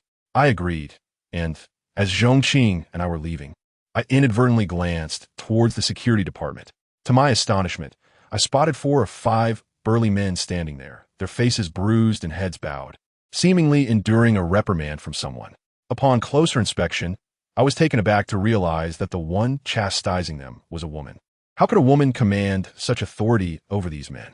I leaned in for a better look, but due to the window's barrier, her figure remained obscured, yet somehow familiar. Just as I was lost in thought, Zhongqing suddenly tugged at my ear, exclaiming, "It's a woman! So what are you staring at? Aren't you feeling down? We need to hurry back to class." She shot me a look of irritation, and I could only manage an awkward smile. Despite her previous treatment of me, this unexpected beauty had diverted my attention. Reluctantly, I followed Zhongqing back to school. The moment we entered the campus, a gust of wind scattered the contract she held, sending the pages fluttering across the ground. Zhongqing gasped and bent down to gather them, but as she did, the papers danced away in a breeze, her eyes reddening with urgency. "Take your time. Don't rush," I consoled her, unable to suppress a chuckle at her clumsiness. As I helped collect the fallen documents, I was about to hand them to her when I noticed her tearful gaze fixed on me. "What's wrong?" I asked, surprised, unsure of what I had done to cause her distress. Zhongqing shook her head, accepting the contract and turning away. I followed her as the school day ended. The campus now sparsely populated and enveloped in an unusual quietness, as if only the two of us existed in the world. Observing her still red eyes, I could not help but inquire about her tears. She smiled gently and replied, "I was just reminded of our first meeting." "Our first meeting?" I furrowed my brow, recalling the time I had met her in the clinic after being injured by my uncle. Back then, she had worn a nurse's uniform, looking sweet and innocent. I never would have guessed that our interactions would lead to this playful little enchantress. Sensing my thoughts, Zhongqing's demeanor softened as she continued. "It was on the first day of high school. I was carrying a pile of books, and my luggage was scattered everywhere. No one was willing to help me. All the other students and parents were laughing at me. Only you, just like now, comforted me while helping me pick up everything. I listened in confusion, as this was the first time Zhongqing had shared such a memory, leaving me at a loss for words, for I could not recall the incident at all. She reassured me. It's natural that you don't remember. I looked rather unkempt back then. As she spoke, she pulled out her phone and showed me a photo. I glanced at it and my lips twitched. Is this you? She appeared in plain student attire, with messy short hair and a dark complexion, resembling a tomboy. My parents were often away, and I didn't care for my appearance, which led to this look. Zhongqing's expression dimmed as she reminisced. I was aware that everyone has their struggles at home, and I hurried to comfort her, stating that she was now a beautiful goddess. However, she gazed at me, her eyes sparkling, and said, "But back then, you were the only one who didn't look down on me. The moment I saw you, I couldn't forget you. I'm not that remarkable." I awkwardly waved my hand, but she interrupted me. "It was because I wanted your attention that I learned to beautify myself. To buy pretty clothes and even self-study medicine to work at my aunt's clinic, all just to be near you. But your gaze was always on Su Jiao. Now that Su Jiao is gone, it seems you have found someone else." Her voice trailed off into melancholy. I lowered my head, unsure what to say. I had never considered how a seemingly trivial action of mine could so profoundly alter someone's life. I had never imagined that such a beautiful girl had quietly harbored feelings for me for 2 years. With the air between us thickening, I could not resist asking about the photos. Zhongqing continued to smile, explaining that she had taken them to entertain herself without bothering me.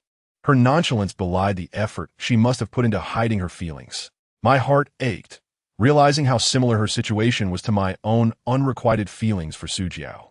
We wandered to the playground, where Zhongqing seated herself on the steps beside a flower bed, unconcerned about her attire. I joined her, and after a moment, she spoke. "Linja, you're actually quite handsome."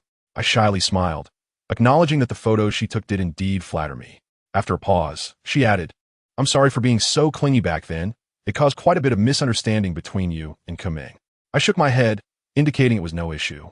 She reflected, "Because you're quite good-looking and your popularity has grown, I fear that if I didn't act, I would lose you to someone else. That's why I intended to present myself as a demure lady and approach you only after the college entrance exams." Having never encountered such a near confession, I could only smile foolishly. "So, you must be happy, so my feelings for you over the years haven't gone to waste." With the fade she had previously worn shed away, Zhongqing seemed liberated, daring to speak her mind. I nodded, "Really? Thank you." Zhongqing glanced at me, then suddenly laughed. "Seeing you like this makes my heart ache." I even wished that the one in pain could be me. I abruptly looked up at her. I had previously expressed similar sentiments to Kaming. The same words, different speakers, yet they shared a kindred spirit. For reasons unknown, my eyes began to redden. I couldn't bear to linger there any longer, hastily standing up. "I'll go buy some drinks. Wait for me here." Zhongqing said nothing as I dashed towards the school shop. I took a moment to calm my emotions and purchased 2 bottles of beverages. Just as I was about to head back, I realized that my retreat had been unexpectedly obstructed by a group of unruly girls, their intentions far from benign. I turned to flee, but they quickly surrounded me, dragging me into the small woods behind the school. Chapter 45. Kaming weeps upon arriving at the small grove. I was met with the fierce gaze of the blonde girl, her expression dark and vengeful, as if I were the murderer of her father. A sardonic smile tugged at the corners of my mouth.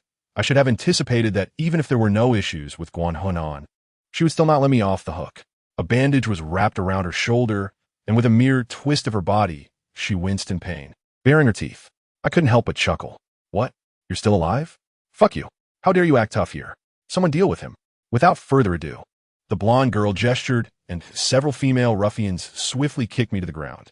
A flurry of punches and kicks followed, and as if that weren't enough, the blonde girl picked up a few bricks from the ground and smashed them against my back, plunging me into darkness and nearly causing me to faint. Yet, I gritted my teeth, enduring the pain in silence, protecting my vital areas. Such agony was merely a part of my daily existence. I silently thanked my fortune that they had only captured me, for if Zhongqing were here, it would have been a different matter entirely. This was school, after all. They wouldn't dare go too far, just enough to vent their frustrations. Soon, the blonde girl waved her hand, suddenly pulling out her phone to snap a photo of me. Instinctively, I sensed impending doom. "Linja, tell me, If our city's internet celebrity, Linja, were stripped bare by a girl, would such a video go viral throughout the city? She wore a sinister smile, her expression utterly repulsive. This scoundrel. I could discern no trace of feminine modesty in her demeanor. Clenching my jaw, I lunged to snatch her phone, but was intercepted by several female thugs. They surrounded me like a pack of wolves, their faces twisted in lewd grins as they clawed at my attire. Dressed in a suit for a meeting with sponsors, my clothes were easily torn away. I gritted my teeth, resisting while desperately searching for an escape route. I knew all too well that if such a video were to circulate online, both my reputation and the name of the short film would be irreparably tarnished, rendering all my efforts futile. I could no longer afford to think. I dashed forward like a madman. Though these girls were ruffians, they lacked the strength to match mine, and I soon broke free from their grasp. At that moment, however, a brick struck the back of my head with tremendous force, sending me staggering to the ground, my consciousness fading. Damn it! Are you seeking death? Sisters, finish him off! The blonde girl roared, inciting the surrounding ruffians into a frenzy as they dragged me like a lifeless dog toward the foul-smelling lake, pressing my head into the murky water. Due to the blow from the blonde girl, I lacked the strength to resist. After a few desperate struggles, I choked on the water, my stomach ablaze. Just as I was pulled out, I retched violently, nearly expelling my stomach acid. The blonde girl, undeterred, shoved me back under the water multiple times, blurring my consciousness further. Suddenly, a sharp voice cut through the chaos. What are you doing? It was Zhongqing's voice. Panic surged within me, and I quickly regained my composure. How did she arrive here? If she fell into the clutches of these ruffians, the consequences were unimaginable. To my astonishment, upon seeing Zhongqing, the girls' faces paled, and they ceased their actions. The blonde girl frowned. Zhongqing, this has nothing to do with you. Get lost.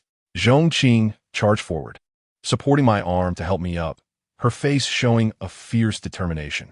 If you wish to remain in this school, get out now. The blonde girl frowned, reluctantly waving her hand to lead her gang away. I stood in stunned silence, taken aback by Zhongqing's assertiveness. Yet, as she held me, I noticed her hands trembled. It's fine. They know my relationship with Nan Nan, I reassure myself. Zhongqing, as if comforting me, said little more as she guided me to a nearby hospital.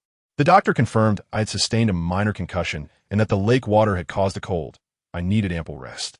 Initially intending to secure a hospital room, we soon discovered that all rooms were occupied, forcing us to find a nearby inn where Zhongqing assisted me with an injection.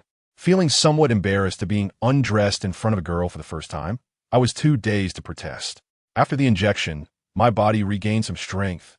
But just as I began to drift into sleep, I felt Zhongqing slip into my bed, clad only in her undergarments, wrapping her arms around me. What are you doing? I weakly struggled, but could not break free. You're cold. Don't move. I'll warm you, she murmured, her body shaking. Don't do this. You'll catch a cold, I protested, attempting to turn away, but a pounding headache rendered me immobile. Stay still. I don't mind catching it from you. Zhongqing nestled her head against my chest. A flicker of warmth surged within me, and I merely smiled, closing my eyes. When I awoke, it was already deep into the night.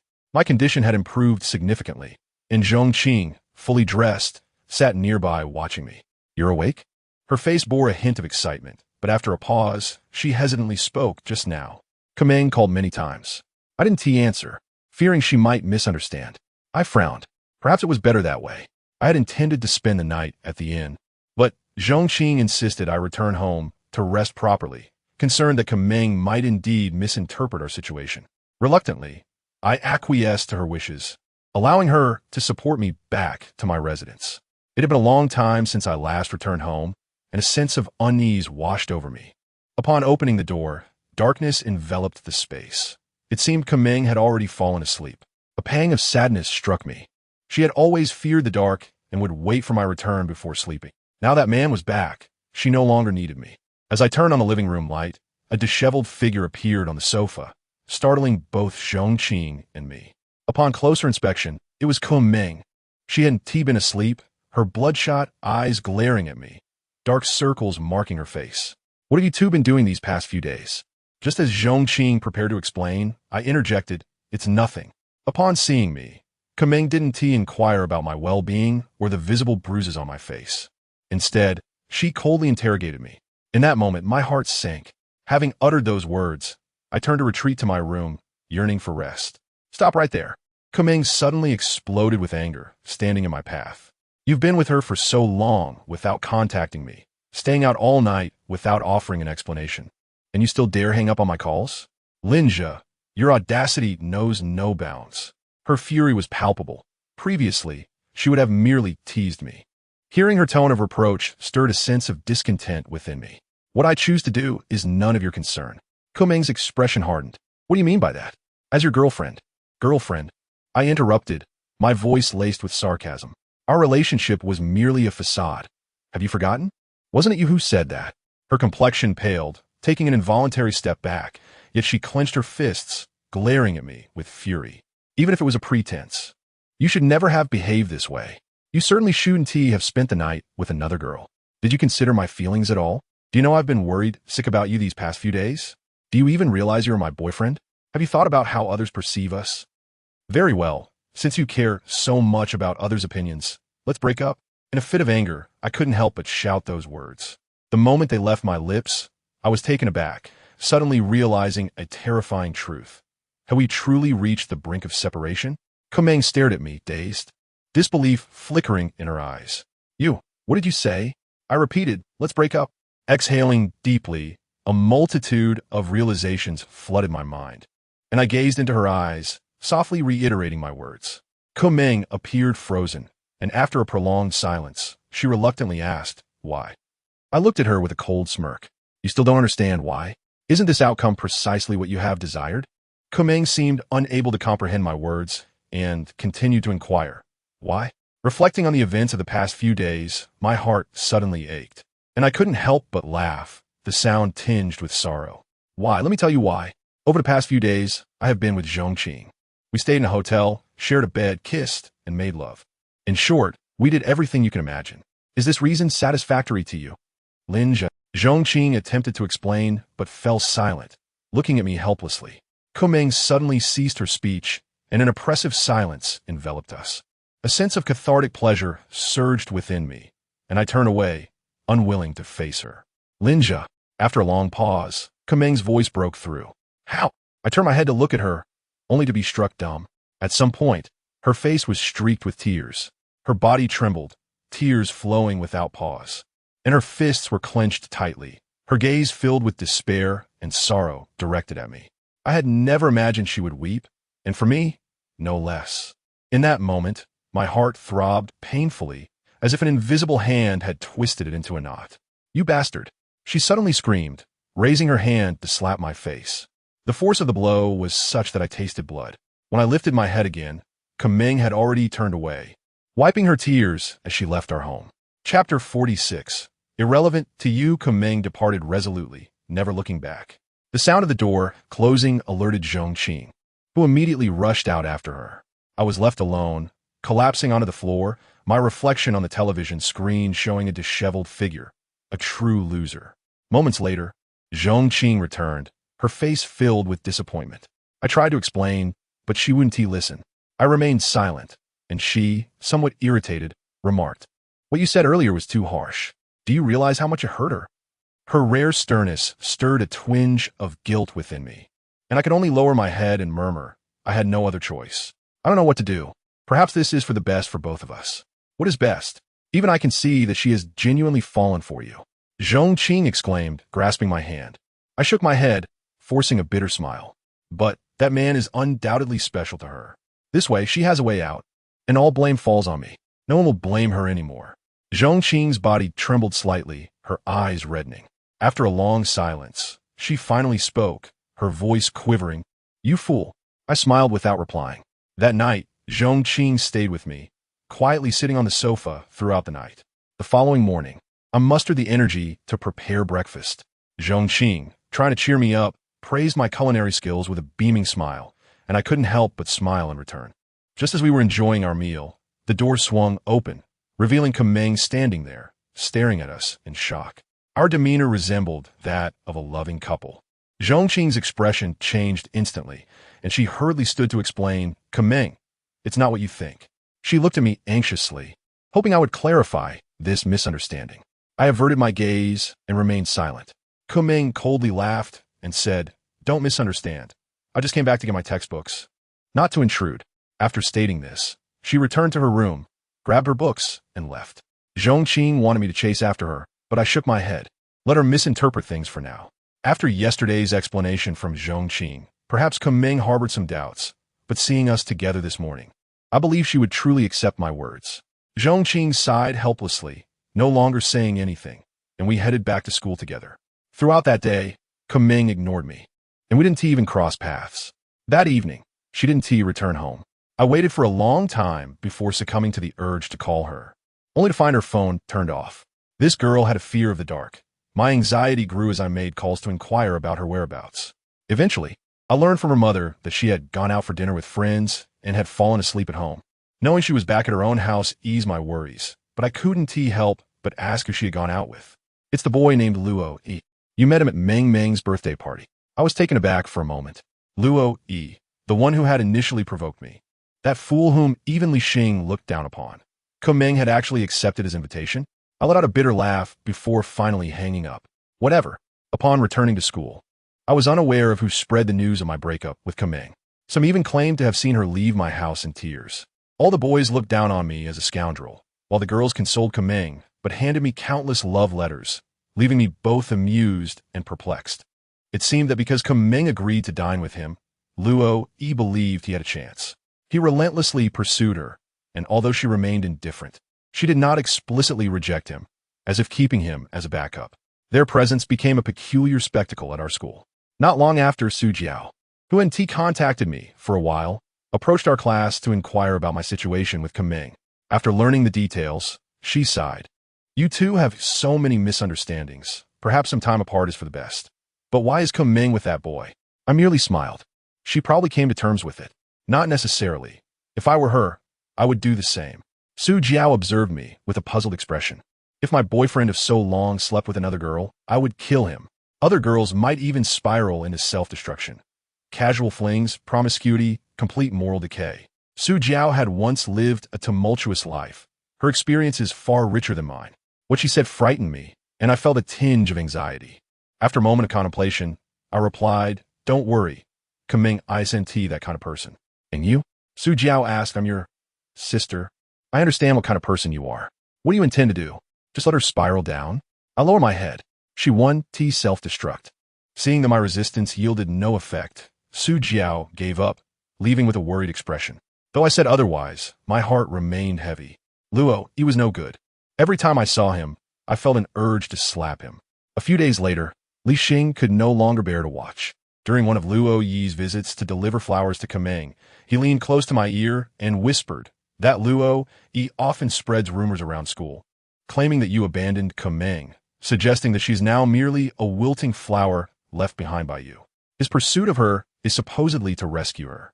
I furrowed my brow, contemplating various possibilities, yet I never anticipated that Luo Yi would stoop so low to salvage his own reputation. That scoundrel. Taking a deep breath, I peered through the window and saw Kuming gazing at Luo Yi, who was holding the bouquet, seemingly hesitating to accept it.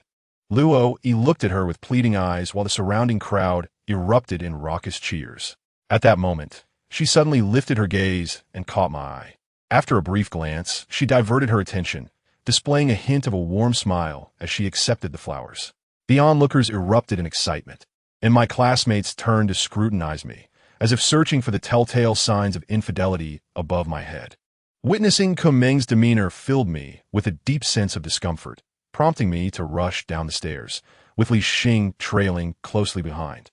Class was about to commence, and Kuming returned to her classroom, while Luo Yi sauntered off with his band of dubious friends, animatedly discussing something. As I leaned in to eavesdrop, my anger flared. She realized she was unwanted, which is why she relied on me. I was merely trying to do a good deed. That kind of woman. It's all about status. Just imagine, having our school's unattainable beauty, the president of the student council, Kuming, at your mercy. I could film it and share it with you all for a thrill. The air was thick with their lewd laughter as I clenched my fists and said to Li Xing, "Call everyone you know over." He nodded and promptly left. I remained, stewing in Luo Yi's repugnant words, my anger intensifying. Before long, Li Xing returned, accompanied by over 20 ruffians. Though I had broken up with Kameng, these individuals were aware of my past associations with Guan Hunan and Shu Jin, and thus did not regard me with disdain.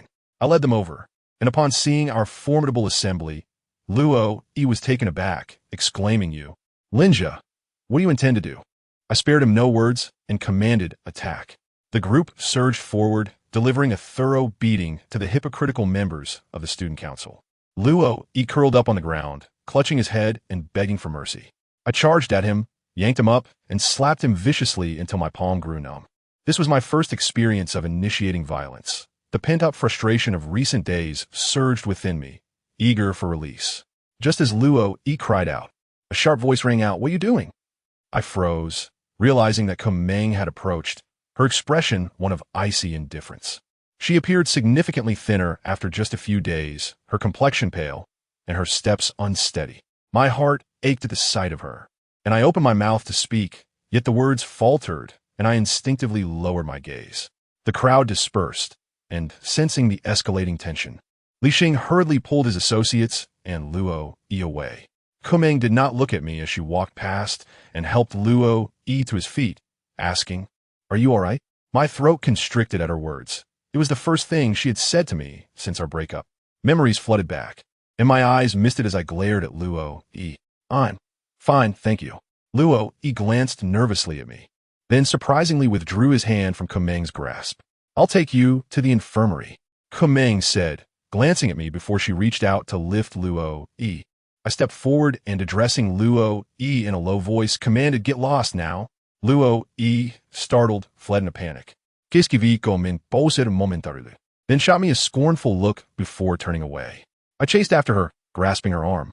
"Kameng, is it meaningful to degrade yourself like this?" She abruptly turned her head, her eyes reddened. "What?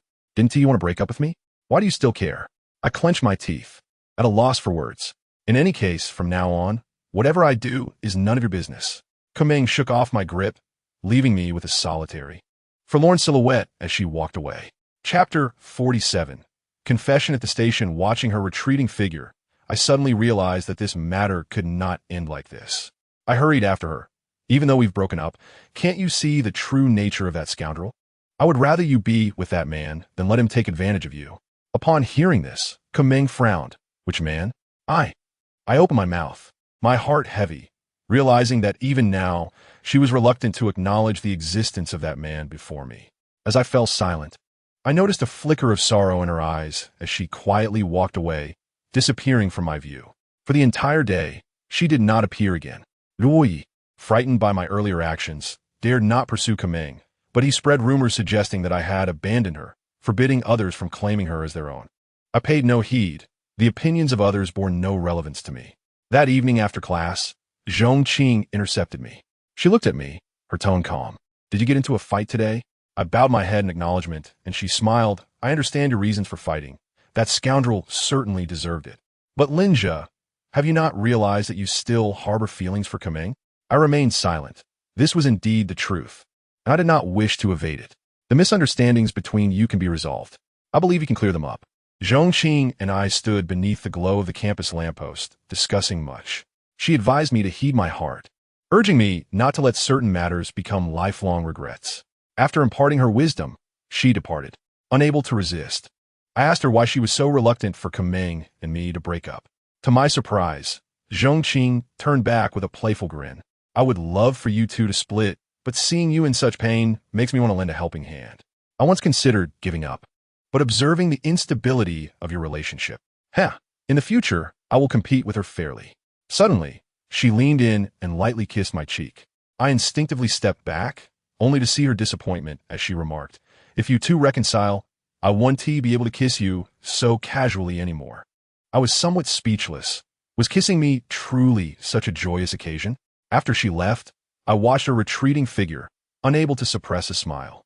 After bidding farewell to Zhong Qing, I returned home to receive a call from Kameng's mother. She informed me that Kameng would be returning the next day to pack her belongings. Having completed her transfer procedures and even purchased a high-speed train ticket to another city for her studies. I was taken aback. Had she truly made such a resolute decision? Did she intend to sever all ties with me? Kameng's mother continued, "I have advised her for quite some time, but this child is very headstrong. Xiaozhe, if there are any misunderstandings between you, please resolve them promptly. I did not respond, simply hanging up in a daze. The following morning, Kumeng arrived, dressed in her old-school uniform, her face ashen, resembling someone recovering from severe illness. Despite her frail appearance, she carried a large bag and began to pack her belongings with a tranquil demeanor. I watched her fill her suitcase with clothes, leaving behind only a platinum necklace. I don't need to wear this to school. You can have it back. I accepted the necklace, my heart heavy with melancholy. Just as she was about to leave with her suitcase, I blocked her path. Let me take you. No need. This is the last time. Please allow me to see you off. Kumeng wore a cold expression, seemingly intent on refusing. Yet I boldly seized the suitcase from her grasp and stepped outside ahead of her. Along the way, an uncomfortable silence enveloped us. Kumeng had intended to hail a taxi, but I persistently pulled her suitcase along. Allow me to accompany you on this journey back. There was a touch of sorrow in her demeanor, and after a prolonged moment, she nodded and followed behind me. The streets were sparsely populated. Just the two of us walking along the sidewalk, lost in thought as we observed the bustling traffic around us. After an indeterminate amount of time, Kumeng suddenly called out my name, Linja. I furrowed my brow, inquiring, "What is it?" She remained silent, her gaze shifting to a narrow alley nearby. As I recognized this familiar place, memories flooded back. It was where I had once kidnapped Zhao Yin, only to be misunderstood by Su Jiao. At that moment, my heart had been on the brink of collapse, and had it not been for Kumeng's timely intervention and scolding, I might have never emerged from that shadow. To me, Kumeng was not merely someone I cherished. She was my salvation. Seemingly struck by a thought, Kumeng remarked, "Linja, do you know? Back then, I truly looked down upon you." I managed to smile, fully aware of this sentiment. To risk everything for a girl, even forsaking one's own integrity. I've always felt that boys like you were the most foolish. At this juncture, Kumeng suddenly laughed, a glimmer of light in her eyes, as if recalling past moments. Yet, I cannot quite fathom how after all this time spent together, I have come to realize that this side of you possesses its own allure. Many men profess to disregard everything for the sake of their beloved, but I have only witnessed such actions in you. My heart quivered. This was her first time praising me so openly. Kumeng continued walking, her words flowing effortlessly. From that moment on, I found myself unwittingly drawn to you. When I saw you injured, I felt sorrow. When I saw you close to another girl, I felt anger. When you gained recognition, I felt pride as she spoke, her pace slowed, her tone remaining even, as if recounting something trivial. It was only then that I realized I had genuinely fallen for you. It was not the initial pity or sympathy. It was a girl's affection for a boy. Her bold confession left me momentarily speechless. I had never imagined Kumeng would actually harbor feelings for me. I had always experienced a vague yet profound emotion towards her. I liked her, yet she seemed so unattainable, causing me to lack the confidence to confront her directly until I witnessed her with that man. My self-assurance crumbled, prompting all my evasive actions. Reflecting on this, I recognized that my courage paled in comparison to hers. Was it possible that everything was my fault? My heart raced as I slowed my steps and took her hand, which she did not withdraw. Instead, she reciprocated and intertwined her fingers with mine, gazing at me as she spoke. "Do you know? During the 2 nights you and Zhongqing were missing, I couldn't sleep. Sitting in the living room for 2 days and nights. I dreaded the thought of you two together." Feeling furious, but unsure how to express it as she reached the end of her statement, she seemed unable to continue, turning her head away. I tightened my grip on her hand, whispering, "I'm sorry." It was too late for apologies now, and she had no need to apologize. Kiskiviko minsrelit, revealing that Zhongqing had explained everything to her for over an hour last night, detailing our whereabouts over the past 2 days. In the end, Kumeng even apologized to me, claiming that if she had been present, we might not have faced such difficulties in seeking sponsorship. I remained silent, walking beside her until we unknowingly wandered for over an hour, finally arriving at the train station.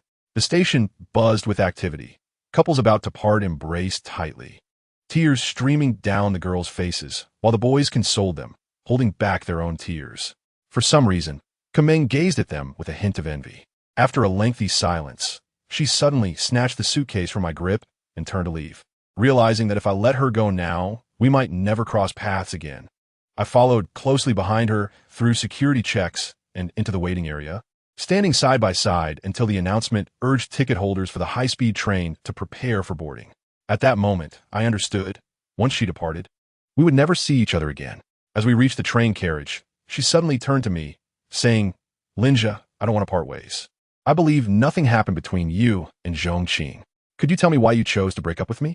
I was at a loss to comprehend what I had done wrong to elicit such a response from her.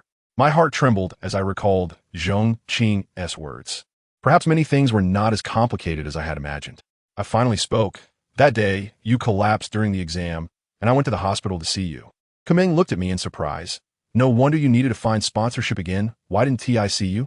I hesitated. "Who was that man in your hospital room?" Kumeng froze for a moment, her face paling. "I knew it, you saw him." My heart raced. Could it be that the truth was just as I suspected? Kumeng lowered her head, and, after a long silence, she spoke. "Is it merely because of that man that you want to break up with me? If I tell you that he and I share an extraordinary relationship, how would you react? If I tell you that he resides in the city I am heading to, what then?" I was taken aback. Was it possible that Kumeng's departure was not just to escape me, but also to seek out that man in black? Seeing her resolute gaze, I shook my head foolishly. "I don't know," observing my bewilderment. Kumeng sighed, shaking her head in resignation before finally revealing the man's identity. In a few brief sentences, the author makes an announcement. "Dear readers, as you may have realized, this book is nearing the end of its serialization. Almost a month since its inception. Finally, it is time to take it offline. I have rarely interacted with you all, and now I finally have the opportunity to share. Previously, I mentioned my intention to cease writing online literature. Due to my disappointing exam results, I abandoned 3 manuscripts and enrolled in a subpar college. Yet I felt no regret, believing that writing novels could earn me a living, even sacrificing my academics, relationships in college, and my parents' concern for me. However, last year, after graduating and interning without finding a suitable job, I returned home to face my parents and told them I intended to become a full-time novelist. I awaited their support with eagerness. It was the first time I witnessed my mother in tears before me. She regretted not investing in my education earlier, which led to my current state of unaccomplishment. I truly cannot forget that moment. I realized that no amount of money could erase my mother's regret. After that day, I declined all editorial invitations and enrolled in a program to upgrade my degree, gaining admission to a reasonably good university. This summer, I have begun preparing for my graduate entrance exams, as the new academic year brings my 3rd year, necessitating early preparation. Yet, having promised my readers and editors, I continue to write this new book each afternoon after reviewing vocabulary for my exams in the morning. Yuexia does not wish to lament her hardships or evoke pity. She simply seeks to articulate the reasons behind her decision to pen this novel and the scarcity of daily communication. Yuexia is determined not to disappoint her parents' expectations, striving relentlessly from a lackluster student to her current pursuit of postgraduate studies. She also aims to meet the hopes of her editor, persisting with this novel despite her severe myopia. Furthermore, she endeavors to fulfill the expectations of her readers, dedicating her spare moments to painstakingly crafting the narrative. Yet, she refrains from voicing complaints, for her parents wholeheartedly support her educational aspirations. Despite her lackluster grades, her editor has tirelessly promoted her work through various channels. In every direction, she has exerted effort. She has received encouragement and support. Although the readership of this book is limited, Yuexia yearns for a response from everyone. Subscribing to the legitimate version is truly an insignificant expense, costing merely 50 cents even with daily updates of 4 chapters. She has never beseeched her readers for subscriptions before, but this time is an exception, as the book's performance is dismal. Indeed, it is quite poor, teetering on the brink of being forcibly concluded by the editor. However, Yuexia holds a deep affection for this story. Despite its limited audience, she cherishes every character and event within it, having once found herself utterly enchanted by this world. Yuexia simply hopes for a brief extension of this narrative, yearning for the opportunity to pen the ending she envisions. Therefore, she earnestly requests everyone's support for this book. After its official release tomorrow, Yuexia plans to unleash a flurry of updates, with several chapters released over consecutive days, followed by a minimum of 3 chapters daily thereafter. Many readers have requested a system of additional rewards for chapters. Thus, Yuexia has restructured the incentives. A sword donation earns an extra chapter. A jade pendant yields 3 additional chapters, and a crown grants 10 chapters. though the latter seems improbable. Once again, she implores everyone to support the legitimate version of this book, expressing her gratitude. Next, she will explain the method of recharging. First, Hyen supports one-click login. If you possess a Sina Weibo account, QQ account, or Baidu Tieba account, you can effortlessly log in with a single click. After logging in, at the top of the site, there is a recharge button to explore various options, including online banking, Alipay, mobile SMS, and gaming point cards, with a recommendation for online banking and Alipay. Once recharged, you can subscribe to chapters and are encouraged to enable automatic subscription for ease of access. Should there be any uncertainties, feel free to inquire with customer service. Chapter 48. Truly a scoundrel he is, in a sense my first love. Kumeng's sudden proclamation left my mind reeling. She actually had a first love? Yet, Zhongqing had explicitly stated that Kumeng had no romantic entanglements.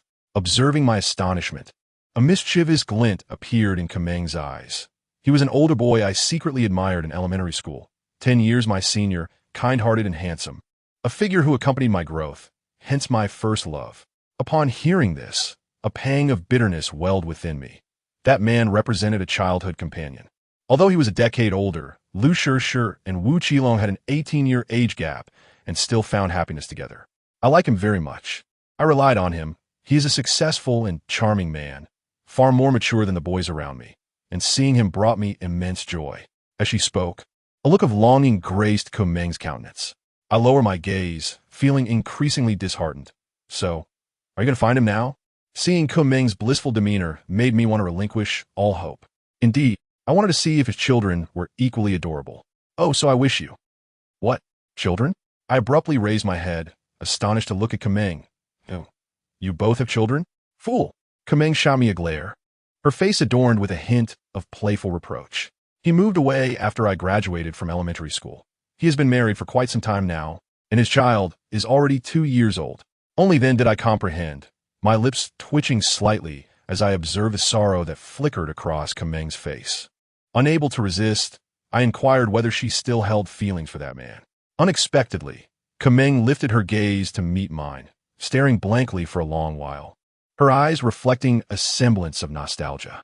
Eventually, as a gentle breeze tousled her hair, she smiled as if awakening from a dream. Let's regard the past as mere memories. After contemplating for a while, I finally grasped the essence of her words. Although that man was her first love, he belonged to the past. Had I been tormenting myself over these past few days for no reason?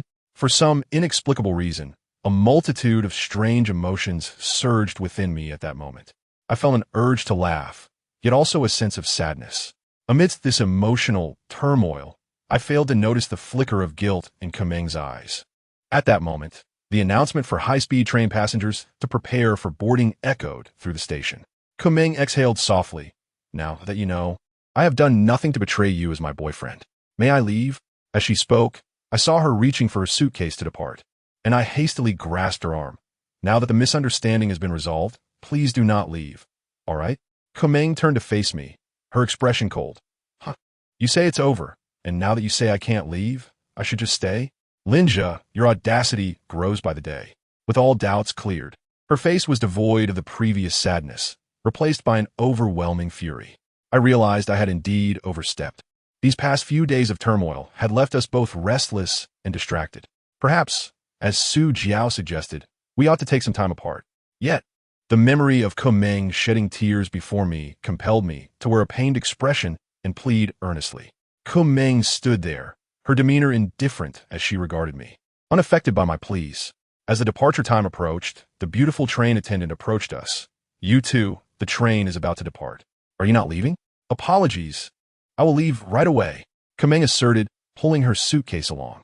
I quickly positioned myself in front of her, addressing the attendant. Miss, I sincerely apologize. Please allow us just a moment longer. A few minutes will suffice. The high-speed train does not wait for anyone. Young man, please be mindful of your manners. If you have no further business, kindly vacate the platform. The attendant's expression was colder than Kumeng's, as if deeming me a reckless dandy. As she spoke, several security personnel approached, having noticed the commotion. Kumeng remained silent, having already freed herself from my grasp, resolutely pulling her suitcase onto the platform. With the security personnel surrounding me, I watched in desperation as Kumeng prepared to board the train. In a moment of urgency, I called out, "Kumeng, please, can you not leave?" Kumeng hesitated for a moment. "Did you not say you wanted to break up?" I was wrong. I lowered my head, repeatedly apologizing. I understood the misunderstanding had been resolved, yet I only wished to find a place to relax my thoughts. "Why did you not want me to leave?" Kumeng turned her gaze back, fixing her eyes upon mine. Because, I grimaced, glancing at the surrounding security at a loss for words. "If you do not speak, I shall leave." A flash of disappointment crossed Kumeng's eyes as she turned away. Gripping her suitcase once more, growing increasingly anxious, I realized the announcement indicated only 10 minutes remained until departure. Kumeng's figure was fading from view. Summoning all my strength, I shouted, "Because I like you. Kumeng, I like you." Kumeng's body trembled slightly, but she did not turn back. The people around me were completely taken aback, my face burning with embarrassment, yet I gritted my teeth and spoke. "Kumeng, do you know? Unlike you, I have liked you since the very first moment I laid eyes on you. Kumeng, I cannot bear the thought of you leaving for another city. I do not want us to drift apart, because once you are out of my sight, I will be engulfed in panic. I want to be able to eat or sleep. Just the thought of you in the same city as that man makes my heart ache. So Kumeng, I like you. Would you consider staying here for my sake?" By the end, my voice was laced with a hint of desperation. Kumeng remained turned away from me, but finally halted in her tracks. I gazed at her and continued, "Rest assured, even if you do not agree, just being able to see you every day brings me immense joy. Truly.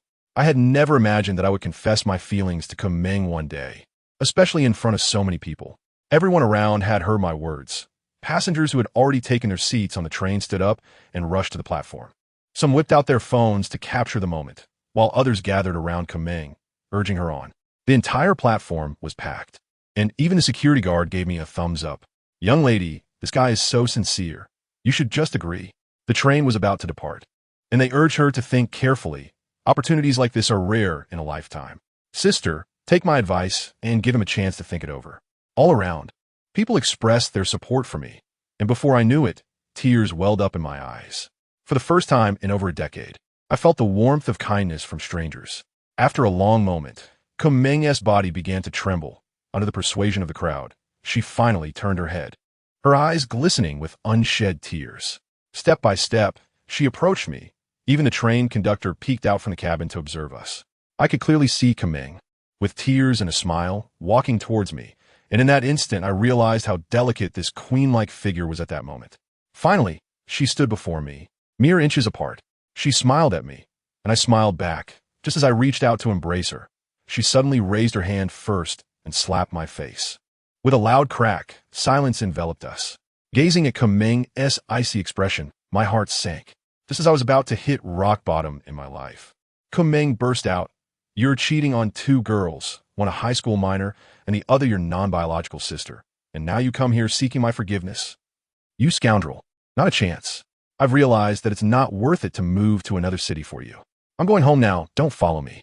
With that, she grabbed her suitcase and boldly stepped onto the escalator, a hint of a smile playing at the corners of her mouth.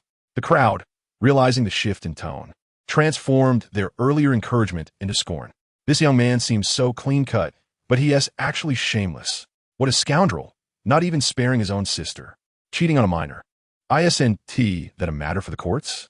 As I listened to the jeers from the crowd, I covered my face, my lips twitching, and hurriedly pushed through the throng to chase after her. "Kumeng, you're ruthless." Chapter 49, Trouble at Home. When I ascended the escalator, I found Kumeng seated in the waiting area, a triumphant look on her face, like a child who had successfully pulled off a prank. My frustration dissipated considerably as I hurried to sit beside her. "All right, I've been punished. Can we go back now?" The crowd had dispersed, yet some who had witnessed the commotion continued to point at me. Kumeng wiped the smile from her face and coldly replied, "Didn't I tell you not to follow me? And who said I'm going back with you?" Seeing her stubborn demeanor, I feigned amusement. The train has already departed. It's too late for regrets. Kumeng shot me a glare, stood up, and grabbed her suitcase, but as she took a few steps, she stumbled slightly, nearly falling. I swiftly took the suitcase from her, and unable to outmatch me, she shot me another glare and walked ahead. I knew I was in the wrong, but chose to remain silent and walk beside her. Although Kumeng had brushed off my confession with jest, every word had been heartfelt. Having laid bare my innermost thoughts, I felt an inexplicable tension. Kumeng had once expressed her feelings for me, yet she continued to think of her first love. From her silhouette, that man seemed far superior to me. Was it truly the right choice for her to stay with me? My habitual insecurity made me doubt whether I could provide a girl with the trust she deserved. Lost in thought, my steps grew heavier. As if sensing my turmoil, Kumeng, who had been walking ahead, suddenly sidled up to me, feigning nonchalance as she grasped my hand. Does it still hurt? She studied my face, her gaze tinged with guilt. I belatedly realized my cheek throbbed painfully from her slap, likely reddened and swollen. I shook my head, feeling the warmth of her palm, and my heart settled as I tightly held Kumeng's hand, savoring the rekindled connection. Thank you, I whispered. A faint smell graced Kumeng's lips. If I hadn't tea left, would you have ever found the courage to speak those words? I lower my head, the pain in my face intensifying, uncertain if it was from the slap or my blush. She didn't tease me further, but held my hand firmly, unwilling to let go. Thus, we exited the train station together and hailed a taxi back to our place. Upon entering, Kumeng inhaled deeply. It feels wonderful to be home. After saying that, she rummaged through her suitcase, retrieving alcohol wipes and disregarding my protests, pushed me onto the sofa, gently applying the wipes to my face. I can manage this myself. I felt awkward being cared for by her. Stay still, Kumeng commanded, leaving me no room for resistance. In that moment, our faces were so close that I could feel her soft breath, and her faint fragrance wafted toward me. As she leaned down, her neckline gaping, I instinctively lowered my gaze, catching a glimpse of her smooth skin, causing my heart to race, and I hurriedly averted my eyes. Suddenly, Kumeng set down the wipes and leaned closer, asking, "Feeling better?" I shot my head up, locking eyes with her, our faces nearly touching. Kumeng froze, and in that instant, I found it hard to contain my emotions, gazing at her soft lips as I leaned in gently. To my surprise, she did not pull away but mirrored my movement, inching toward my lips. Just as we were about to connect, she seemed to awaken from a dream, stepping back and tumbling to the ground, grimacing as she hugged her foot. Ouch! Startled, I hurried to remove her canvas shoes, discovering a small trace of blood on her white socks. Kumeng gasped, and it dawned on me that we had walked for an hour from home to the station. This delicate young lady had likely never traversed such a distance, and her feet were understandably sore. I helped her to the sofa, gently peeling off her white socks. Her feet were adorable, though the soles had developed small blisters. Feeling a pang of sympathy, I instructed her not to move and rushed to boil some water, gently washing her feet. Kumeng's expression was even more awkward than before. I can manage on my own. As she spoke, she bent down, exerted force with her foot, and let out a sudden scream. I ignored her, finished washing her feet, applied alcohol to the soles, and finally felt relieved after draining the blisters. Kumeng remained silent, simply watching me, until she finally chuckled softly. "Did I offend your nose?" I chuckled helplessly. "It is indeed quite pungent." Her face darkened, and she immediately kicked at me, exclaiming, "Go to hell." I caught her foot and, using the momentum, pulled her into my embrace. She was startled, raising her hands defensively over her chest. I found it amusing and made no further moves, simply carrying her to my bed. After a busy morning, both of us felt a bit weary, and having grown accustomed to sleeping together, Kumeng surprisingly said nothing. Just as I was about to drift off, she suddenly nestled closer, burying her head in my chest. My heart raced, yet I knew this was not the time for inappropriate thoughts. I held her close, enveloped in tranquility. When I awoke again, the world outside was shrouded in darkness. I glanced down and noticed Kumeng was gone. Panic surged within me, as I feared she might have left while I slept. Hastily, I slipped on my shoes and dashed into the living room, only to find her in the kitchen, following a recipe to cook. I approached and peered into the pot filled with an unidentifiable substance, but Kumeng insisted stubbornly. "The recipe says to do it this way." Indeed, even a goddess has her shortcomings. Any mistake was surely the recipe's fault, not hers. I disregarded her protests, disposed of the charred contents, and prepared a sumptuous dinner. After our meal, Kumeng unexpectedly returned to her room to change, announcing she wanted to visit my aunt. "Your sister contacted me earlier, and I don't want them to worry." I nodded, wanting to accompany her, but Kumeng firmly blocked my way, saying, "You've been so tired these past few days. just rest. I'm only going to check on them. Observing her hesitance, I suddenly realized. You're not planning to visit your future mother-in-law alone, are you? In that case, I should definitely accompany you. Kuming kicked me hard, only to hurt herself in the process, shooting me a glare before leaving. I understood her intentions. If I were to follow, it would indeed resemble a visit to her future mother-in-law. At that moment, my phone rang. It was a call from Zhongqing. When I answered, she inquired about Kuming, and I recounted the events at the train station. Upon learning of my public confession to Kuming, Zhongqing's voice turned sour. Just thinking about it feels so romantic. I laughed awkwardly, unsure how to respond, but she continued, Linja, I've helped you so much this time. How do you plan to thank me? I scratched my head, realizing that without Zhongqing's relentless support, reconciling with Kuming would have been nearly impossible. Yet, I genuinely had no idea how to express my gratitude. Zhongqing laughed.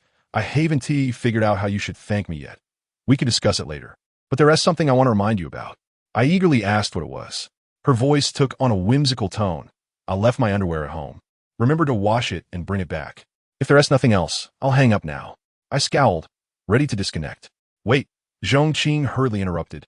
I want to tell you, the election for student council president is about to begin. I frowned, since Zhao Yin left. Kuming had taken on the role of acting president, which everyone accepted as a given. Why would an election be necessary? Who could possibly compete with Kuming? Our school is the best high school in the city.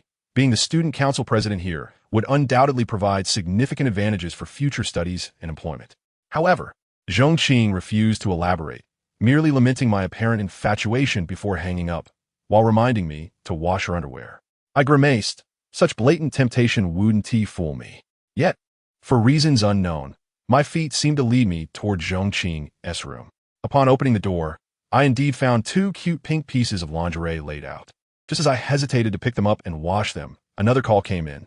I quickly answered, and Kuming's anxious voice reached me. Linja, something happened at your house. Chapter 50. Birthday gift. After uttering those words, Kuming's phone was abruptly cut off, as if someone had severed the connection. Frantic, I tried to call back, but initially encountered a busy signal, followed by a complete shutdown. In that moment, sweat trickled down my forehead like a worm. I could hardly imagine what had transpired at my aunt's house.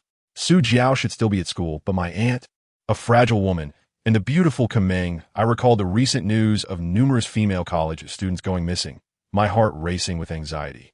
If something truly happened, the consequences would be unimaginable. Without a moment to waste, I bolted outside, grabbing an old fruit knife I hadn't used in ages, and hailed a taxi outside the community, racing home. Along the way, I imagined various scenarios. Perhaps my uncle had returned, or they had encountered a stranger's abduction. I pulled out my phone to report the situation to the police, but hesitated, fearing it would alert the perpetrators. So I mentally rehearsed various plans instead. Soon, I arrived at my aunt's house, calling for 2 security guards from the neighborhood. Upon reaching the entrance, I discovered the security door ajar. Gently pushing it open, I stepped inside the pitch-black interior. With the guards by my side, I attempted to turn on the lights, only to find the power had been cut. Just as I was about to call out Kuming's name in desperation, a sudden explosion rang out. Startled, I realized colorful streamers were cascading above my head. In that moment, several candles appeared in the darkness as my aunt and Kuming wheeled in a birthday cake, singing a cheerful birthday song with beaming smiles. I was dumbfounded, utterly confused by the situation. "So please." Kuming winked at me. I stood there in shock, only then realizing that today was my birthday. Since moving to my aunt's house, I hadn't celebrated a single birthday, and the concept had long faded from my mind. The security guards, now understanding, smiled at me and left, closing the door behind them. The room was suddenly illuminated, and as I gazed at the birthday cake adorned with 17 candles, I couldn't help but let out a bitter laugh. "You really scared me half to death." Kuming rolled her eyes at me. "That's the thrill of it. Don't you find it touching?" I frowned, only to notice that at some point, she had been wearing the necklace I gifted her. "You mean you've kept it with you all this time?" I started to ask, but Kuming blushed and shot me a glare, silencing me. My aunt looked at me, her expression somewhat solemn. "Tomorrow is your birthday." Ming Ming said she wanted to surprise you tonight. "Linja, don't go home. Let's wait until midnight together." Embarrassed, I scratched my head, realizing I had forgotten my own birthday. Kuming remained silent, merely watching me. The living room appeared specially decorated, festooned with streamers and warm wishes. A surge of emotion welled up within me, and I lowered my head, tears brimming in my eyes. My father had never cared for me, so, throughout my life, I had never experienced a birthday celebration of my own. I had even forgotten that there could be a day worth commemorating. Gazing at the birthday cake, I bowed my head, my voice choked with emotion. Thank you all. Sensing my tears, Kumeng was startled and wanted to comfort me, but hesitated, concerned about what my aunt might say. My aunt approached gently, enveloping me in her embrace. Xiaotisha, I apologize. Previously, due to that man's presence, I was unable to give you a proper celebration. If it weren't for your sister, I might have forgotten your birthday altogether. Su Ziao, I furrowed my brow in disbelief. She actually remembered my birthday? My aunt laughed softly. Though she couldn't return from school, she specifically bought you a birthday gift. Would you like to unwrap it? I nodded, and the gift was soon brought to me by Kumeng. To my astonishment, it was a violin. My heart quivered. While it may not match the exquisite quality of Li Mingfeng's, it was still quite a valuable gift. I found it hard to fathom how she managed to save enough to buy it for me. My aunt, like a child, urged me to perform a piece for her. Kumeng seemed eager as well, so I chose a relatively gentle piece, Canon, and began to play. This time, with my aunt present, Kumeng refrained from dancing to accompany the music, yet her gaze remained filled with subtle admiration. I lost count of how many pieces I played until the clock struck midnight, and I extinguished the candles on my birthday cake, savoring my very first slice of birthday cake. In a playful moment, Kumeng pushed me face first into the cake and snapped a photo, capturing a moment akin to that of a family of three. My aunt gazed at the photograph with a wistful expression. Kumeng's cheeks flushed, and without a word, she retreated to my room to rest. Just as I intended to check on her, my aunt stopped me. Xiao, have you and Kumeng become more than just friends? I admitted it, and my aunt, slightly embarrassed, inquired, have you done anything inappropriate? I understood what she meant and quickly shook my head, assuring her that our interactions remained respectful, as we were still students. That's good. However, you'll be sleeping on the sofa tonight. I need to speak with Meng Meng. With that, my aunt entered my room and locked the door behind her. I leaned in to eavesdrop, but the soundproofing was excellent, and I had to give up. After what felt like an eternity, my aunt emerged, her face flushed, and shot me a fierce glance. Xiao Zhe, keep your distance from Kumeng. I was taken aback. Aunt, what do you mean? Her face grew even redder as she glared at me. You know exactly what I mean. I thought you were just a child, but it seems you are not. Unable to finish her sentence, she turned and retreated into the room. The swift change in her demeanor suggested that Kumeng must have said something. Convinced of this, I waited until my aunt fell asleep before quietly slipping into Kumeng's room. If your aunt finds out, she'll definitely sever ties with you, and even your sister might be forbidden from seeing you. Kumeng, indeed, was still awake and greeted me with a sarcastic remark. Barefoot and slightly flushed, I recalled her feet must be sore after our day's adventures. Seizing the moment while my aunt remained inside, I boiled water for Kumeng to soak her feet, effectively silencing her complaints. Observing her calm demeanor, I hastily inquired about what my aunt had discussed with her. Kumeng's voice was slightly awkward. Just some issues regarding girls' periods. She has probably worried about what you might do. My expression darkened. Did my aunt truly find me so untrustworthy? Seemingly reading my thoughts. Kiskivi Kumeng Longhead. I told her that you tried to force me into intimacy several times, but I always refused, resolving your issues with my hands and feet instead.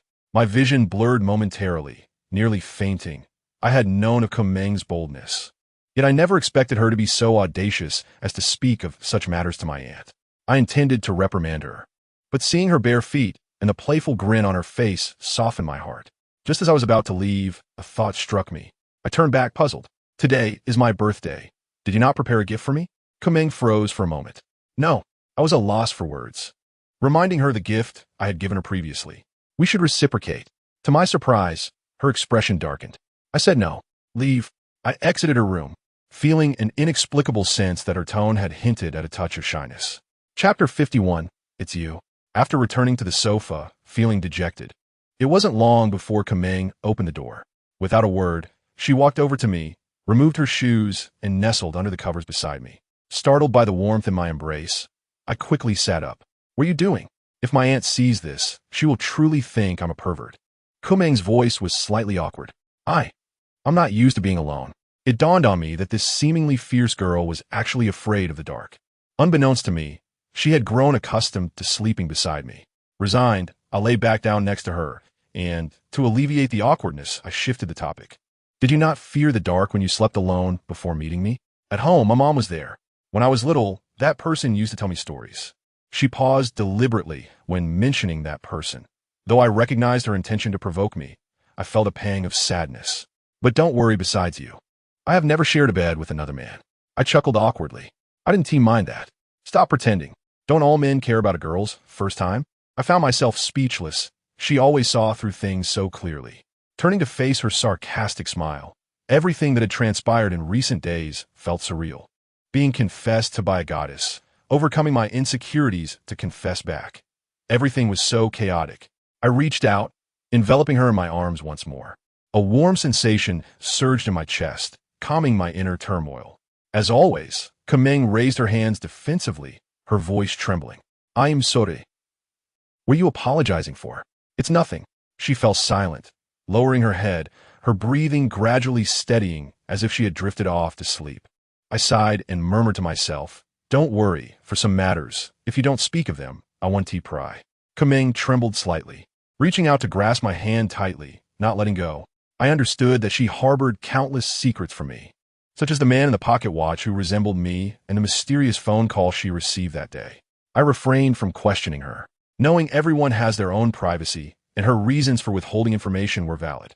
After a long pause, she quietly laughed. You really are an idiot. I frowned and resumed my insistence for a birthday gift, but this time she seemed genuinely asleep, unresponsive to my pleas. Fearing my aunt might take notice, I reluctantly abandoned the topic. As autumn deepened, the nights grew colder. I was surprised to find my aunt had not turned on the heating. Kiskivi Koming, accustomed to a life of comfort, repeatedly sought refuge in my embrace, and I had to summon great restraint to quell my inner impulses. The following morning, Koming departed from my embrace, her movement as she put on her shoes rousing me from slumber. Her foot injury had yet to heal, so I hastily sat up to assist her with her socks, just as my aunt emerged. Observing our harmonious scene, she merely smiled before busying herself with breakfast.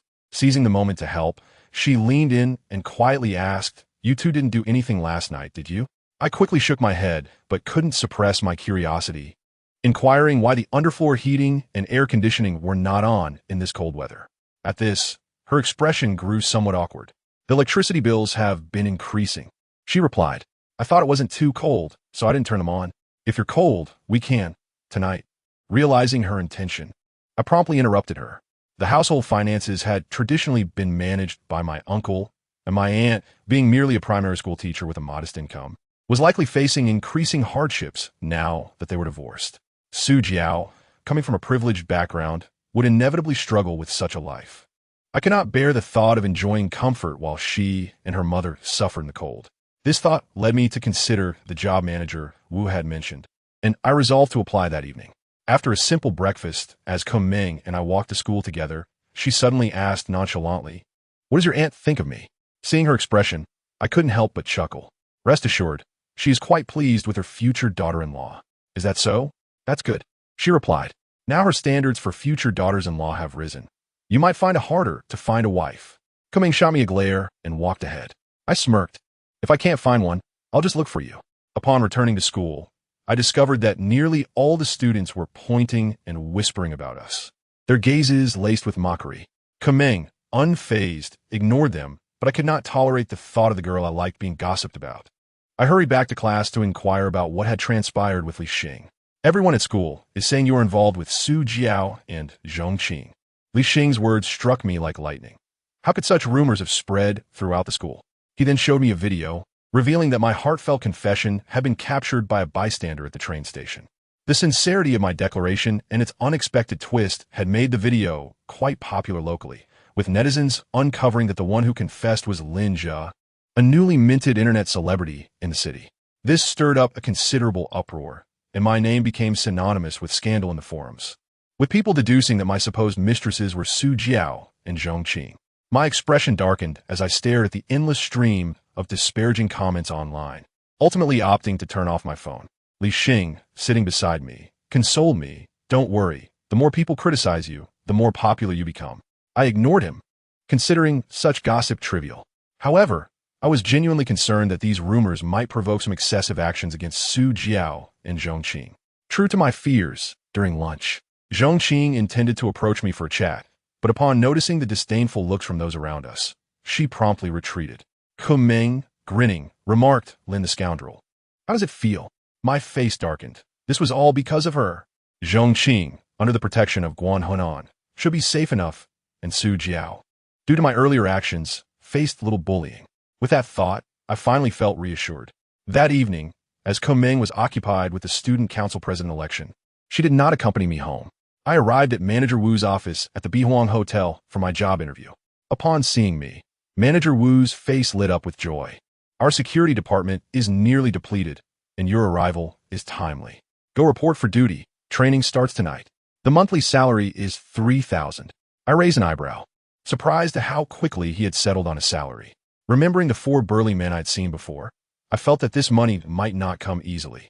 After changing into the sportswear provided by the hotel, I made my way to the security department office, where I found a small, wiry fellow with a slightly shifty demeanor engrossed in a video game. After explaining my purpose, he unexpectedly cast a sympathetic glance my way. Don't worry, since you're working nights, you'll only need a week of training. I nodded and followed him down to the hotel basement, which surprisingly housed a small gym. Just as I was about to enter, he stroked his little mustache and said with a mischievous grin, Our beautiful coach is inside. Good luck. I stepped inside, only to be greeted by a stunning woman in a black bodysuit performing stretches. From her back, she appeared to be in her 20s with long, flowing hair and a shapely figure. Her skin, honed through years of training, exuded both resilience and smoothness, far surpassing any girl I had previously encountered. Hello, I'm the new recruit. I began, but before I could finish, the coach turned to face me, and we both froze in shock. It was her, the enchanting woman in the red dress who had intercepted me at the club. Despite the passage of time, I recognized her instantly. Clad in a tight black tank top, her ample bosom seemed ready to burst forth, a striking example of beauty that left a lasting impression. The coach recognized me too, her face blanching. So you're the little scoundrel? I scowled and hastily waved my hands in explanation. It was all a misunderstanding. I can't clarify everything in a few words. No need for clarification. Our hotel does not welcome scoundrels like you, and the security department certainly has no use for perverts like you. Get out. The coach suddenly exploded with anger, rushing toward me like a gust of wind, seizing my collar and dragging me out. I had long recognized her formidable strength and dared not resist, collapsing to the ground as I pleaded for her to go easy on me. The woman in red was relentless, even suspecting that I had entered with ill intentions, her powerful legs clamping around my neck, threatening to suffocate me. Ultimately, it took Manager Wu descending from upstairs and a lengthy explanation to quell her fury. Shuejiao. Xiao Lin is just a student. I'm sure there is some misunderstanding. He has only just started working. You should take care of him. Fearing the coach would still pursue me, Manager Wu offered one last explanation before leaving. The woman named Shuejiao, unable to define Manager Wu's wishes, glared at me after he departed and said, Well, since you like it here so much, I'll make sure to train you well. My expression soured as I recalled the fate of those 4 men in black. If it weren't for the need to support my aunt, I might have considered quitting right then and there. Following the coach into the training room, I surveyed the array of equipment, feeling a pang of anxiety, and quickly changed the subject. Coach, what is your surname? How should I address you? My name is Pai Shuejiao. You can call me. She began, but suddenly her expression turned awkward, and she turned away. I couldn't help but smile at the unexpected revelation that there is indeed a surname Pai in this world. No wonder Manager Wu had called her Shuejiao instead of Little Pai. If you dare to laugh, I'll kill you. It was as if she could read my mind, and I promptly focused on being calm, refraining from any further antics. Coach Pai, how shall we train? As soon as I posed the question, before I could even process it, Pai Shuejiao swiftly turned, executing a throw that sent me crashing to the floor. My head hit the ground with a thud, resulting in a painful bump. This is how we train. From that moment until the early hours, I found myself ensconced in the training room. Pai Shuejiao was nothing short of tyrant. Regardless of my anguished cries, she showed no mercy, treating me as if I were merely a human punching bag. Her strikes were precise, and despite the excruciating pain coursing through my body, not a single bruise marred my skin. If not for the rhythmic rise and fall of her ample bosom, which occasionally diverted my attention. I would have surely fainted right then and there. When the clock struck midnight, she finally ceased her relentless onslaught and tossed me a bottle of sports drink before settling down on the floor. I grasped the drink, preparing to leave, but couldn't help but say, Coach Xuejiao, that incident from that night was truly a misunderstanding. If you don't believe me, check the surveillance footage. I assure you, I'm not a pervert. Pai Xuejiao's eyelids flickered, yet she ignored me entirely, treating me as if I were invisible. I knew full well that no explanation would penetrate the thick skull of a woman so endowed, yet lacking in intellect. With that realization, I turned and left without another word. Upon returning home, I found Kuming waiting for me in the living room, her visage weary, lacking even the strength to rise and speak. I seldom witnessed her in such a fatigued state, so I hurriedly prepared a foot soak for her.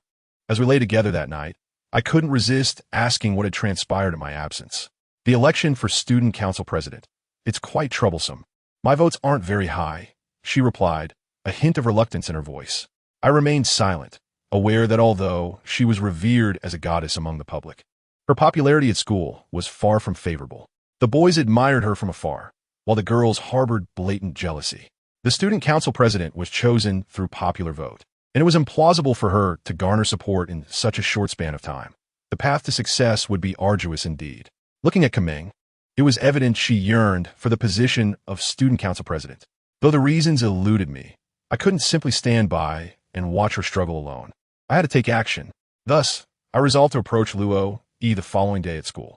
This fellow, having been on the receiving end of my earlier wrath, exhibited a palpable nervousness upon seeing me. I wasted no time on pleasantries and inquired about the election details. There are 4 candidates. Kuming is currently in the lead, but the other 3 are close behind her in votes, Luo Yi reported, his expression tinged with anxiety. He too was smitten with Kuming. Among the 3 competitors, 2 were girls of remarkable beauty, making it challenging for Kuming to win support based solely on her looks. Having grasped the situation, I dismissed Luo Yi and sought out Li Xing, instructing him to gather every rogue he knew. Gritting my teeth, I emptied my wallet to treat these miscreants to a meal, imploring them to cast their votes for Kuming. With their backing and a bit of intimidation within their respective classes, I believe Kuming's popularity would surely improve. Still, I felt my efforts were insufficiently polished. During evening study hours, I discreetly summoned Zhong Qing and Su Jiao. Both appeared puzzled, as recent rumors had prompted them to avoid me at all costs. We could only meet at a CAF not far from the school. After a lengthy absence, Su Jiao seemed markedly more modest in her attire, her face reflecting a blend of delicacy and fatigue, hinting at her recent busyness. I recalled the violin she had gifted me and hesitated several times to inquire about her means of earning money, yet out of respect for her pride, I ultimately remained silent. Upon my arrival, Su Jiao's gaze lingered on me, prompting Zhong Qing to darken her expression and exclaim, "What? Have you not had enough after 5 years of staring?" I offered an awkward laugh and quickly clarified my purpose. Upon learning I was there to rally votes for Kuming, Su Jiao agreed with a nonchalant demeanor, pledging her assistance. Yet, I couldn't shake the feeling that we had grown distant. Zhong Qing's frown deepened. How heartless. I'm afraid I can't agree.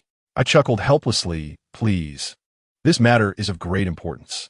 If you could assist her with the votes, I'll grant you any request you have. Any request?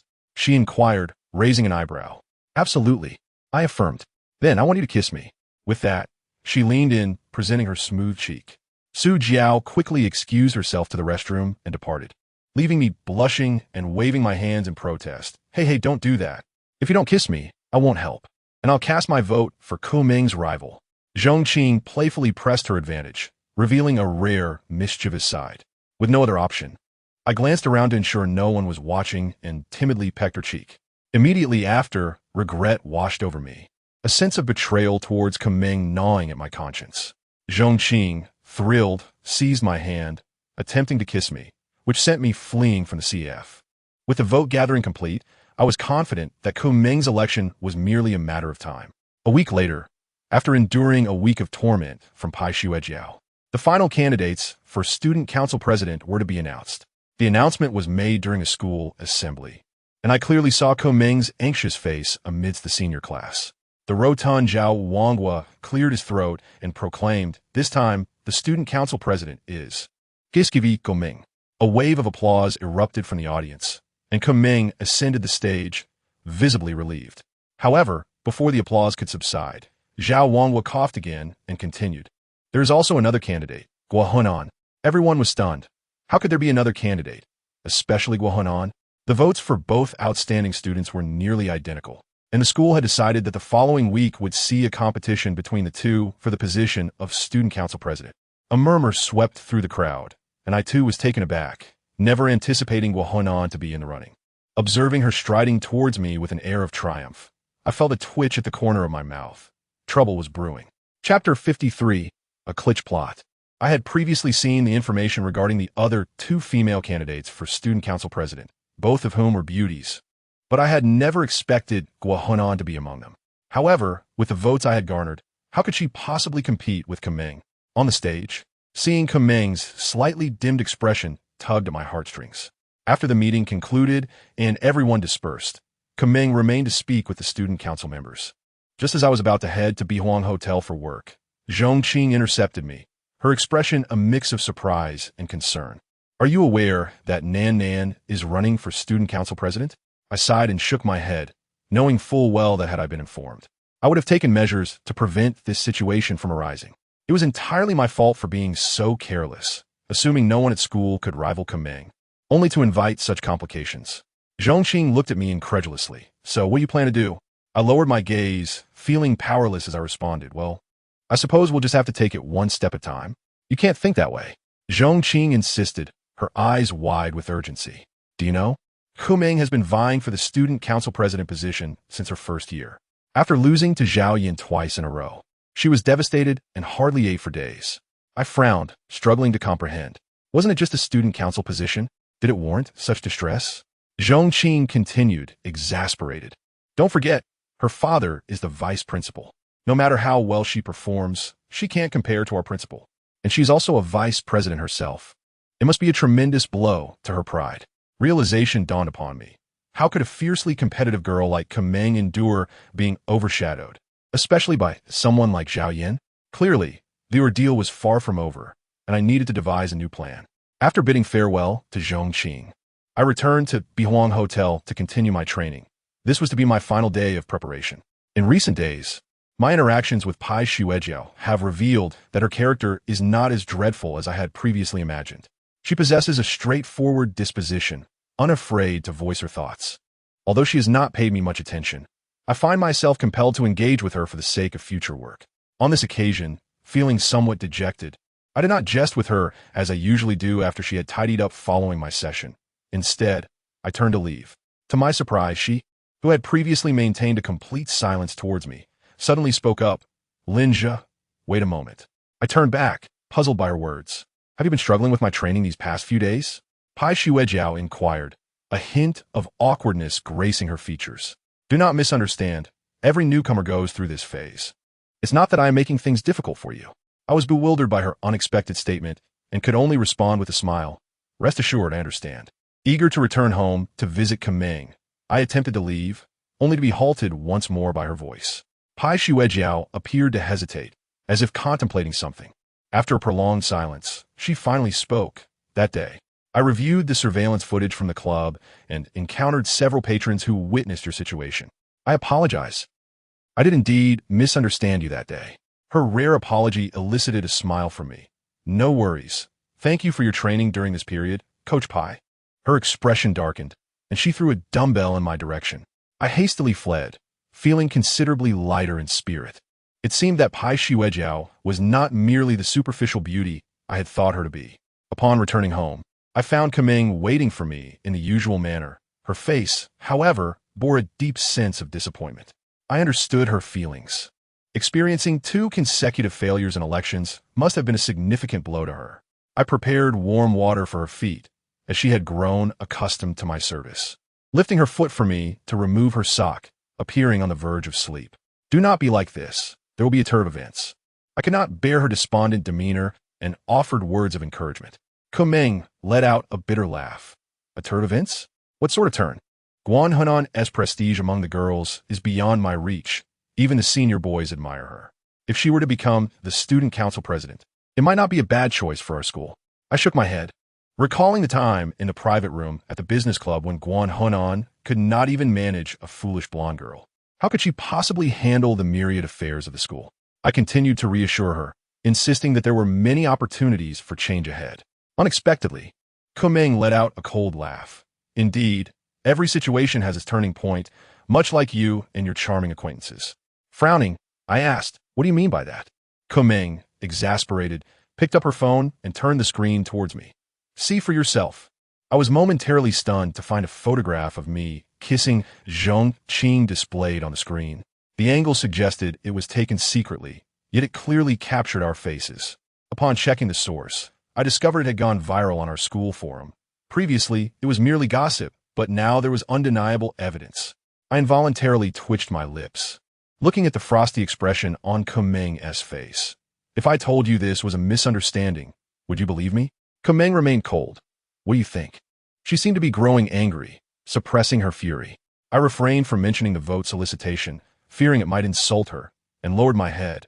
"I am sorry. There is no need for apologies. I understand. After all, Zhong Qing is a beauty. However, Linja, I do not expect you to assist me. But could you refrain from complicating matters at this juncture? Do you have any idea how much my support rate could drop because of this?" Those comments are branding me as a mere fool in the race for student council president. Following her outburst, she appeared incensed, raising her foot as if to kick me, inadvertently splashing foot-soaking water onto my face. I stood there dumbfounded, and Kumeng, taken aback, quickly lowered her head. "I am sorry. I let my emotions get the better of me." "Not a problem," I chuckled, wiping the water from my face while continuing to massage her feet. Kumeng cast me a resigned glance before finally closing her eyes. For someone as competitive and headstrong as her, I might just be a spineless individual who could assist her with foot massages. I preferred not to dwell on it, merely contemplating how I might help her. As long as she could find joy, it mattered little how many misunderstandings I faced. The following afternoon, after school, I summoned Zhong Qing once more, this time choosing a secluded CAF booth, where I awkwardly inquired about the photograph. Zhong Qing also managed a wry smile. "I have no idea. I have been mercilessly criticized, labeled as an adulterous couple." I shook my head, reassuring her, "Do not worry. Most of the comments are aimed at me. Beauty carries privileges wherever it goes."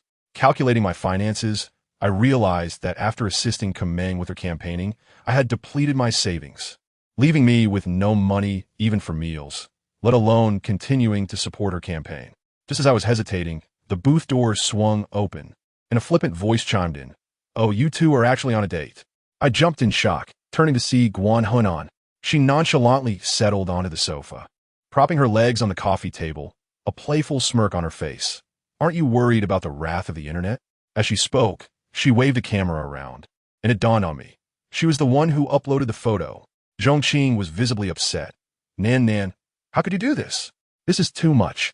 Guan Hunan waved her hand dismissively, telling Zhong Qing to leave, as she wanted to speak with me privately. Zhong Qing shot me a glance, and upon receiving an affirmative look, departed, casting a fierce glare at Guan Hunan as she left. "So, what is it you wish to discuss?" I regarded Guan Hunan with a disapproving tone. "Do not be so angry. I have offended even my best friend for your sake." Guan Hunan let out a rueful laugh and suddenly stated, "To be honest, I genuinely wish to secure the position of student council president. It would make everything much easier in the future." I remained silent, prompting her to continue.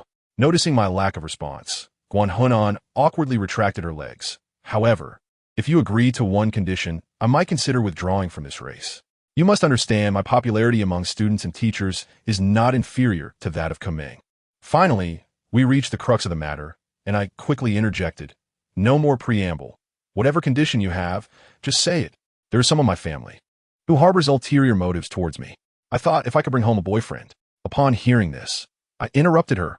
"Pretend boyfriend? Sorry, but I have no interest in such cliché plots that are all too common in the internet and comics." Guan Hunan's face flushed with embarrassment. "What I meant is not what you think. I actually have someone I like." As she spoke, she seemed to suddenly remember something, hastily shutting her mouth. I stared at her in astonishment. "You have someone you like? Why not ask him for help?" Guan Hunan's expression shifted between red and pale, and after a long pause, she kicked me in frustration. "That is none of your business. In any case, you must agree, furrowing my brows, I found it perplexing that someone like her, with numerous male acquaintances, would insist on me pretending to be her boyfriend. However, recalling Kumeng's despondent state from the previous night, I lowered my head and reluctantly acquiesced. A hint of joy appeared on Guan Hunan's face as she hurriedly exchanged phone numbers with me, urging, tomorrow morning at 9, I'll take you to get ready. And then we'll head home to meet my parents. I nodded, hastily reminding her to keep this matter secret, as I did not wish to disrupt Kumeng's election campaign. Don't worry, I wouldn't want anyone to know that a person like you could possibly be my boyfriend. Guan Hunan shot me a glance, then turned and left. Watching her graceful figure disappear, I felt a pang of helplessness. So be it. Not long after, Zhong Qing entered the CEF, her face bearing a touch of melancholy. Did Nan Nan give you a hard time? She asked. I shook my head, still puzzled as to why Guan Hunan was behaving this way. Zhong Qing looked at me for a long moment before saying, Don't worry. I will do my utmost to assist Kumeng. I expressed my gratitude, but Zhong Qing merely lowered her gaze, avoiding my eyes. You really care about her, don't you? She remarked. Of course, she is after all my girlfriend. I smiled, feeling a wave of relief wash over me. At that moment, Zhong Qing suddenly lifted her gaze and asked, Linja, if one day I need your help, will you assist me as you do her? Seeing her hesitation, my heart quickened. What, do you have trouble? I inquired. Zhong Qing shook her head. I just want to know if you would help me with the same dedication. She looked into my eyes, seeming to await my response. I could only smile and affirm, I will. Zhong Qing smiled brightly, her joy evident, and refrained from saying more, fearing misunderstandings from our classmates, so we departed early. The entire day, I felt restless. It was the weekend, and I was not required to report for duty at the Bihuang Hotel that evening. Kumeng appeared despondent. No matter what I said, she seemed preoccupied, clearly troubled by the student council president issue. I dared not disturb her, instead pondering my upcoming tasks in silence. The next morning, I received a call from Guan Hunan, instructing me to wait for her at the nearby commercial district. Though we had agreed to meet at 9, by 10 o'clock, I was still alone. Just as I was about to leave in impatience, hurried footsteps approached. Hey, sorry to keep you waiting. I turned, astonished as my eyes lit up. Dressed in a simple t-shirt paired with blue denim shorts, she radiated youthful vibrance. Her long, beautiful legs were accentuated by black stockings, adding an alluring touch. It was the first time I had seen her in such casual attire, and I couldn't help but glance at her legs. Guan Hunan smirked. What do you think? Pretty, right? I rolled my eyes, not even close to Kumeng. She playfully kicked me before we made our way to a nearby hair salon. Like most girls, she requested a simple, clean long hairstyle reminiscent of a Korean idol. I smirked, and after the haircut, Guan Hunan's eyes sparkled. Who would have thought you possess a certain internet celebrity charm? I ignored her and accompanied her to the men's clothing section. If you're meeting my parents, you must dress handsomely. I nodded, allowed her to treat me like a mannequin, selecting appealing outfits. Seeing her excitement, I couldn't help but ask, You've never shopped with a guy like this before, have you? Guan Hunan's expression changed as she tossed a suit at my face. Go try it on. I touched my face, realizing I'd struck a chord. A person of her character probably hadn't found a boy who could tolerate her. I was curious who her love interest could be, and I wondered which unfortunate fellow it was. Dressing in the suit in the fitting room, I felt quite dapper. As I stepped out, I noticed Guan Hunan surrounded by several beautiful girls. They were all stunning and stylishly dressed, exuding a model-like grace. The leader, a girl with wavy hair, smiled at Guan Hunan. Nan Nan, what brings you here? This is the men's section. Here to buy clothes for your dad? The surrounding girls erupted in laughter. Guan Hunan clenched her fists. Zhang Xiaoxue, don't stir up trouble. The girl, Zhang Xiaoxue, scoffed. Isn't it true? A tomboy like you couldn't possibly have a boy accompanying you. Just then, a group of dapper boys strolled over, each with a beautiful girl at their side. Greeting Guan Hunan cheerfully, she smiled awkwardly, standing alone, looking somewhat forlorn. The boys, holding their girlfriends, leered at Guan Hunan, their gazes lingering on her long legs, which stood out among the other girls. As I noticed Zhang Xiaoxue preparing to say more to Guan Hunan, I hesitated but decided to approach. Nan Nan, shouldn't we be leaving? All eyes turned to me, and Zhang Xiaoxue looked puzzled. Who are you? I was about to speak when Guan Hunan, as if she had found a savior, proudly clung to my arm. My boyfriend. What? Not as good as yours. I suppressed a smile, Were girls really so petty? Zhang Xiaoxue gave me a disdainful glance, muttering that I looked somewhat familiar. One of the girls beside her, wide-eyed, exclaimed, "You're Linja, the new internet sensation from our city?" This revelation sparked a flurry of chatter among the girls around me. I hadn't anticipated my notoriety had grown so pronounced. But fearing further gossip about my supposed romance with Guan Hunan, I grasped her hand to leave. Unexpectedly, Zhang Xiaoxue chimed in with a laugh. "Guan Hunan, are you really claiming he is your boyfriend? You didn't hire him, did you?" "Nonsense. Do I need to pay to have him as my boyfriend?" Guan Hunan retorted, her confidence wavering. Then she turned to me, glaring, "Linja, my legs are tired. Carry me back." "What did you say?" I replied, bewildered. "Can't you understand?" Faced with her threatening gaze, I knew I couldn't undermine her dignity here, so I bent down and carried her away. Her thighs clamped around my waist, sending an involuntary shiver through me. I quickly suppressed my feelings and carefully walked. Before we left, Guan Hunan shot one last triumphant glare at the group of girls, as if flaunting something. Once outside mall, I set her down. "Didn't you say you had a great rapport with girls?" "Who were those people?" "Daughters of my dad's business partners. They're quite bothersome." Guan Hunan dismissed, dragging me along. After changing clothes and buying gifts, I finally arrived at Guan Hunan's former villa with a flutter of nerves. The security guards recognized me, and, thankfully, they let me through at Guan Hunan's signal. Upon entering, I spotted a middle-aged man in the living room, reading a newspaper and sipping tea, his demeanor calm and composed. Guan Hunan, upon seeing him, displayed a hint of nervousness and clutched my arm tightly. "That is my dad. Be careful." I frowned. What did she mean by be careful? The middle-aged man turned, about to greet me, but upon noticing me holding Guan Hunan's arm, his expression darkened. My heart sank. This man was Guan Hunan's father? Remembering the scars on her thighs and her previous remarks about family schemes against her, an alarming thought struck me. No, could it truly be as I feared? Chapter 55, Loss of Consciousness. Guan Hunan stepped forward, nervously greeting Dad. The middle-aged man, Guan Hunan's father, set down the newspaper and inquired, "Who is this person?" As he uttered those words, his countenance darkened, tinged with a hint of anger. "My boyfriend." Upon finishing this statement, Father Guan erupted in fury, rising to berate him. But a gentle, busy woman swiftly intervened, positioning herself before us. Now that the child has grown, it is time for her to have a boyfriend. This woman, presumably Guan Hunan's mother, appeared quite amiable as she spoke, all the while casting wary glances at Father Guan. He shot me a disdainful look before turning and retreating upstairs. I sensed that his disdain was not directed at me as an individual, but rather at my identity as his daughter's boyfriend. Something felt amiss. Despite his daughter being of age and having a boyfriend, his reaction seemed excessively intense. Guan Hunan exhaled in relief as she clung to my arm, while Mother Guan regarded me with a warm smile, remarking, "This child is rather handsome." I managed an awkward smile, hastily presenting my gift, accompanying it with some polite remarks. Mother Guan beamed with delight, clearly pleased with me.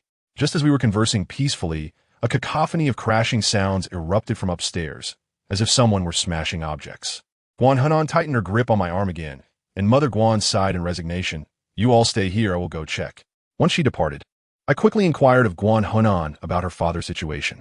"He is not my biological father. My father passed away when I was 4. Guan Hunan sighed, her voice tinged with melancholy. "I always feel his attitude toward me is somewhat off, which is why I asked you to come." I furrow my brow. "Doesn't your mother assist you?" "It's futile. Everything in our home is owed to him." Guan Hunan smiled wryly, revealing that although this man was quick-tempered, his business acumen was extraordinary. In just a few years, he had acquired this villa in our city, a testament to his capabilities. While Mother Guan understood her husband's unusual attitude towards Guan Hunan, she dared not speak out, relying solely on their legal marriage to restrain him. After all, possessing evidence of his infidelity could allow her to claim all their assets. Fortunately, this man harbored some affection for Mother Guan, thus refraining from extreme actions. I lowered my head, processing this information, finally realizing that Guan Hunan had entangled me in a complicated situation. Noticing my reluctance, she shot me an annoyed glance. "What is wrong? Am I making you feel uncomfortable as my boyfriend?" I ignored her, my head bowed as I contemplated how to confront her ferocious father. At that moment, I felt a sudden warmth in my palm. I realized Guan Hunan had taken my hand and rested it on her thigh. Before I could fully register it, she moved it away, glancing at me with irritation. Is this satisfactory now? You insufferable man. That almost perfect sensation lingered in my mind, leaving me momentarily spellbound. Yet I could only force a dry smile and remain silent. I've had enough. I just need you to help me this once, please, Guan Hunan suddenly implored, her eyes reflecting a hint of desperation. I understood well that such matters were not something she could easily share with others, so I smiled reassuringly. Rest assured, I will do my utmost. Just then, Father and Mother Guan descended the stairs, both appearing pale. I clearly noticed that Mother Guan's face was swollen and reddened. That scoundrel had struck her. Guan Hunan's fists clenched, then relaxed, staring at them with a mix of resentment. Xiaozhe, why don't you stay for a meal? Mother Guan forced a smile, ushering me to the dining table. Facing the lavish spread of unfamiliar, upscale dishes, my anxiety heightened. Throughout the meal, Father Guan persistently inquired about my background. Upon learning I was an orphan, a flicker of scorn crossed his face, but he remained silent.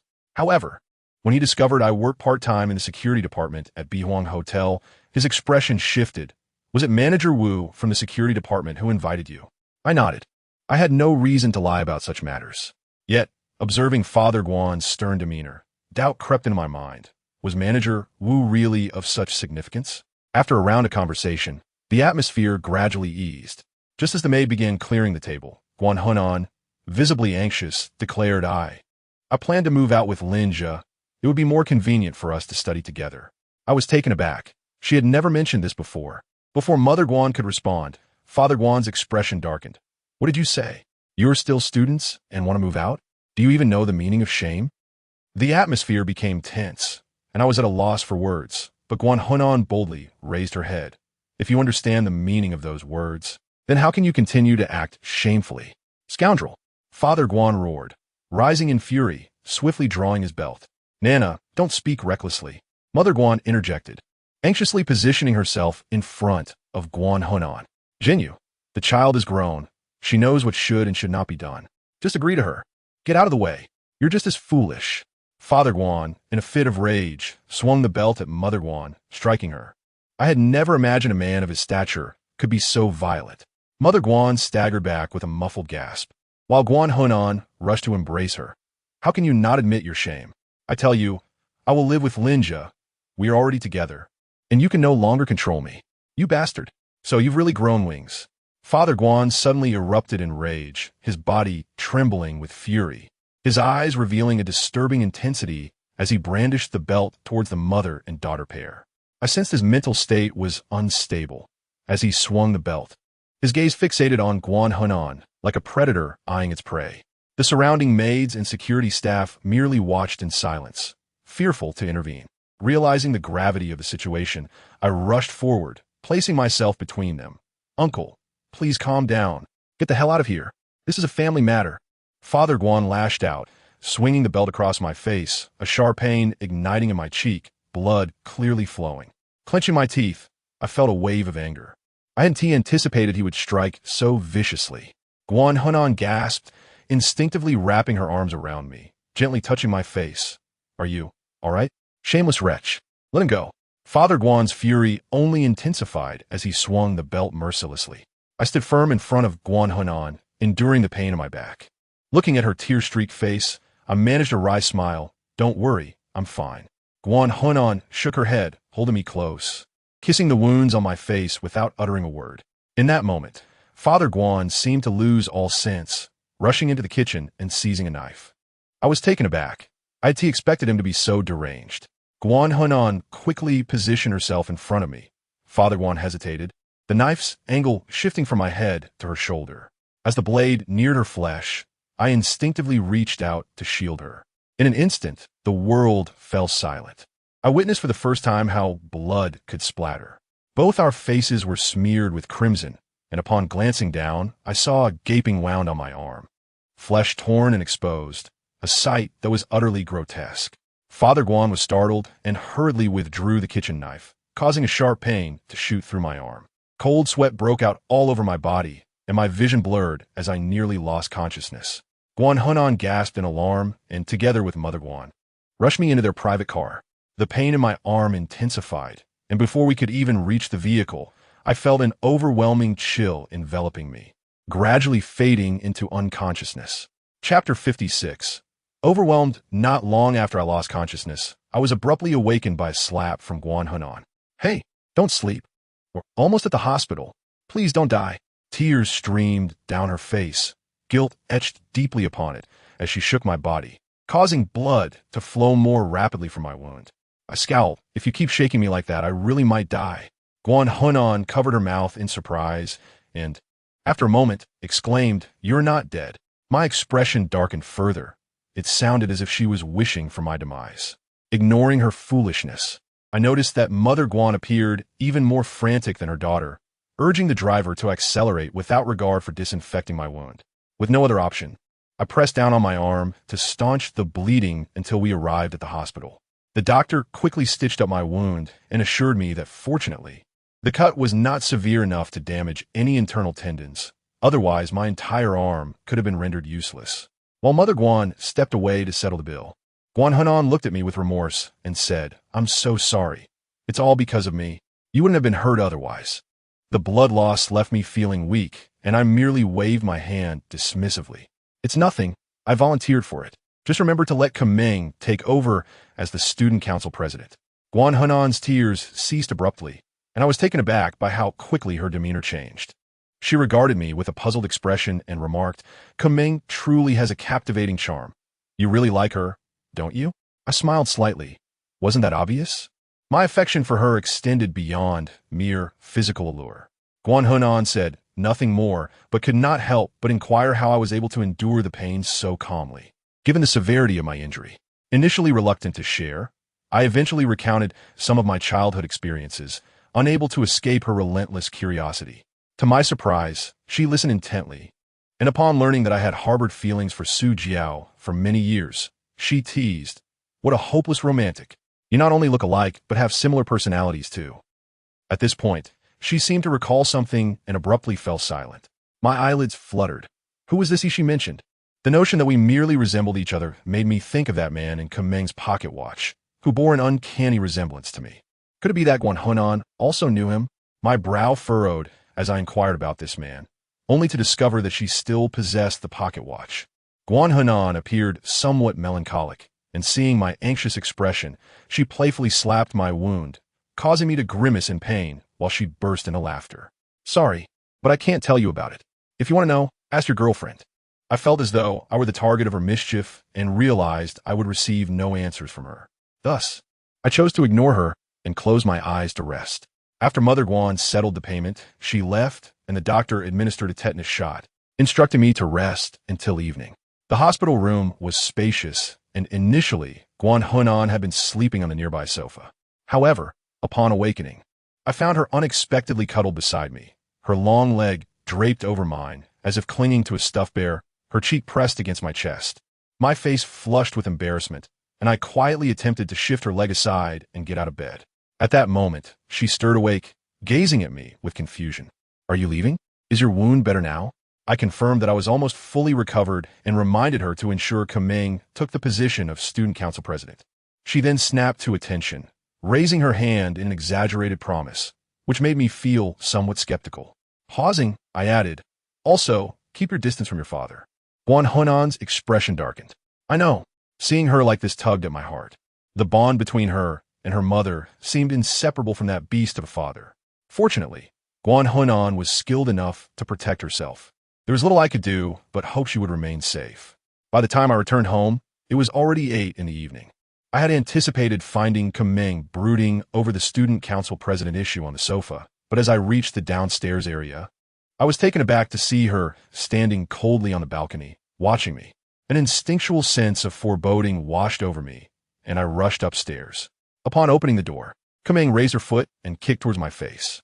I instinctively raised my arm to block it, but she struck my injury, causing pain to radiate through my body and cold sweat to bead on my forehead. "What are you doing? Have you lost your mind?" I glared at her as I closed the door, preventing the neighbors from eavesdropping. "Linja, it seems you are the one who has gone mad. Qu'est-ce qui vit comme min smarlet?" Her voice laced with fury. "I can tolerate your ambiguous relationships with Zhongqing and Su Jiao, as they are complex. But Guan Hunan, Do you not realize she has been targeting me at school every day? How dare you engage with her as well? You truly are desperate. I was stunned. How did she know about this? Seeing the confusion on my face, Kaming tossed her phone at me, revealing a post on the forum that captured me in Guanhunan merrily shopping for clothes. I scowled. Being famous was not as glamorous as it seemed. If I told you, it's a misunderstanding, would you believe me? I could only weakly utter such words. Sorry, but I won't trust you anymore. And rest assured, from now on, I won't care about any entanglements you have with other girls. Kuming's expression hardened as she turned to retreat to her room. Panic surged within me, and I grasped her arm, enduring the pain.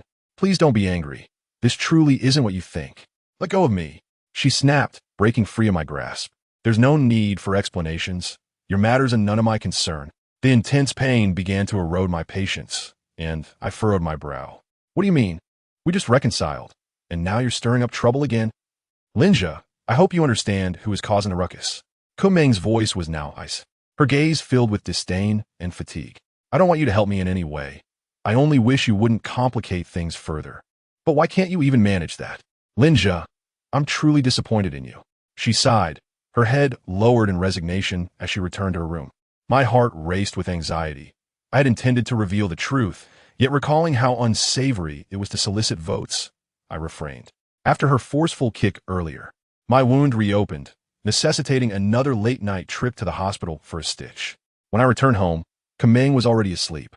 I felt a pang of sorrow. Had she truly not noticed that I had just been injured? Thus, over the weekend, Kaming and I fell into a complete cold war. My heart ached, but I resolved that once she achieved her goal of becoming student council president, all the turmoil would be worth it. When school resumed, the election for the student council president officially commenced. I had expected Guan Hunan to withdraw, yet to my astonishment, she fought fiercely for popularity just as she had before. My heart sank. Had all her efforts been for naught? Recalling the injury on my arm that has yet to heal, I could not suppress my fury as I sought her out, demanding to know why she had betrayed me. In response, she merely left me with an enigmatic smile before her accomplices expelled me from the vicinity. Enraged and powerless, I could only await the day of the vote's revelation. Ultimately, Kuming triumphed over Guan Hunan with a remarkable 3-vote margin, securing the position of student council president. Stunned, I was jolted from my thoughts by the sudden ring of my phone. Upon answering, Guan Hunan's triumphant voice reached my ears. So, is this satisfactory? It was then that I comprehended the entirety of her scheme. In disbelief, I inquired why she had orchestrated such a plan, to which she disdainfully replied. If I were to withdraw from the race voluntarily, Kaming would undoubtedly feel unsatisfied with her victory and would investigate the reasons behind my withdrawal. In that case, you would be the one to suffer. I was somewhat touched, having never anticipated that she would consider the situation from my perspective, and I couldn't help but express my gratitude. Guan Hunan laughed heartily before ending the call, yet for some reason, I sensed a hint of sadness in her laughter. With Kaming having successfully ascended to the presidency, she remained indifferent towards me, yet she appeared significantly more spirited. I contemplated sharing the events that had transpired, but just as I was about to reveal the truth, an unexpected incident occurred. The school forum was inundated with posts slandering Kaming. On the third day following her election, I witnessed this alarming phenomenon for the first time.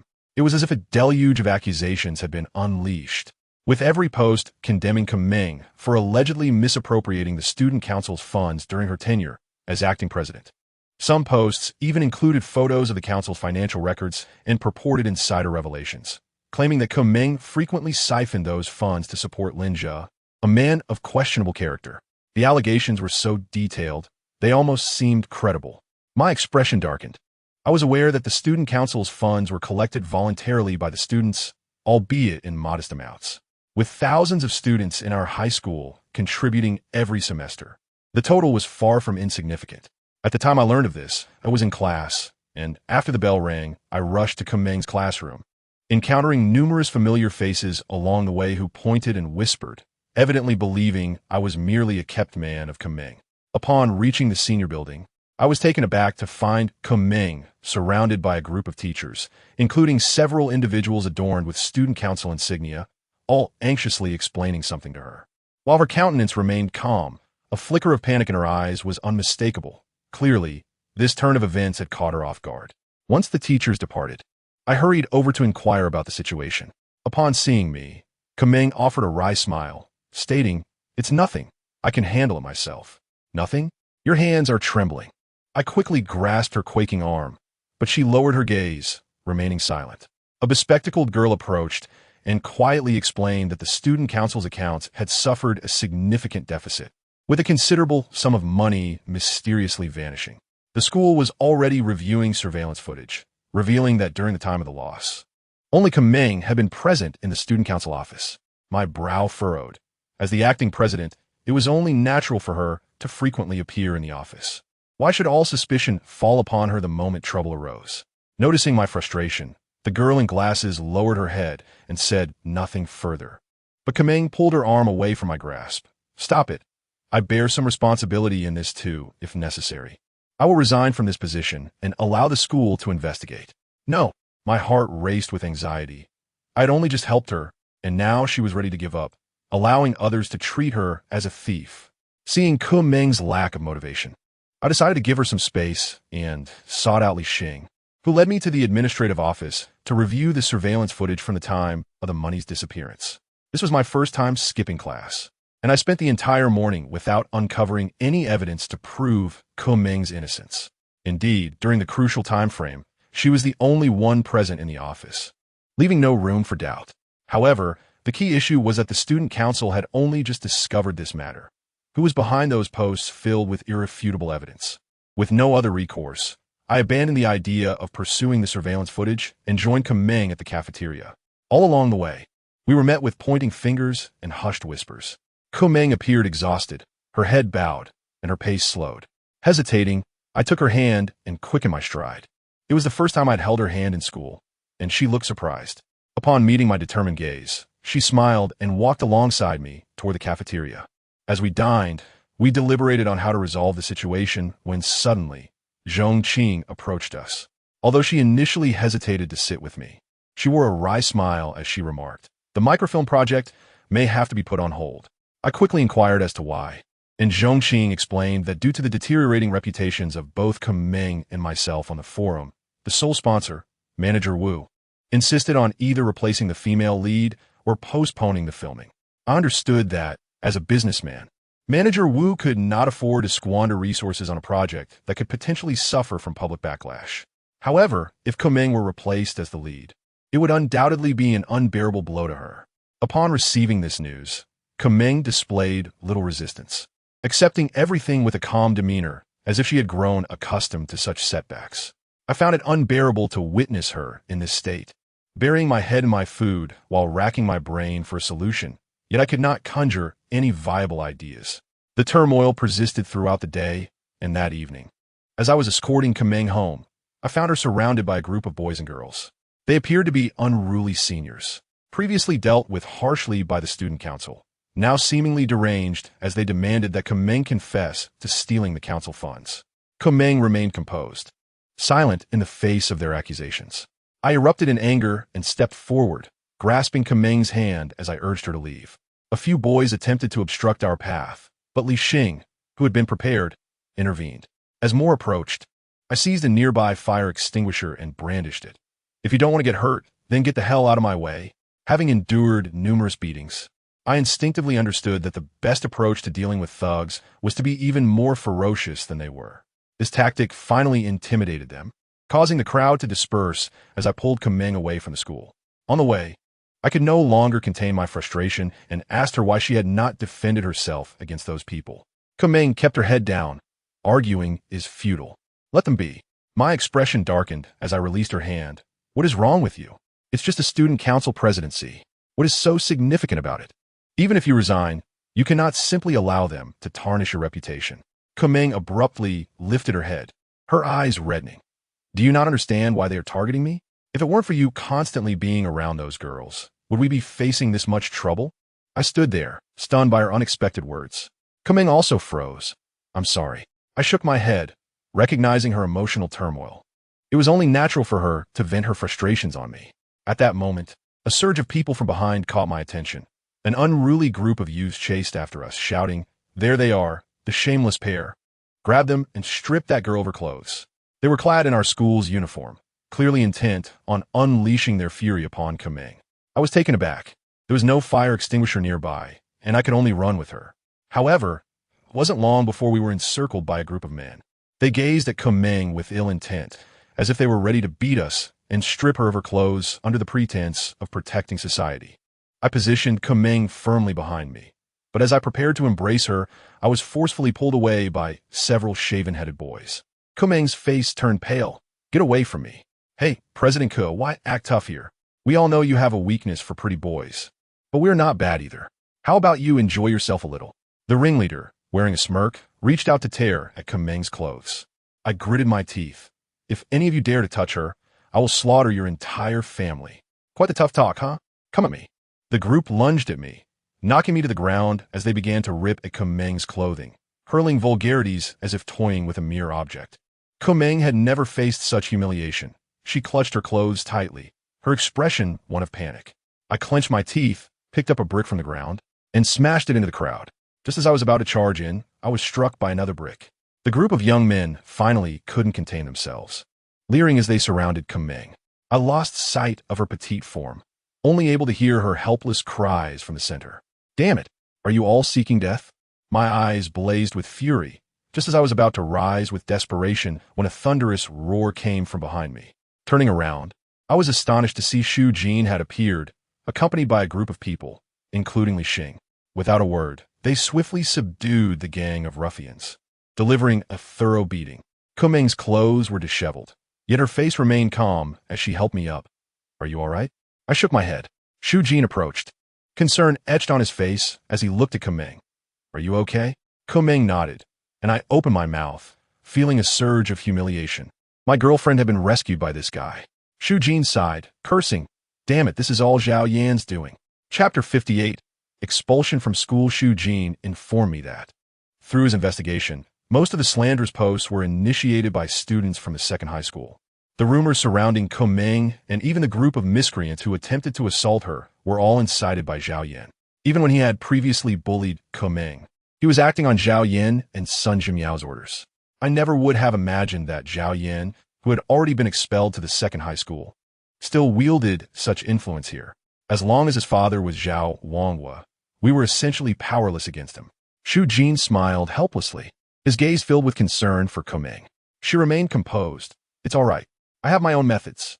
After saying this, she nodded slightly, as if she wished to avoid the sight of those nearly half the crowd, and turned to leave. Shu Jin watched her retreating figure, his eyes filled with longing. I knew his feelings for Kameng and could only smile apologetically as I hurried after her. "What are you planning to do?" Upon catching up to Kameng, I grasped her hand. She whispered, "I will voluntarily resign from the position of student council president and reimburse the funds, then focus solely on my studies and remain uninvolved in worldly affairs. Perhaps then Zhao Yan will cease his harassment." I frowned, saying, "Isn't that tantamount to admitting you really did steal the funds? What do you suggest I do?" Kameng looked up at me, her expression one of desolation. She rarely revealed her inner thoughts to me, but I sensed that at this moment, she felt utterly helpless. I opened my mouth, though I had an idea. I couldn't voice it, so I lowered my head. "Let's go home. I'll wash your feet and check on those blisters." Kameng chuckled helplessly. "You're just suited to be my foot washer." I scratched my head awkwardly. "Sorry, but I enjoy doing this. You perverted foot fetishist." After a bout of teasing, I lowered my head in sorrow. "You've worked so hard to become president, and now, because of this incident, you have to. Are you truly willing?" My voice was tinged with melancholy. "It's all my fault. I can't help you." "Never mind, don't dwell on it. Resigning from the student council presidency might be for the best. It will lighten the load. Let's go." She seemed to have come to terms with it, clasping my hand to comfort my troubled heart. I pondered deeply, finally clenching my fists, formulating a desperate plan. Once home, she completely relaxed, exhaling deeply as she lay on the sofa. "Shaolin, run me some foot water." Observing her in that state, I complied, boiling a pot of water, helping her into slippers, and placing her delicate feet into the basin. With her eyes closed, she spoke serenely. "I won't go to school tomorrow. I'll rest at home for 2 days. Then I'll resign from the presidency and focus on the college entrance examination, free from all burdens. This feels so good." As she finished, she lazily yawned, complaining of cold legs and asking me to help her remove her pants. My face flushed with embarrassment, but seeing her calm expression, I reluctantly reached out to unfasten her pants, revealing her blue and white underwear. Kumeng was startled by my action, quickly kicking me in the leg, pulling her pants off herself and covering her lap with a pillow to prevent any accidental exposure. I dipped my hand in the warm water, gently touching her smooth legs. They were cold yet full of elasticity, leaving me with an irresistible urge to cherish them. Kumeng kept her eyes closed, lost in thought, prompting me to change the subject. I'm sorry. I can only help you with these things. It's fine. This is sufficient. After all, I've known you for quite a while. Her voice carried a hint of fatigue, as if she did not wish to say much more. I understood that every girl desires a supportive shoulder, yet as a strong woman, she felt she could only rely on herself. I had to find a way to help alleviate her burdens. After washing her feet, Kumeng expressed her disinterest in dinner, so I carried her back to her room and tucked her under the blanket. Even though this matter has concluded, you must promise me to cease all contact with Guan Hunan, all right? Just as I was about to leave, Kumeng suddenly uttered these words. Her gaze held a hint of helplessness, and I realized she viewed me as a burden. My heart sank, knowing this was ultimately my fault. I could only nod. Don't worry, I won't seek her out again. Kumeng didn't comprehend the meaning behind my words, but smiled satisfactorily and closed her eyes. After leaving her room, I didn't bother cooking, but sought out Li Xing for assistance with a matter. Subsequently, I checked my bank account balance, only to find it reduced to 0. Reluctantly, I abandoned my initial plans and opted to observe the unfolding situation. That night, after falling asleep, the post disparaging Kumeng transformed into personal attacks against me. All the content shifted to insinuating that I had stolen the funds while Kumeng was unaware, especially since the surveillance footage showed my frequent visits to the student council office, all while being in a blind spot of the cameras. The onslaught of public scrutiny was indeed powerful. All suspicions had shifted onto me. This was, of course, orchestrated by Li Xing at my request. It was better to divert the fallout onto myself, rather than spend time revealing the truth, allowing me to shoulder all the responsibility for Kumeng. I do not possess the father of Vice Principal Kumeng, and I'm uncertain how events will unfold. However, it has all been worth it. The next day, after preparing breakfast for Kumeng, I returned to school. The gazes of my classmates were somewhat peculiar. As the morning study session began, I was summoned by Li Xing's mother, the director of the teaching office. She regarded me with a frosty expression. Did you see the post on the forum last night? Yes, I did. What of it? I feigned a nonchalant demeanor, adopting a playful grin. It appeared she was disinclined to engage with my frivolous attitude and directly escorted me to the student council office. Inside, I could hear a heated debate. Zhao Wanghua seemed to be conversing with a middle-aged man. I said this matter is not yet settled. Do not jump to conclusions. Vice Principal, this situation is already quite evident. Is there still a need for confirmation? Upon entering, I witnessed the two men in contention, the middle-aged gentleman donning frameless glasses, who appeared quite refined, our Vice Principal and Kumeng's father. Upon noticing me, Vice Principal could displayed a hint of skepticism. You are Linja? I nodded. My recent notoriety, particularly due to my association with Kumeng, likely preceded me. Vice Principal Ko wasted no time on pleasantries, stating bluntly, you saw the post last night. There are several dubious claims within. Do not panic. I will ensure you receive justice. Before Zhao Wanghua could interject, I spoke up. Thank you for your kindness, Vice Principal. But I must apologize. The money was indeed taken by me. At this proclamation, everyone was rendered speechless. Vice Principal Ko stared at me in disbelief. You admit it? I chuckled. Isn't it obvious? Why did you do this? Because I wanted to impress the ladies. You know I have many girlfriends. I raised an eyebrow, and Vice Principal Ko's expression stiffened. Zhao Wanghua and Director Li shot me a glare, their eyes filled with disdain and contempt. Only Vice Principal Ko regarded me with skepticism. I must warn you, if this matter is confirmed, not only will you be expelled, but you will also face criminal charges. Considering the sum in question is substantial. Expulsion? This was something I had anticipated. I had initially intended to cover the student council fees with my own money. But being penniless, I would have to bear whatever consequences awaited me. Meeting Vice Principal Ko's doubtful gaze, I maintained my smile. No need for further discussion. I confess to taking the money, and I will accept any punishment directed solely at me. Chapter 59. A twist of fate, as if stunned by my words. Vice Principal Ko stood there, gazing at me with a perplexed expression. Zhao Wanghua scoffed.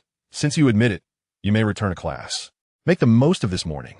Your punishment will be announced this afternoon, and you will be expelled." In a somewhat hasty manner, Zhao Wanhua seemed eager to dismiss me, his words bordering on incoherence. I nodded, feeling a wave of relief wash over me as I turned to exit the office. Just as I stepped outside, Vice Principal Ke suddenly called after me, "Linja, wait." I halted, watching him as he smiled. "I truly did not realize we had a student like you at our school." I gave a sheepish smile. After all, he could be considered my nominal father-in-law, and I felt a twinge of nervousness.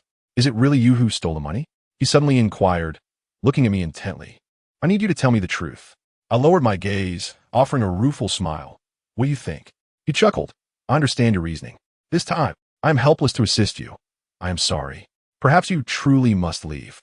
As compensation, if you have any unfulfilled wishes while at this school, I can help." Vice Principal Ke's sudden offer indicated that he had discerned my intention to shield Kameng. After a moment's reflection, I finally spoke. "I apologize, Vice Principal, but I hope you can prevent Kameng from acting recklessly after my departure. Please tell her that I genuinely stole that money out of guilt, which is why I am leaving." Vice Principal Ke was taken aback. "Why? That girl has a stubborn temperament. If she perceives you as a thief, do you not fear she will hold that against you for life?" I smiled serenely. "It matters not. It is better than enduring a lifetime of guilt." Silence enveloped us for a moment before Vice Principal Ke finally chuckled. "Rest assured, I will do as you ask." I thanked him hurriedly and turned to leave. I understood that Vice Principal Ke was not speaking falsely. He truly could not assist me. Following Zhao Yan's incident, Zhao Wanhua was eager to have me expelled, but had merely been seeking leverage. The reason he allowed me to return to class prior to my expulsion was to humiliate me in front of my peers. For someone with a fragile psyche, the ridicule of classmates could be enough to shatter one's spirit for life. I bore no resentment. I simply walked along the familiar campus, feeling a tinge of melancholy. This would be my final experience of school life. After expulsion, no institution would welcome a student with a history of theft.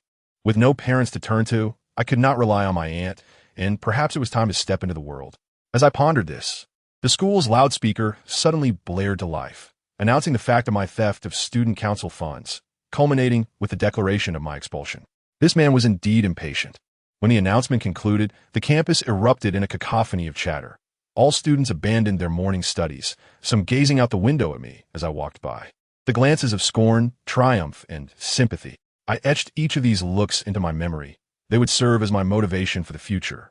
Upon returning to class, I disregarded the attention of my peers and returned to my seat, beginning to memorize my lessons.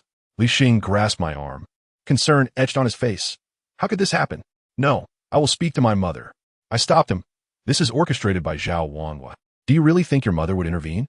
Li Xing recalled the revolting scene in the principal's office and clenched his fists. I patted his shoulder. "I'm sorry. An unforeseen circumstance has arisen, and you will have to rely on yourself from now on." I had promised him we would rise together. Yet I was the first to be eliminated. He said nothing, merely lowering his head, dejection evident on his face. He was not the only one feeling disheartened. As soon as class ended, Zhongqing and Su Jiao rushed into my classroom, disregarding the stares of others. "What have you done? Stolen the council fees? How is that possible?" Zhongqing exclaimed upon entering, even attempting to drag me to the principal to clarify matters. Su Jiao looked at me with tear-filled eyes. "Linja, what is happening? Is there a misunderstanding?" I quickly pulled them away from the class, offering a wry smile as I explained that this situation was complicated. Ultimately, it was a done deal, and we should let it go. "What do you mean, let it go? This is clearly Kameng's fault. Why should you bear the burden?" Zhongqing, perceptive as ever, immediately recognized that I was taking the fall for Kameng, her eyes glistening with unshed tears. Su Jiao lowered her head, silent, her gaze tinged with reproach. I smiled. "It's fine. Expulsion is not the end of the world. From here on, I will work tirelessly to earn money. If you ever wish to buy clothes or cosmetics, feel free to seek me out." I attempted to lighten the mood, yet both remained silent. With Zhongqing scolding me for being foolish and insisting on confronting the principal. After much effort to calm her down, I urgently cautioned, for the time being, do not inform Kameng of this. It can wait until after my expulsion is official. Zhongqing glanced at me and suddenly embraced me, exclaiming, "What a fool." Though she was reluctant, she ultimately acquiesced to my request. The entire morning was spent amidst various whispers and speculations. Upon returning home at noon, I was taken aback to find that Kuming had prepared lunch. She appeared quite cheerful and greeted me with a hug, saying, "Welcome back, darling." I was momentarily dazed and asked, "What has gotten into you?" She chuckled. "Dad told me the real thief has been caught." Kuming's smile was elegant, yet my heart tightened. "Didn't he tell you who the thief is?" "No," she replied. "He said it's to protect that person as privacy. I'll find out when I get to school." Kuming set a bowl of porridge before me, a fierce expression crossing her face. I want to see which shameless person would do such a thing. My heart raced, but I managed to smile. Indeed, that guy is utterly shameless. Kuming looked up at me, puzzled. "What's wrong with you? Your mood seems off." I shook my head, my eyes slightly watery, indicating that all was well. Throughout the afternoon, Kuming was as joyful as a child, and seeing her radiant smile, I suddenly felt that it was all worth it. Seizing the moment while she took a nap, I packed all my belongings, preparing to leave her forever. It would be better for her to forget me as a thief than to feel guilty about me. Upon returning to school in the afternoon, I was summoned to the principal's office to collect my file. As I reached the base of the office building, I spotted Shu Jin standing there, holding a basketball and smiling at me. "Do you know? At first, Zhao Yin asked me to deal with you, and I actually considered teaming up with him because I genuinely looked down on you." Upon seeing me, Shu Jin bluntly stated this. "Is that so? What an honor it is to be regarded." I replied, feeling a bit awkward. I smiled and attempted to walk past him. "Hey, Linja!" Just as I was heading upstairs, Shu Jin suddenly called out. He looked at me and gave a thumbs up. "I must admit, you've impressed me." I chuckled. Mutual appreciation. This guy was one of the few interesting people in the school. In the future, I might never encounter such intriguing individuals again. In the principal's office, Zhao Wang smugly tossed my file onto the floor. I gathered it up and looked at him, suddenly laughing. "Principal Zhao, you seem quite pleased. I wonder if Li Lingling shares your joy." Li Lingling was the name of Li Xing's mother. Zhao Wang's expression darkened. "What do you mean?" I smiled, my demeanor turning cold. "You two are indulging in nightly revelries, thinking no one is aware? I'm sorry, but I've captured videos of your nightly escapades. You truly have exquisite taste in your office." Zhao Wangwa abruptly stood up. "Linja, rest assured, those videos are well hidden. No one knows but me." Zhao Wangwa glared at me, his voice icy. "What exactly do you want? The expulsion notice has already been sent out. It cannot be rescinded. Calm down. I don't intend to use this to threaten you." I smiled and continued. "I merely wish to remind you that while you can remove me, should anything detrimental happen to Kuming after my departure, I guarantee these videos will circulate across all forums in the city and reach the disciplinary committee's desk." I was deliberately deceiving him for Kuming's safety, but I believed he would not dare risk his hard-earned position for the sake of his future. Zhao Wang's face fluctuated between red and pale before he finally chuckled. "You jest, Linja. Kuming is an outstanding student in our school. How could anyone wish her harm?" It seemed this old fellow had capitulated. I exhaled, clutching my file, ready to bid farewell to my student life. Just then, the office door swung open, and a delicate voice floated in. "Principal, I've caught the real thief." Chapter 60. The cunning girl with that declaration. A girl wearing glasses and simple attire entered. I turned to look, momentarily stunned. It was my first encounter with someone so ethereal, radiating an aura of scholarly grace. Her long hair and neat uniform exuded a youthful charm. She appeared somewhat gaunt, with dark circles under her eyes, as if she had been weary for some time. Yet, her gaze toward me was playful and endearing. I searched my mind for any recollection of this girl, but came up empty, only able to furrow my brow in confusion. Zhao Wang's expression darkened. "Chun Muyu, what brings you here?" So this girl's name was Chun Muyu. She showed no fear in the face of Zhao Wang's menacing glare and simply smiled. "Principal, I have traced where the missing fees went. Would you like to see?" Zhao Wang was momentarily taken aback, and I too was intrigued. "You found the money? How did you discover it?" Chun Muyu did not look at me, but took out her phone, pulling up a video that was different from the one I'd seen earlier, showing the campus's surveillance footage. In the video, a girl with bright yellow hair was sneaking into the monitoring room. After leaving, she slipped into the student council's office. Chun Muyu enlarged the frame, stating, "From the footage, it appears that when she left the student council office, she was holding a paper package, which should be the money we lost." I was taken aback.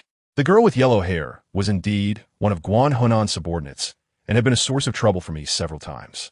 I never imagined the loss of this money would be linked to her. No wonder the surveillance indicated that the money disappeared only when Kumeng was present. It turned out she had tampered with it. Zhao Wangwa's face flickered with doubt. That video can't possibly be real. Not to mention that Linja has already admitted to being the thief. The monitoring room is staffed 24 hours a day.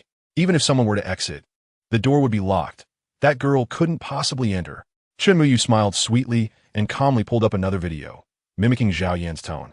Not to mention that Linja's statements are full of holes. As for how that girl got into the monitoring room, principal, you'll see for yourself. The video revealed Zhao Yan, with a sinister expression, handing a set of keys to the yellow-haired girl, evidently the keys to the monitoring room. It was clear that this entire scheme was orchestrated by Zhao Yan. I clenched my fists, initially believing that guy would behave himself at the second high school, only to find he had extended his reach so far, nearly ruining everything for Kumeng. Zhao Wangwa's face darkened. He likely never anticipated that his own son was behind all this, or perhaps he was aware and had simply chosen to ignore it. Now that Chen Muyu had uncovered the evidence, he could only grind his teeth and insist, this is impossible. Linja has admitted. Linja's admission was to help Kumeng. His relationship with her is well known. Chen Muyu, although quiet, spoke with a maturity and assertiveness that belied her appearance. Principal, whether you choose to believe this video or not, I think if the students at school see it, they will all believe Linja, and your reputation will be at stake. One Tiet? In her final words, her gentle tone carried a hint of threat. Zhao Wangwa's expression darkened completely, and after a long pause, he slumped helplessly into his chair. Chen Muyu, may I ask you, as a father, to please refrain from uploading this video to the forums? I was about to propose a condition when Chen Muyu interrupted me, assuring, rest assured, this video has only been viewed by the three of us. As long as you clarify on the broadcast that the true thief has been found and that the school misunderstood Linja, that will suffice. I furrow my brows, perplexed by the sudden appearance of this demure girl who was extending her help to me. Zhao Wangwa hastily agreed. My departure had become inconsequential compared to his reputation. He then accompanied us to the broadcasting room, where he publicly announced the retraction of my unjust accusation. Even from the upper floor, I could hear the uproar throughout the school. The news had proven sensational enough for these students, who had little to occupy their time. Once Zhao Wangwa left, drenched in cold sweat, Chen Muyu adjusted her glasses and turned to me with a smile. So, I've helped you so much, and not a word of thanks? I was utterly dumbfounded. The rapid changes left me unable to react. After a long pause, I finally managed to ask why. Why are you helping me? Seeing my bewilderment, Chen Muyu stifled a laugh. I never expected to see this expression on you. Linja, you unfaithful man. Tell me, why should I help you? Unfaithful man? My mind struggled to comprehend her words. After all, I had written such bold statements on the forum, yet she had refused to meet me, leaving me the subject of ridicule for quite some time. You tell me, are you not the unfaithful one? With a dismissive glance, Chen Muyu turned to leave. Suddenly, it dawned on me. She was the dreamer who had once asked to meet me on the forum. Time had passed, and I had almost forgotten her existence. Initially, due to Kumeng's influence, I had perceived her merely as a star-chasing student. Little did I know she was such a beautiful young woman. Upon descending the stairs, Chen Muyu, with a pained expression, remarked how exhausting it had been to gather evidence for me these past few days. She requested that I accompany her for a stroll around the campus while classes were in session, when the school would be less crowded. Having received such substantial assistance from her, I readily agreed. Walking beside her, enveloped in the alluring scent of books, I felt a sense of tranquility wash over me. All the pressure from recent days dissipated, and I couldn't help but exclaim, I truly cannot thank you enough. It's nothing, I did it willingly. I awkwardly scratched my head, recalling the overly sentimental messages she had once sent me. Walking with her felt somewhat awkward. Chen Muyu chuckled lightly before stopping. Looking up at me, she said, Linja, you haven't told Kumeng about your confession of being a thief, have you? I nodded, though I knew she would soon find out. You are truly the most unique person I have ever met. She gazed at me, laughter sparkling in her eyes. Then opened her arms. Linja, given that I've helped you so much, could you grant this former fan a hug? I scratched my head. Isn't that a bit inappropriate? What's wrong? Are your thoughts still so antiquated? What harm can a hug do? Chen Muyu looked at me with a hint of yearning in her eyes. Embarrassed, I smiled awkwardly and opened my arms, stiffly embracing her. She nestled her head against my chest, chuckling lazily, taking a deep breath as if savoring my scent. I broke into a cold sweat, grateful I had bathed last night. After a long moment, she finally withdrew from my embrace. But not before planting a gentle kiss on my cheek when I wasn't paying attention. You, what was that for? I covered my face, flustered like a shy girl. That was my compensation. A blush crept onto Chun Muyu's cheeks. She then chuckled lightly. I am genuinely glad to have met you. Let's exchange contact information. You are not allowed to ignore me from now on. I nodded, feeling inexplicably like I had become this girl's prey. After exchanging phone numbers, Chun Muyu mischievously glanced over my shoulder. I must take my leave now. Good luck. With that cryptic farewell, she turned and departed. I was left bewildered by her expression and turned to see, stiffening in shock. Just behind me, at the school entrance, stood Kameng, her face cold and distant. What was happening? Hadn't she taken a 2-day leave? Why was she here today? A dangerous aura emanated from her. I had no idea how long she had been there, but it was clear she had witnessed everything. This meant the earlier requested hug from Chun Muyu and that fleeting kiss had all been intentional. I grimaced, looking back at Chun Muyu, who appeared so lively and composed. Yet I now realized she harbored a cunning side. Chapter 61. Confrontation. Kameng, her face flushed with anger, marched over to me. I can only take a step back, forcing a wry smile. That was just a misunderstanding. Another misunderstanding? How many more do you plan to create? How many more misunderstandings do you think will deceive me? Kameng's cold demeanor suggested she wished to devour me. I stood nervously, unsure how to clarify the situation, fearing that the fragile bond we had just repaired might shatter once more. While I pleaded, Kameng closed her eyes, taking a long moment to suppress her fury before speaking. If I hadn't asked, were you planning to keep this from me forever? I was taken aback. How'd she know? Kameng, sensing my confusion, whispered, I felt something was off with you these past few days, so I pressed Zhongqing for answers. I was at a loss for words. That girl had promised me she wouldn't divulge anything, yet here we were. The real thief has been found? Finally, Kameng shifted the conversation back to the matter at hand. I hastily explained that it was all thanks to Chun Muyu, and that the embrace I shared with her was merely her request, one I had no choice but to comply with. After hearing my account, Kameng burst into laughter. It's nothing. I can understand. After all, she's a beauty. Her tone revealed a hint of jealousy, prompting me to plead further. Don't take it to heart. In my eyes, you are the true beauty. Smooth talker. Kameng shot me a glare, the anger in her eyes dissipating slightly. Just as I exhaled in relief, she suddenly rushed forward, enveloping me in a tight embrace. Unbeknownst to me, her emotions seemed to erupt at that moment, a passionate energy radiating from her. Youthful. Hearing Zhongqing's words nearly gave me a heart attack. Thankfully, the true culprit was found. If you had been expelled, you would never return to school. Don't you realize that? She whispered fiercely in my ear. My heart calmed. It's all right. At least you were safe. You idiot. For some reason, her voice trembled with emotion, and she clutched my arms even tighter. At that moment, as class was about to end, I worried the teacher might catch us, so I comforted her. It's nothing. It's all in the past now. Kameng ignored my reassurances, continuing to murmur apologies in my ear. I was unsure why she was so distraught, but I kept offering her comfort. After what felt like an eternity, she finally released me, looking into my eyes with a smile. Linja, do you remember? I owe you a birthday gift. I nodded. It was something that had lingered on my mind for quite some time. Now, I shall give you this belated gift. Without regard for my astonished expression, she leaned in, gently kissing my lips. I felt a sudden slickness at the corners of my mouth, soft as jelly, igniting a wave of excitement within me, compelling me to embrace her uncontrollably. Previously, I had stolen a kiss from her lips, yet this time it was as if she had fiercely kissed me back, driving me into a state of delirium, akin to a child who has just tasted candy, completely immersed in her presence. Kissing on campus was the boldest act I had ever committed. After a while, the bell rang, jolting us back to reality. Kameng pushed me away, her face flushed.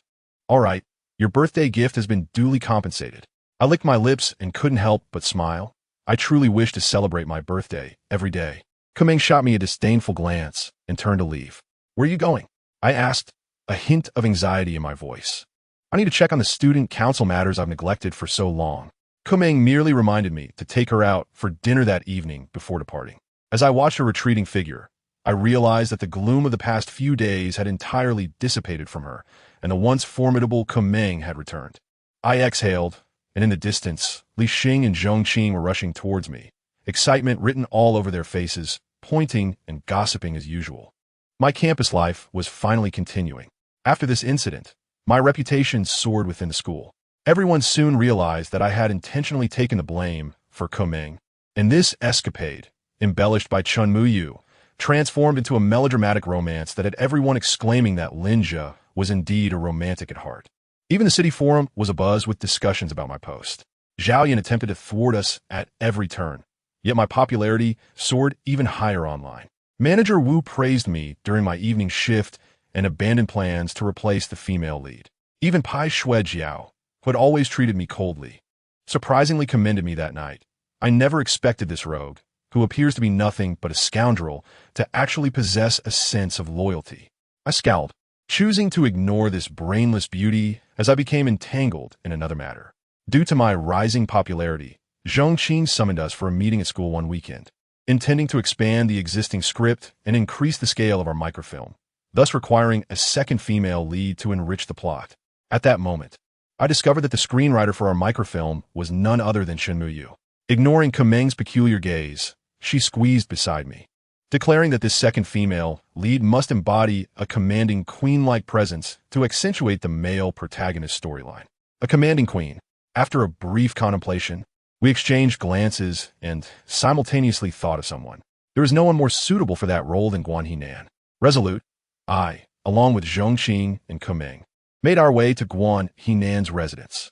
Her father was away on a business trip, leaving only her and her mother at home. Upon learning our purpose, she broke into a carefree smile. Sure, I can agree, but I have a condition.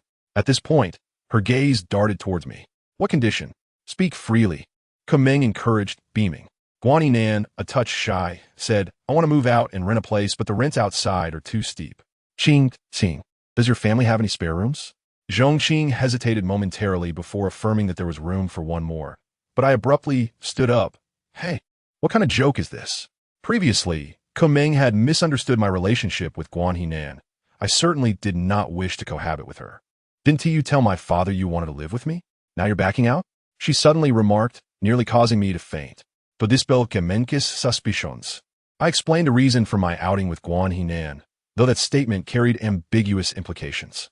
I anxiously glanced at Kumeng, who unexpectedly burst into laughter. All right, you're welcome to move in. Guan Hinan was momentarily taken aback, as if a realization struck her, and she looked into Kumeng's eyes, smiling as well. I'll be counting on you from now on. For some reason, I felt a spark flicker between the two as they conversed. That evening, Guan Hinan moved into my home, appearing visibly relieved and cheerful as she explored her new room. Though I was somewhat reluctant, considering her father, I had no choice but to let her stay temporarily.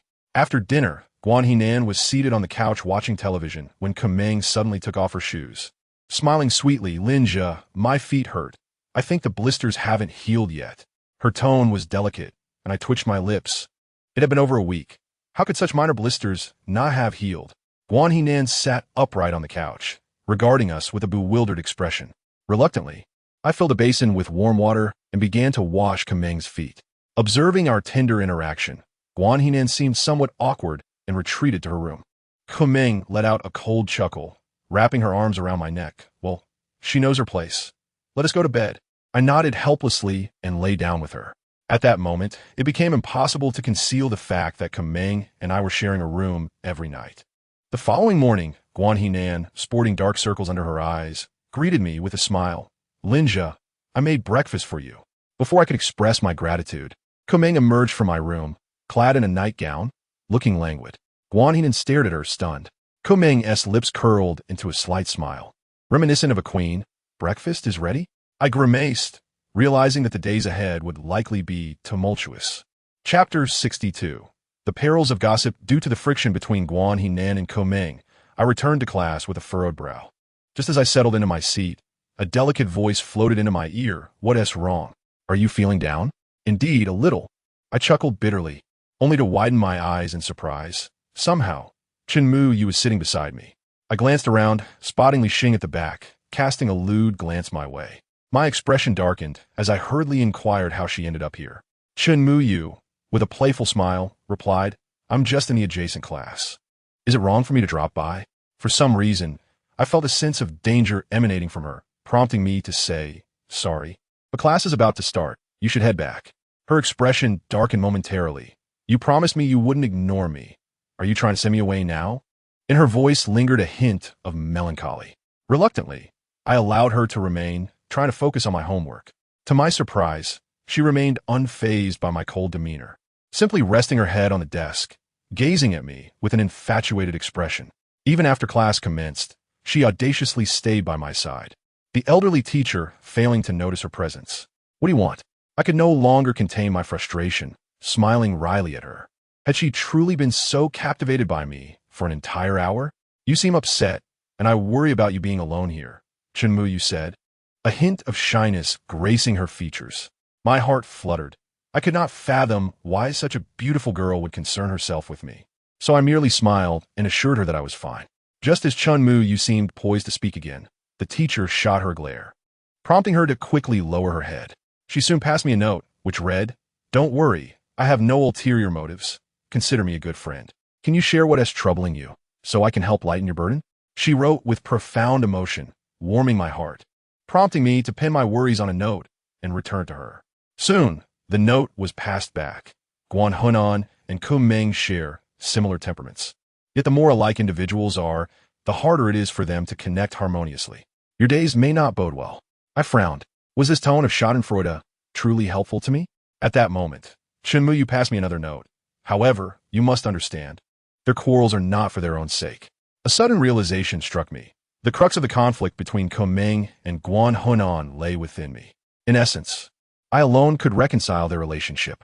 Looking at Chen Mu Yu, I quietly expressed my gratitude, to which she shyly smiled. It's nothing.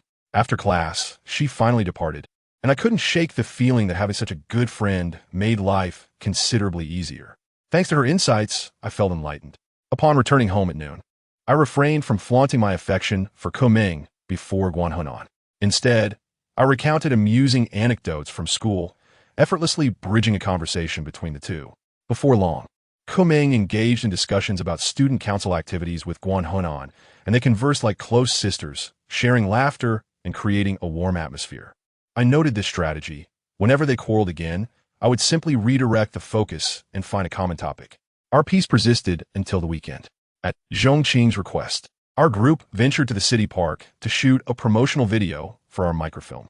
Guan Hunan showed great interest in the screenplay and actively participated in discussions throughout the week, leading to an increasingly amicable relationship with Kumeng, who shared her enthusiasm for the plot. In the park, they chatted and laughed as they headed to the restroom to change outfits. Zhongqing hurriedly stopped me. How did you manage to get them to talk together? I smiled mysteriously, a secret. Zhongqing rolled her eyes at me, with your air of mystery. You think I won't pry? Seeing her childlike demeanor, I chuckled and quickly changed. As I stepped out, a gasp erupted from outside. Glancing over, I was taken aback. Both Kumeng and Guan Hunan had donned outfits reminiscent of Japanese school uniforms. They both had enviable figures, but Guan Hunan's stunning legs completely overshadowed Kumeng's. The uniform was quite fitted, and one of the buttons at her chest had popped, forcing her to cover herself with her hand, exuding an alluring charm. Everyone surrounded them, showering compliments, and upon noticing my stunned expression, Kumeng shot me a glare. You pervert. I quickly shifted my gaze. I must admit, despite Kumeng's modest bust, she looked no less captivating in that outfit than Guan Hunan. The promotional video required a hook to captivate viewers, so I found myself posing in various audacious stances with the two girls, either Guan Hunan standing on me or sharing an awkward kiss with Kumeng. By the end, I could hardly fathom that such a film could ever be released. Zhongqing reassured me. The review process for online films is quite lenient, so don't worry. I frowned. Are there even more outrageous scenes to come? Chen Mu Yu nodded. My original intention was to have all three of you in bed together for a three-way. Zhongqing quickly covered her mouth, offering me an apologetic smile. I turned away in disbelief, choosing to ignore any further discussion about the plot, continuing with the filming as per their plan. After a full day of shooting, we wrapped up around 10 in the evening, utterly exhausted. However, Zhongqing insisted that the video needed editing at school. Reluctantly, I helped Kumeng, who was still feeling discomfort in her feet, along with Guanhanan back to school. The student council, a realm of hidden talent, saw three of us laboring through the night to edit the video, with hardly anyone catching a wink of sleep. Finally, we succeeded in cutting it together. As we reviewed the completed footage, laughter filled the room. Months of planning for this microfilm had culminated in a significant first step after so many trials and tribulations. With excitement, we uploaded the video to a streaming site and promoted it across various forums. After finishing all this, the girls were utterly fatigued. As the only remaining male, I found myself tasked with buying them breakfast and giving massages. Guanhanan stretched out her legs, demanding that I ensure her comfort. With only the girls present, they grew bolder. Zhongqing even joked, with so many of us, poor Linja is going to wear himself out. Kumeng chimed in, don't worry. This guy has plenty of energy. How could it be that Kumeng implied his vigor was beyond her capacity to handle? Chen Mu Igriku suddenly blushed. Are you saying he has such stamina that you can't keep up? Kumeng leaped up. What nonsense are you talking about? Clearly, he can't perform in front of me. I quickly interjected. Hey, who are you saying can't perform? The usually demure and goddess-like girls erupted into raucous laughter. And I couldn't help but join in, wishing that time could freeze at this warm moment, devoid of emotional entanglements or bullying, just our youthful camaraderie. Dreams are always beautiful. Soon, Zhongqing interrupted my reverie. The video has passed review. We hurried over, hastily consuming breakfast. Due to its popularity, the promotional video garnered thousands of views shortly after upload. Soon, the comments began flooding in, and within no time, hundreds of remarks appeared. Despite the excitement, our elation began to wane as the comment section turned into a cauldron of insults. When I had previously strolled with Guanhanan, someone had already analyzed our relationship, calling me a scoundrel, labeling Guanhanan a homewrecker, and depicting Kumeng as a pitiful backup. Though I had cleared up misunderstandings regarding my near expulsion for Kumeng, accusations still flew that Guanhanan had deliberately seduced me. Initially, no one paid heed to these allegations, but once we stepped into the public eye, the latent grievances erupted. All eyes turned towards Guanhanan, branding her the interloper ruining my relationship with Kumeng, declaring they would never watch the film unless the female lead was replaced.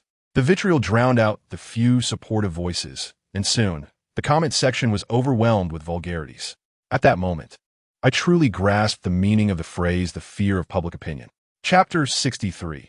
Recasting the female lead. All our efforts and experiences crumbled into nothingness. Despite our sleepless night, we remained glued to the comments, unable to tear ourselves away. An hour passed, and besides the hateful remarks, we saw no supportive voices. The bell rang, jolting us from our online stupor, and we exchanged silent glances. Eventually, a girl responsible for editing suddenly lowered her head, sobbing, Why are they berating us? It's too much. Several girls hung their heads in despair. Observing them, I suddenly recognized my responsibility as a male and quickly reassured them. It's okay. Sometimes, the more insults we receive, the more popular we become. Just look at those celebrities. Yami was once ridiculed for having smelly feet. I intended to lighten the mood with a joke, but no one acknowledged me, leaving me awkwardly silent. We all understood that if we didn't find a way to address this, those negative comments could crush all our hard work. After a prolonged silence, Guanhanan suddenly lifted her head. Forget it, I quit. You all find another female lead. A few people frowned, surprisingly silent. Did this mean everyone agreed with Guanhanan's decision? I clenched my teeth. No way. Accepting this would mean we are guilty. We absolutely cannot do that. Kumeng also stood up. Guanhanan, stop throwing a tantrum. The comments from netizens are just a fraction. We do not need to pay them our full attention. Nor should we compromise because of them. If Guanhanan truly withdrew, wouldn't that be tantamount to admitting she was the mistress trying to seduce me? How could she maintain her standing at school then? Following our lead, a few others stood up in support of Guanhanan. Yet she shook her head, her eyes reddened, biting her lip as she said, Don't deceive me. If the comment section is filled with insults, who would watch our movie? Can you bring in a big star to boost our ratings? Everyone fell silent, for though it was harsh, her words were undeniable facts. I was merely a minor internet celebrity, and there were countless others like me across the nation. We lacked the ability to recapture the audience's attention. After uttering this, Guanhanan covered her mouth and ran out. Kumeng glanced at me, and I immediately understood her intent, following her outside. That girl was indeed a sports prodigy. She vanished in no time. After searching for a while, I found her in a corner of the playground. Like Zhongqing, she would retreat here and crouch in silence when something troubled her. I had never seen her so vulnerable before, so I approached her. "Are you all right?" Guan Hunan looked up, her eyes glistening. "What are you doing here?" It was evident that she cared deeply about the filming of this microfilm. I hastily tried to ease her mood. "What? Can I come see you? We live together now." She shot me a glare, remaining silent, only lowering her head to shed tears. I crouched beside her and said, "You don't need to quit. We've all worked so hard together. There is still a chance to salvage this. Even you are deceiving me. There is no longer a way to recover," Guan Hunan replied, looking at me. "Can you think of another solution?" I opened my mouth, contemplating for a long time, only to lower my head helplessly. She was right at this point. Aside from replacing the female lead, I truly could not conceive any other solution. The power of the internet was immense, and a collective outcry could lead to the replacement of leading actors, let alone our student-organized microfilm. In that moment, I felt utterly powerless in the face of reality and the true society around us. Guan Hunan stood up. "Don't worry. I'm not that fragile girl. This matter doesn't affect me." I remained silent, watching her force a smile. She resembled a queen, her face regaining its previous cheerfulness.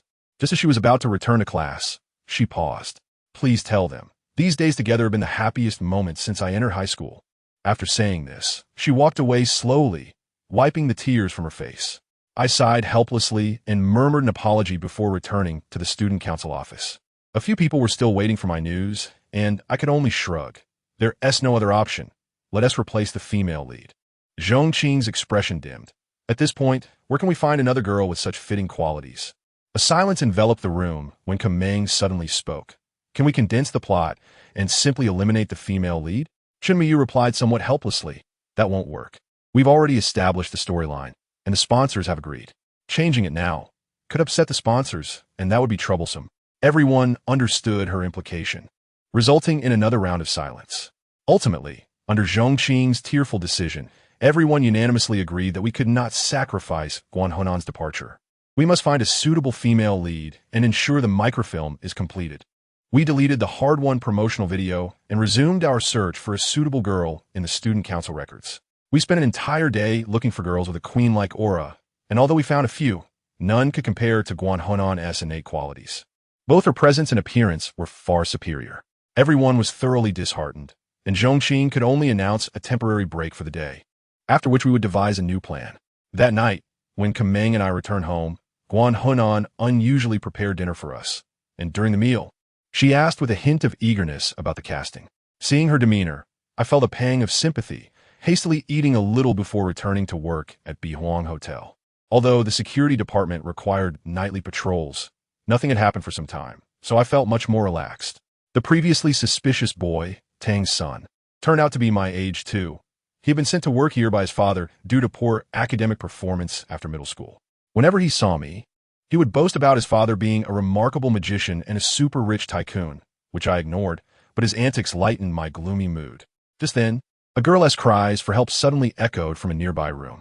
Tang's son and I exchanged glances and rushed over. Just as I was about to knock, the door swung open, and a disheveled girl dashed out, looking at us as if we were her saviors. "Please, help me. I don't know that guy inside." While we were still bewildered, a crew-cut boy emerged from inside, shouting at us. "Who told you to come here? This is my girlfriend. We had a fight. You can leave." The girl, seemingly in despair, clung to my sleeve, crying and pleading, "Please save me. I truly don't know him." I frowned. This girl appeared younger than me, so she likely wasn't lying. I glanced up at the crew-cut boy and widened my eyes in shock. I recognized him as one of Sun Jinmiao's subordinates, who had previously aided Sun in abducting Su Jiao. He seemed to recognize me too, frowning before hastily trying to escape. "Stop him," I shouted, grabbing him, but to my surprise, he was surprisingly strong, easily breaking free and kicking me aside. Tang's son charged forward, but as he threw a punch, the crew-cut boy effortlessly flipped him to the ground. This guy was a skilled fighter. Although I had trained with Pai Shuejiao for a while, I could only barely keep up with his pace and had no strength to apprehend him. Just as he was about to rush down the stairs, a long, beautiful leg suddenly extended from around the corner, wrapping around the crew-cut boy's neck. With a swift motion, he was spun around and collapsed to the ground. The owner of the leg emerged. It was my coach, Pai Xuejiao. The crew-cut boy attempted to rise and resist, but she kicked him fiercely, causing him to kneel on the ground, clutching his head and howling in pain. How dare you bully a girl at such a young age? Your audacity is remarkable, Pai Xuejiao exclaimed, raising her high heel to place it on his head. Then, she cast a disdainful glance at me. You can't even stop such a lowly scoundrel. What a waste of my training. Continue training me tonight. Continue training? More like continuing to be your punching bag. I scowled, ready to retort, but seeing her assertive demeanor, I suddenly had an idea. I rushed over and grabbed her arm. Boss, I can be your free punching bag, but could you please help me shoot a movie? Chapter 64. Profit over justice. After Pai Xuejiao handed over the crew-cut man to the police, I eagerly informed her about the microfilm project. Aside from Guohanan, she was the only girl who exuded a regal aura. Upon learning the details, she frowned momentarily before consenting. Just as I was about to express my gratitude, she interrupted me, asking, "But what is my remuneration?" I frowned, hastily explaining that we were all students and the pay might be rather minimal. Who would work without compensation? You think you can get something for nothing? Pai Xuejiao rolled her eyes and turned to leave. Having spent considerable time with her, I understood her forthright nature and was not offended. I followed her, pleading and promising to acquiesce to any conditions she might impose. That is acceptable, but from today onward, you must obey my commands entirely. Whatever I instruct you to do, you must comply. As if awaiting my words, a dangerous expression flickered across her face. She clenched her fists, producing a crackling sound. Tang's son, who had been trailing behind me, witnessed this and bolted away in fright, leaving me to begrudgingly agree to her terms. Subsequently, she extended my originally scheduled end time from midnight to 2 o'clock, subjecting me to a grueling session in the training room before I could finally escape the clutches of this formidable woman. Upon returning home, I found Kameng already asleep on the couch. Seeing her peaceful form tugged at my heartstrings, and I quickly bent down to lift her gently. Her body felt light and her skin smooth, with a faint fragrance enveloping her. Suddenly, I recalled the kiss we had shared earlier. My heart fluttered, and I couldn't resist the impulse to lean down for a secretive kiss. Just then, she groggily opened her eyes and murmured, "Linja?" Startled, I replied quickly. She lifted her head and remarked, "Why do you smell like a woman?" After uttering this, she fully awakened and wriggled out of my embrace. I twitched my lips. To avoid arousing Kameng's suspicions, I had concealed Pai Xuejiao's existence from her, yet this girl had detected a hint of something amiss almost immediately. Every woman possesses a distinct fragrance, and given the close contact I had with Pai Xuejiao during our training sessions, it was inevitable that some of her scent would linger on me. But Kameng's sense of smell was astoundingly acute. Observing her vigilant expression, I had no choice but to divulge the details regarding Pai Xuejiao, resulting in yet another night spent on the floor. The following morning, I awaited Pai Xuejiao's arrival at the school gate, even skipping my morning reading. To my surprise, Kameng, who never skipped class, chose to accompany me, claiming it was to welcome a future collaborator. I grimaced at the thought of how their first encounter would unfold. The morning reading session soon concluded, yet Pai Xuejiao's figure was still absent. Just as we began to grow impatient, a white Buick suddenly sped towards us, executing a stylish drift before parking in front of the school. The door swung open, revealing a long leg stepping out, followed by Pai Xuejiao, resembling a celebrity, adjusted her hair and removed her sunglasses, smiling at me. "Little rascal, have you been waiting long?" I was left speechless, taken aback by her attire. A khaki trench coat, black knee-high boots that exuded confidence, and her bare thighs, delicate and fair, adding an air of temptation. Her star-like appearance captured the attention of the few students at the school gate. I approached her, taking her sunglasses with a sigh. "This is school. Could you not dress so flamboyantly? Didn't Tiwi say we were filming a movie? Should I look the part?" Pai Xuejiao seemed oblivious to her allure, glancing at Kameng behind me and asking, "Is this your little girlfriend?" "She is quite attractive." Just as I was about to clarify, Kameng stepped forward with a grin. "You've worked hard, Sister Pai. Though late by half an hour, you've just made it on time." Her tone carried a hint of sarcasm, as no one had ever made her wait that long. Pai Xuejiao, who detested anyone mentioning her surname, scowled and asked Kameng, "How old are you, little sister?" Kameng replied with a smile, "I just turned 18, much younger than you."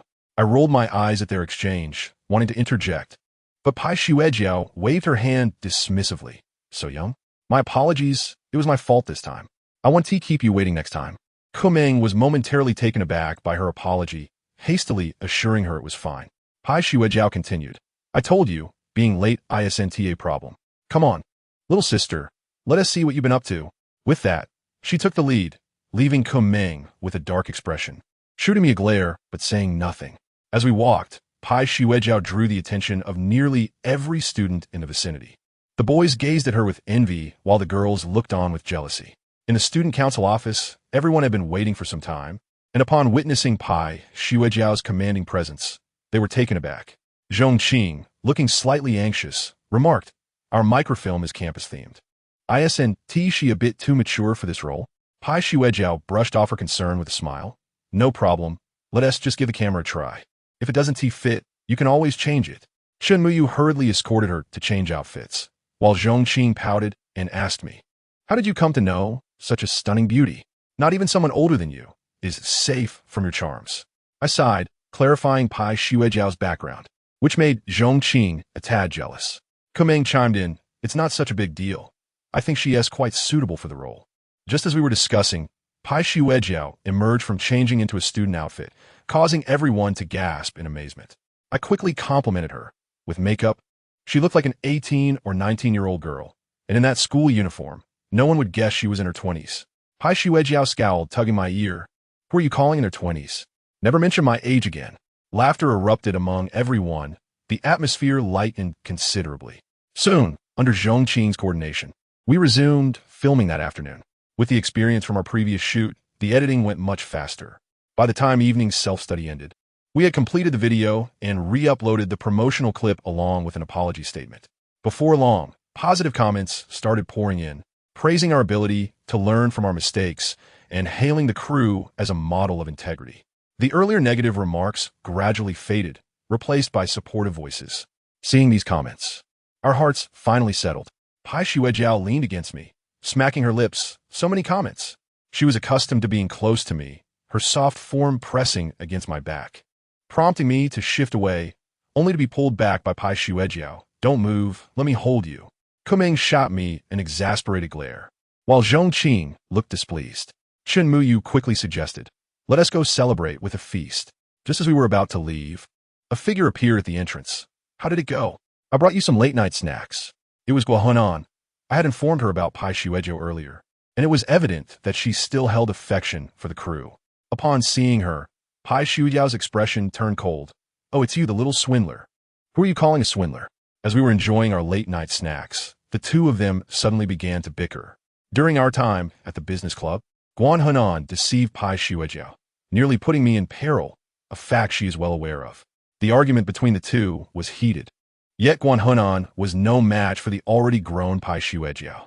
After receiving a few sarcastic remarks, her eyes reddened, and she glared at me, exclaiming, Linja, is this the best substitute you could find for me? I was about to clarify, but Pai Xuejiao interjected with a smile. What, are you dissatisfied? Since I've taken your place, the efficiency of the crew and the comments from netizens have vastly improved, far surpassing yours. Just ask around. Guan Henan attempted to retort, but a girl nearby whispered, It's true. We've wasted so much effort because of you, and you still have the audacity to pick a fight. Several other girls chimed in, criticizing Guan Henan. I turned to them, feeling a twinge of irritation. It had only been 2 days, yet their attitudes had performed a complete about-face. Their nature of self-interest was glaringly evident, as it had been during our high school days. As the group continued to ridicule Guan Henan, she could no longer endure it, covering her mouth and storming out. Chapter 65. A fight breaks out. I intended to chase after her, but Pai Xuejiao shot me a glance, saying, She can't handle a little setback. A girl like that isn't worth your pursuit. It's better for her to realize it on her own. Another girl hastily chimed in, right? Does she think she is the queen of the senior class?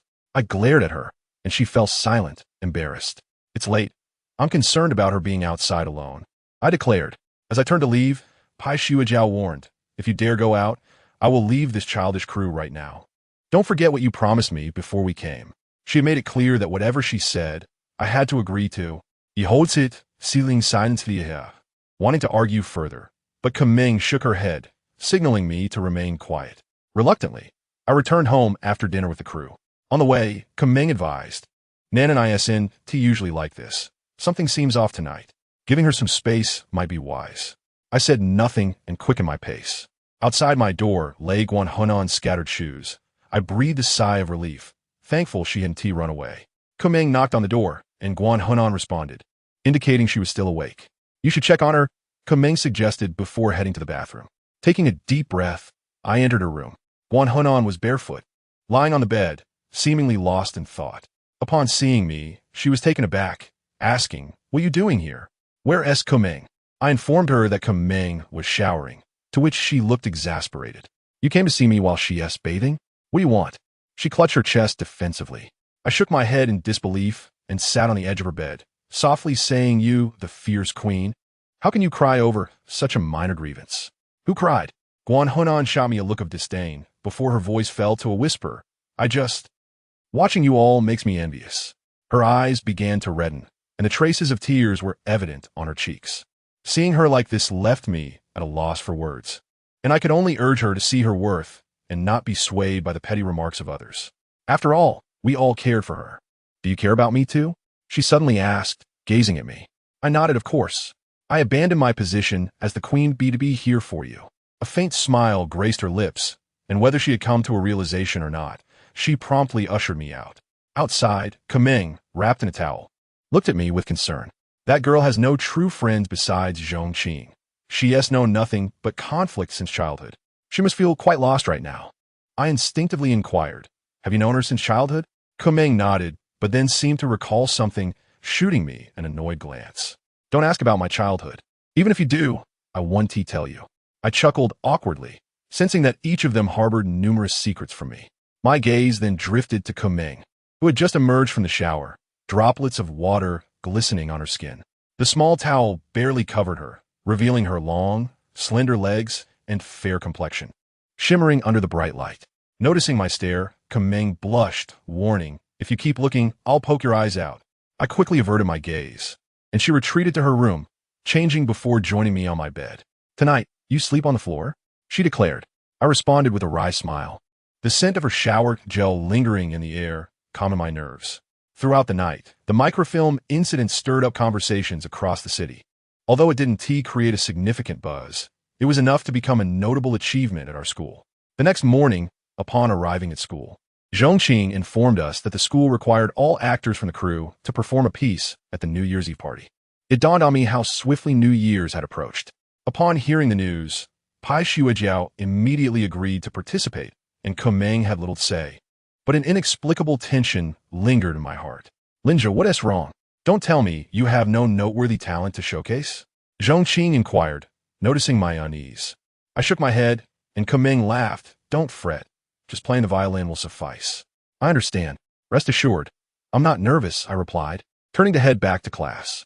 Throughout the day, I felt increasingly restless. The thought of performing in front of so many people left me feeling awkward. After dinner, I intended to return to class, but Kumeng took my hand, insisting, come walk with me on the playground. I acquiesced, walking alongside her, much like many campus couples do, circling the playground. You're scared, aren't you? She suddenly broached. I lowered my head. Maybe. I had never before experienced such intense scrutiny from so many. It felt entirely unfamiliar. I could speak freely in front of anyone alone or confront those who wished to harm me, yet the idea of showcasing my talent before a crowd left me trembling. Wasn't it at your birthday party that you displayed yourself so confidently? Why are you so timid today? Kumeng chided, exasperated at my demeanor. I forced a hollow laugh that was different. Back then, if I couldn't show any skill, it would reflect poorly on you. Kiskiviko min bossit. But don't you realize that if you fail to showcase any talent now, more people will mock you? I met her gaze, I know. But to me, it's inconsequential. I didn't wish to be the center of attention. The thought of a sea of eyes waiting for my performance made my knees weak. Perhaps it was cowardice, yet it was the true essence of who I was. If it were for my own sake, I simply couldn't muster the effort. Or perhaps it felt unworthy. At that moment, warmth enveloped my hand. Kumeng had tightly grasped it, assuring me, don't worry, I'll support you. Looking into her eyes filled me with warmth. Thank you. For what? Don't forget, I'm your girlfriend, she retorted, and I merely smiled wryly, knowing my feelings couldn't be soothed by mere words. I have an unsettling premonition. During the New Year's performance, I may very well become the butt of everyone's jokes. As the date approaches, we have taken the opportunity to film individual scenes for our microfilm, with the majority of the remaining content slated for completion during the winter break. Kuming and Guan Hunan exhibit remarkable acting skills, and even when faced with several intimidating cameras, I managed to maintain my composure. The filming process is swift and seamless. Soon, the day of the New Year's Eve rehearsal arrives, and all members of the cast gather together. Su Jiao, seemingly aware of my anxiety, takes a leave of absence to come and offer me encouragement. As I attempt to play the violin she lent me, I am surprised to find Guan Hunan appearing beside me. Zhongqing informs me that, due to her popularity at school, she also has a performance scheduled for the New Year's Eve gala. I nod in acknowledgement, but then I notice Pai Xuejiao, who is preparing her magic act, suddenly turn cold upon seeing her. To my astonishment, Guan Hunan's expression also shifts, and the two queens confront each other with icy smiles, their conversation a mystery, leaving those around them hesitant to approach. I have no time to concern myself with them as I try to regain the feeling I once had while playing the violin, only to discover that my previous proficiency has eluded me. As my palms grow clammy with sweat, I cannot help but wonder if I have forgotten everything I learned in my foundational violin classes. Sensing my distress, Kuming and Su Jiao approach me. Su Jiao whispers, "If you're feeling uncomfortable, it's perfectly all right to take a break and practice later." I nod in silence, reluctantly setting the violin aside, whereupon Kuming reaches out to wipe the sweat from my forehead. At that moment, I suddenly realize that everyone has left, and a commotion arises in the distance. What is happening? We exchange bewildered glances just as Chun Muyu rushes over from the crowd, exclaiming, "Linja, come quick! Guan Hunan and Xuejiao are fighting." Chapter 66. This is unscientific. Fighting? I find it hard to believe that Pai Xuejiao would engage in such bullying behavior. I hurriedly follow Chun Muyu and Su Jiao to uncover the truth. Along the way, Chun Muyu explains that after Guan Hunan and Pai Xuejiao encountered each other, they began to clash, attacking each other's weaknesses. Pai Xuejiao initially thought she could easily overpower her opponent, but was taken aback by Guan Hunan's unexpected assertiveness as she countered fiercely. Their verbal sparring escalated, and in the end, Pai Xuejiao even seized a chair to confront Guan Hunan, who brandished a mop, their confrontation nearly turning into a physical altercation. Under pressure from the student council, the two eventually made their way to the sports field, intending to settle their rivalry with a game of tennis. Tennis? I couldn't help but smirk. Guan Hunan is an athletic prodigy, while Pai Xuejiao is a brawny figure, making this competitive format utterly fitting for their personalities. Everyone disregarded our rehearsal, flocking to the sports field to witness the spectacle of two beautiful women competing. Pai Xuejiao, dressed in a strikingly tight outfit for her magic performance, showcased her mature physique, drawing the attention of many admiring eyes. In contrast, Guan Hunan, initially clad in her school uniform, found herself at a disadvantage and had to remove her outer jacket, revealing a black sports tank top that equally matched Pai Xuejiao's figure. The two women exchanged glances, their expressions equally stern, fists clenched. As a spark of tension hung in the air, I felt a mix of helplessness and reluctance, taking my place on the sidelines as though I were watching a tennis match. With the referee's whistle, Pai Xuejiao leaped into action, delivering a powerful serve aimed directly at Guan Hunan. Gasps erupted from the crowd as they were taken aback by her strength. Guan Hunan gritted her teeth and managed to return the ball. The two women volleyed back and forth, neither able to gain the upper hand. The audience seemed more captivated by the elegance and charm of their movements than the match itself. Soon, however, Pai Xuejiao's shot flew out of bounds, and as Guan Hunan attempted to leap to return it, she fell, her face brushing against the dirt. Gasps of shock reverberated through the crowd. I furrowed my brows in concern, while Kuming shot me a glance, saying, "Don't worry, Guan Hunan is formidable. She shouldn't lose." At that moment, she was rallying behind her childhood friend, yet I remained skeptical, for Pai Xuejiao's calm demeanor suggested she was undoubtedly superior in athleticism. As the second round commenced, the two women remained locked in a stalemate for an extended period. Though Guan Hunan narrowly won a point, she was clearly exhausted and drenched in sweat. Suddenly, Pai Xuejiao removed her jacket, revealing a form-fitting tank top that accentuated her near-perfect skin, captivating the attention of all present. The boys erupted into cheers, rallying behind Pai Shuejiao as she gleefully declared, "Little sister, you still have a lot to learn." With that statement, she seemed to intentionally flaunt her ample bosom. I widened my eyes, questioning whether she was truly as dim-witted as she seemed. Her current demeanor exuded a surprising cleverness. Guan Hunan, seething with frustration yet feeling powerless, was acutely aware that her reputation at school could not compete with Pai Shuejiao's, making it impossible for her to draw the same support through such tactics. In that moment, Guan Hunan glanced around helplessly, noticing the lack of support from those surrounding her. All eyes were fixated on Pai Shuejiao. Ultimately, her gaze fell upon me for a fleeting moment before returning to the match. The fleeting sadness in her eyes sent a pang through my heart. I realized she was seeking help and support, yet there was no one to assist her, not even me, as I felt constrained by the circumstances surrounding Pai Shuejiao.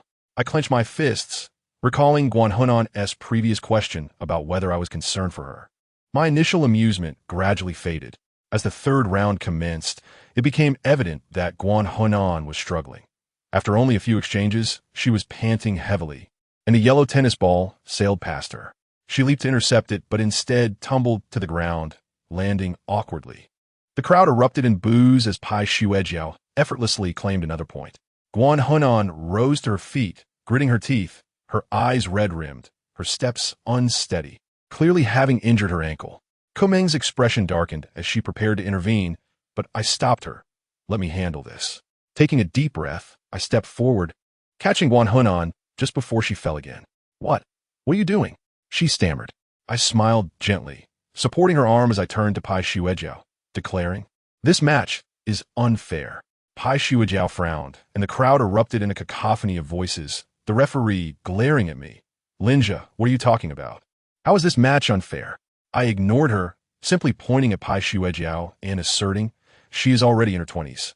Both her physical development and experience in tennis far exceed those of Guan Hunan, who is only 18. In an Olympic context, Guan Hunan would belong in the junior division. Not competing against her." My words hushed the crowd, and murmurs of discussion began to ripple through them. Pai Shuejiao, incensed by my revelation of her age, erupted, "Linja, if you want to keep living, you better stop talking." Fear coursed through me, yet recalling Guan Hunan's pleading gaze, I was unwilling to relent. Just as I opened my mouth to respond, the referee interjected, "If you believe this is unfair for Guan Hunan, then you should take her place." A stunned silence fell over the crowd, and I stood there, dumbfounded by this unexpected turn of events. Accusations began to fly towards me, and Pai Shuejiao mocked, "All right, then, I couldn't ask for more. According to your reasoning, even if I am older, you are a male and I am a female. This arrangement finally levels the playing field. Wouldn't you say?" I grimaced. What a ludicrous arrangement this was. If I assist Guan Hunan in the competition, what does that signify? Kamunk is still watching from behind. I also agree to let Linja participate. Guan Hunan is a dear friend of mine, and Linja helping her is akin to aiding me. As if she could see through my doubts, Kamunk provided a timely assist from behind. At this moment, I found myself compelled to step onto the stage. Observing the hesitant expression on Guan Hunan's face, I could only smile with resignation and say, "Don't worry, I'll help you. Allow me to show you what true skill looks like." Guan Hunan paused briefly, her gratitude evident as she gazed at me, saying, "Thank you, go for it." After uttering those words, however, she looked at my smile, seemingly reminded of something, her face flushed. She wriggled out of my embrace and limped back to Kamunk's side. I remained silent, merely picking up the tennis racket that had fallen to the ground, my body trembling slightly. Throughout my life, I had not even played badminton, let alone tennis, true skill my foot. Pai Shuejiao regarded me with a cunning smile, and upon the referee's command, I reluctantly grasped the tennis ball, taking a deep breath to prepare. Just as I was about to serve, Pai Shuejiao suddenly called out, "Wait." Startled, I thought she was about to rush over to hit me. "You're holding your racket the wrong way." My expression darkened as I realized my racket was inexplicably in my left hand. Laughter erupted from everyone around me, and I glanced back to see Guan Hunan and Kumunk both lowering their heads helplessly. I let out a dry laugh and hurriedly switched the racket back to my right hand. At that moment, a scene from an anime I had once watched flashed through my mind. According to the principles depicted in that anime, if I merely tossed a high ball lightly, relying on the wind direction around me, perhaps, despite being a novice, I could produce a magical ball that would change its trajectory in midair. With that thought, a confident smile spread across my face, startling those around me, who held their breath in anticipation. I stretched out my hand, gauged the wind direction, and then with all my might, sent a high toss into the sky. Based on my calculations and the principles of vector dynamics, this ball would be influenced by the wind, changing direction twice in the air, certainly catching Pai Xuejiao off guard. Everyone lifted their heads, fixated on the spinning ball, watching it descend slowly into the area before me. It didn't even cross the net. It merely bounced once in front of me, rolling aside. After a long moment, Pai Xuejiao burst into laughter. "Youthful. Haha." The entire stadium erupted with laughter, and I forced a smile. Turning to see even Monk and Guan Hunan doubled over with laughter, their eyes squinting with mirth. Looking at the tennis ball, I scratched my head awkwardly. This defied logic. Chapter 67. A grim prognosis. The contest between Guan Hunan and Pai Xuejiao came to an end, with my blunder at the forefront. No one was in the mood to watch the match anymore. Everyone clutched their stomachs in laughter while I stood there, continuing to serve as their source of amusement. Before long, the crowd dispersed, some returning to classes, others to rehearsals. Pai Xuejiao shot me a sidelong glance before leaving with an amused expression. As I turned to leave, I discovered Guan Hunan lingering behind me, her face alight with a smile as she looked at me. Even Monk had gone off to rehearse, yet she remained, stirring a sense of warmth within me. I approached her with a smile. "So, feeling much better now? How can you still smile? If I had lost face like that, I would have committed suicide." Guan Hunan shot me a playful glare. I sighed. "Don't worry. I'm not like some people who cry in bed over the slightest setback." "Who is crying?" Guan Hunan pinched my arm, and I quickly begged for mercy with a pained expression. After a playful scuffle, she finally calmed down and said, "I truly owe you today. Otherwise, I would have embarrassed myself just like you." "What do you mean, just like me?" Seeing her cute demeanor, I could only smile and dismiss it. But just as I was about to leave, she suddenly halted, falling silent. "What's wrong? You?" I stopped and looked back at her. "Linge, I. Just then, Guan Hunan raised her head. The surroundings fell silent. In the vast stadium, I could even hear our breaths. She gazed at me, her eyes filled with a yearning, her skin trembling slightly, her mouth opening as if summoning the courage to say something. I sensed a shift in the atmosphere, my heart racing, my fists clenched instinctively. After a long pause, she stared at me vacantly, seemingly coming to a realization, a hint of melancholy crossing her face. "It's nothing. I wish you success in your performance. I look forward to your display at the New Year's Gala." I nodded, feeling an inexplicable sense of despondency in that moment. It felt as if we had missed something between us. Guan Hunan merely smiled before leaving, reminding me to perform well. Watching her retreating figure, I opened my mouth to speak, but the words of entreaty never escaped my lips. It was enough that she found peace. Upon returning to the rehearsal venue, everyone looked at me with a teasing glimmer in their eyes. I ignored them and picked up the small violin, continuing to tune it. Monk approached, clad in a white dress, evidently preparing to dance at the gala. "Is Guan Hunan all right?" I nodded. "Don't worry, she is fine." Monk said nothing further, simply taking a seat beside me, watching as I played the violin. I recalled the previous blend of music and dance, and secretly hoped she would continue dancing before me. Taking a deep breath, I attempted to regain the previous melody, but still could not find it. Monk watched me, and not wishing to lose face before her, I could only strive desperately. Yet, the more anxious I became, the more disordered the melody grew, eventually devolving into chaos. This is impossible. I stood up in frustration. During the match against Pai Xuejiao, despite the laughter of the crowd, I had remained unperturbed. But now, for some reason, no matter how hard I tried, I could not produce a complete piece. The thought of performing on stage left me feeling agitated, my hands trembling to the point I could barely hold the violin. The onlookers began to notice my distress, casting doubtful glances at my expression. I understood they were questioning whether I could indeed play the violin.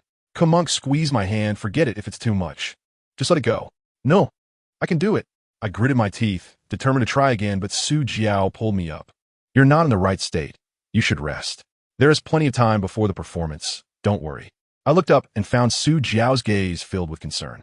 I still wanted to continue, but she snatched the violin from my hands. "This is a gift from me to you, and I'm taking it back for now. I'll give it to you again at tomorrow's rehearsal. Seeing her serious expression, I suddenly realized that perhaps she understood me better than I understood myself. I reluctantly acquiesced to her request and left the venue alone. Kamonk wanted to accompany me, but she had to attend her rehearsal, leaving me to depart by myself. Walking along the dimly lit path, I exhaled, sitting on a rock by the roadside, tugging at my hair in frustration. Why? Why am I so useless? Hey, little scoundrel, what's wrong? At that moment, a familiar voice reached my ears. Unbeknownst to me, Pai Xuejiao had sat down beside me. What are you doing here? Don't you need to rehearse? Magic is something you must grasp for yourself, not merely through prolonged practice. It's akin to life. Hesitating or over-preparing only reveals your inner cowardice. She looked at me and smiled. Those are the words of my master. He truly is quite remarkable. I remained silent, my heart heavy with solitude. Suddenly, Pai Xuejiao reached out, hooking her arm around my shoulder. Little rascal, don't overthink it. Let us go out for a drink. With that, she effortlessly pulled me up and led me to a nearby night market stall, where she enthusiastically poured beer into my glass. My tolerance for alcohol was dismal, yet under Pai Xuejiao's influence, I found myself succumbing to the atmosphere, soon feeling a bit unsteady. The adage drunkenness is a state of mind aptly described my condition at that moment. I took out my phone to check the time, only to have Pai Xuejiao snatch it from my grasp. No phones while dining. After declaring this, she began browsing through my phone herself. Before long, she discovered a post and handed it to me, exclaiming, "Your classmates are even more revolting than adults." I glanced at it, realizing the content was a video of me playing the violin, a cacophony of noise, depicting me in distress with a pale face, looking utterly flustered. In such a short span, countless individuals have begun to doubt my abilities, suggesting that my previous accomplishments were mere self-promotion, and this narrative was rapidly gaining traction at school. It dawned on me that no one truly wishes for your success to surpass their own. Dismissing these trivial remarks, I turned off my phone and cast it aside. I lost track of time in our revelry, and just as I was on the brink of oblivion, Pai Xuejiao finally roused me, splashing a bowl of cold water on my face. "Wake up, I'm taking you home." I chuckled as we swiftly returned to my residence in her Buick. Upon arriving at the entrance, I was taken aback to find a crowd of 13 or 14 people gathered inside, their presence overwhelming. "Why is it so lively here?" I frowned, staggering through the throng, only to discover that my front door was wide open and the interior was in disarray, the glass coffee table shattered. What happened? My inebriation dissipated instantaneously, and as I rushed inside, I found it completely empty. Had something occurred? I hastily pulled out my phone and dialed Kameng's number, which was quickly answered. She assured me that she was fine, still dining with the student council. I felt a wave of relief wash over me. If Kameng was safe, then it must be Guan Hunan who was in peril. Pai Xuejiao, somewhat intoxicated herself, collapsed onto the sofa upon entering. Ignoring her, I dashed outside to inquire with the onlookers about what had transpired. A seemingly wealthy man broke down your door and took away a girl. They explained. That girl fought with him, but was overpowered by his associates. We tried to stop him, but he claimed she was his daughter. The neighbors offered their accounts, and my anger flared as I realized the gravity of the situation. That man claimed she was his daughter, and you didn't even verify the truth before allowing him to take her away. The neighbors, taken aback, dispersed awkwardly. I clenched my fists, a surge of panic coursing through me. I dialed Guan Hunan's number, but it went straight to voicemail. Her phone was off. That beast of a father had indeed taken her. This time, she was in grave danger. Chapter 68. It's time to go. With that thought, I could not linger any longer and rushed towards Guan Hunan's home. However, I was halted after only a few steps. Turning around, I found Pai Xuejiao watching me with a look of resignation. "What's the matter? Your little lover has been taken by her father-in-law, and you're just going to rush in to save her?" I was baffled by her words, and she eyed me as if I were a fool. Her father dares to storm into your home and brazenly abduct her, and you think you can just waltz in and reclaim her with those spindly arms and legs? I suddenly grasped the severity of the situation. Though Juan's father was a despicable man, his influence was formidable, far beyond what a solitary orphan like me could contend with. Realizing this, I turned to Pai Xuejiao for assistance, perhaps with her help. Before I could speak, she interrupted me. "Don't even think about it. I have no personal ties to her, so why should I help you retrieve her?" With that, she yawned and returned to the living room. I hurried after her, pleading desperately for her to reconsider, but she refused, even stripping off her clothes and proclaiming her intent to shower. In despair, I resolved to devise my own plan. Just as Kuming's call came through, her voice was anxious. Was Guan Hunan really abducted? I was taken aback and quickly inquired how she knew. Kuming explained, I sensed something was off with your call. I contacted Guan Hunan's mother and learned that her father intends to take her abroad for school. The transfer paperwork is complete, and her flight is booked for tomorrow. My mind reeled. Guan Hunan was to be taken out of the country by her father? Surely her mother would not accompany them. If Guan Hunan remained in her father's grasp, I dared not contemplate further. Suddenly, I recalled how Guan Hunan had hesitated to speak as she left the stadium previously. At that moment, I had misinterpreted her intent as a confession of feelings. Now, I wondered if she had known all along, seeking my help, but ultimately feeling hopeless about my capabilities. That foolish girl. My heart raced in desperation as I pounded on the bathroom door. Pai Xuejiao, still in the shower, shouted angrily, You little rascal. What do you want? Her voice held a hint of fear, and I quickly reassured her that even if she stood before me in the nude, I would remain unaffected. She grew even more incensed, retorting, Is it just because she's a girl with longer legs? Why are you so shameless? I think you should just let her return her father. That girl, Kuming, is quite decent. Stop chasing after every flower. I suddenly understood her misunderstanding. She thought I was seeking her help to pursue Guan Hunan. Without time for pleasantries, I urgently relayed the entire situation to her. Upon hearing that Guan Hunan was being abused by her father, with injuries even on her thighs, Pai Xuejiao's tone softened. Is what you're saying true? I knew her tough exterior masked a compassionate heart, so I continued, Absolutely. Big sister, trust me. After all that Guan Hunan put me through, how could I possibly speak kindly of her? This is the truth. If she is taken abroad to a place where the rule of law is tenuous, just imagine the horrors she might endure. The sound of running water ceased abruptly, and Pai Xuejiao emerged from the bathroom wrapped in a towel, her expression serious. All right, I'll believe you this once. With that, she disregarded her damp hair and hurried to change clothes in my room, preparing to leave. I was elated. With Pai Xuejiao's support, confronting Guan's father would be a breeze. Just as we were about to step outside, we were startled by the figure of a person standing at the door, causing both of us to jump. Pai Xuejiao nearly lost her balance. I steadied her and looked up to find that it was Guan's mother.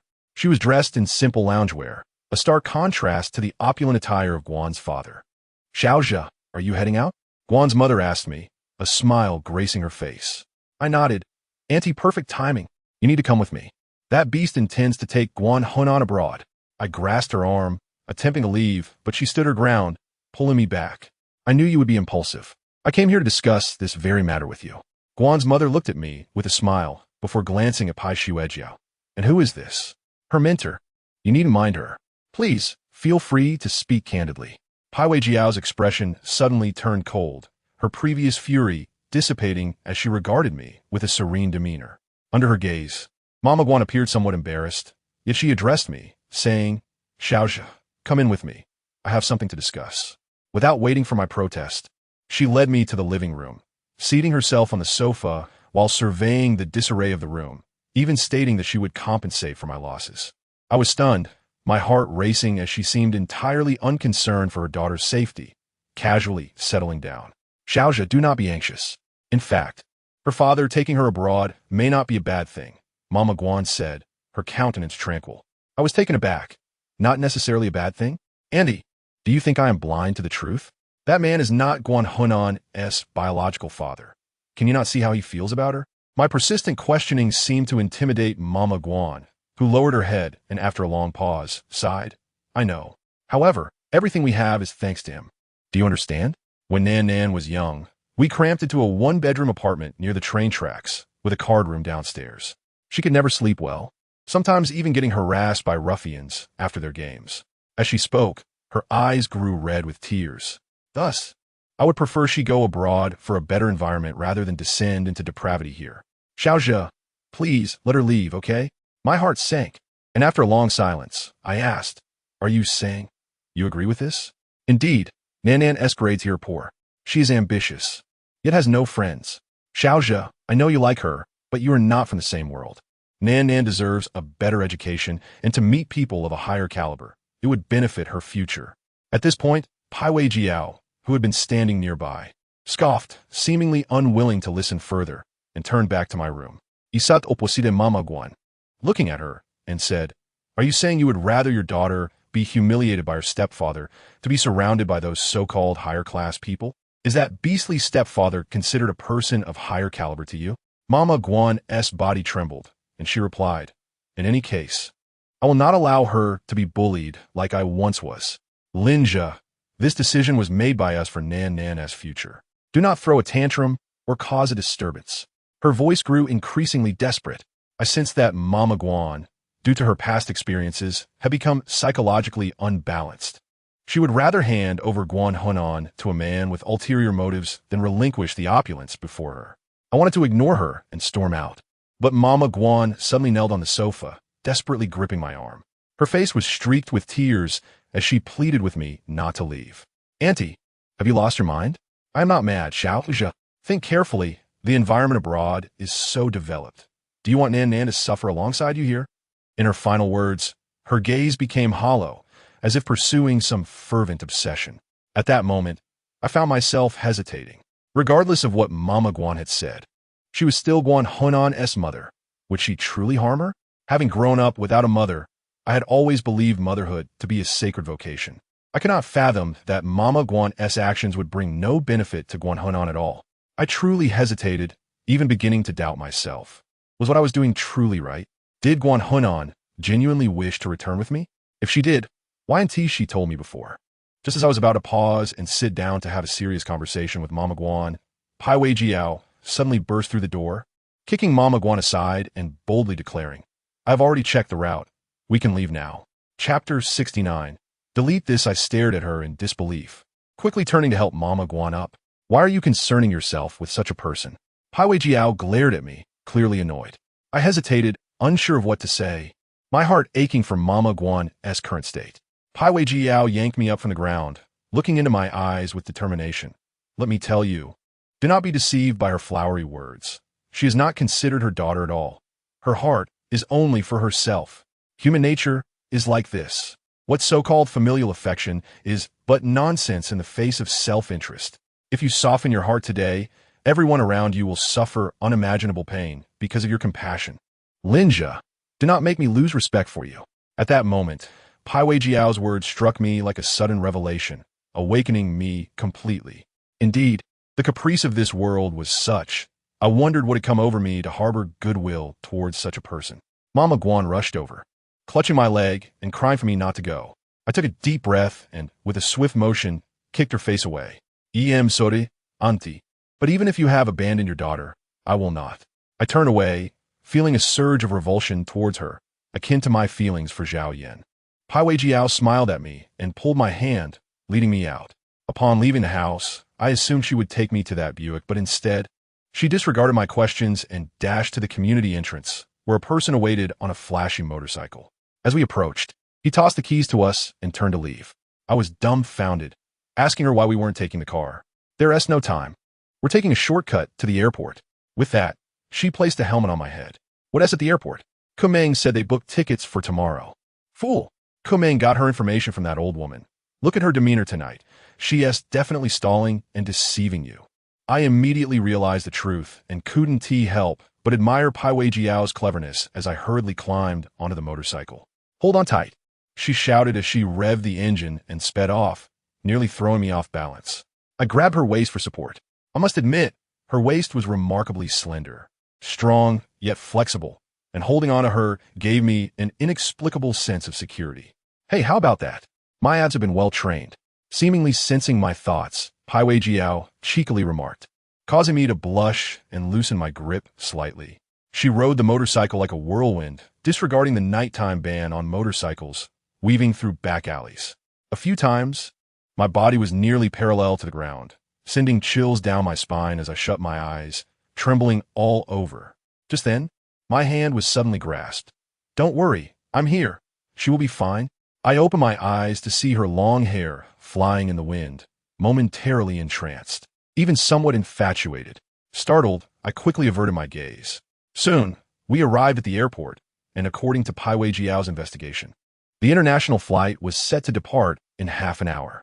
Upon entering, we indeed spotted Guan Hunan in the airport lounge, seated with her father beside her, his hand resting on her shoulder, smiling as he spoke. I shouted and rushed towards them, and Guan Hunan was the first to react, leaping to her feet, covering her mouth in disbelief as she stared at me. For men in black suits attempted to obstruct my path, but upon noticing the presence of Pai Xuejiao beside me, Father Guan's expression shifted dramatically. He raised his hand to halt them. "What brings you here?" Guan Hunan rushed over, grasping my hand, his voice laced with urgency. "If I don't come, won't tea be finished?" I rolled my eyes. By this time, Father Guan had approached. "Young student, are you here to see off Nan Nan?" He smiled broadly at me, his gaze carrying an undercurrent of menace. Just as I was about to respond, Pai Xuejiao suddenly laughed. "I must say, after all these years, how have you remained so hypocritical, Uncle Jia?" It was the first time I learned the true name of Father Guan. It turned out that Guan Hunan took her mother as surname. Uncle Jia's expression turned stern. "Xuejiao, what are you doing here? If you have something to discuss, let us find a proper place. I have urgent matters now. I advise you not to disturb me." Pai Xuejiao shrugged her shoulders. "My apprentice insisted I come. I had no choice. Just do me a favor and let the girl go." She seemed to be well acquainted with Uncle Jia, showing no signs of intimidation despite being half his age. Uncle Jia shot me a cold glance. "I intend to send my daughter abroad for her studies. Who do you think you are? Do you still wish to interfere? Let me tell you, my family affairs are beyond the jurisdiction of even your master." The last remark was directed at Pai Xuejiao, and I could sense a change in her demeanor. Clearly, Uncle Jia's status was not something to be trifled with, and I could not allow Pai Xuejiao to bear the brunt of this confrontation for my sake. Taking a deep breath, I managed to say softly, "Uncle, I truly love Nan Nan. Could you please refrain from taking her away? I promise to take good care of her." By this point, a crowd had gathered, and I felt compelled to leverage my identity to garner public support. Uncle Jia shook his head, a hint of mockery in his eyes. "At your age, a romantic relationship will yield no positive outcomes. My decision to take Nan Nan away is to provide her with a superior education and broaden her horizons. If you genuinely care for her, you should let her enjoy a better life instead of being a burden in this quagmire." His words painted him as a devoted father, eliciting nods of agreement from the onlookers. I retorted with a cold smile, "But have you considered her own feelings?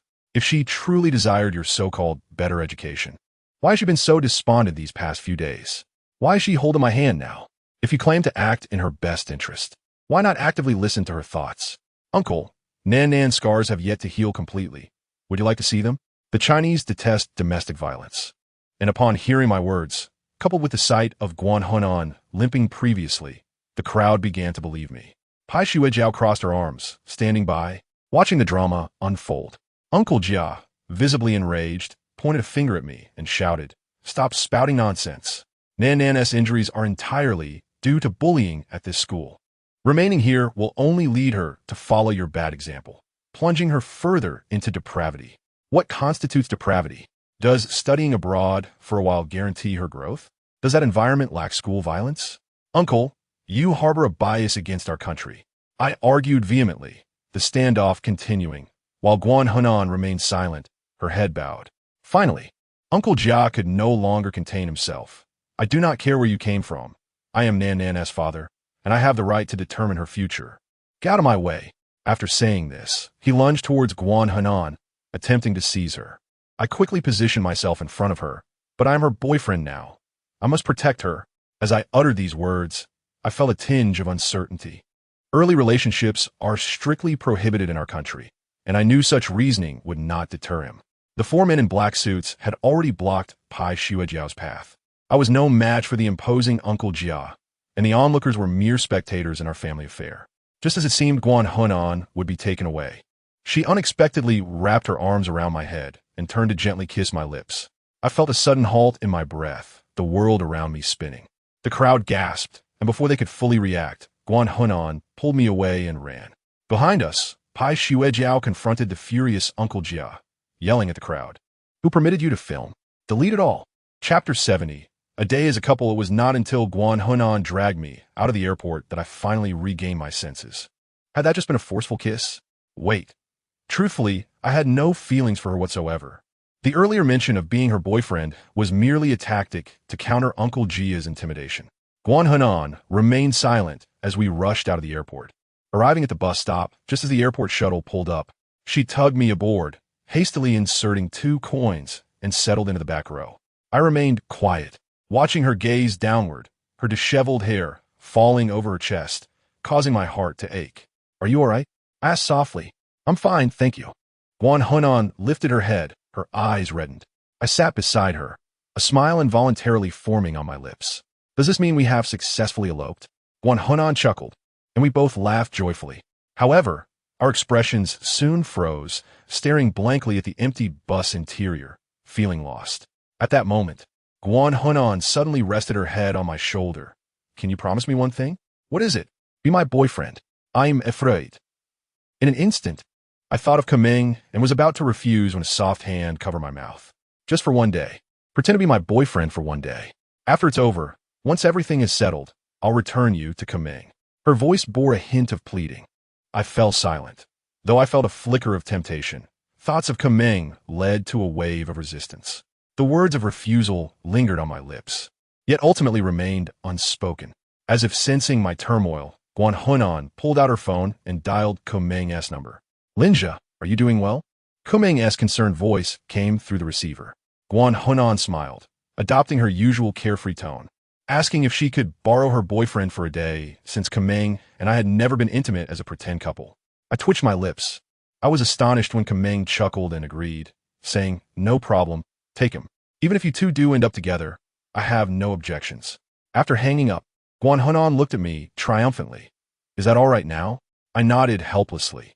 Since Kaming had consented, I found it hard to refuse this pitiful girl. With a sigh, I wrapped my arm around her shoulder.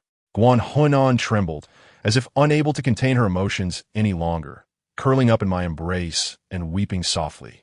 I could empathize with her anguish. Facing 2 indifferent parents must be far more painful than losing them. After a long while, Guan Hunan finally ceased her tears and looked up at me, saying, "I'd almost given up hope. If it weren't for you, I might have truly succumbed to despair. I even thought, if no one came to save me, I would just comply with that scoundrel's wishes and be with him." I lowered my head, guilt lacing my voice. "I'm sorry. I failed to perceive your feelings. It's all right.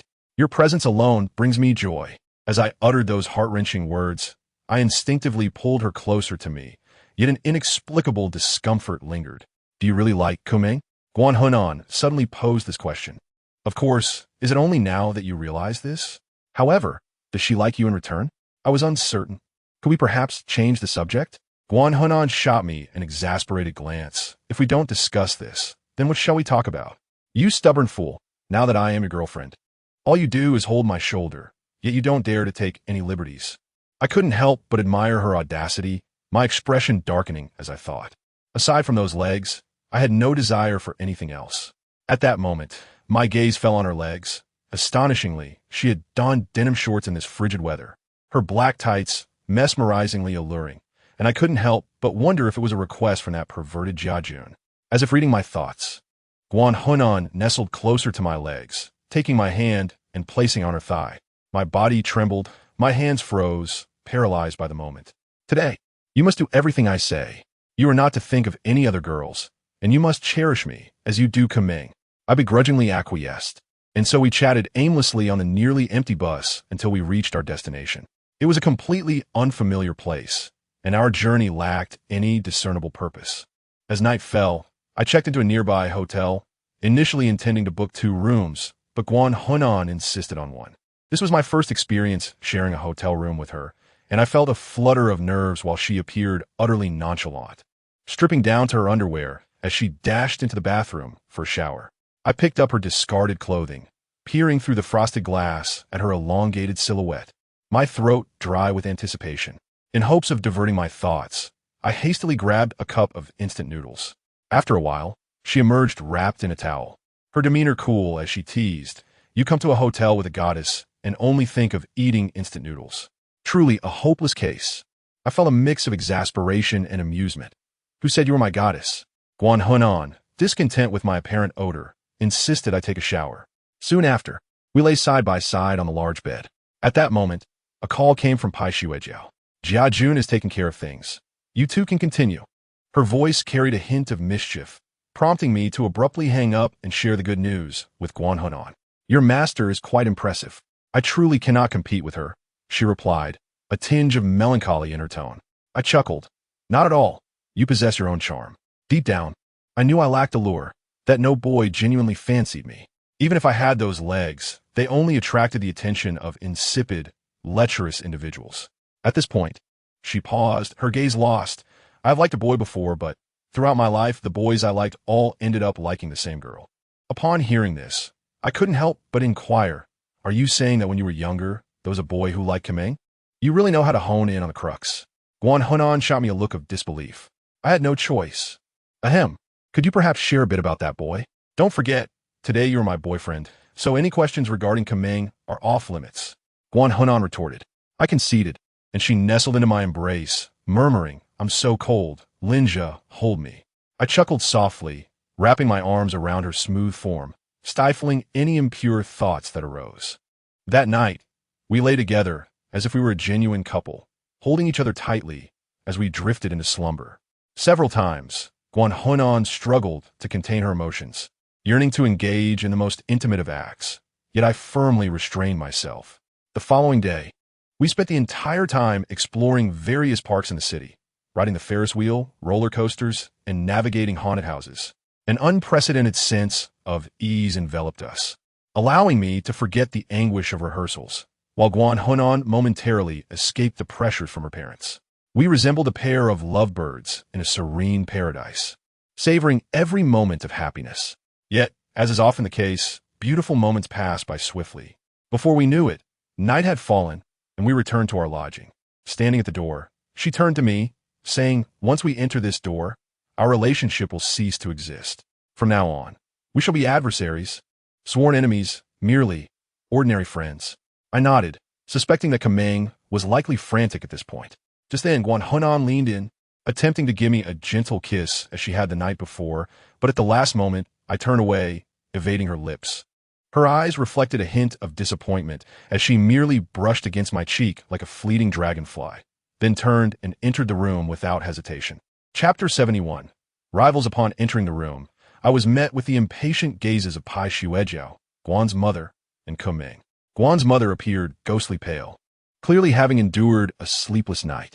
Kameng sported dark circles under her eyes, her expression rife with resentment directed at me.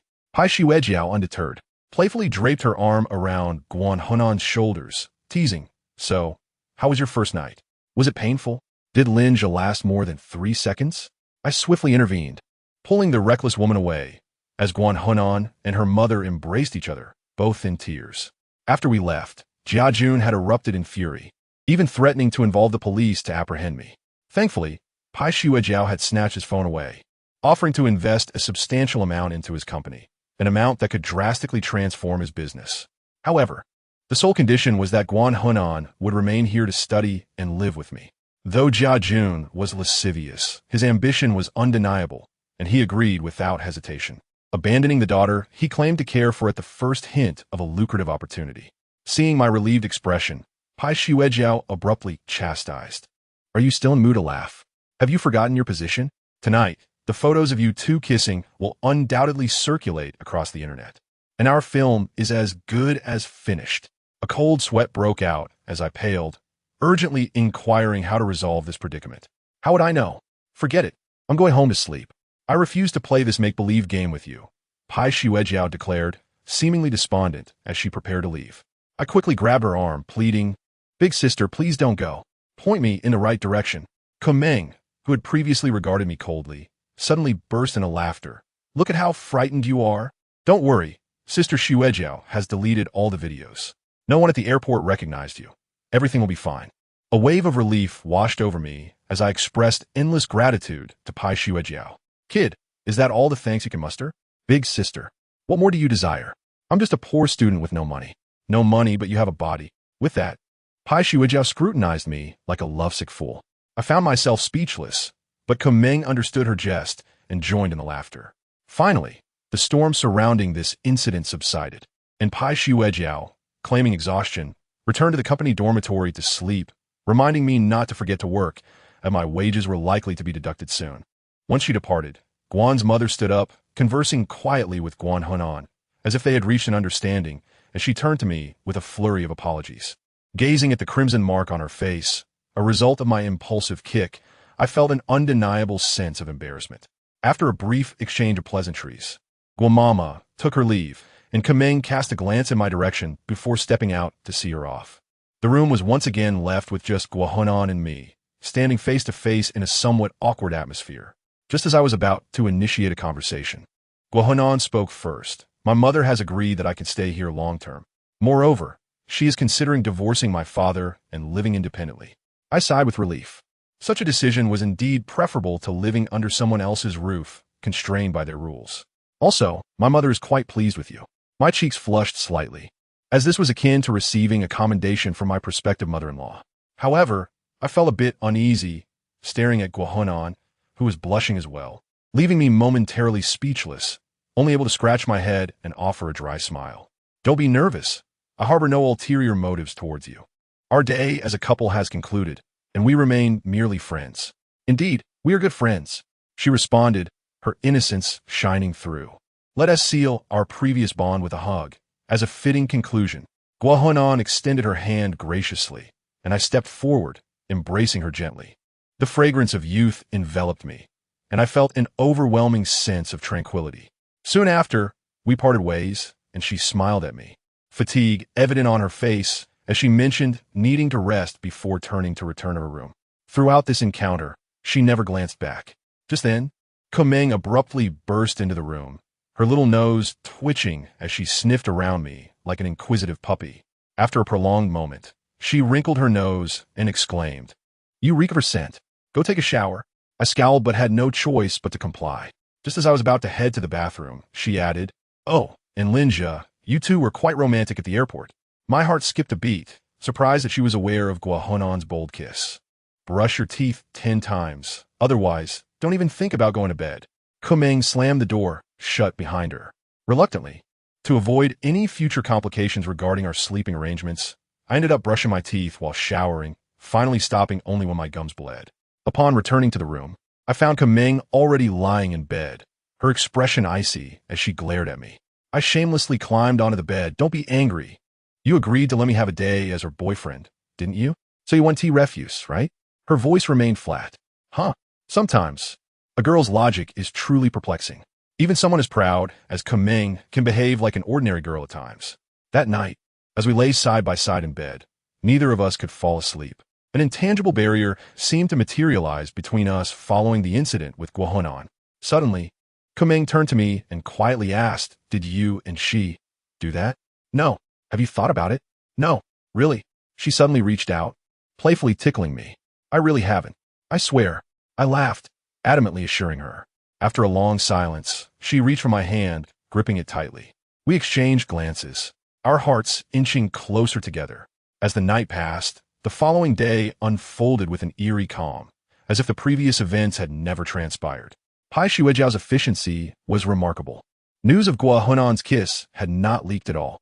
With New Year's Eve approaching, I still struggled during rehearsals, while Kumeng and Pai Shuejiao were on the verge of exhaustion. Reluctantly, Zhongqing decided to abandon the rehearsal for the New Year's event and focus on filming a few less critical scenes instead.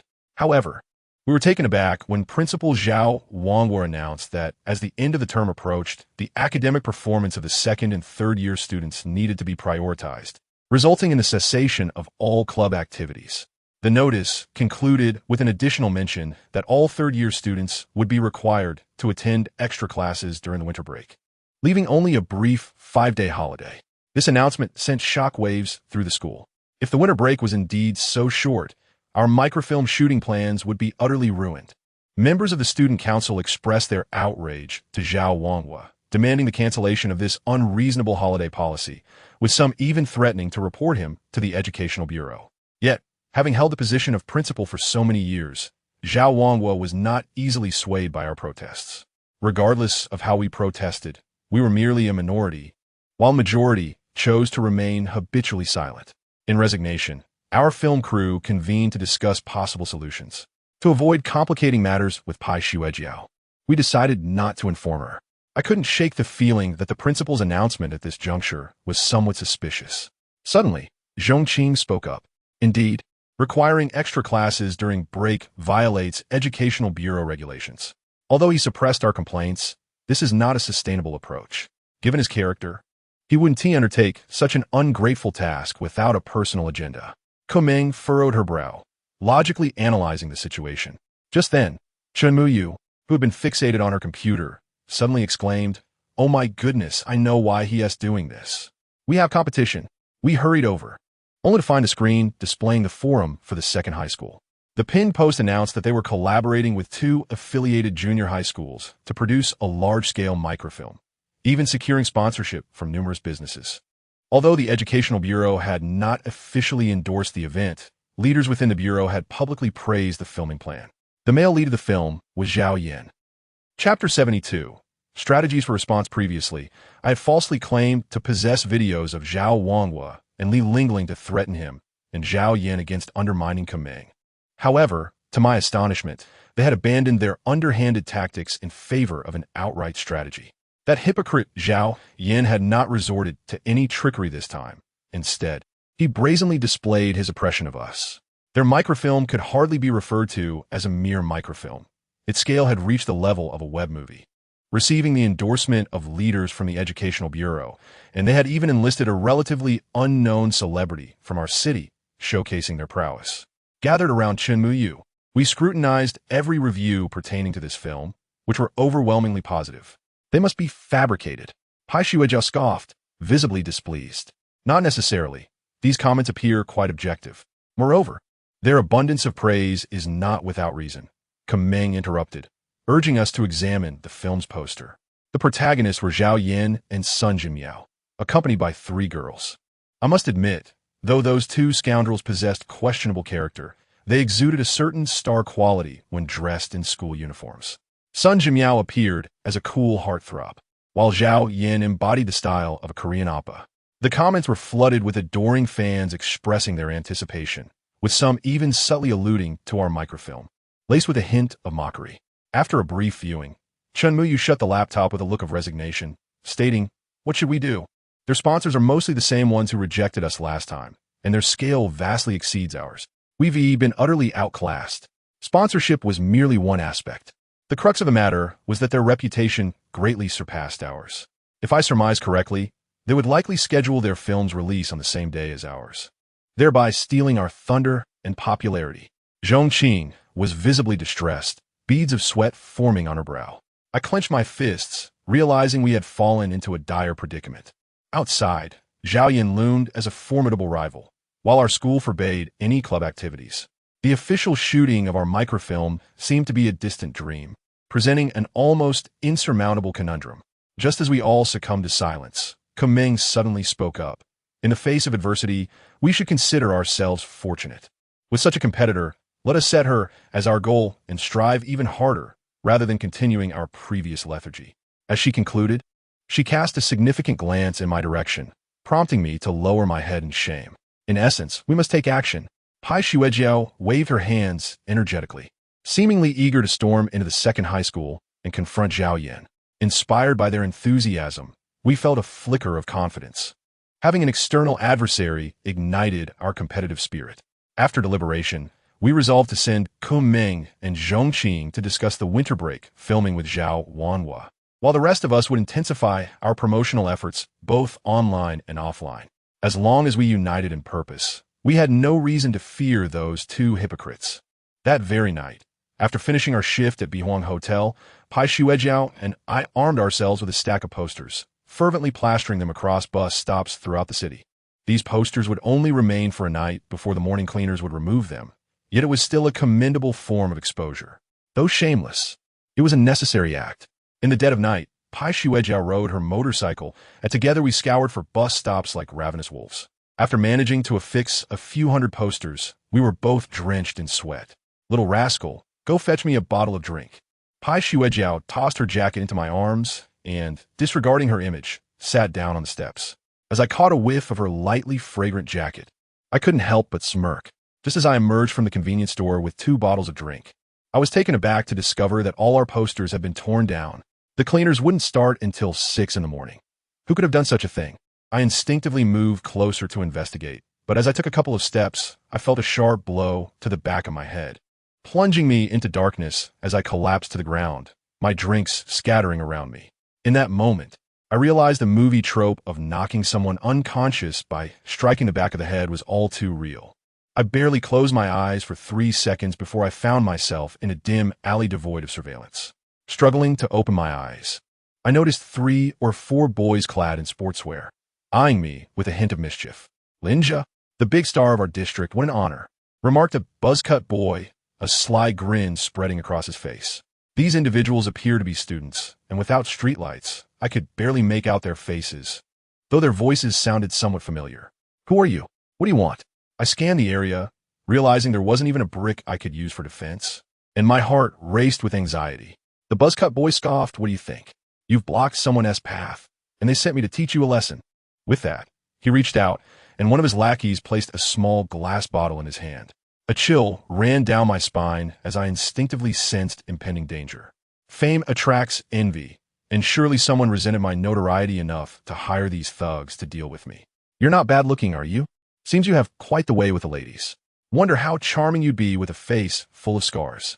The buzzcut boy opened the glass bottle, releasing a potent scent of paint that assaulted my senses.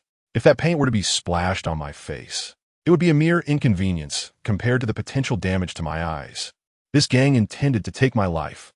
I knew there was no time to ponder my fate. I shouted for help and bolted toward the exit.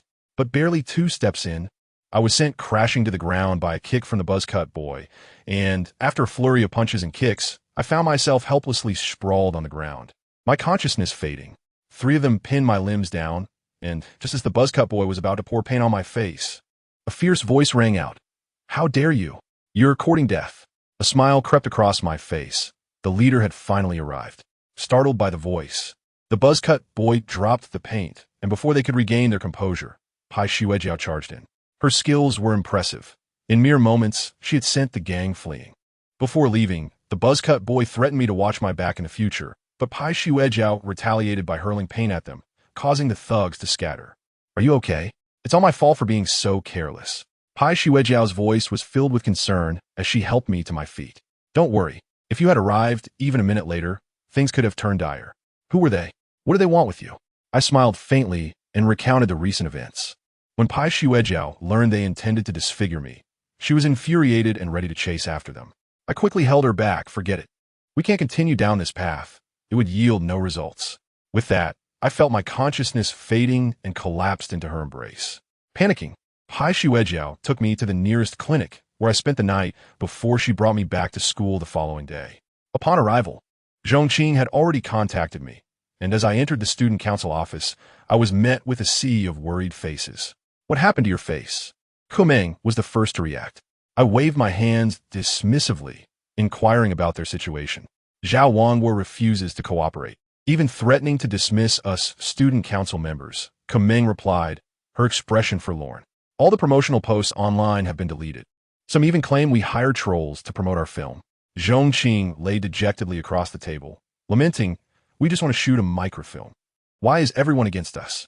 "Linja, what should we do next?" This statement struck at the heart of the matter, yet we found ourselves utterly powerless. I shook my head, contemplating for a moment before resolving to use video to intimidate Zhao Yan. Just then, Chun Muyu adjusted her glasses and suggested, "I have a proposal. The reason Zhao Yan and her group are so captivating is merely their good looks on the posters. We could also create some enticing posters. Perhaps cosplay as anime characters to attract the attention of many enthusiasts." Everyone nodded in agreement. Even Kumeng seemed intrigued. I too was struck by inspiration, unable to suppress a grin. At that moment, Chun Muyu turned to me with a smirk. "Linja, don't you wish to see Kumeng dressed as a maid?" "Eh, how did you know my thoughts?" I blurted out, only to feel 2 piercing glares directed at me. Chapter 73. One more needed after much deliberation. We agreed to create posters even more alluring than Zhao Yan's to seize the spotlight. Initially, I was hesitant. The thought of Kumeng being seen in a maid outfit by so many made me uneasy. Sensing my discomfort, Kumeng whispered, "We have no choice but to proceed this way, as the situation has worsened." With that, she pulled out her phone, revealing that in just a few days, my online reputation had plummeted. My previous misdeeds had not been forgotten, and Zhao Yan's influence only exacerbated the negative perception of our microfilm. Reluctantly, I acquiesced, hoping the new posters would garner more attention. That evening, upon returning home, Ming and I began searching online for various anime cosplay outfits. The male costumes were relatively easy to find, but the female ones posed more of a challenge, requiring me to assist Ming with her selections. This one with the Kong Mei style looked splendid. Cosplaying as a maid would indeed be delightful. However, I have a greater affinity for the allure of maid outfits. As I spoke, I noticed that Ming's expression darkened progressively, and ultimately, she expelled me from the vicinity. By the end of it, I remained oblivious to what costume Ming had purchased, yet an anticipation lingered within me. This weekend, the grandest comic exhibition in our area was set to take place, and it was rumored that a group cosplay competition would be held, with the victor receiving promotion on the official social media account. Consequently, during the week leading up to the event, we immersed ourselves in a plethora of anime knowledge, striving to secure victory and gain exposure. Upon hearing this news, Pai Shuijiao declined outright, for at her age, she held no fondness for such things as anime. The weekend arrived swiftly, and due to their shyness, Ming and Zhongqing conspired to usher me aside, leaving me to navigate the exhibition in my anime attire alone, while they formed a trio to garner attention. My expression darkened, yet I found myself unable to refuse. After donning the Luffy costume I had purchased, I felt like a destitute peasant, subjected to their relentless teasing. On the weekend morning, I arrived early at the comic exhibition, my first venture into such a realm. Observing the long legs adorned in stockings and the enticing array of H-series costumes, my spirits lifted considerably. A cadre of amateur photographers roamed, capturing images of the beautiful cosplayers, while male cosplayers seemed to fade into oblivion. I strolled like an ordinary passerby for an entire hour without a single soul approaching for a photograph. My self-esteem took a hit, compelling me to retreat to the restroom to change into casual attire, intending to catch a glimpse of Ming and the others. As I exited the restroom, I heard a distant gasp, followed by a flurry of camera clicks. My heart raced, initially thinking that Ming and her friends had drawn the crowd's attention. I squeezed through the throng of photographers, only to find a girl cosplaying as the character Qiumei. Her long hair, dyed a striking gray-white, cascaded down her back, and she wore a flowing white dress. Cradling a black doll, looking like a frail girl just recovering from illness, evoking sympathy. Surrounded by photographers, the girl stood nervously, her wide-eyed wonder only serving to attract more attention. I must admit, her beauty was striking. For a moment, I felt as if Qiumei had truly materialized in the real world, stirring something within me. With my hands in my pockets, I stood admiring her until her gaze fixed upon me. "Linja, you're here," she exclaimed, rushing towards me and wrapping her arms around my arm. Noticing the hostile stares from the photographers directed at me, I instinctively withdrew my arm, baffled. "Little sister, do you know me?" "Why, Linja, have you forgotten me after just a few days?" She pouted, looking quite displeased. Upon closer inspection, realization dawned. It was Li Mingfeng, the long-haired beauty I had encountered at the hospital. I never expected her to be a fan of comic exhibitions. "You finally remembered me," she said, once more clinging to my arm, her eyes betraying a hint of nervousness. Our acquaintance had been amicable, and given her apparent affluence, evidenced by her exquisite violin, I felt compelled to flatter her, hoping to garner some support. Noticing her trepidation towards the photographers, I led her to a secluded spot to rest momentarily. "Those people are rather frightening," Li Mingfeng admitted, placing a hand over her heart as she caught her breath. I couldn't help but admire her. Her portrayal of Qiumei was an impeccable representation, her delicate frame and flowing hair eliciting my admiration. "Enough of that," she murmured, lowering her head shyly before inquiring why I was at the comic exhibition. Since she was not an adversary, I shared the recent happenings regarding the microfilm project. "I know about your film. I can't believe those people are so cruel." Li Mingfeng pouted, then suddenly smiled. "Linja, how about I help you? I could do a cameo in your film, and you can credit me in the cast list. You want to help me?"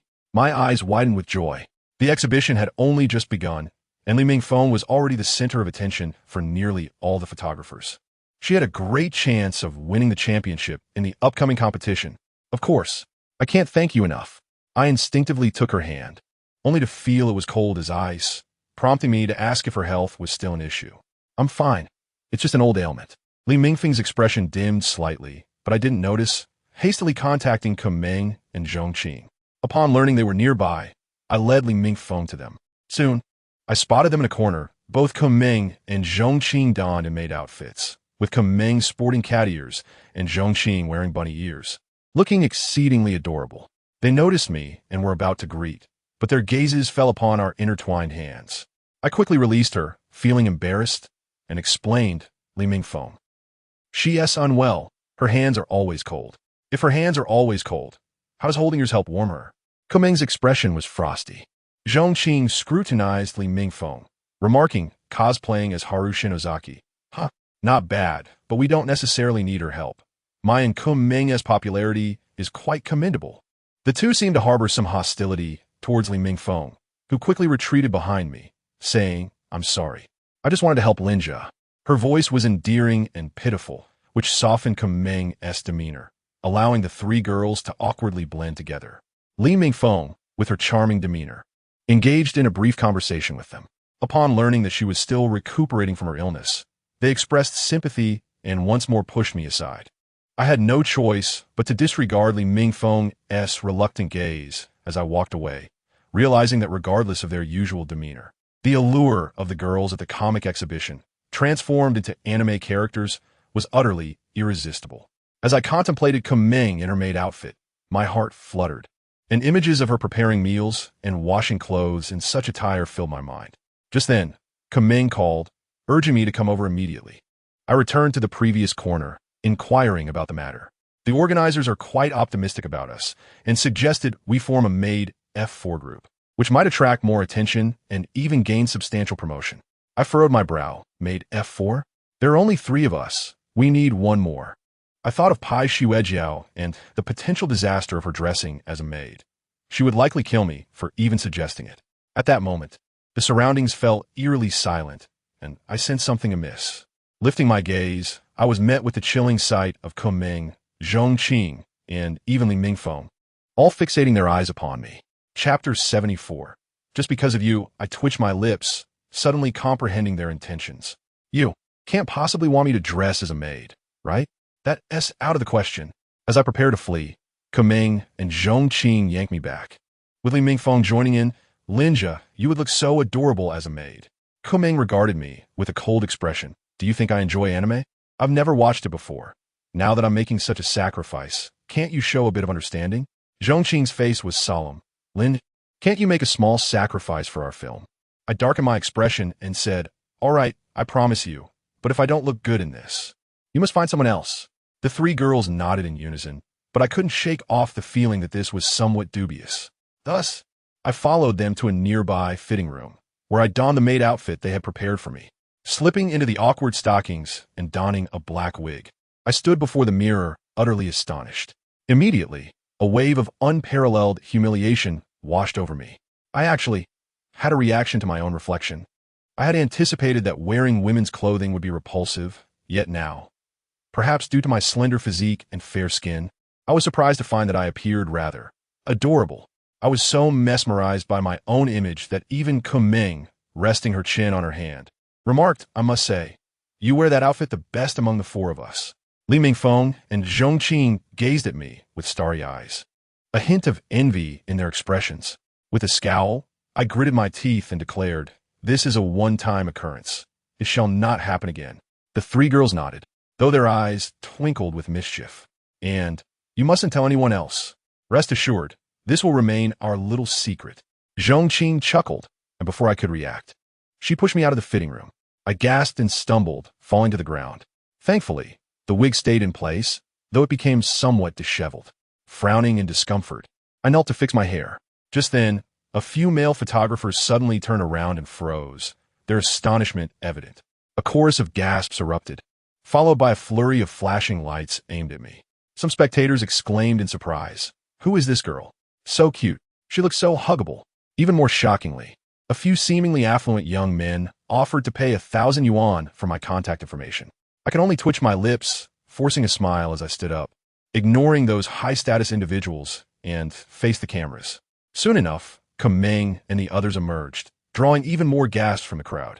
and almost half of the photographers at the convention were captivated by us. Following Kumeng's lead, I reluctantly posed in various cute stances, all the while feeling utterly humiliated. For the first time, I experienced the feelings of a goddess confronted by a throng of infatuated admirers, a nauseating sensation that was simply unbearable. As noon approached, the competition at the convention finally commenced, and we were invited onto the stage alongside two other groups for a popularity contest.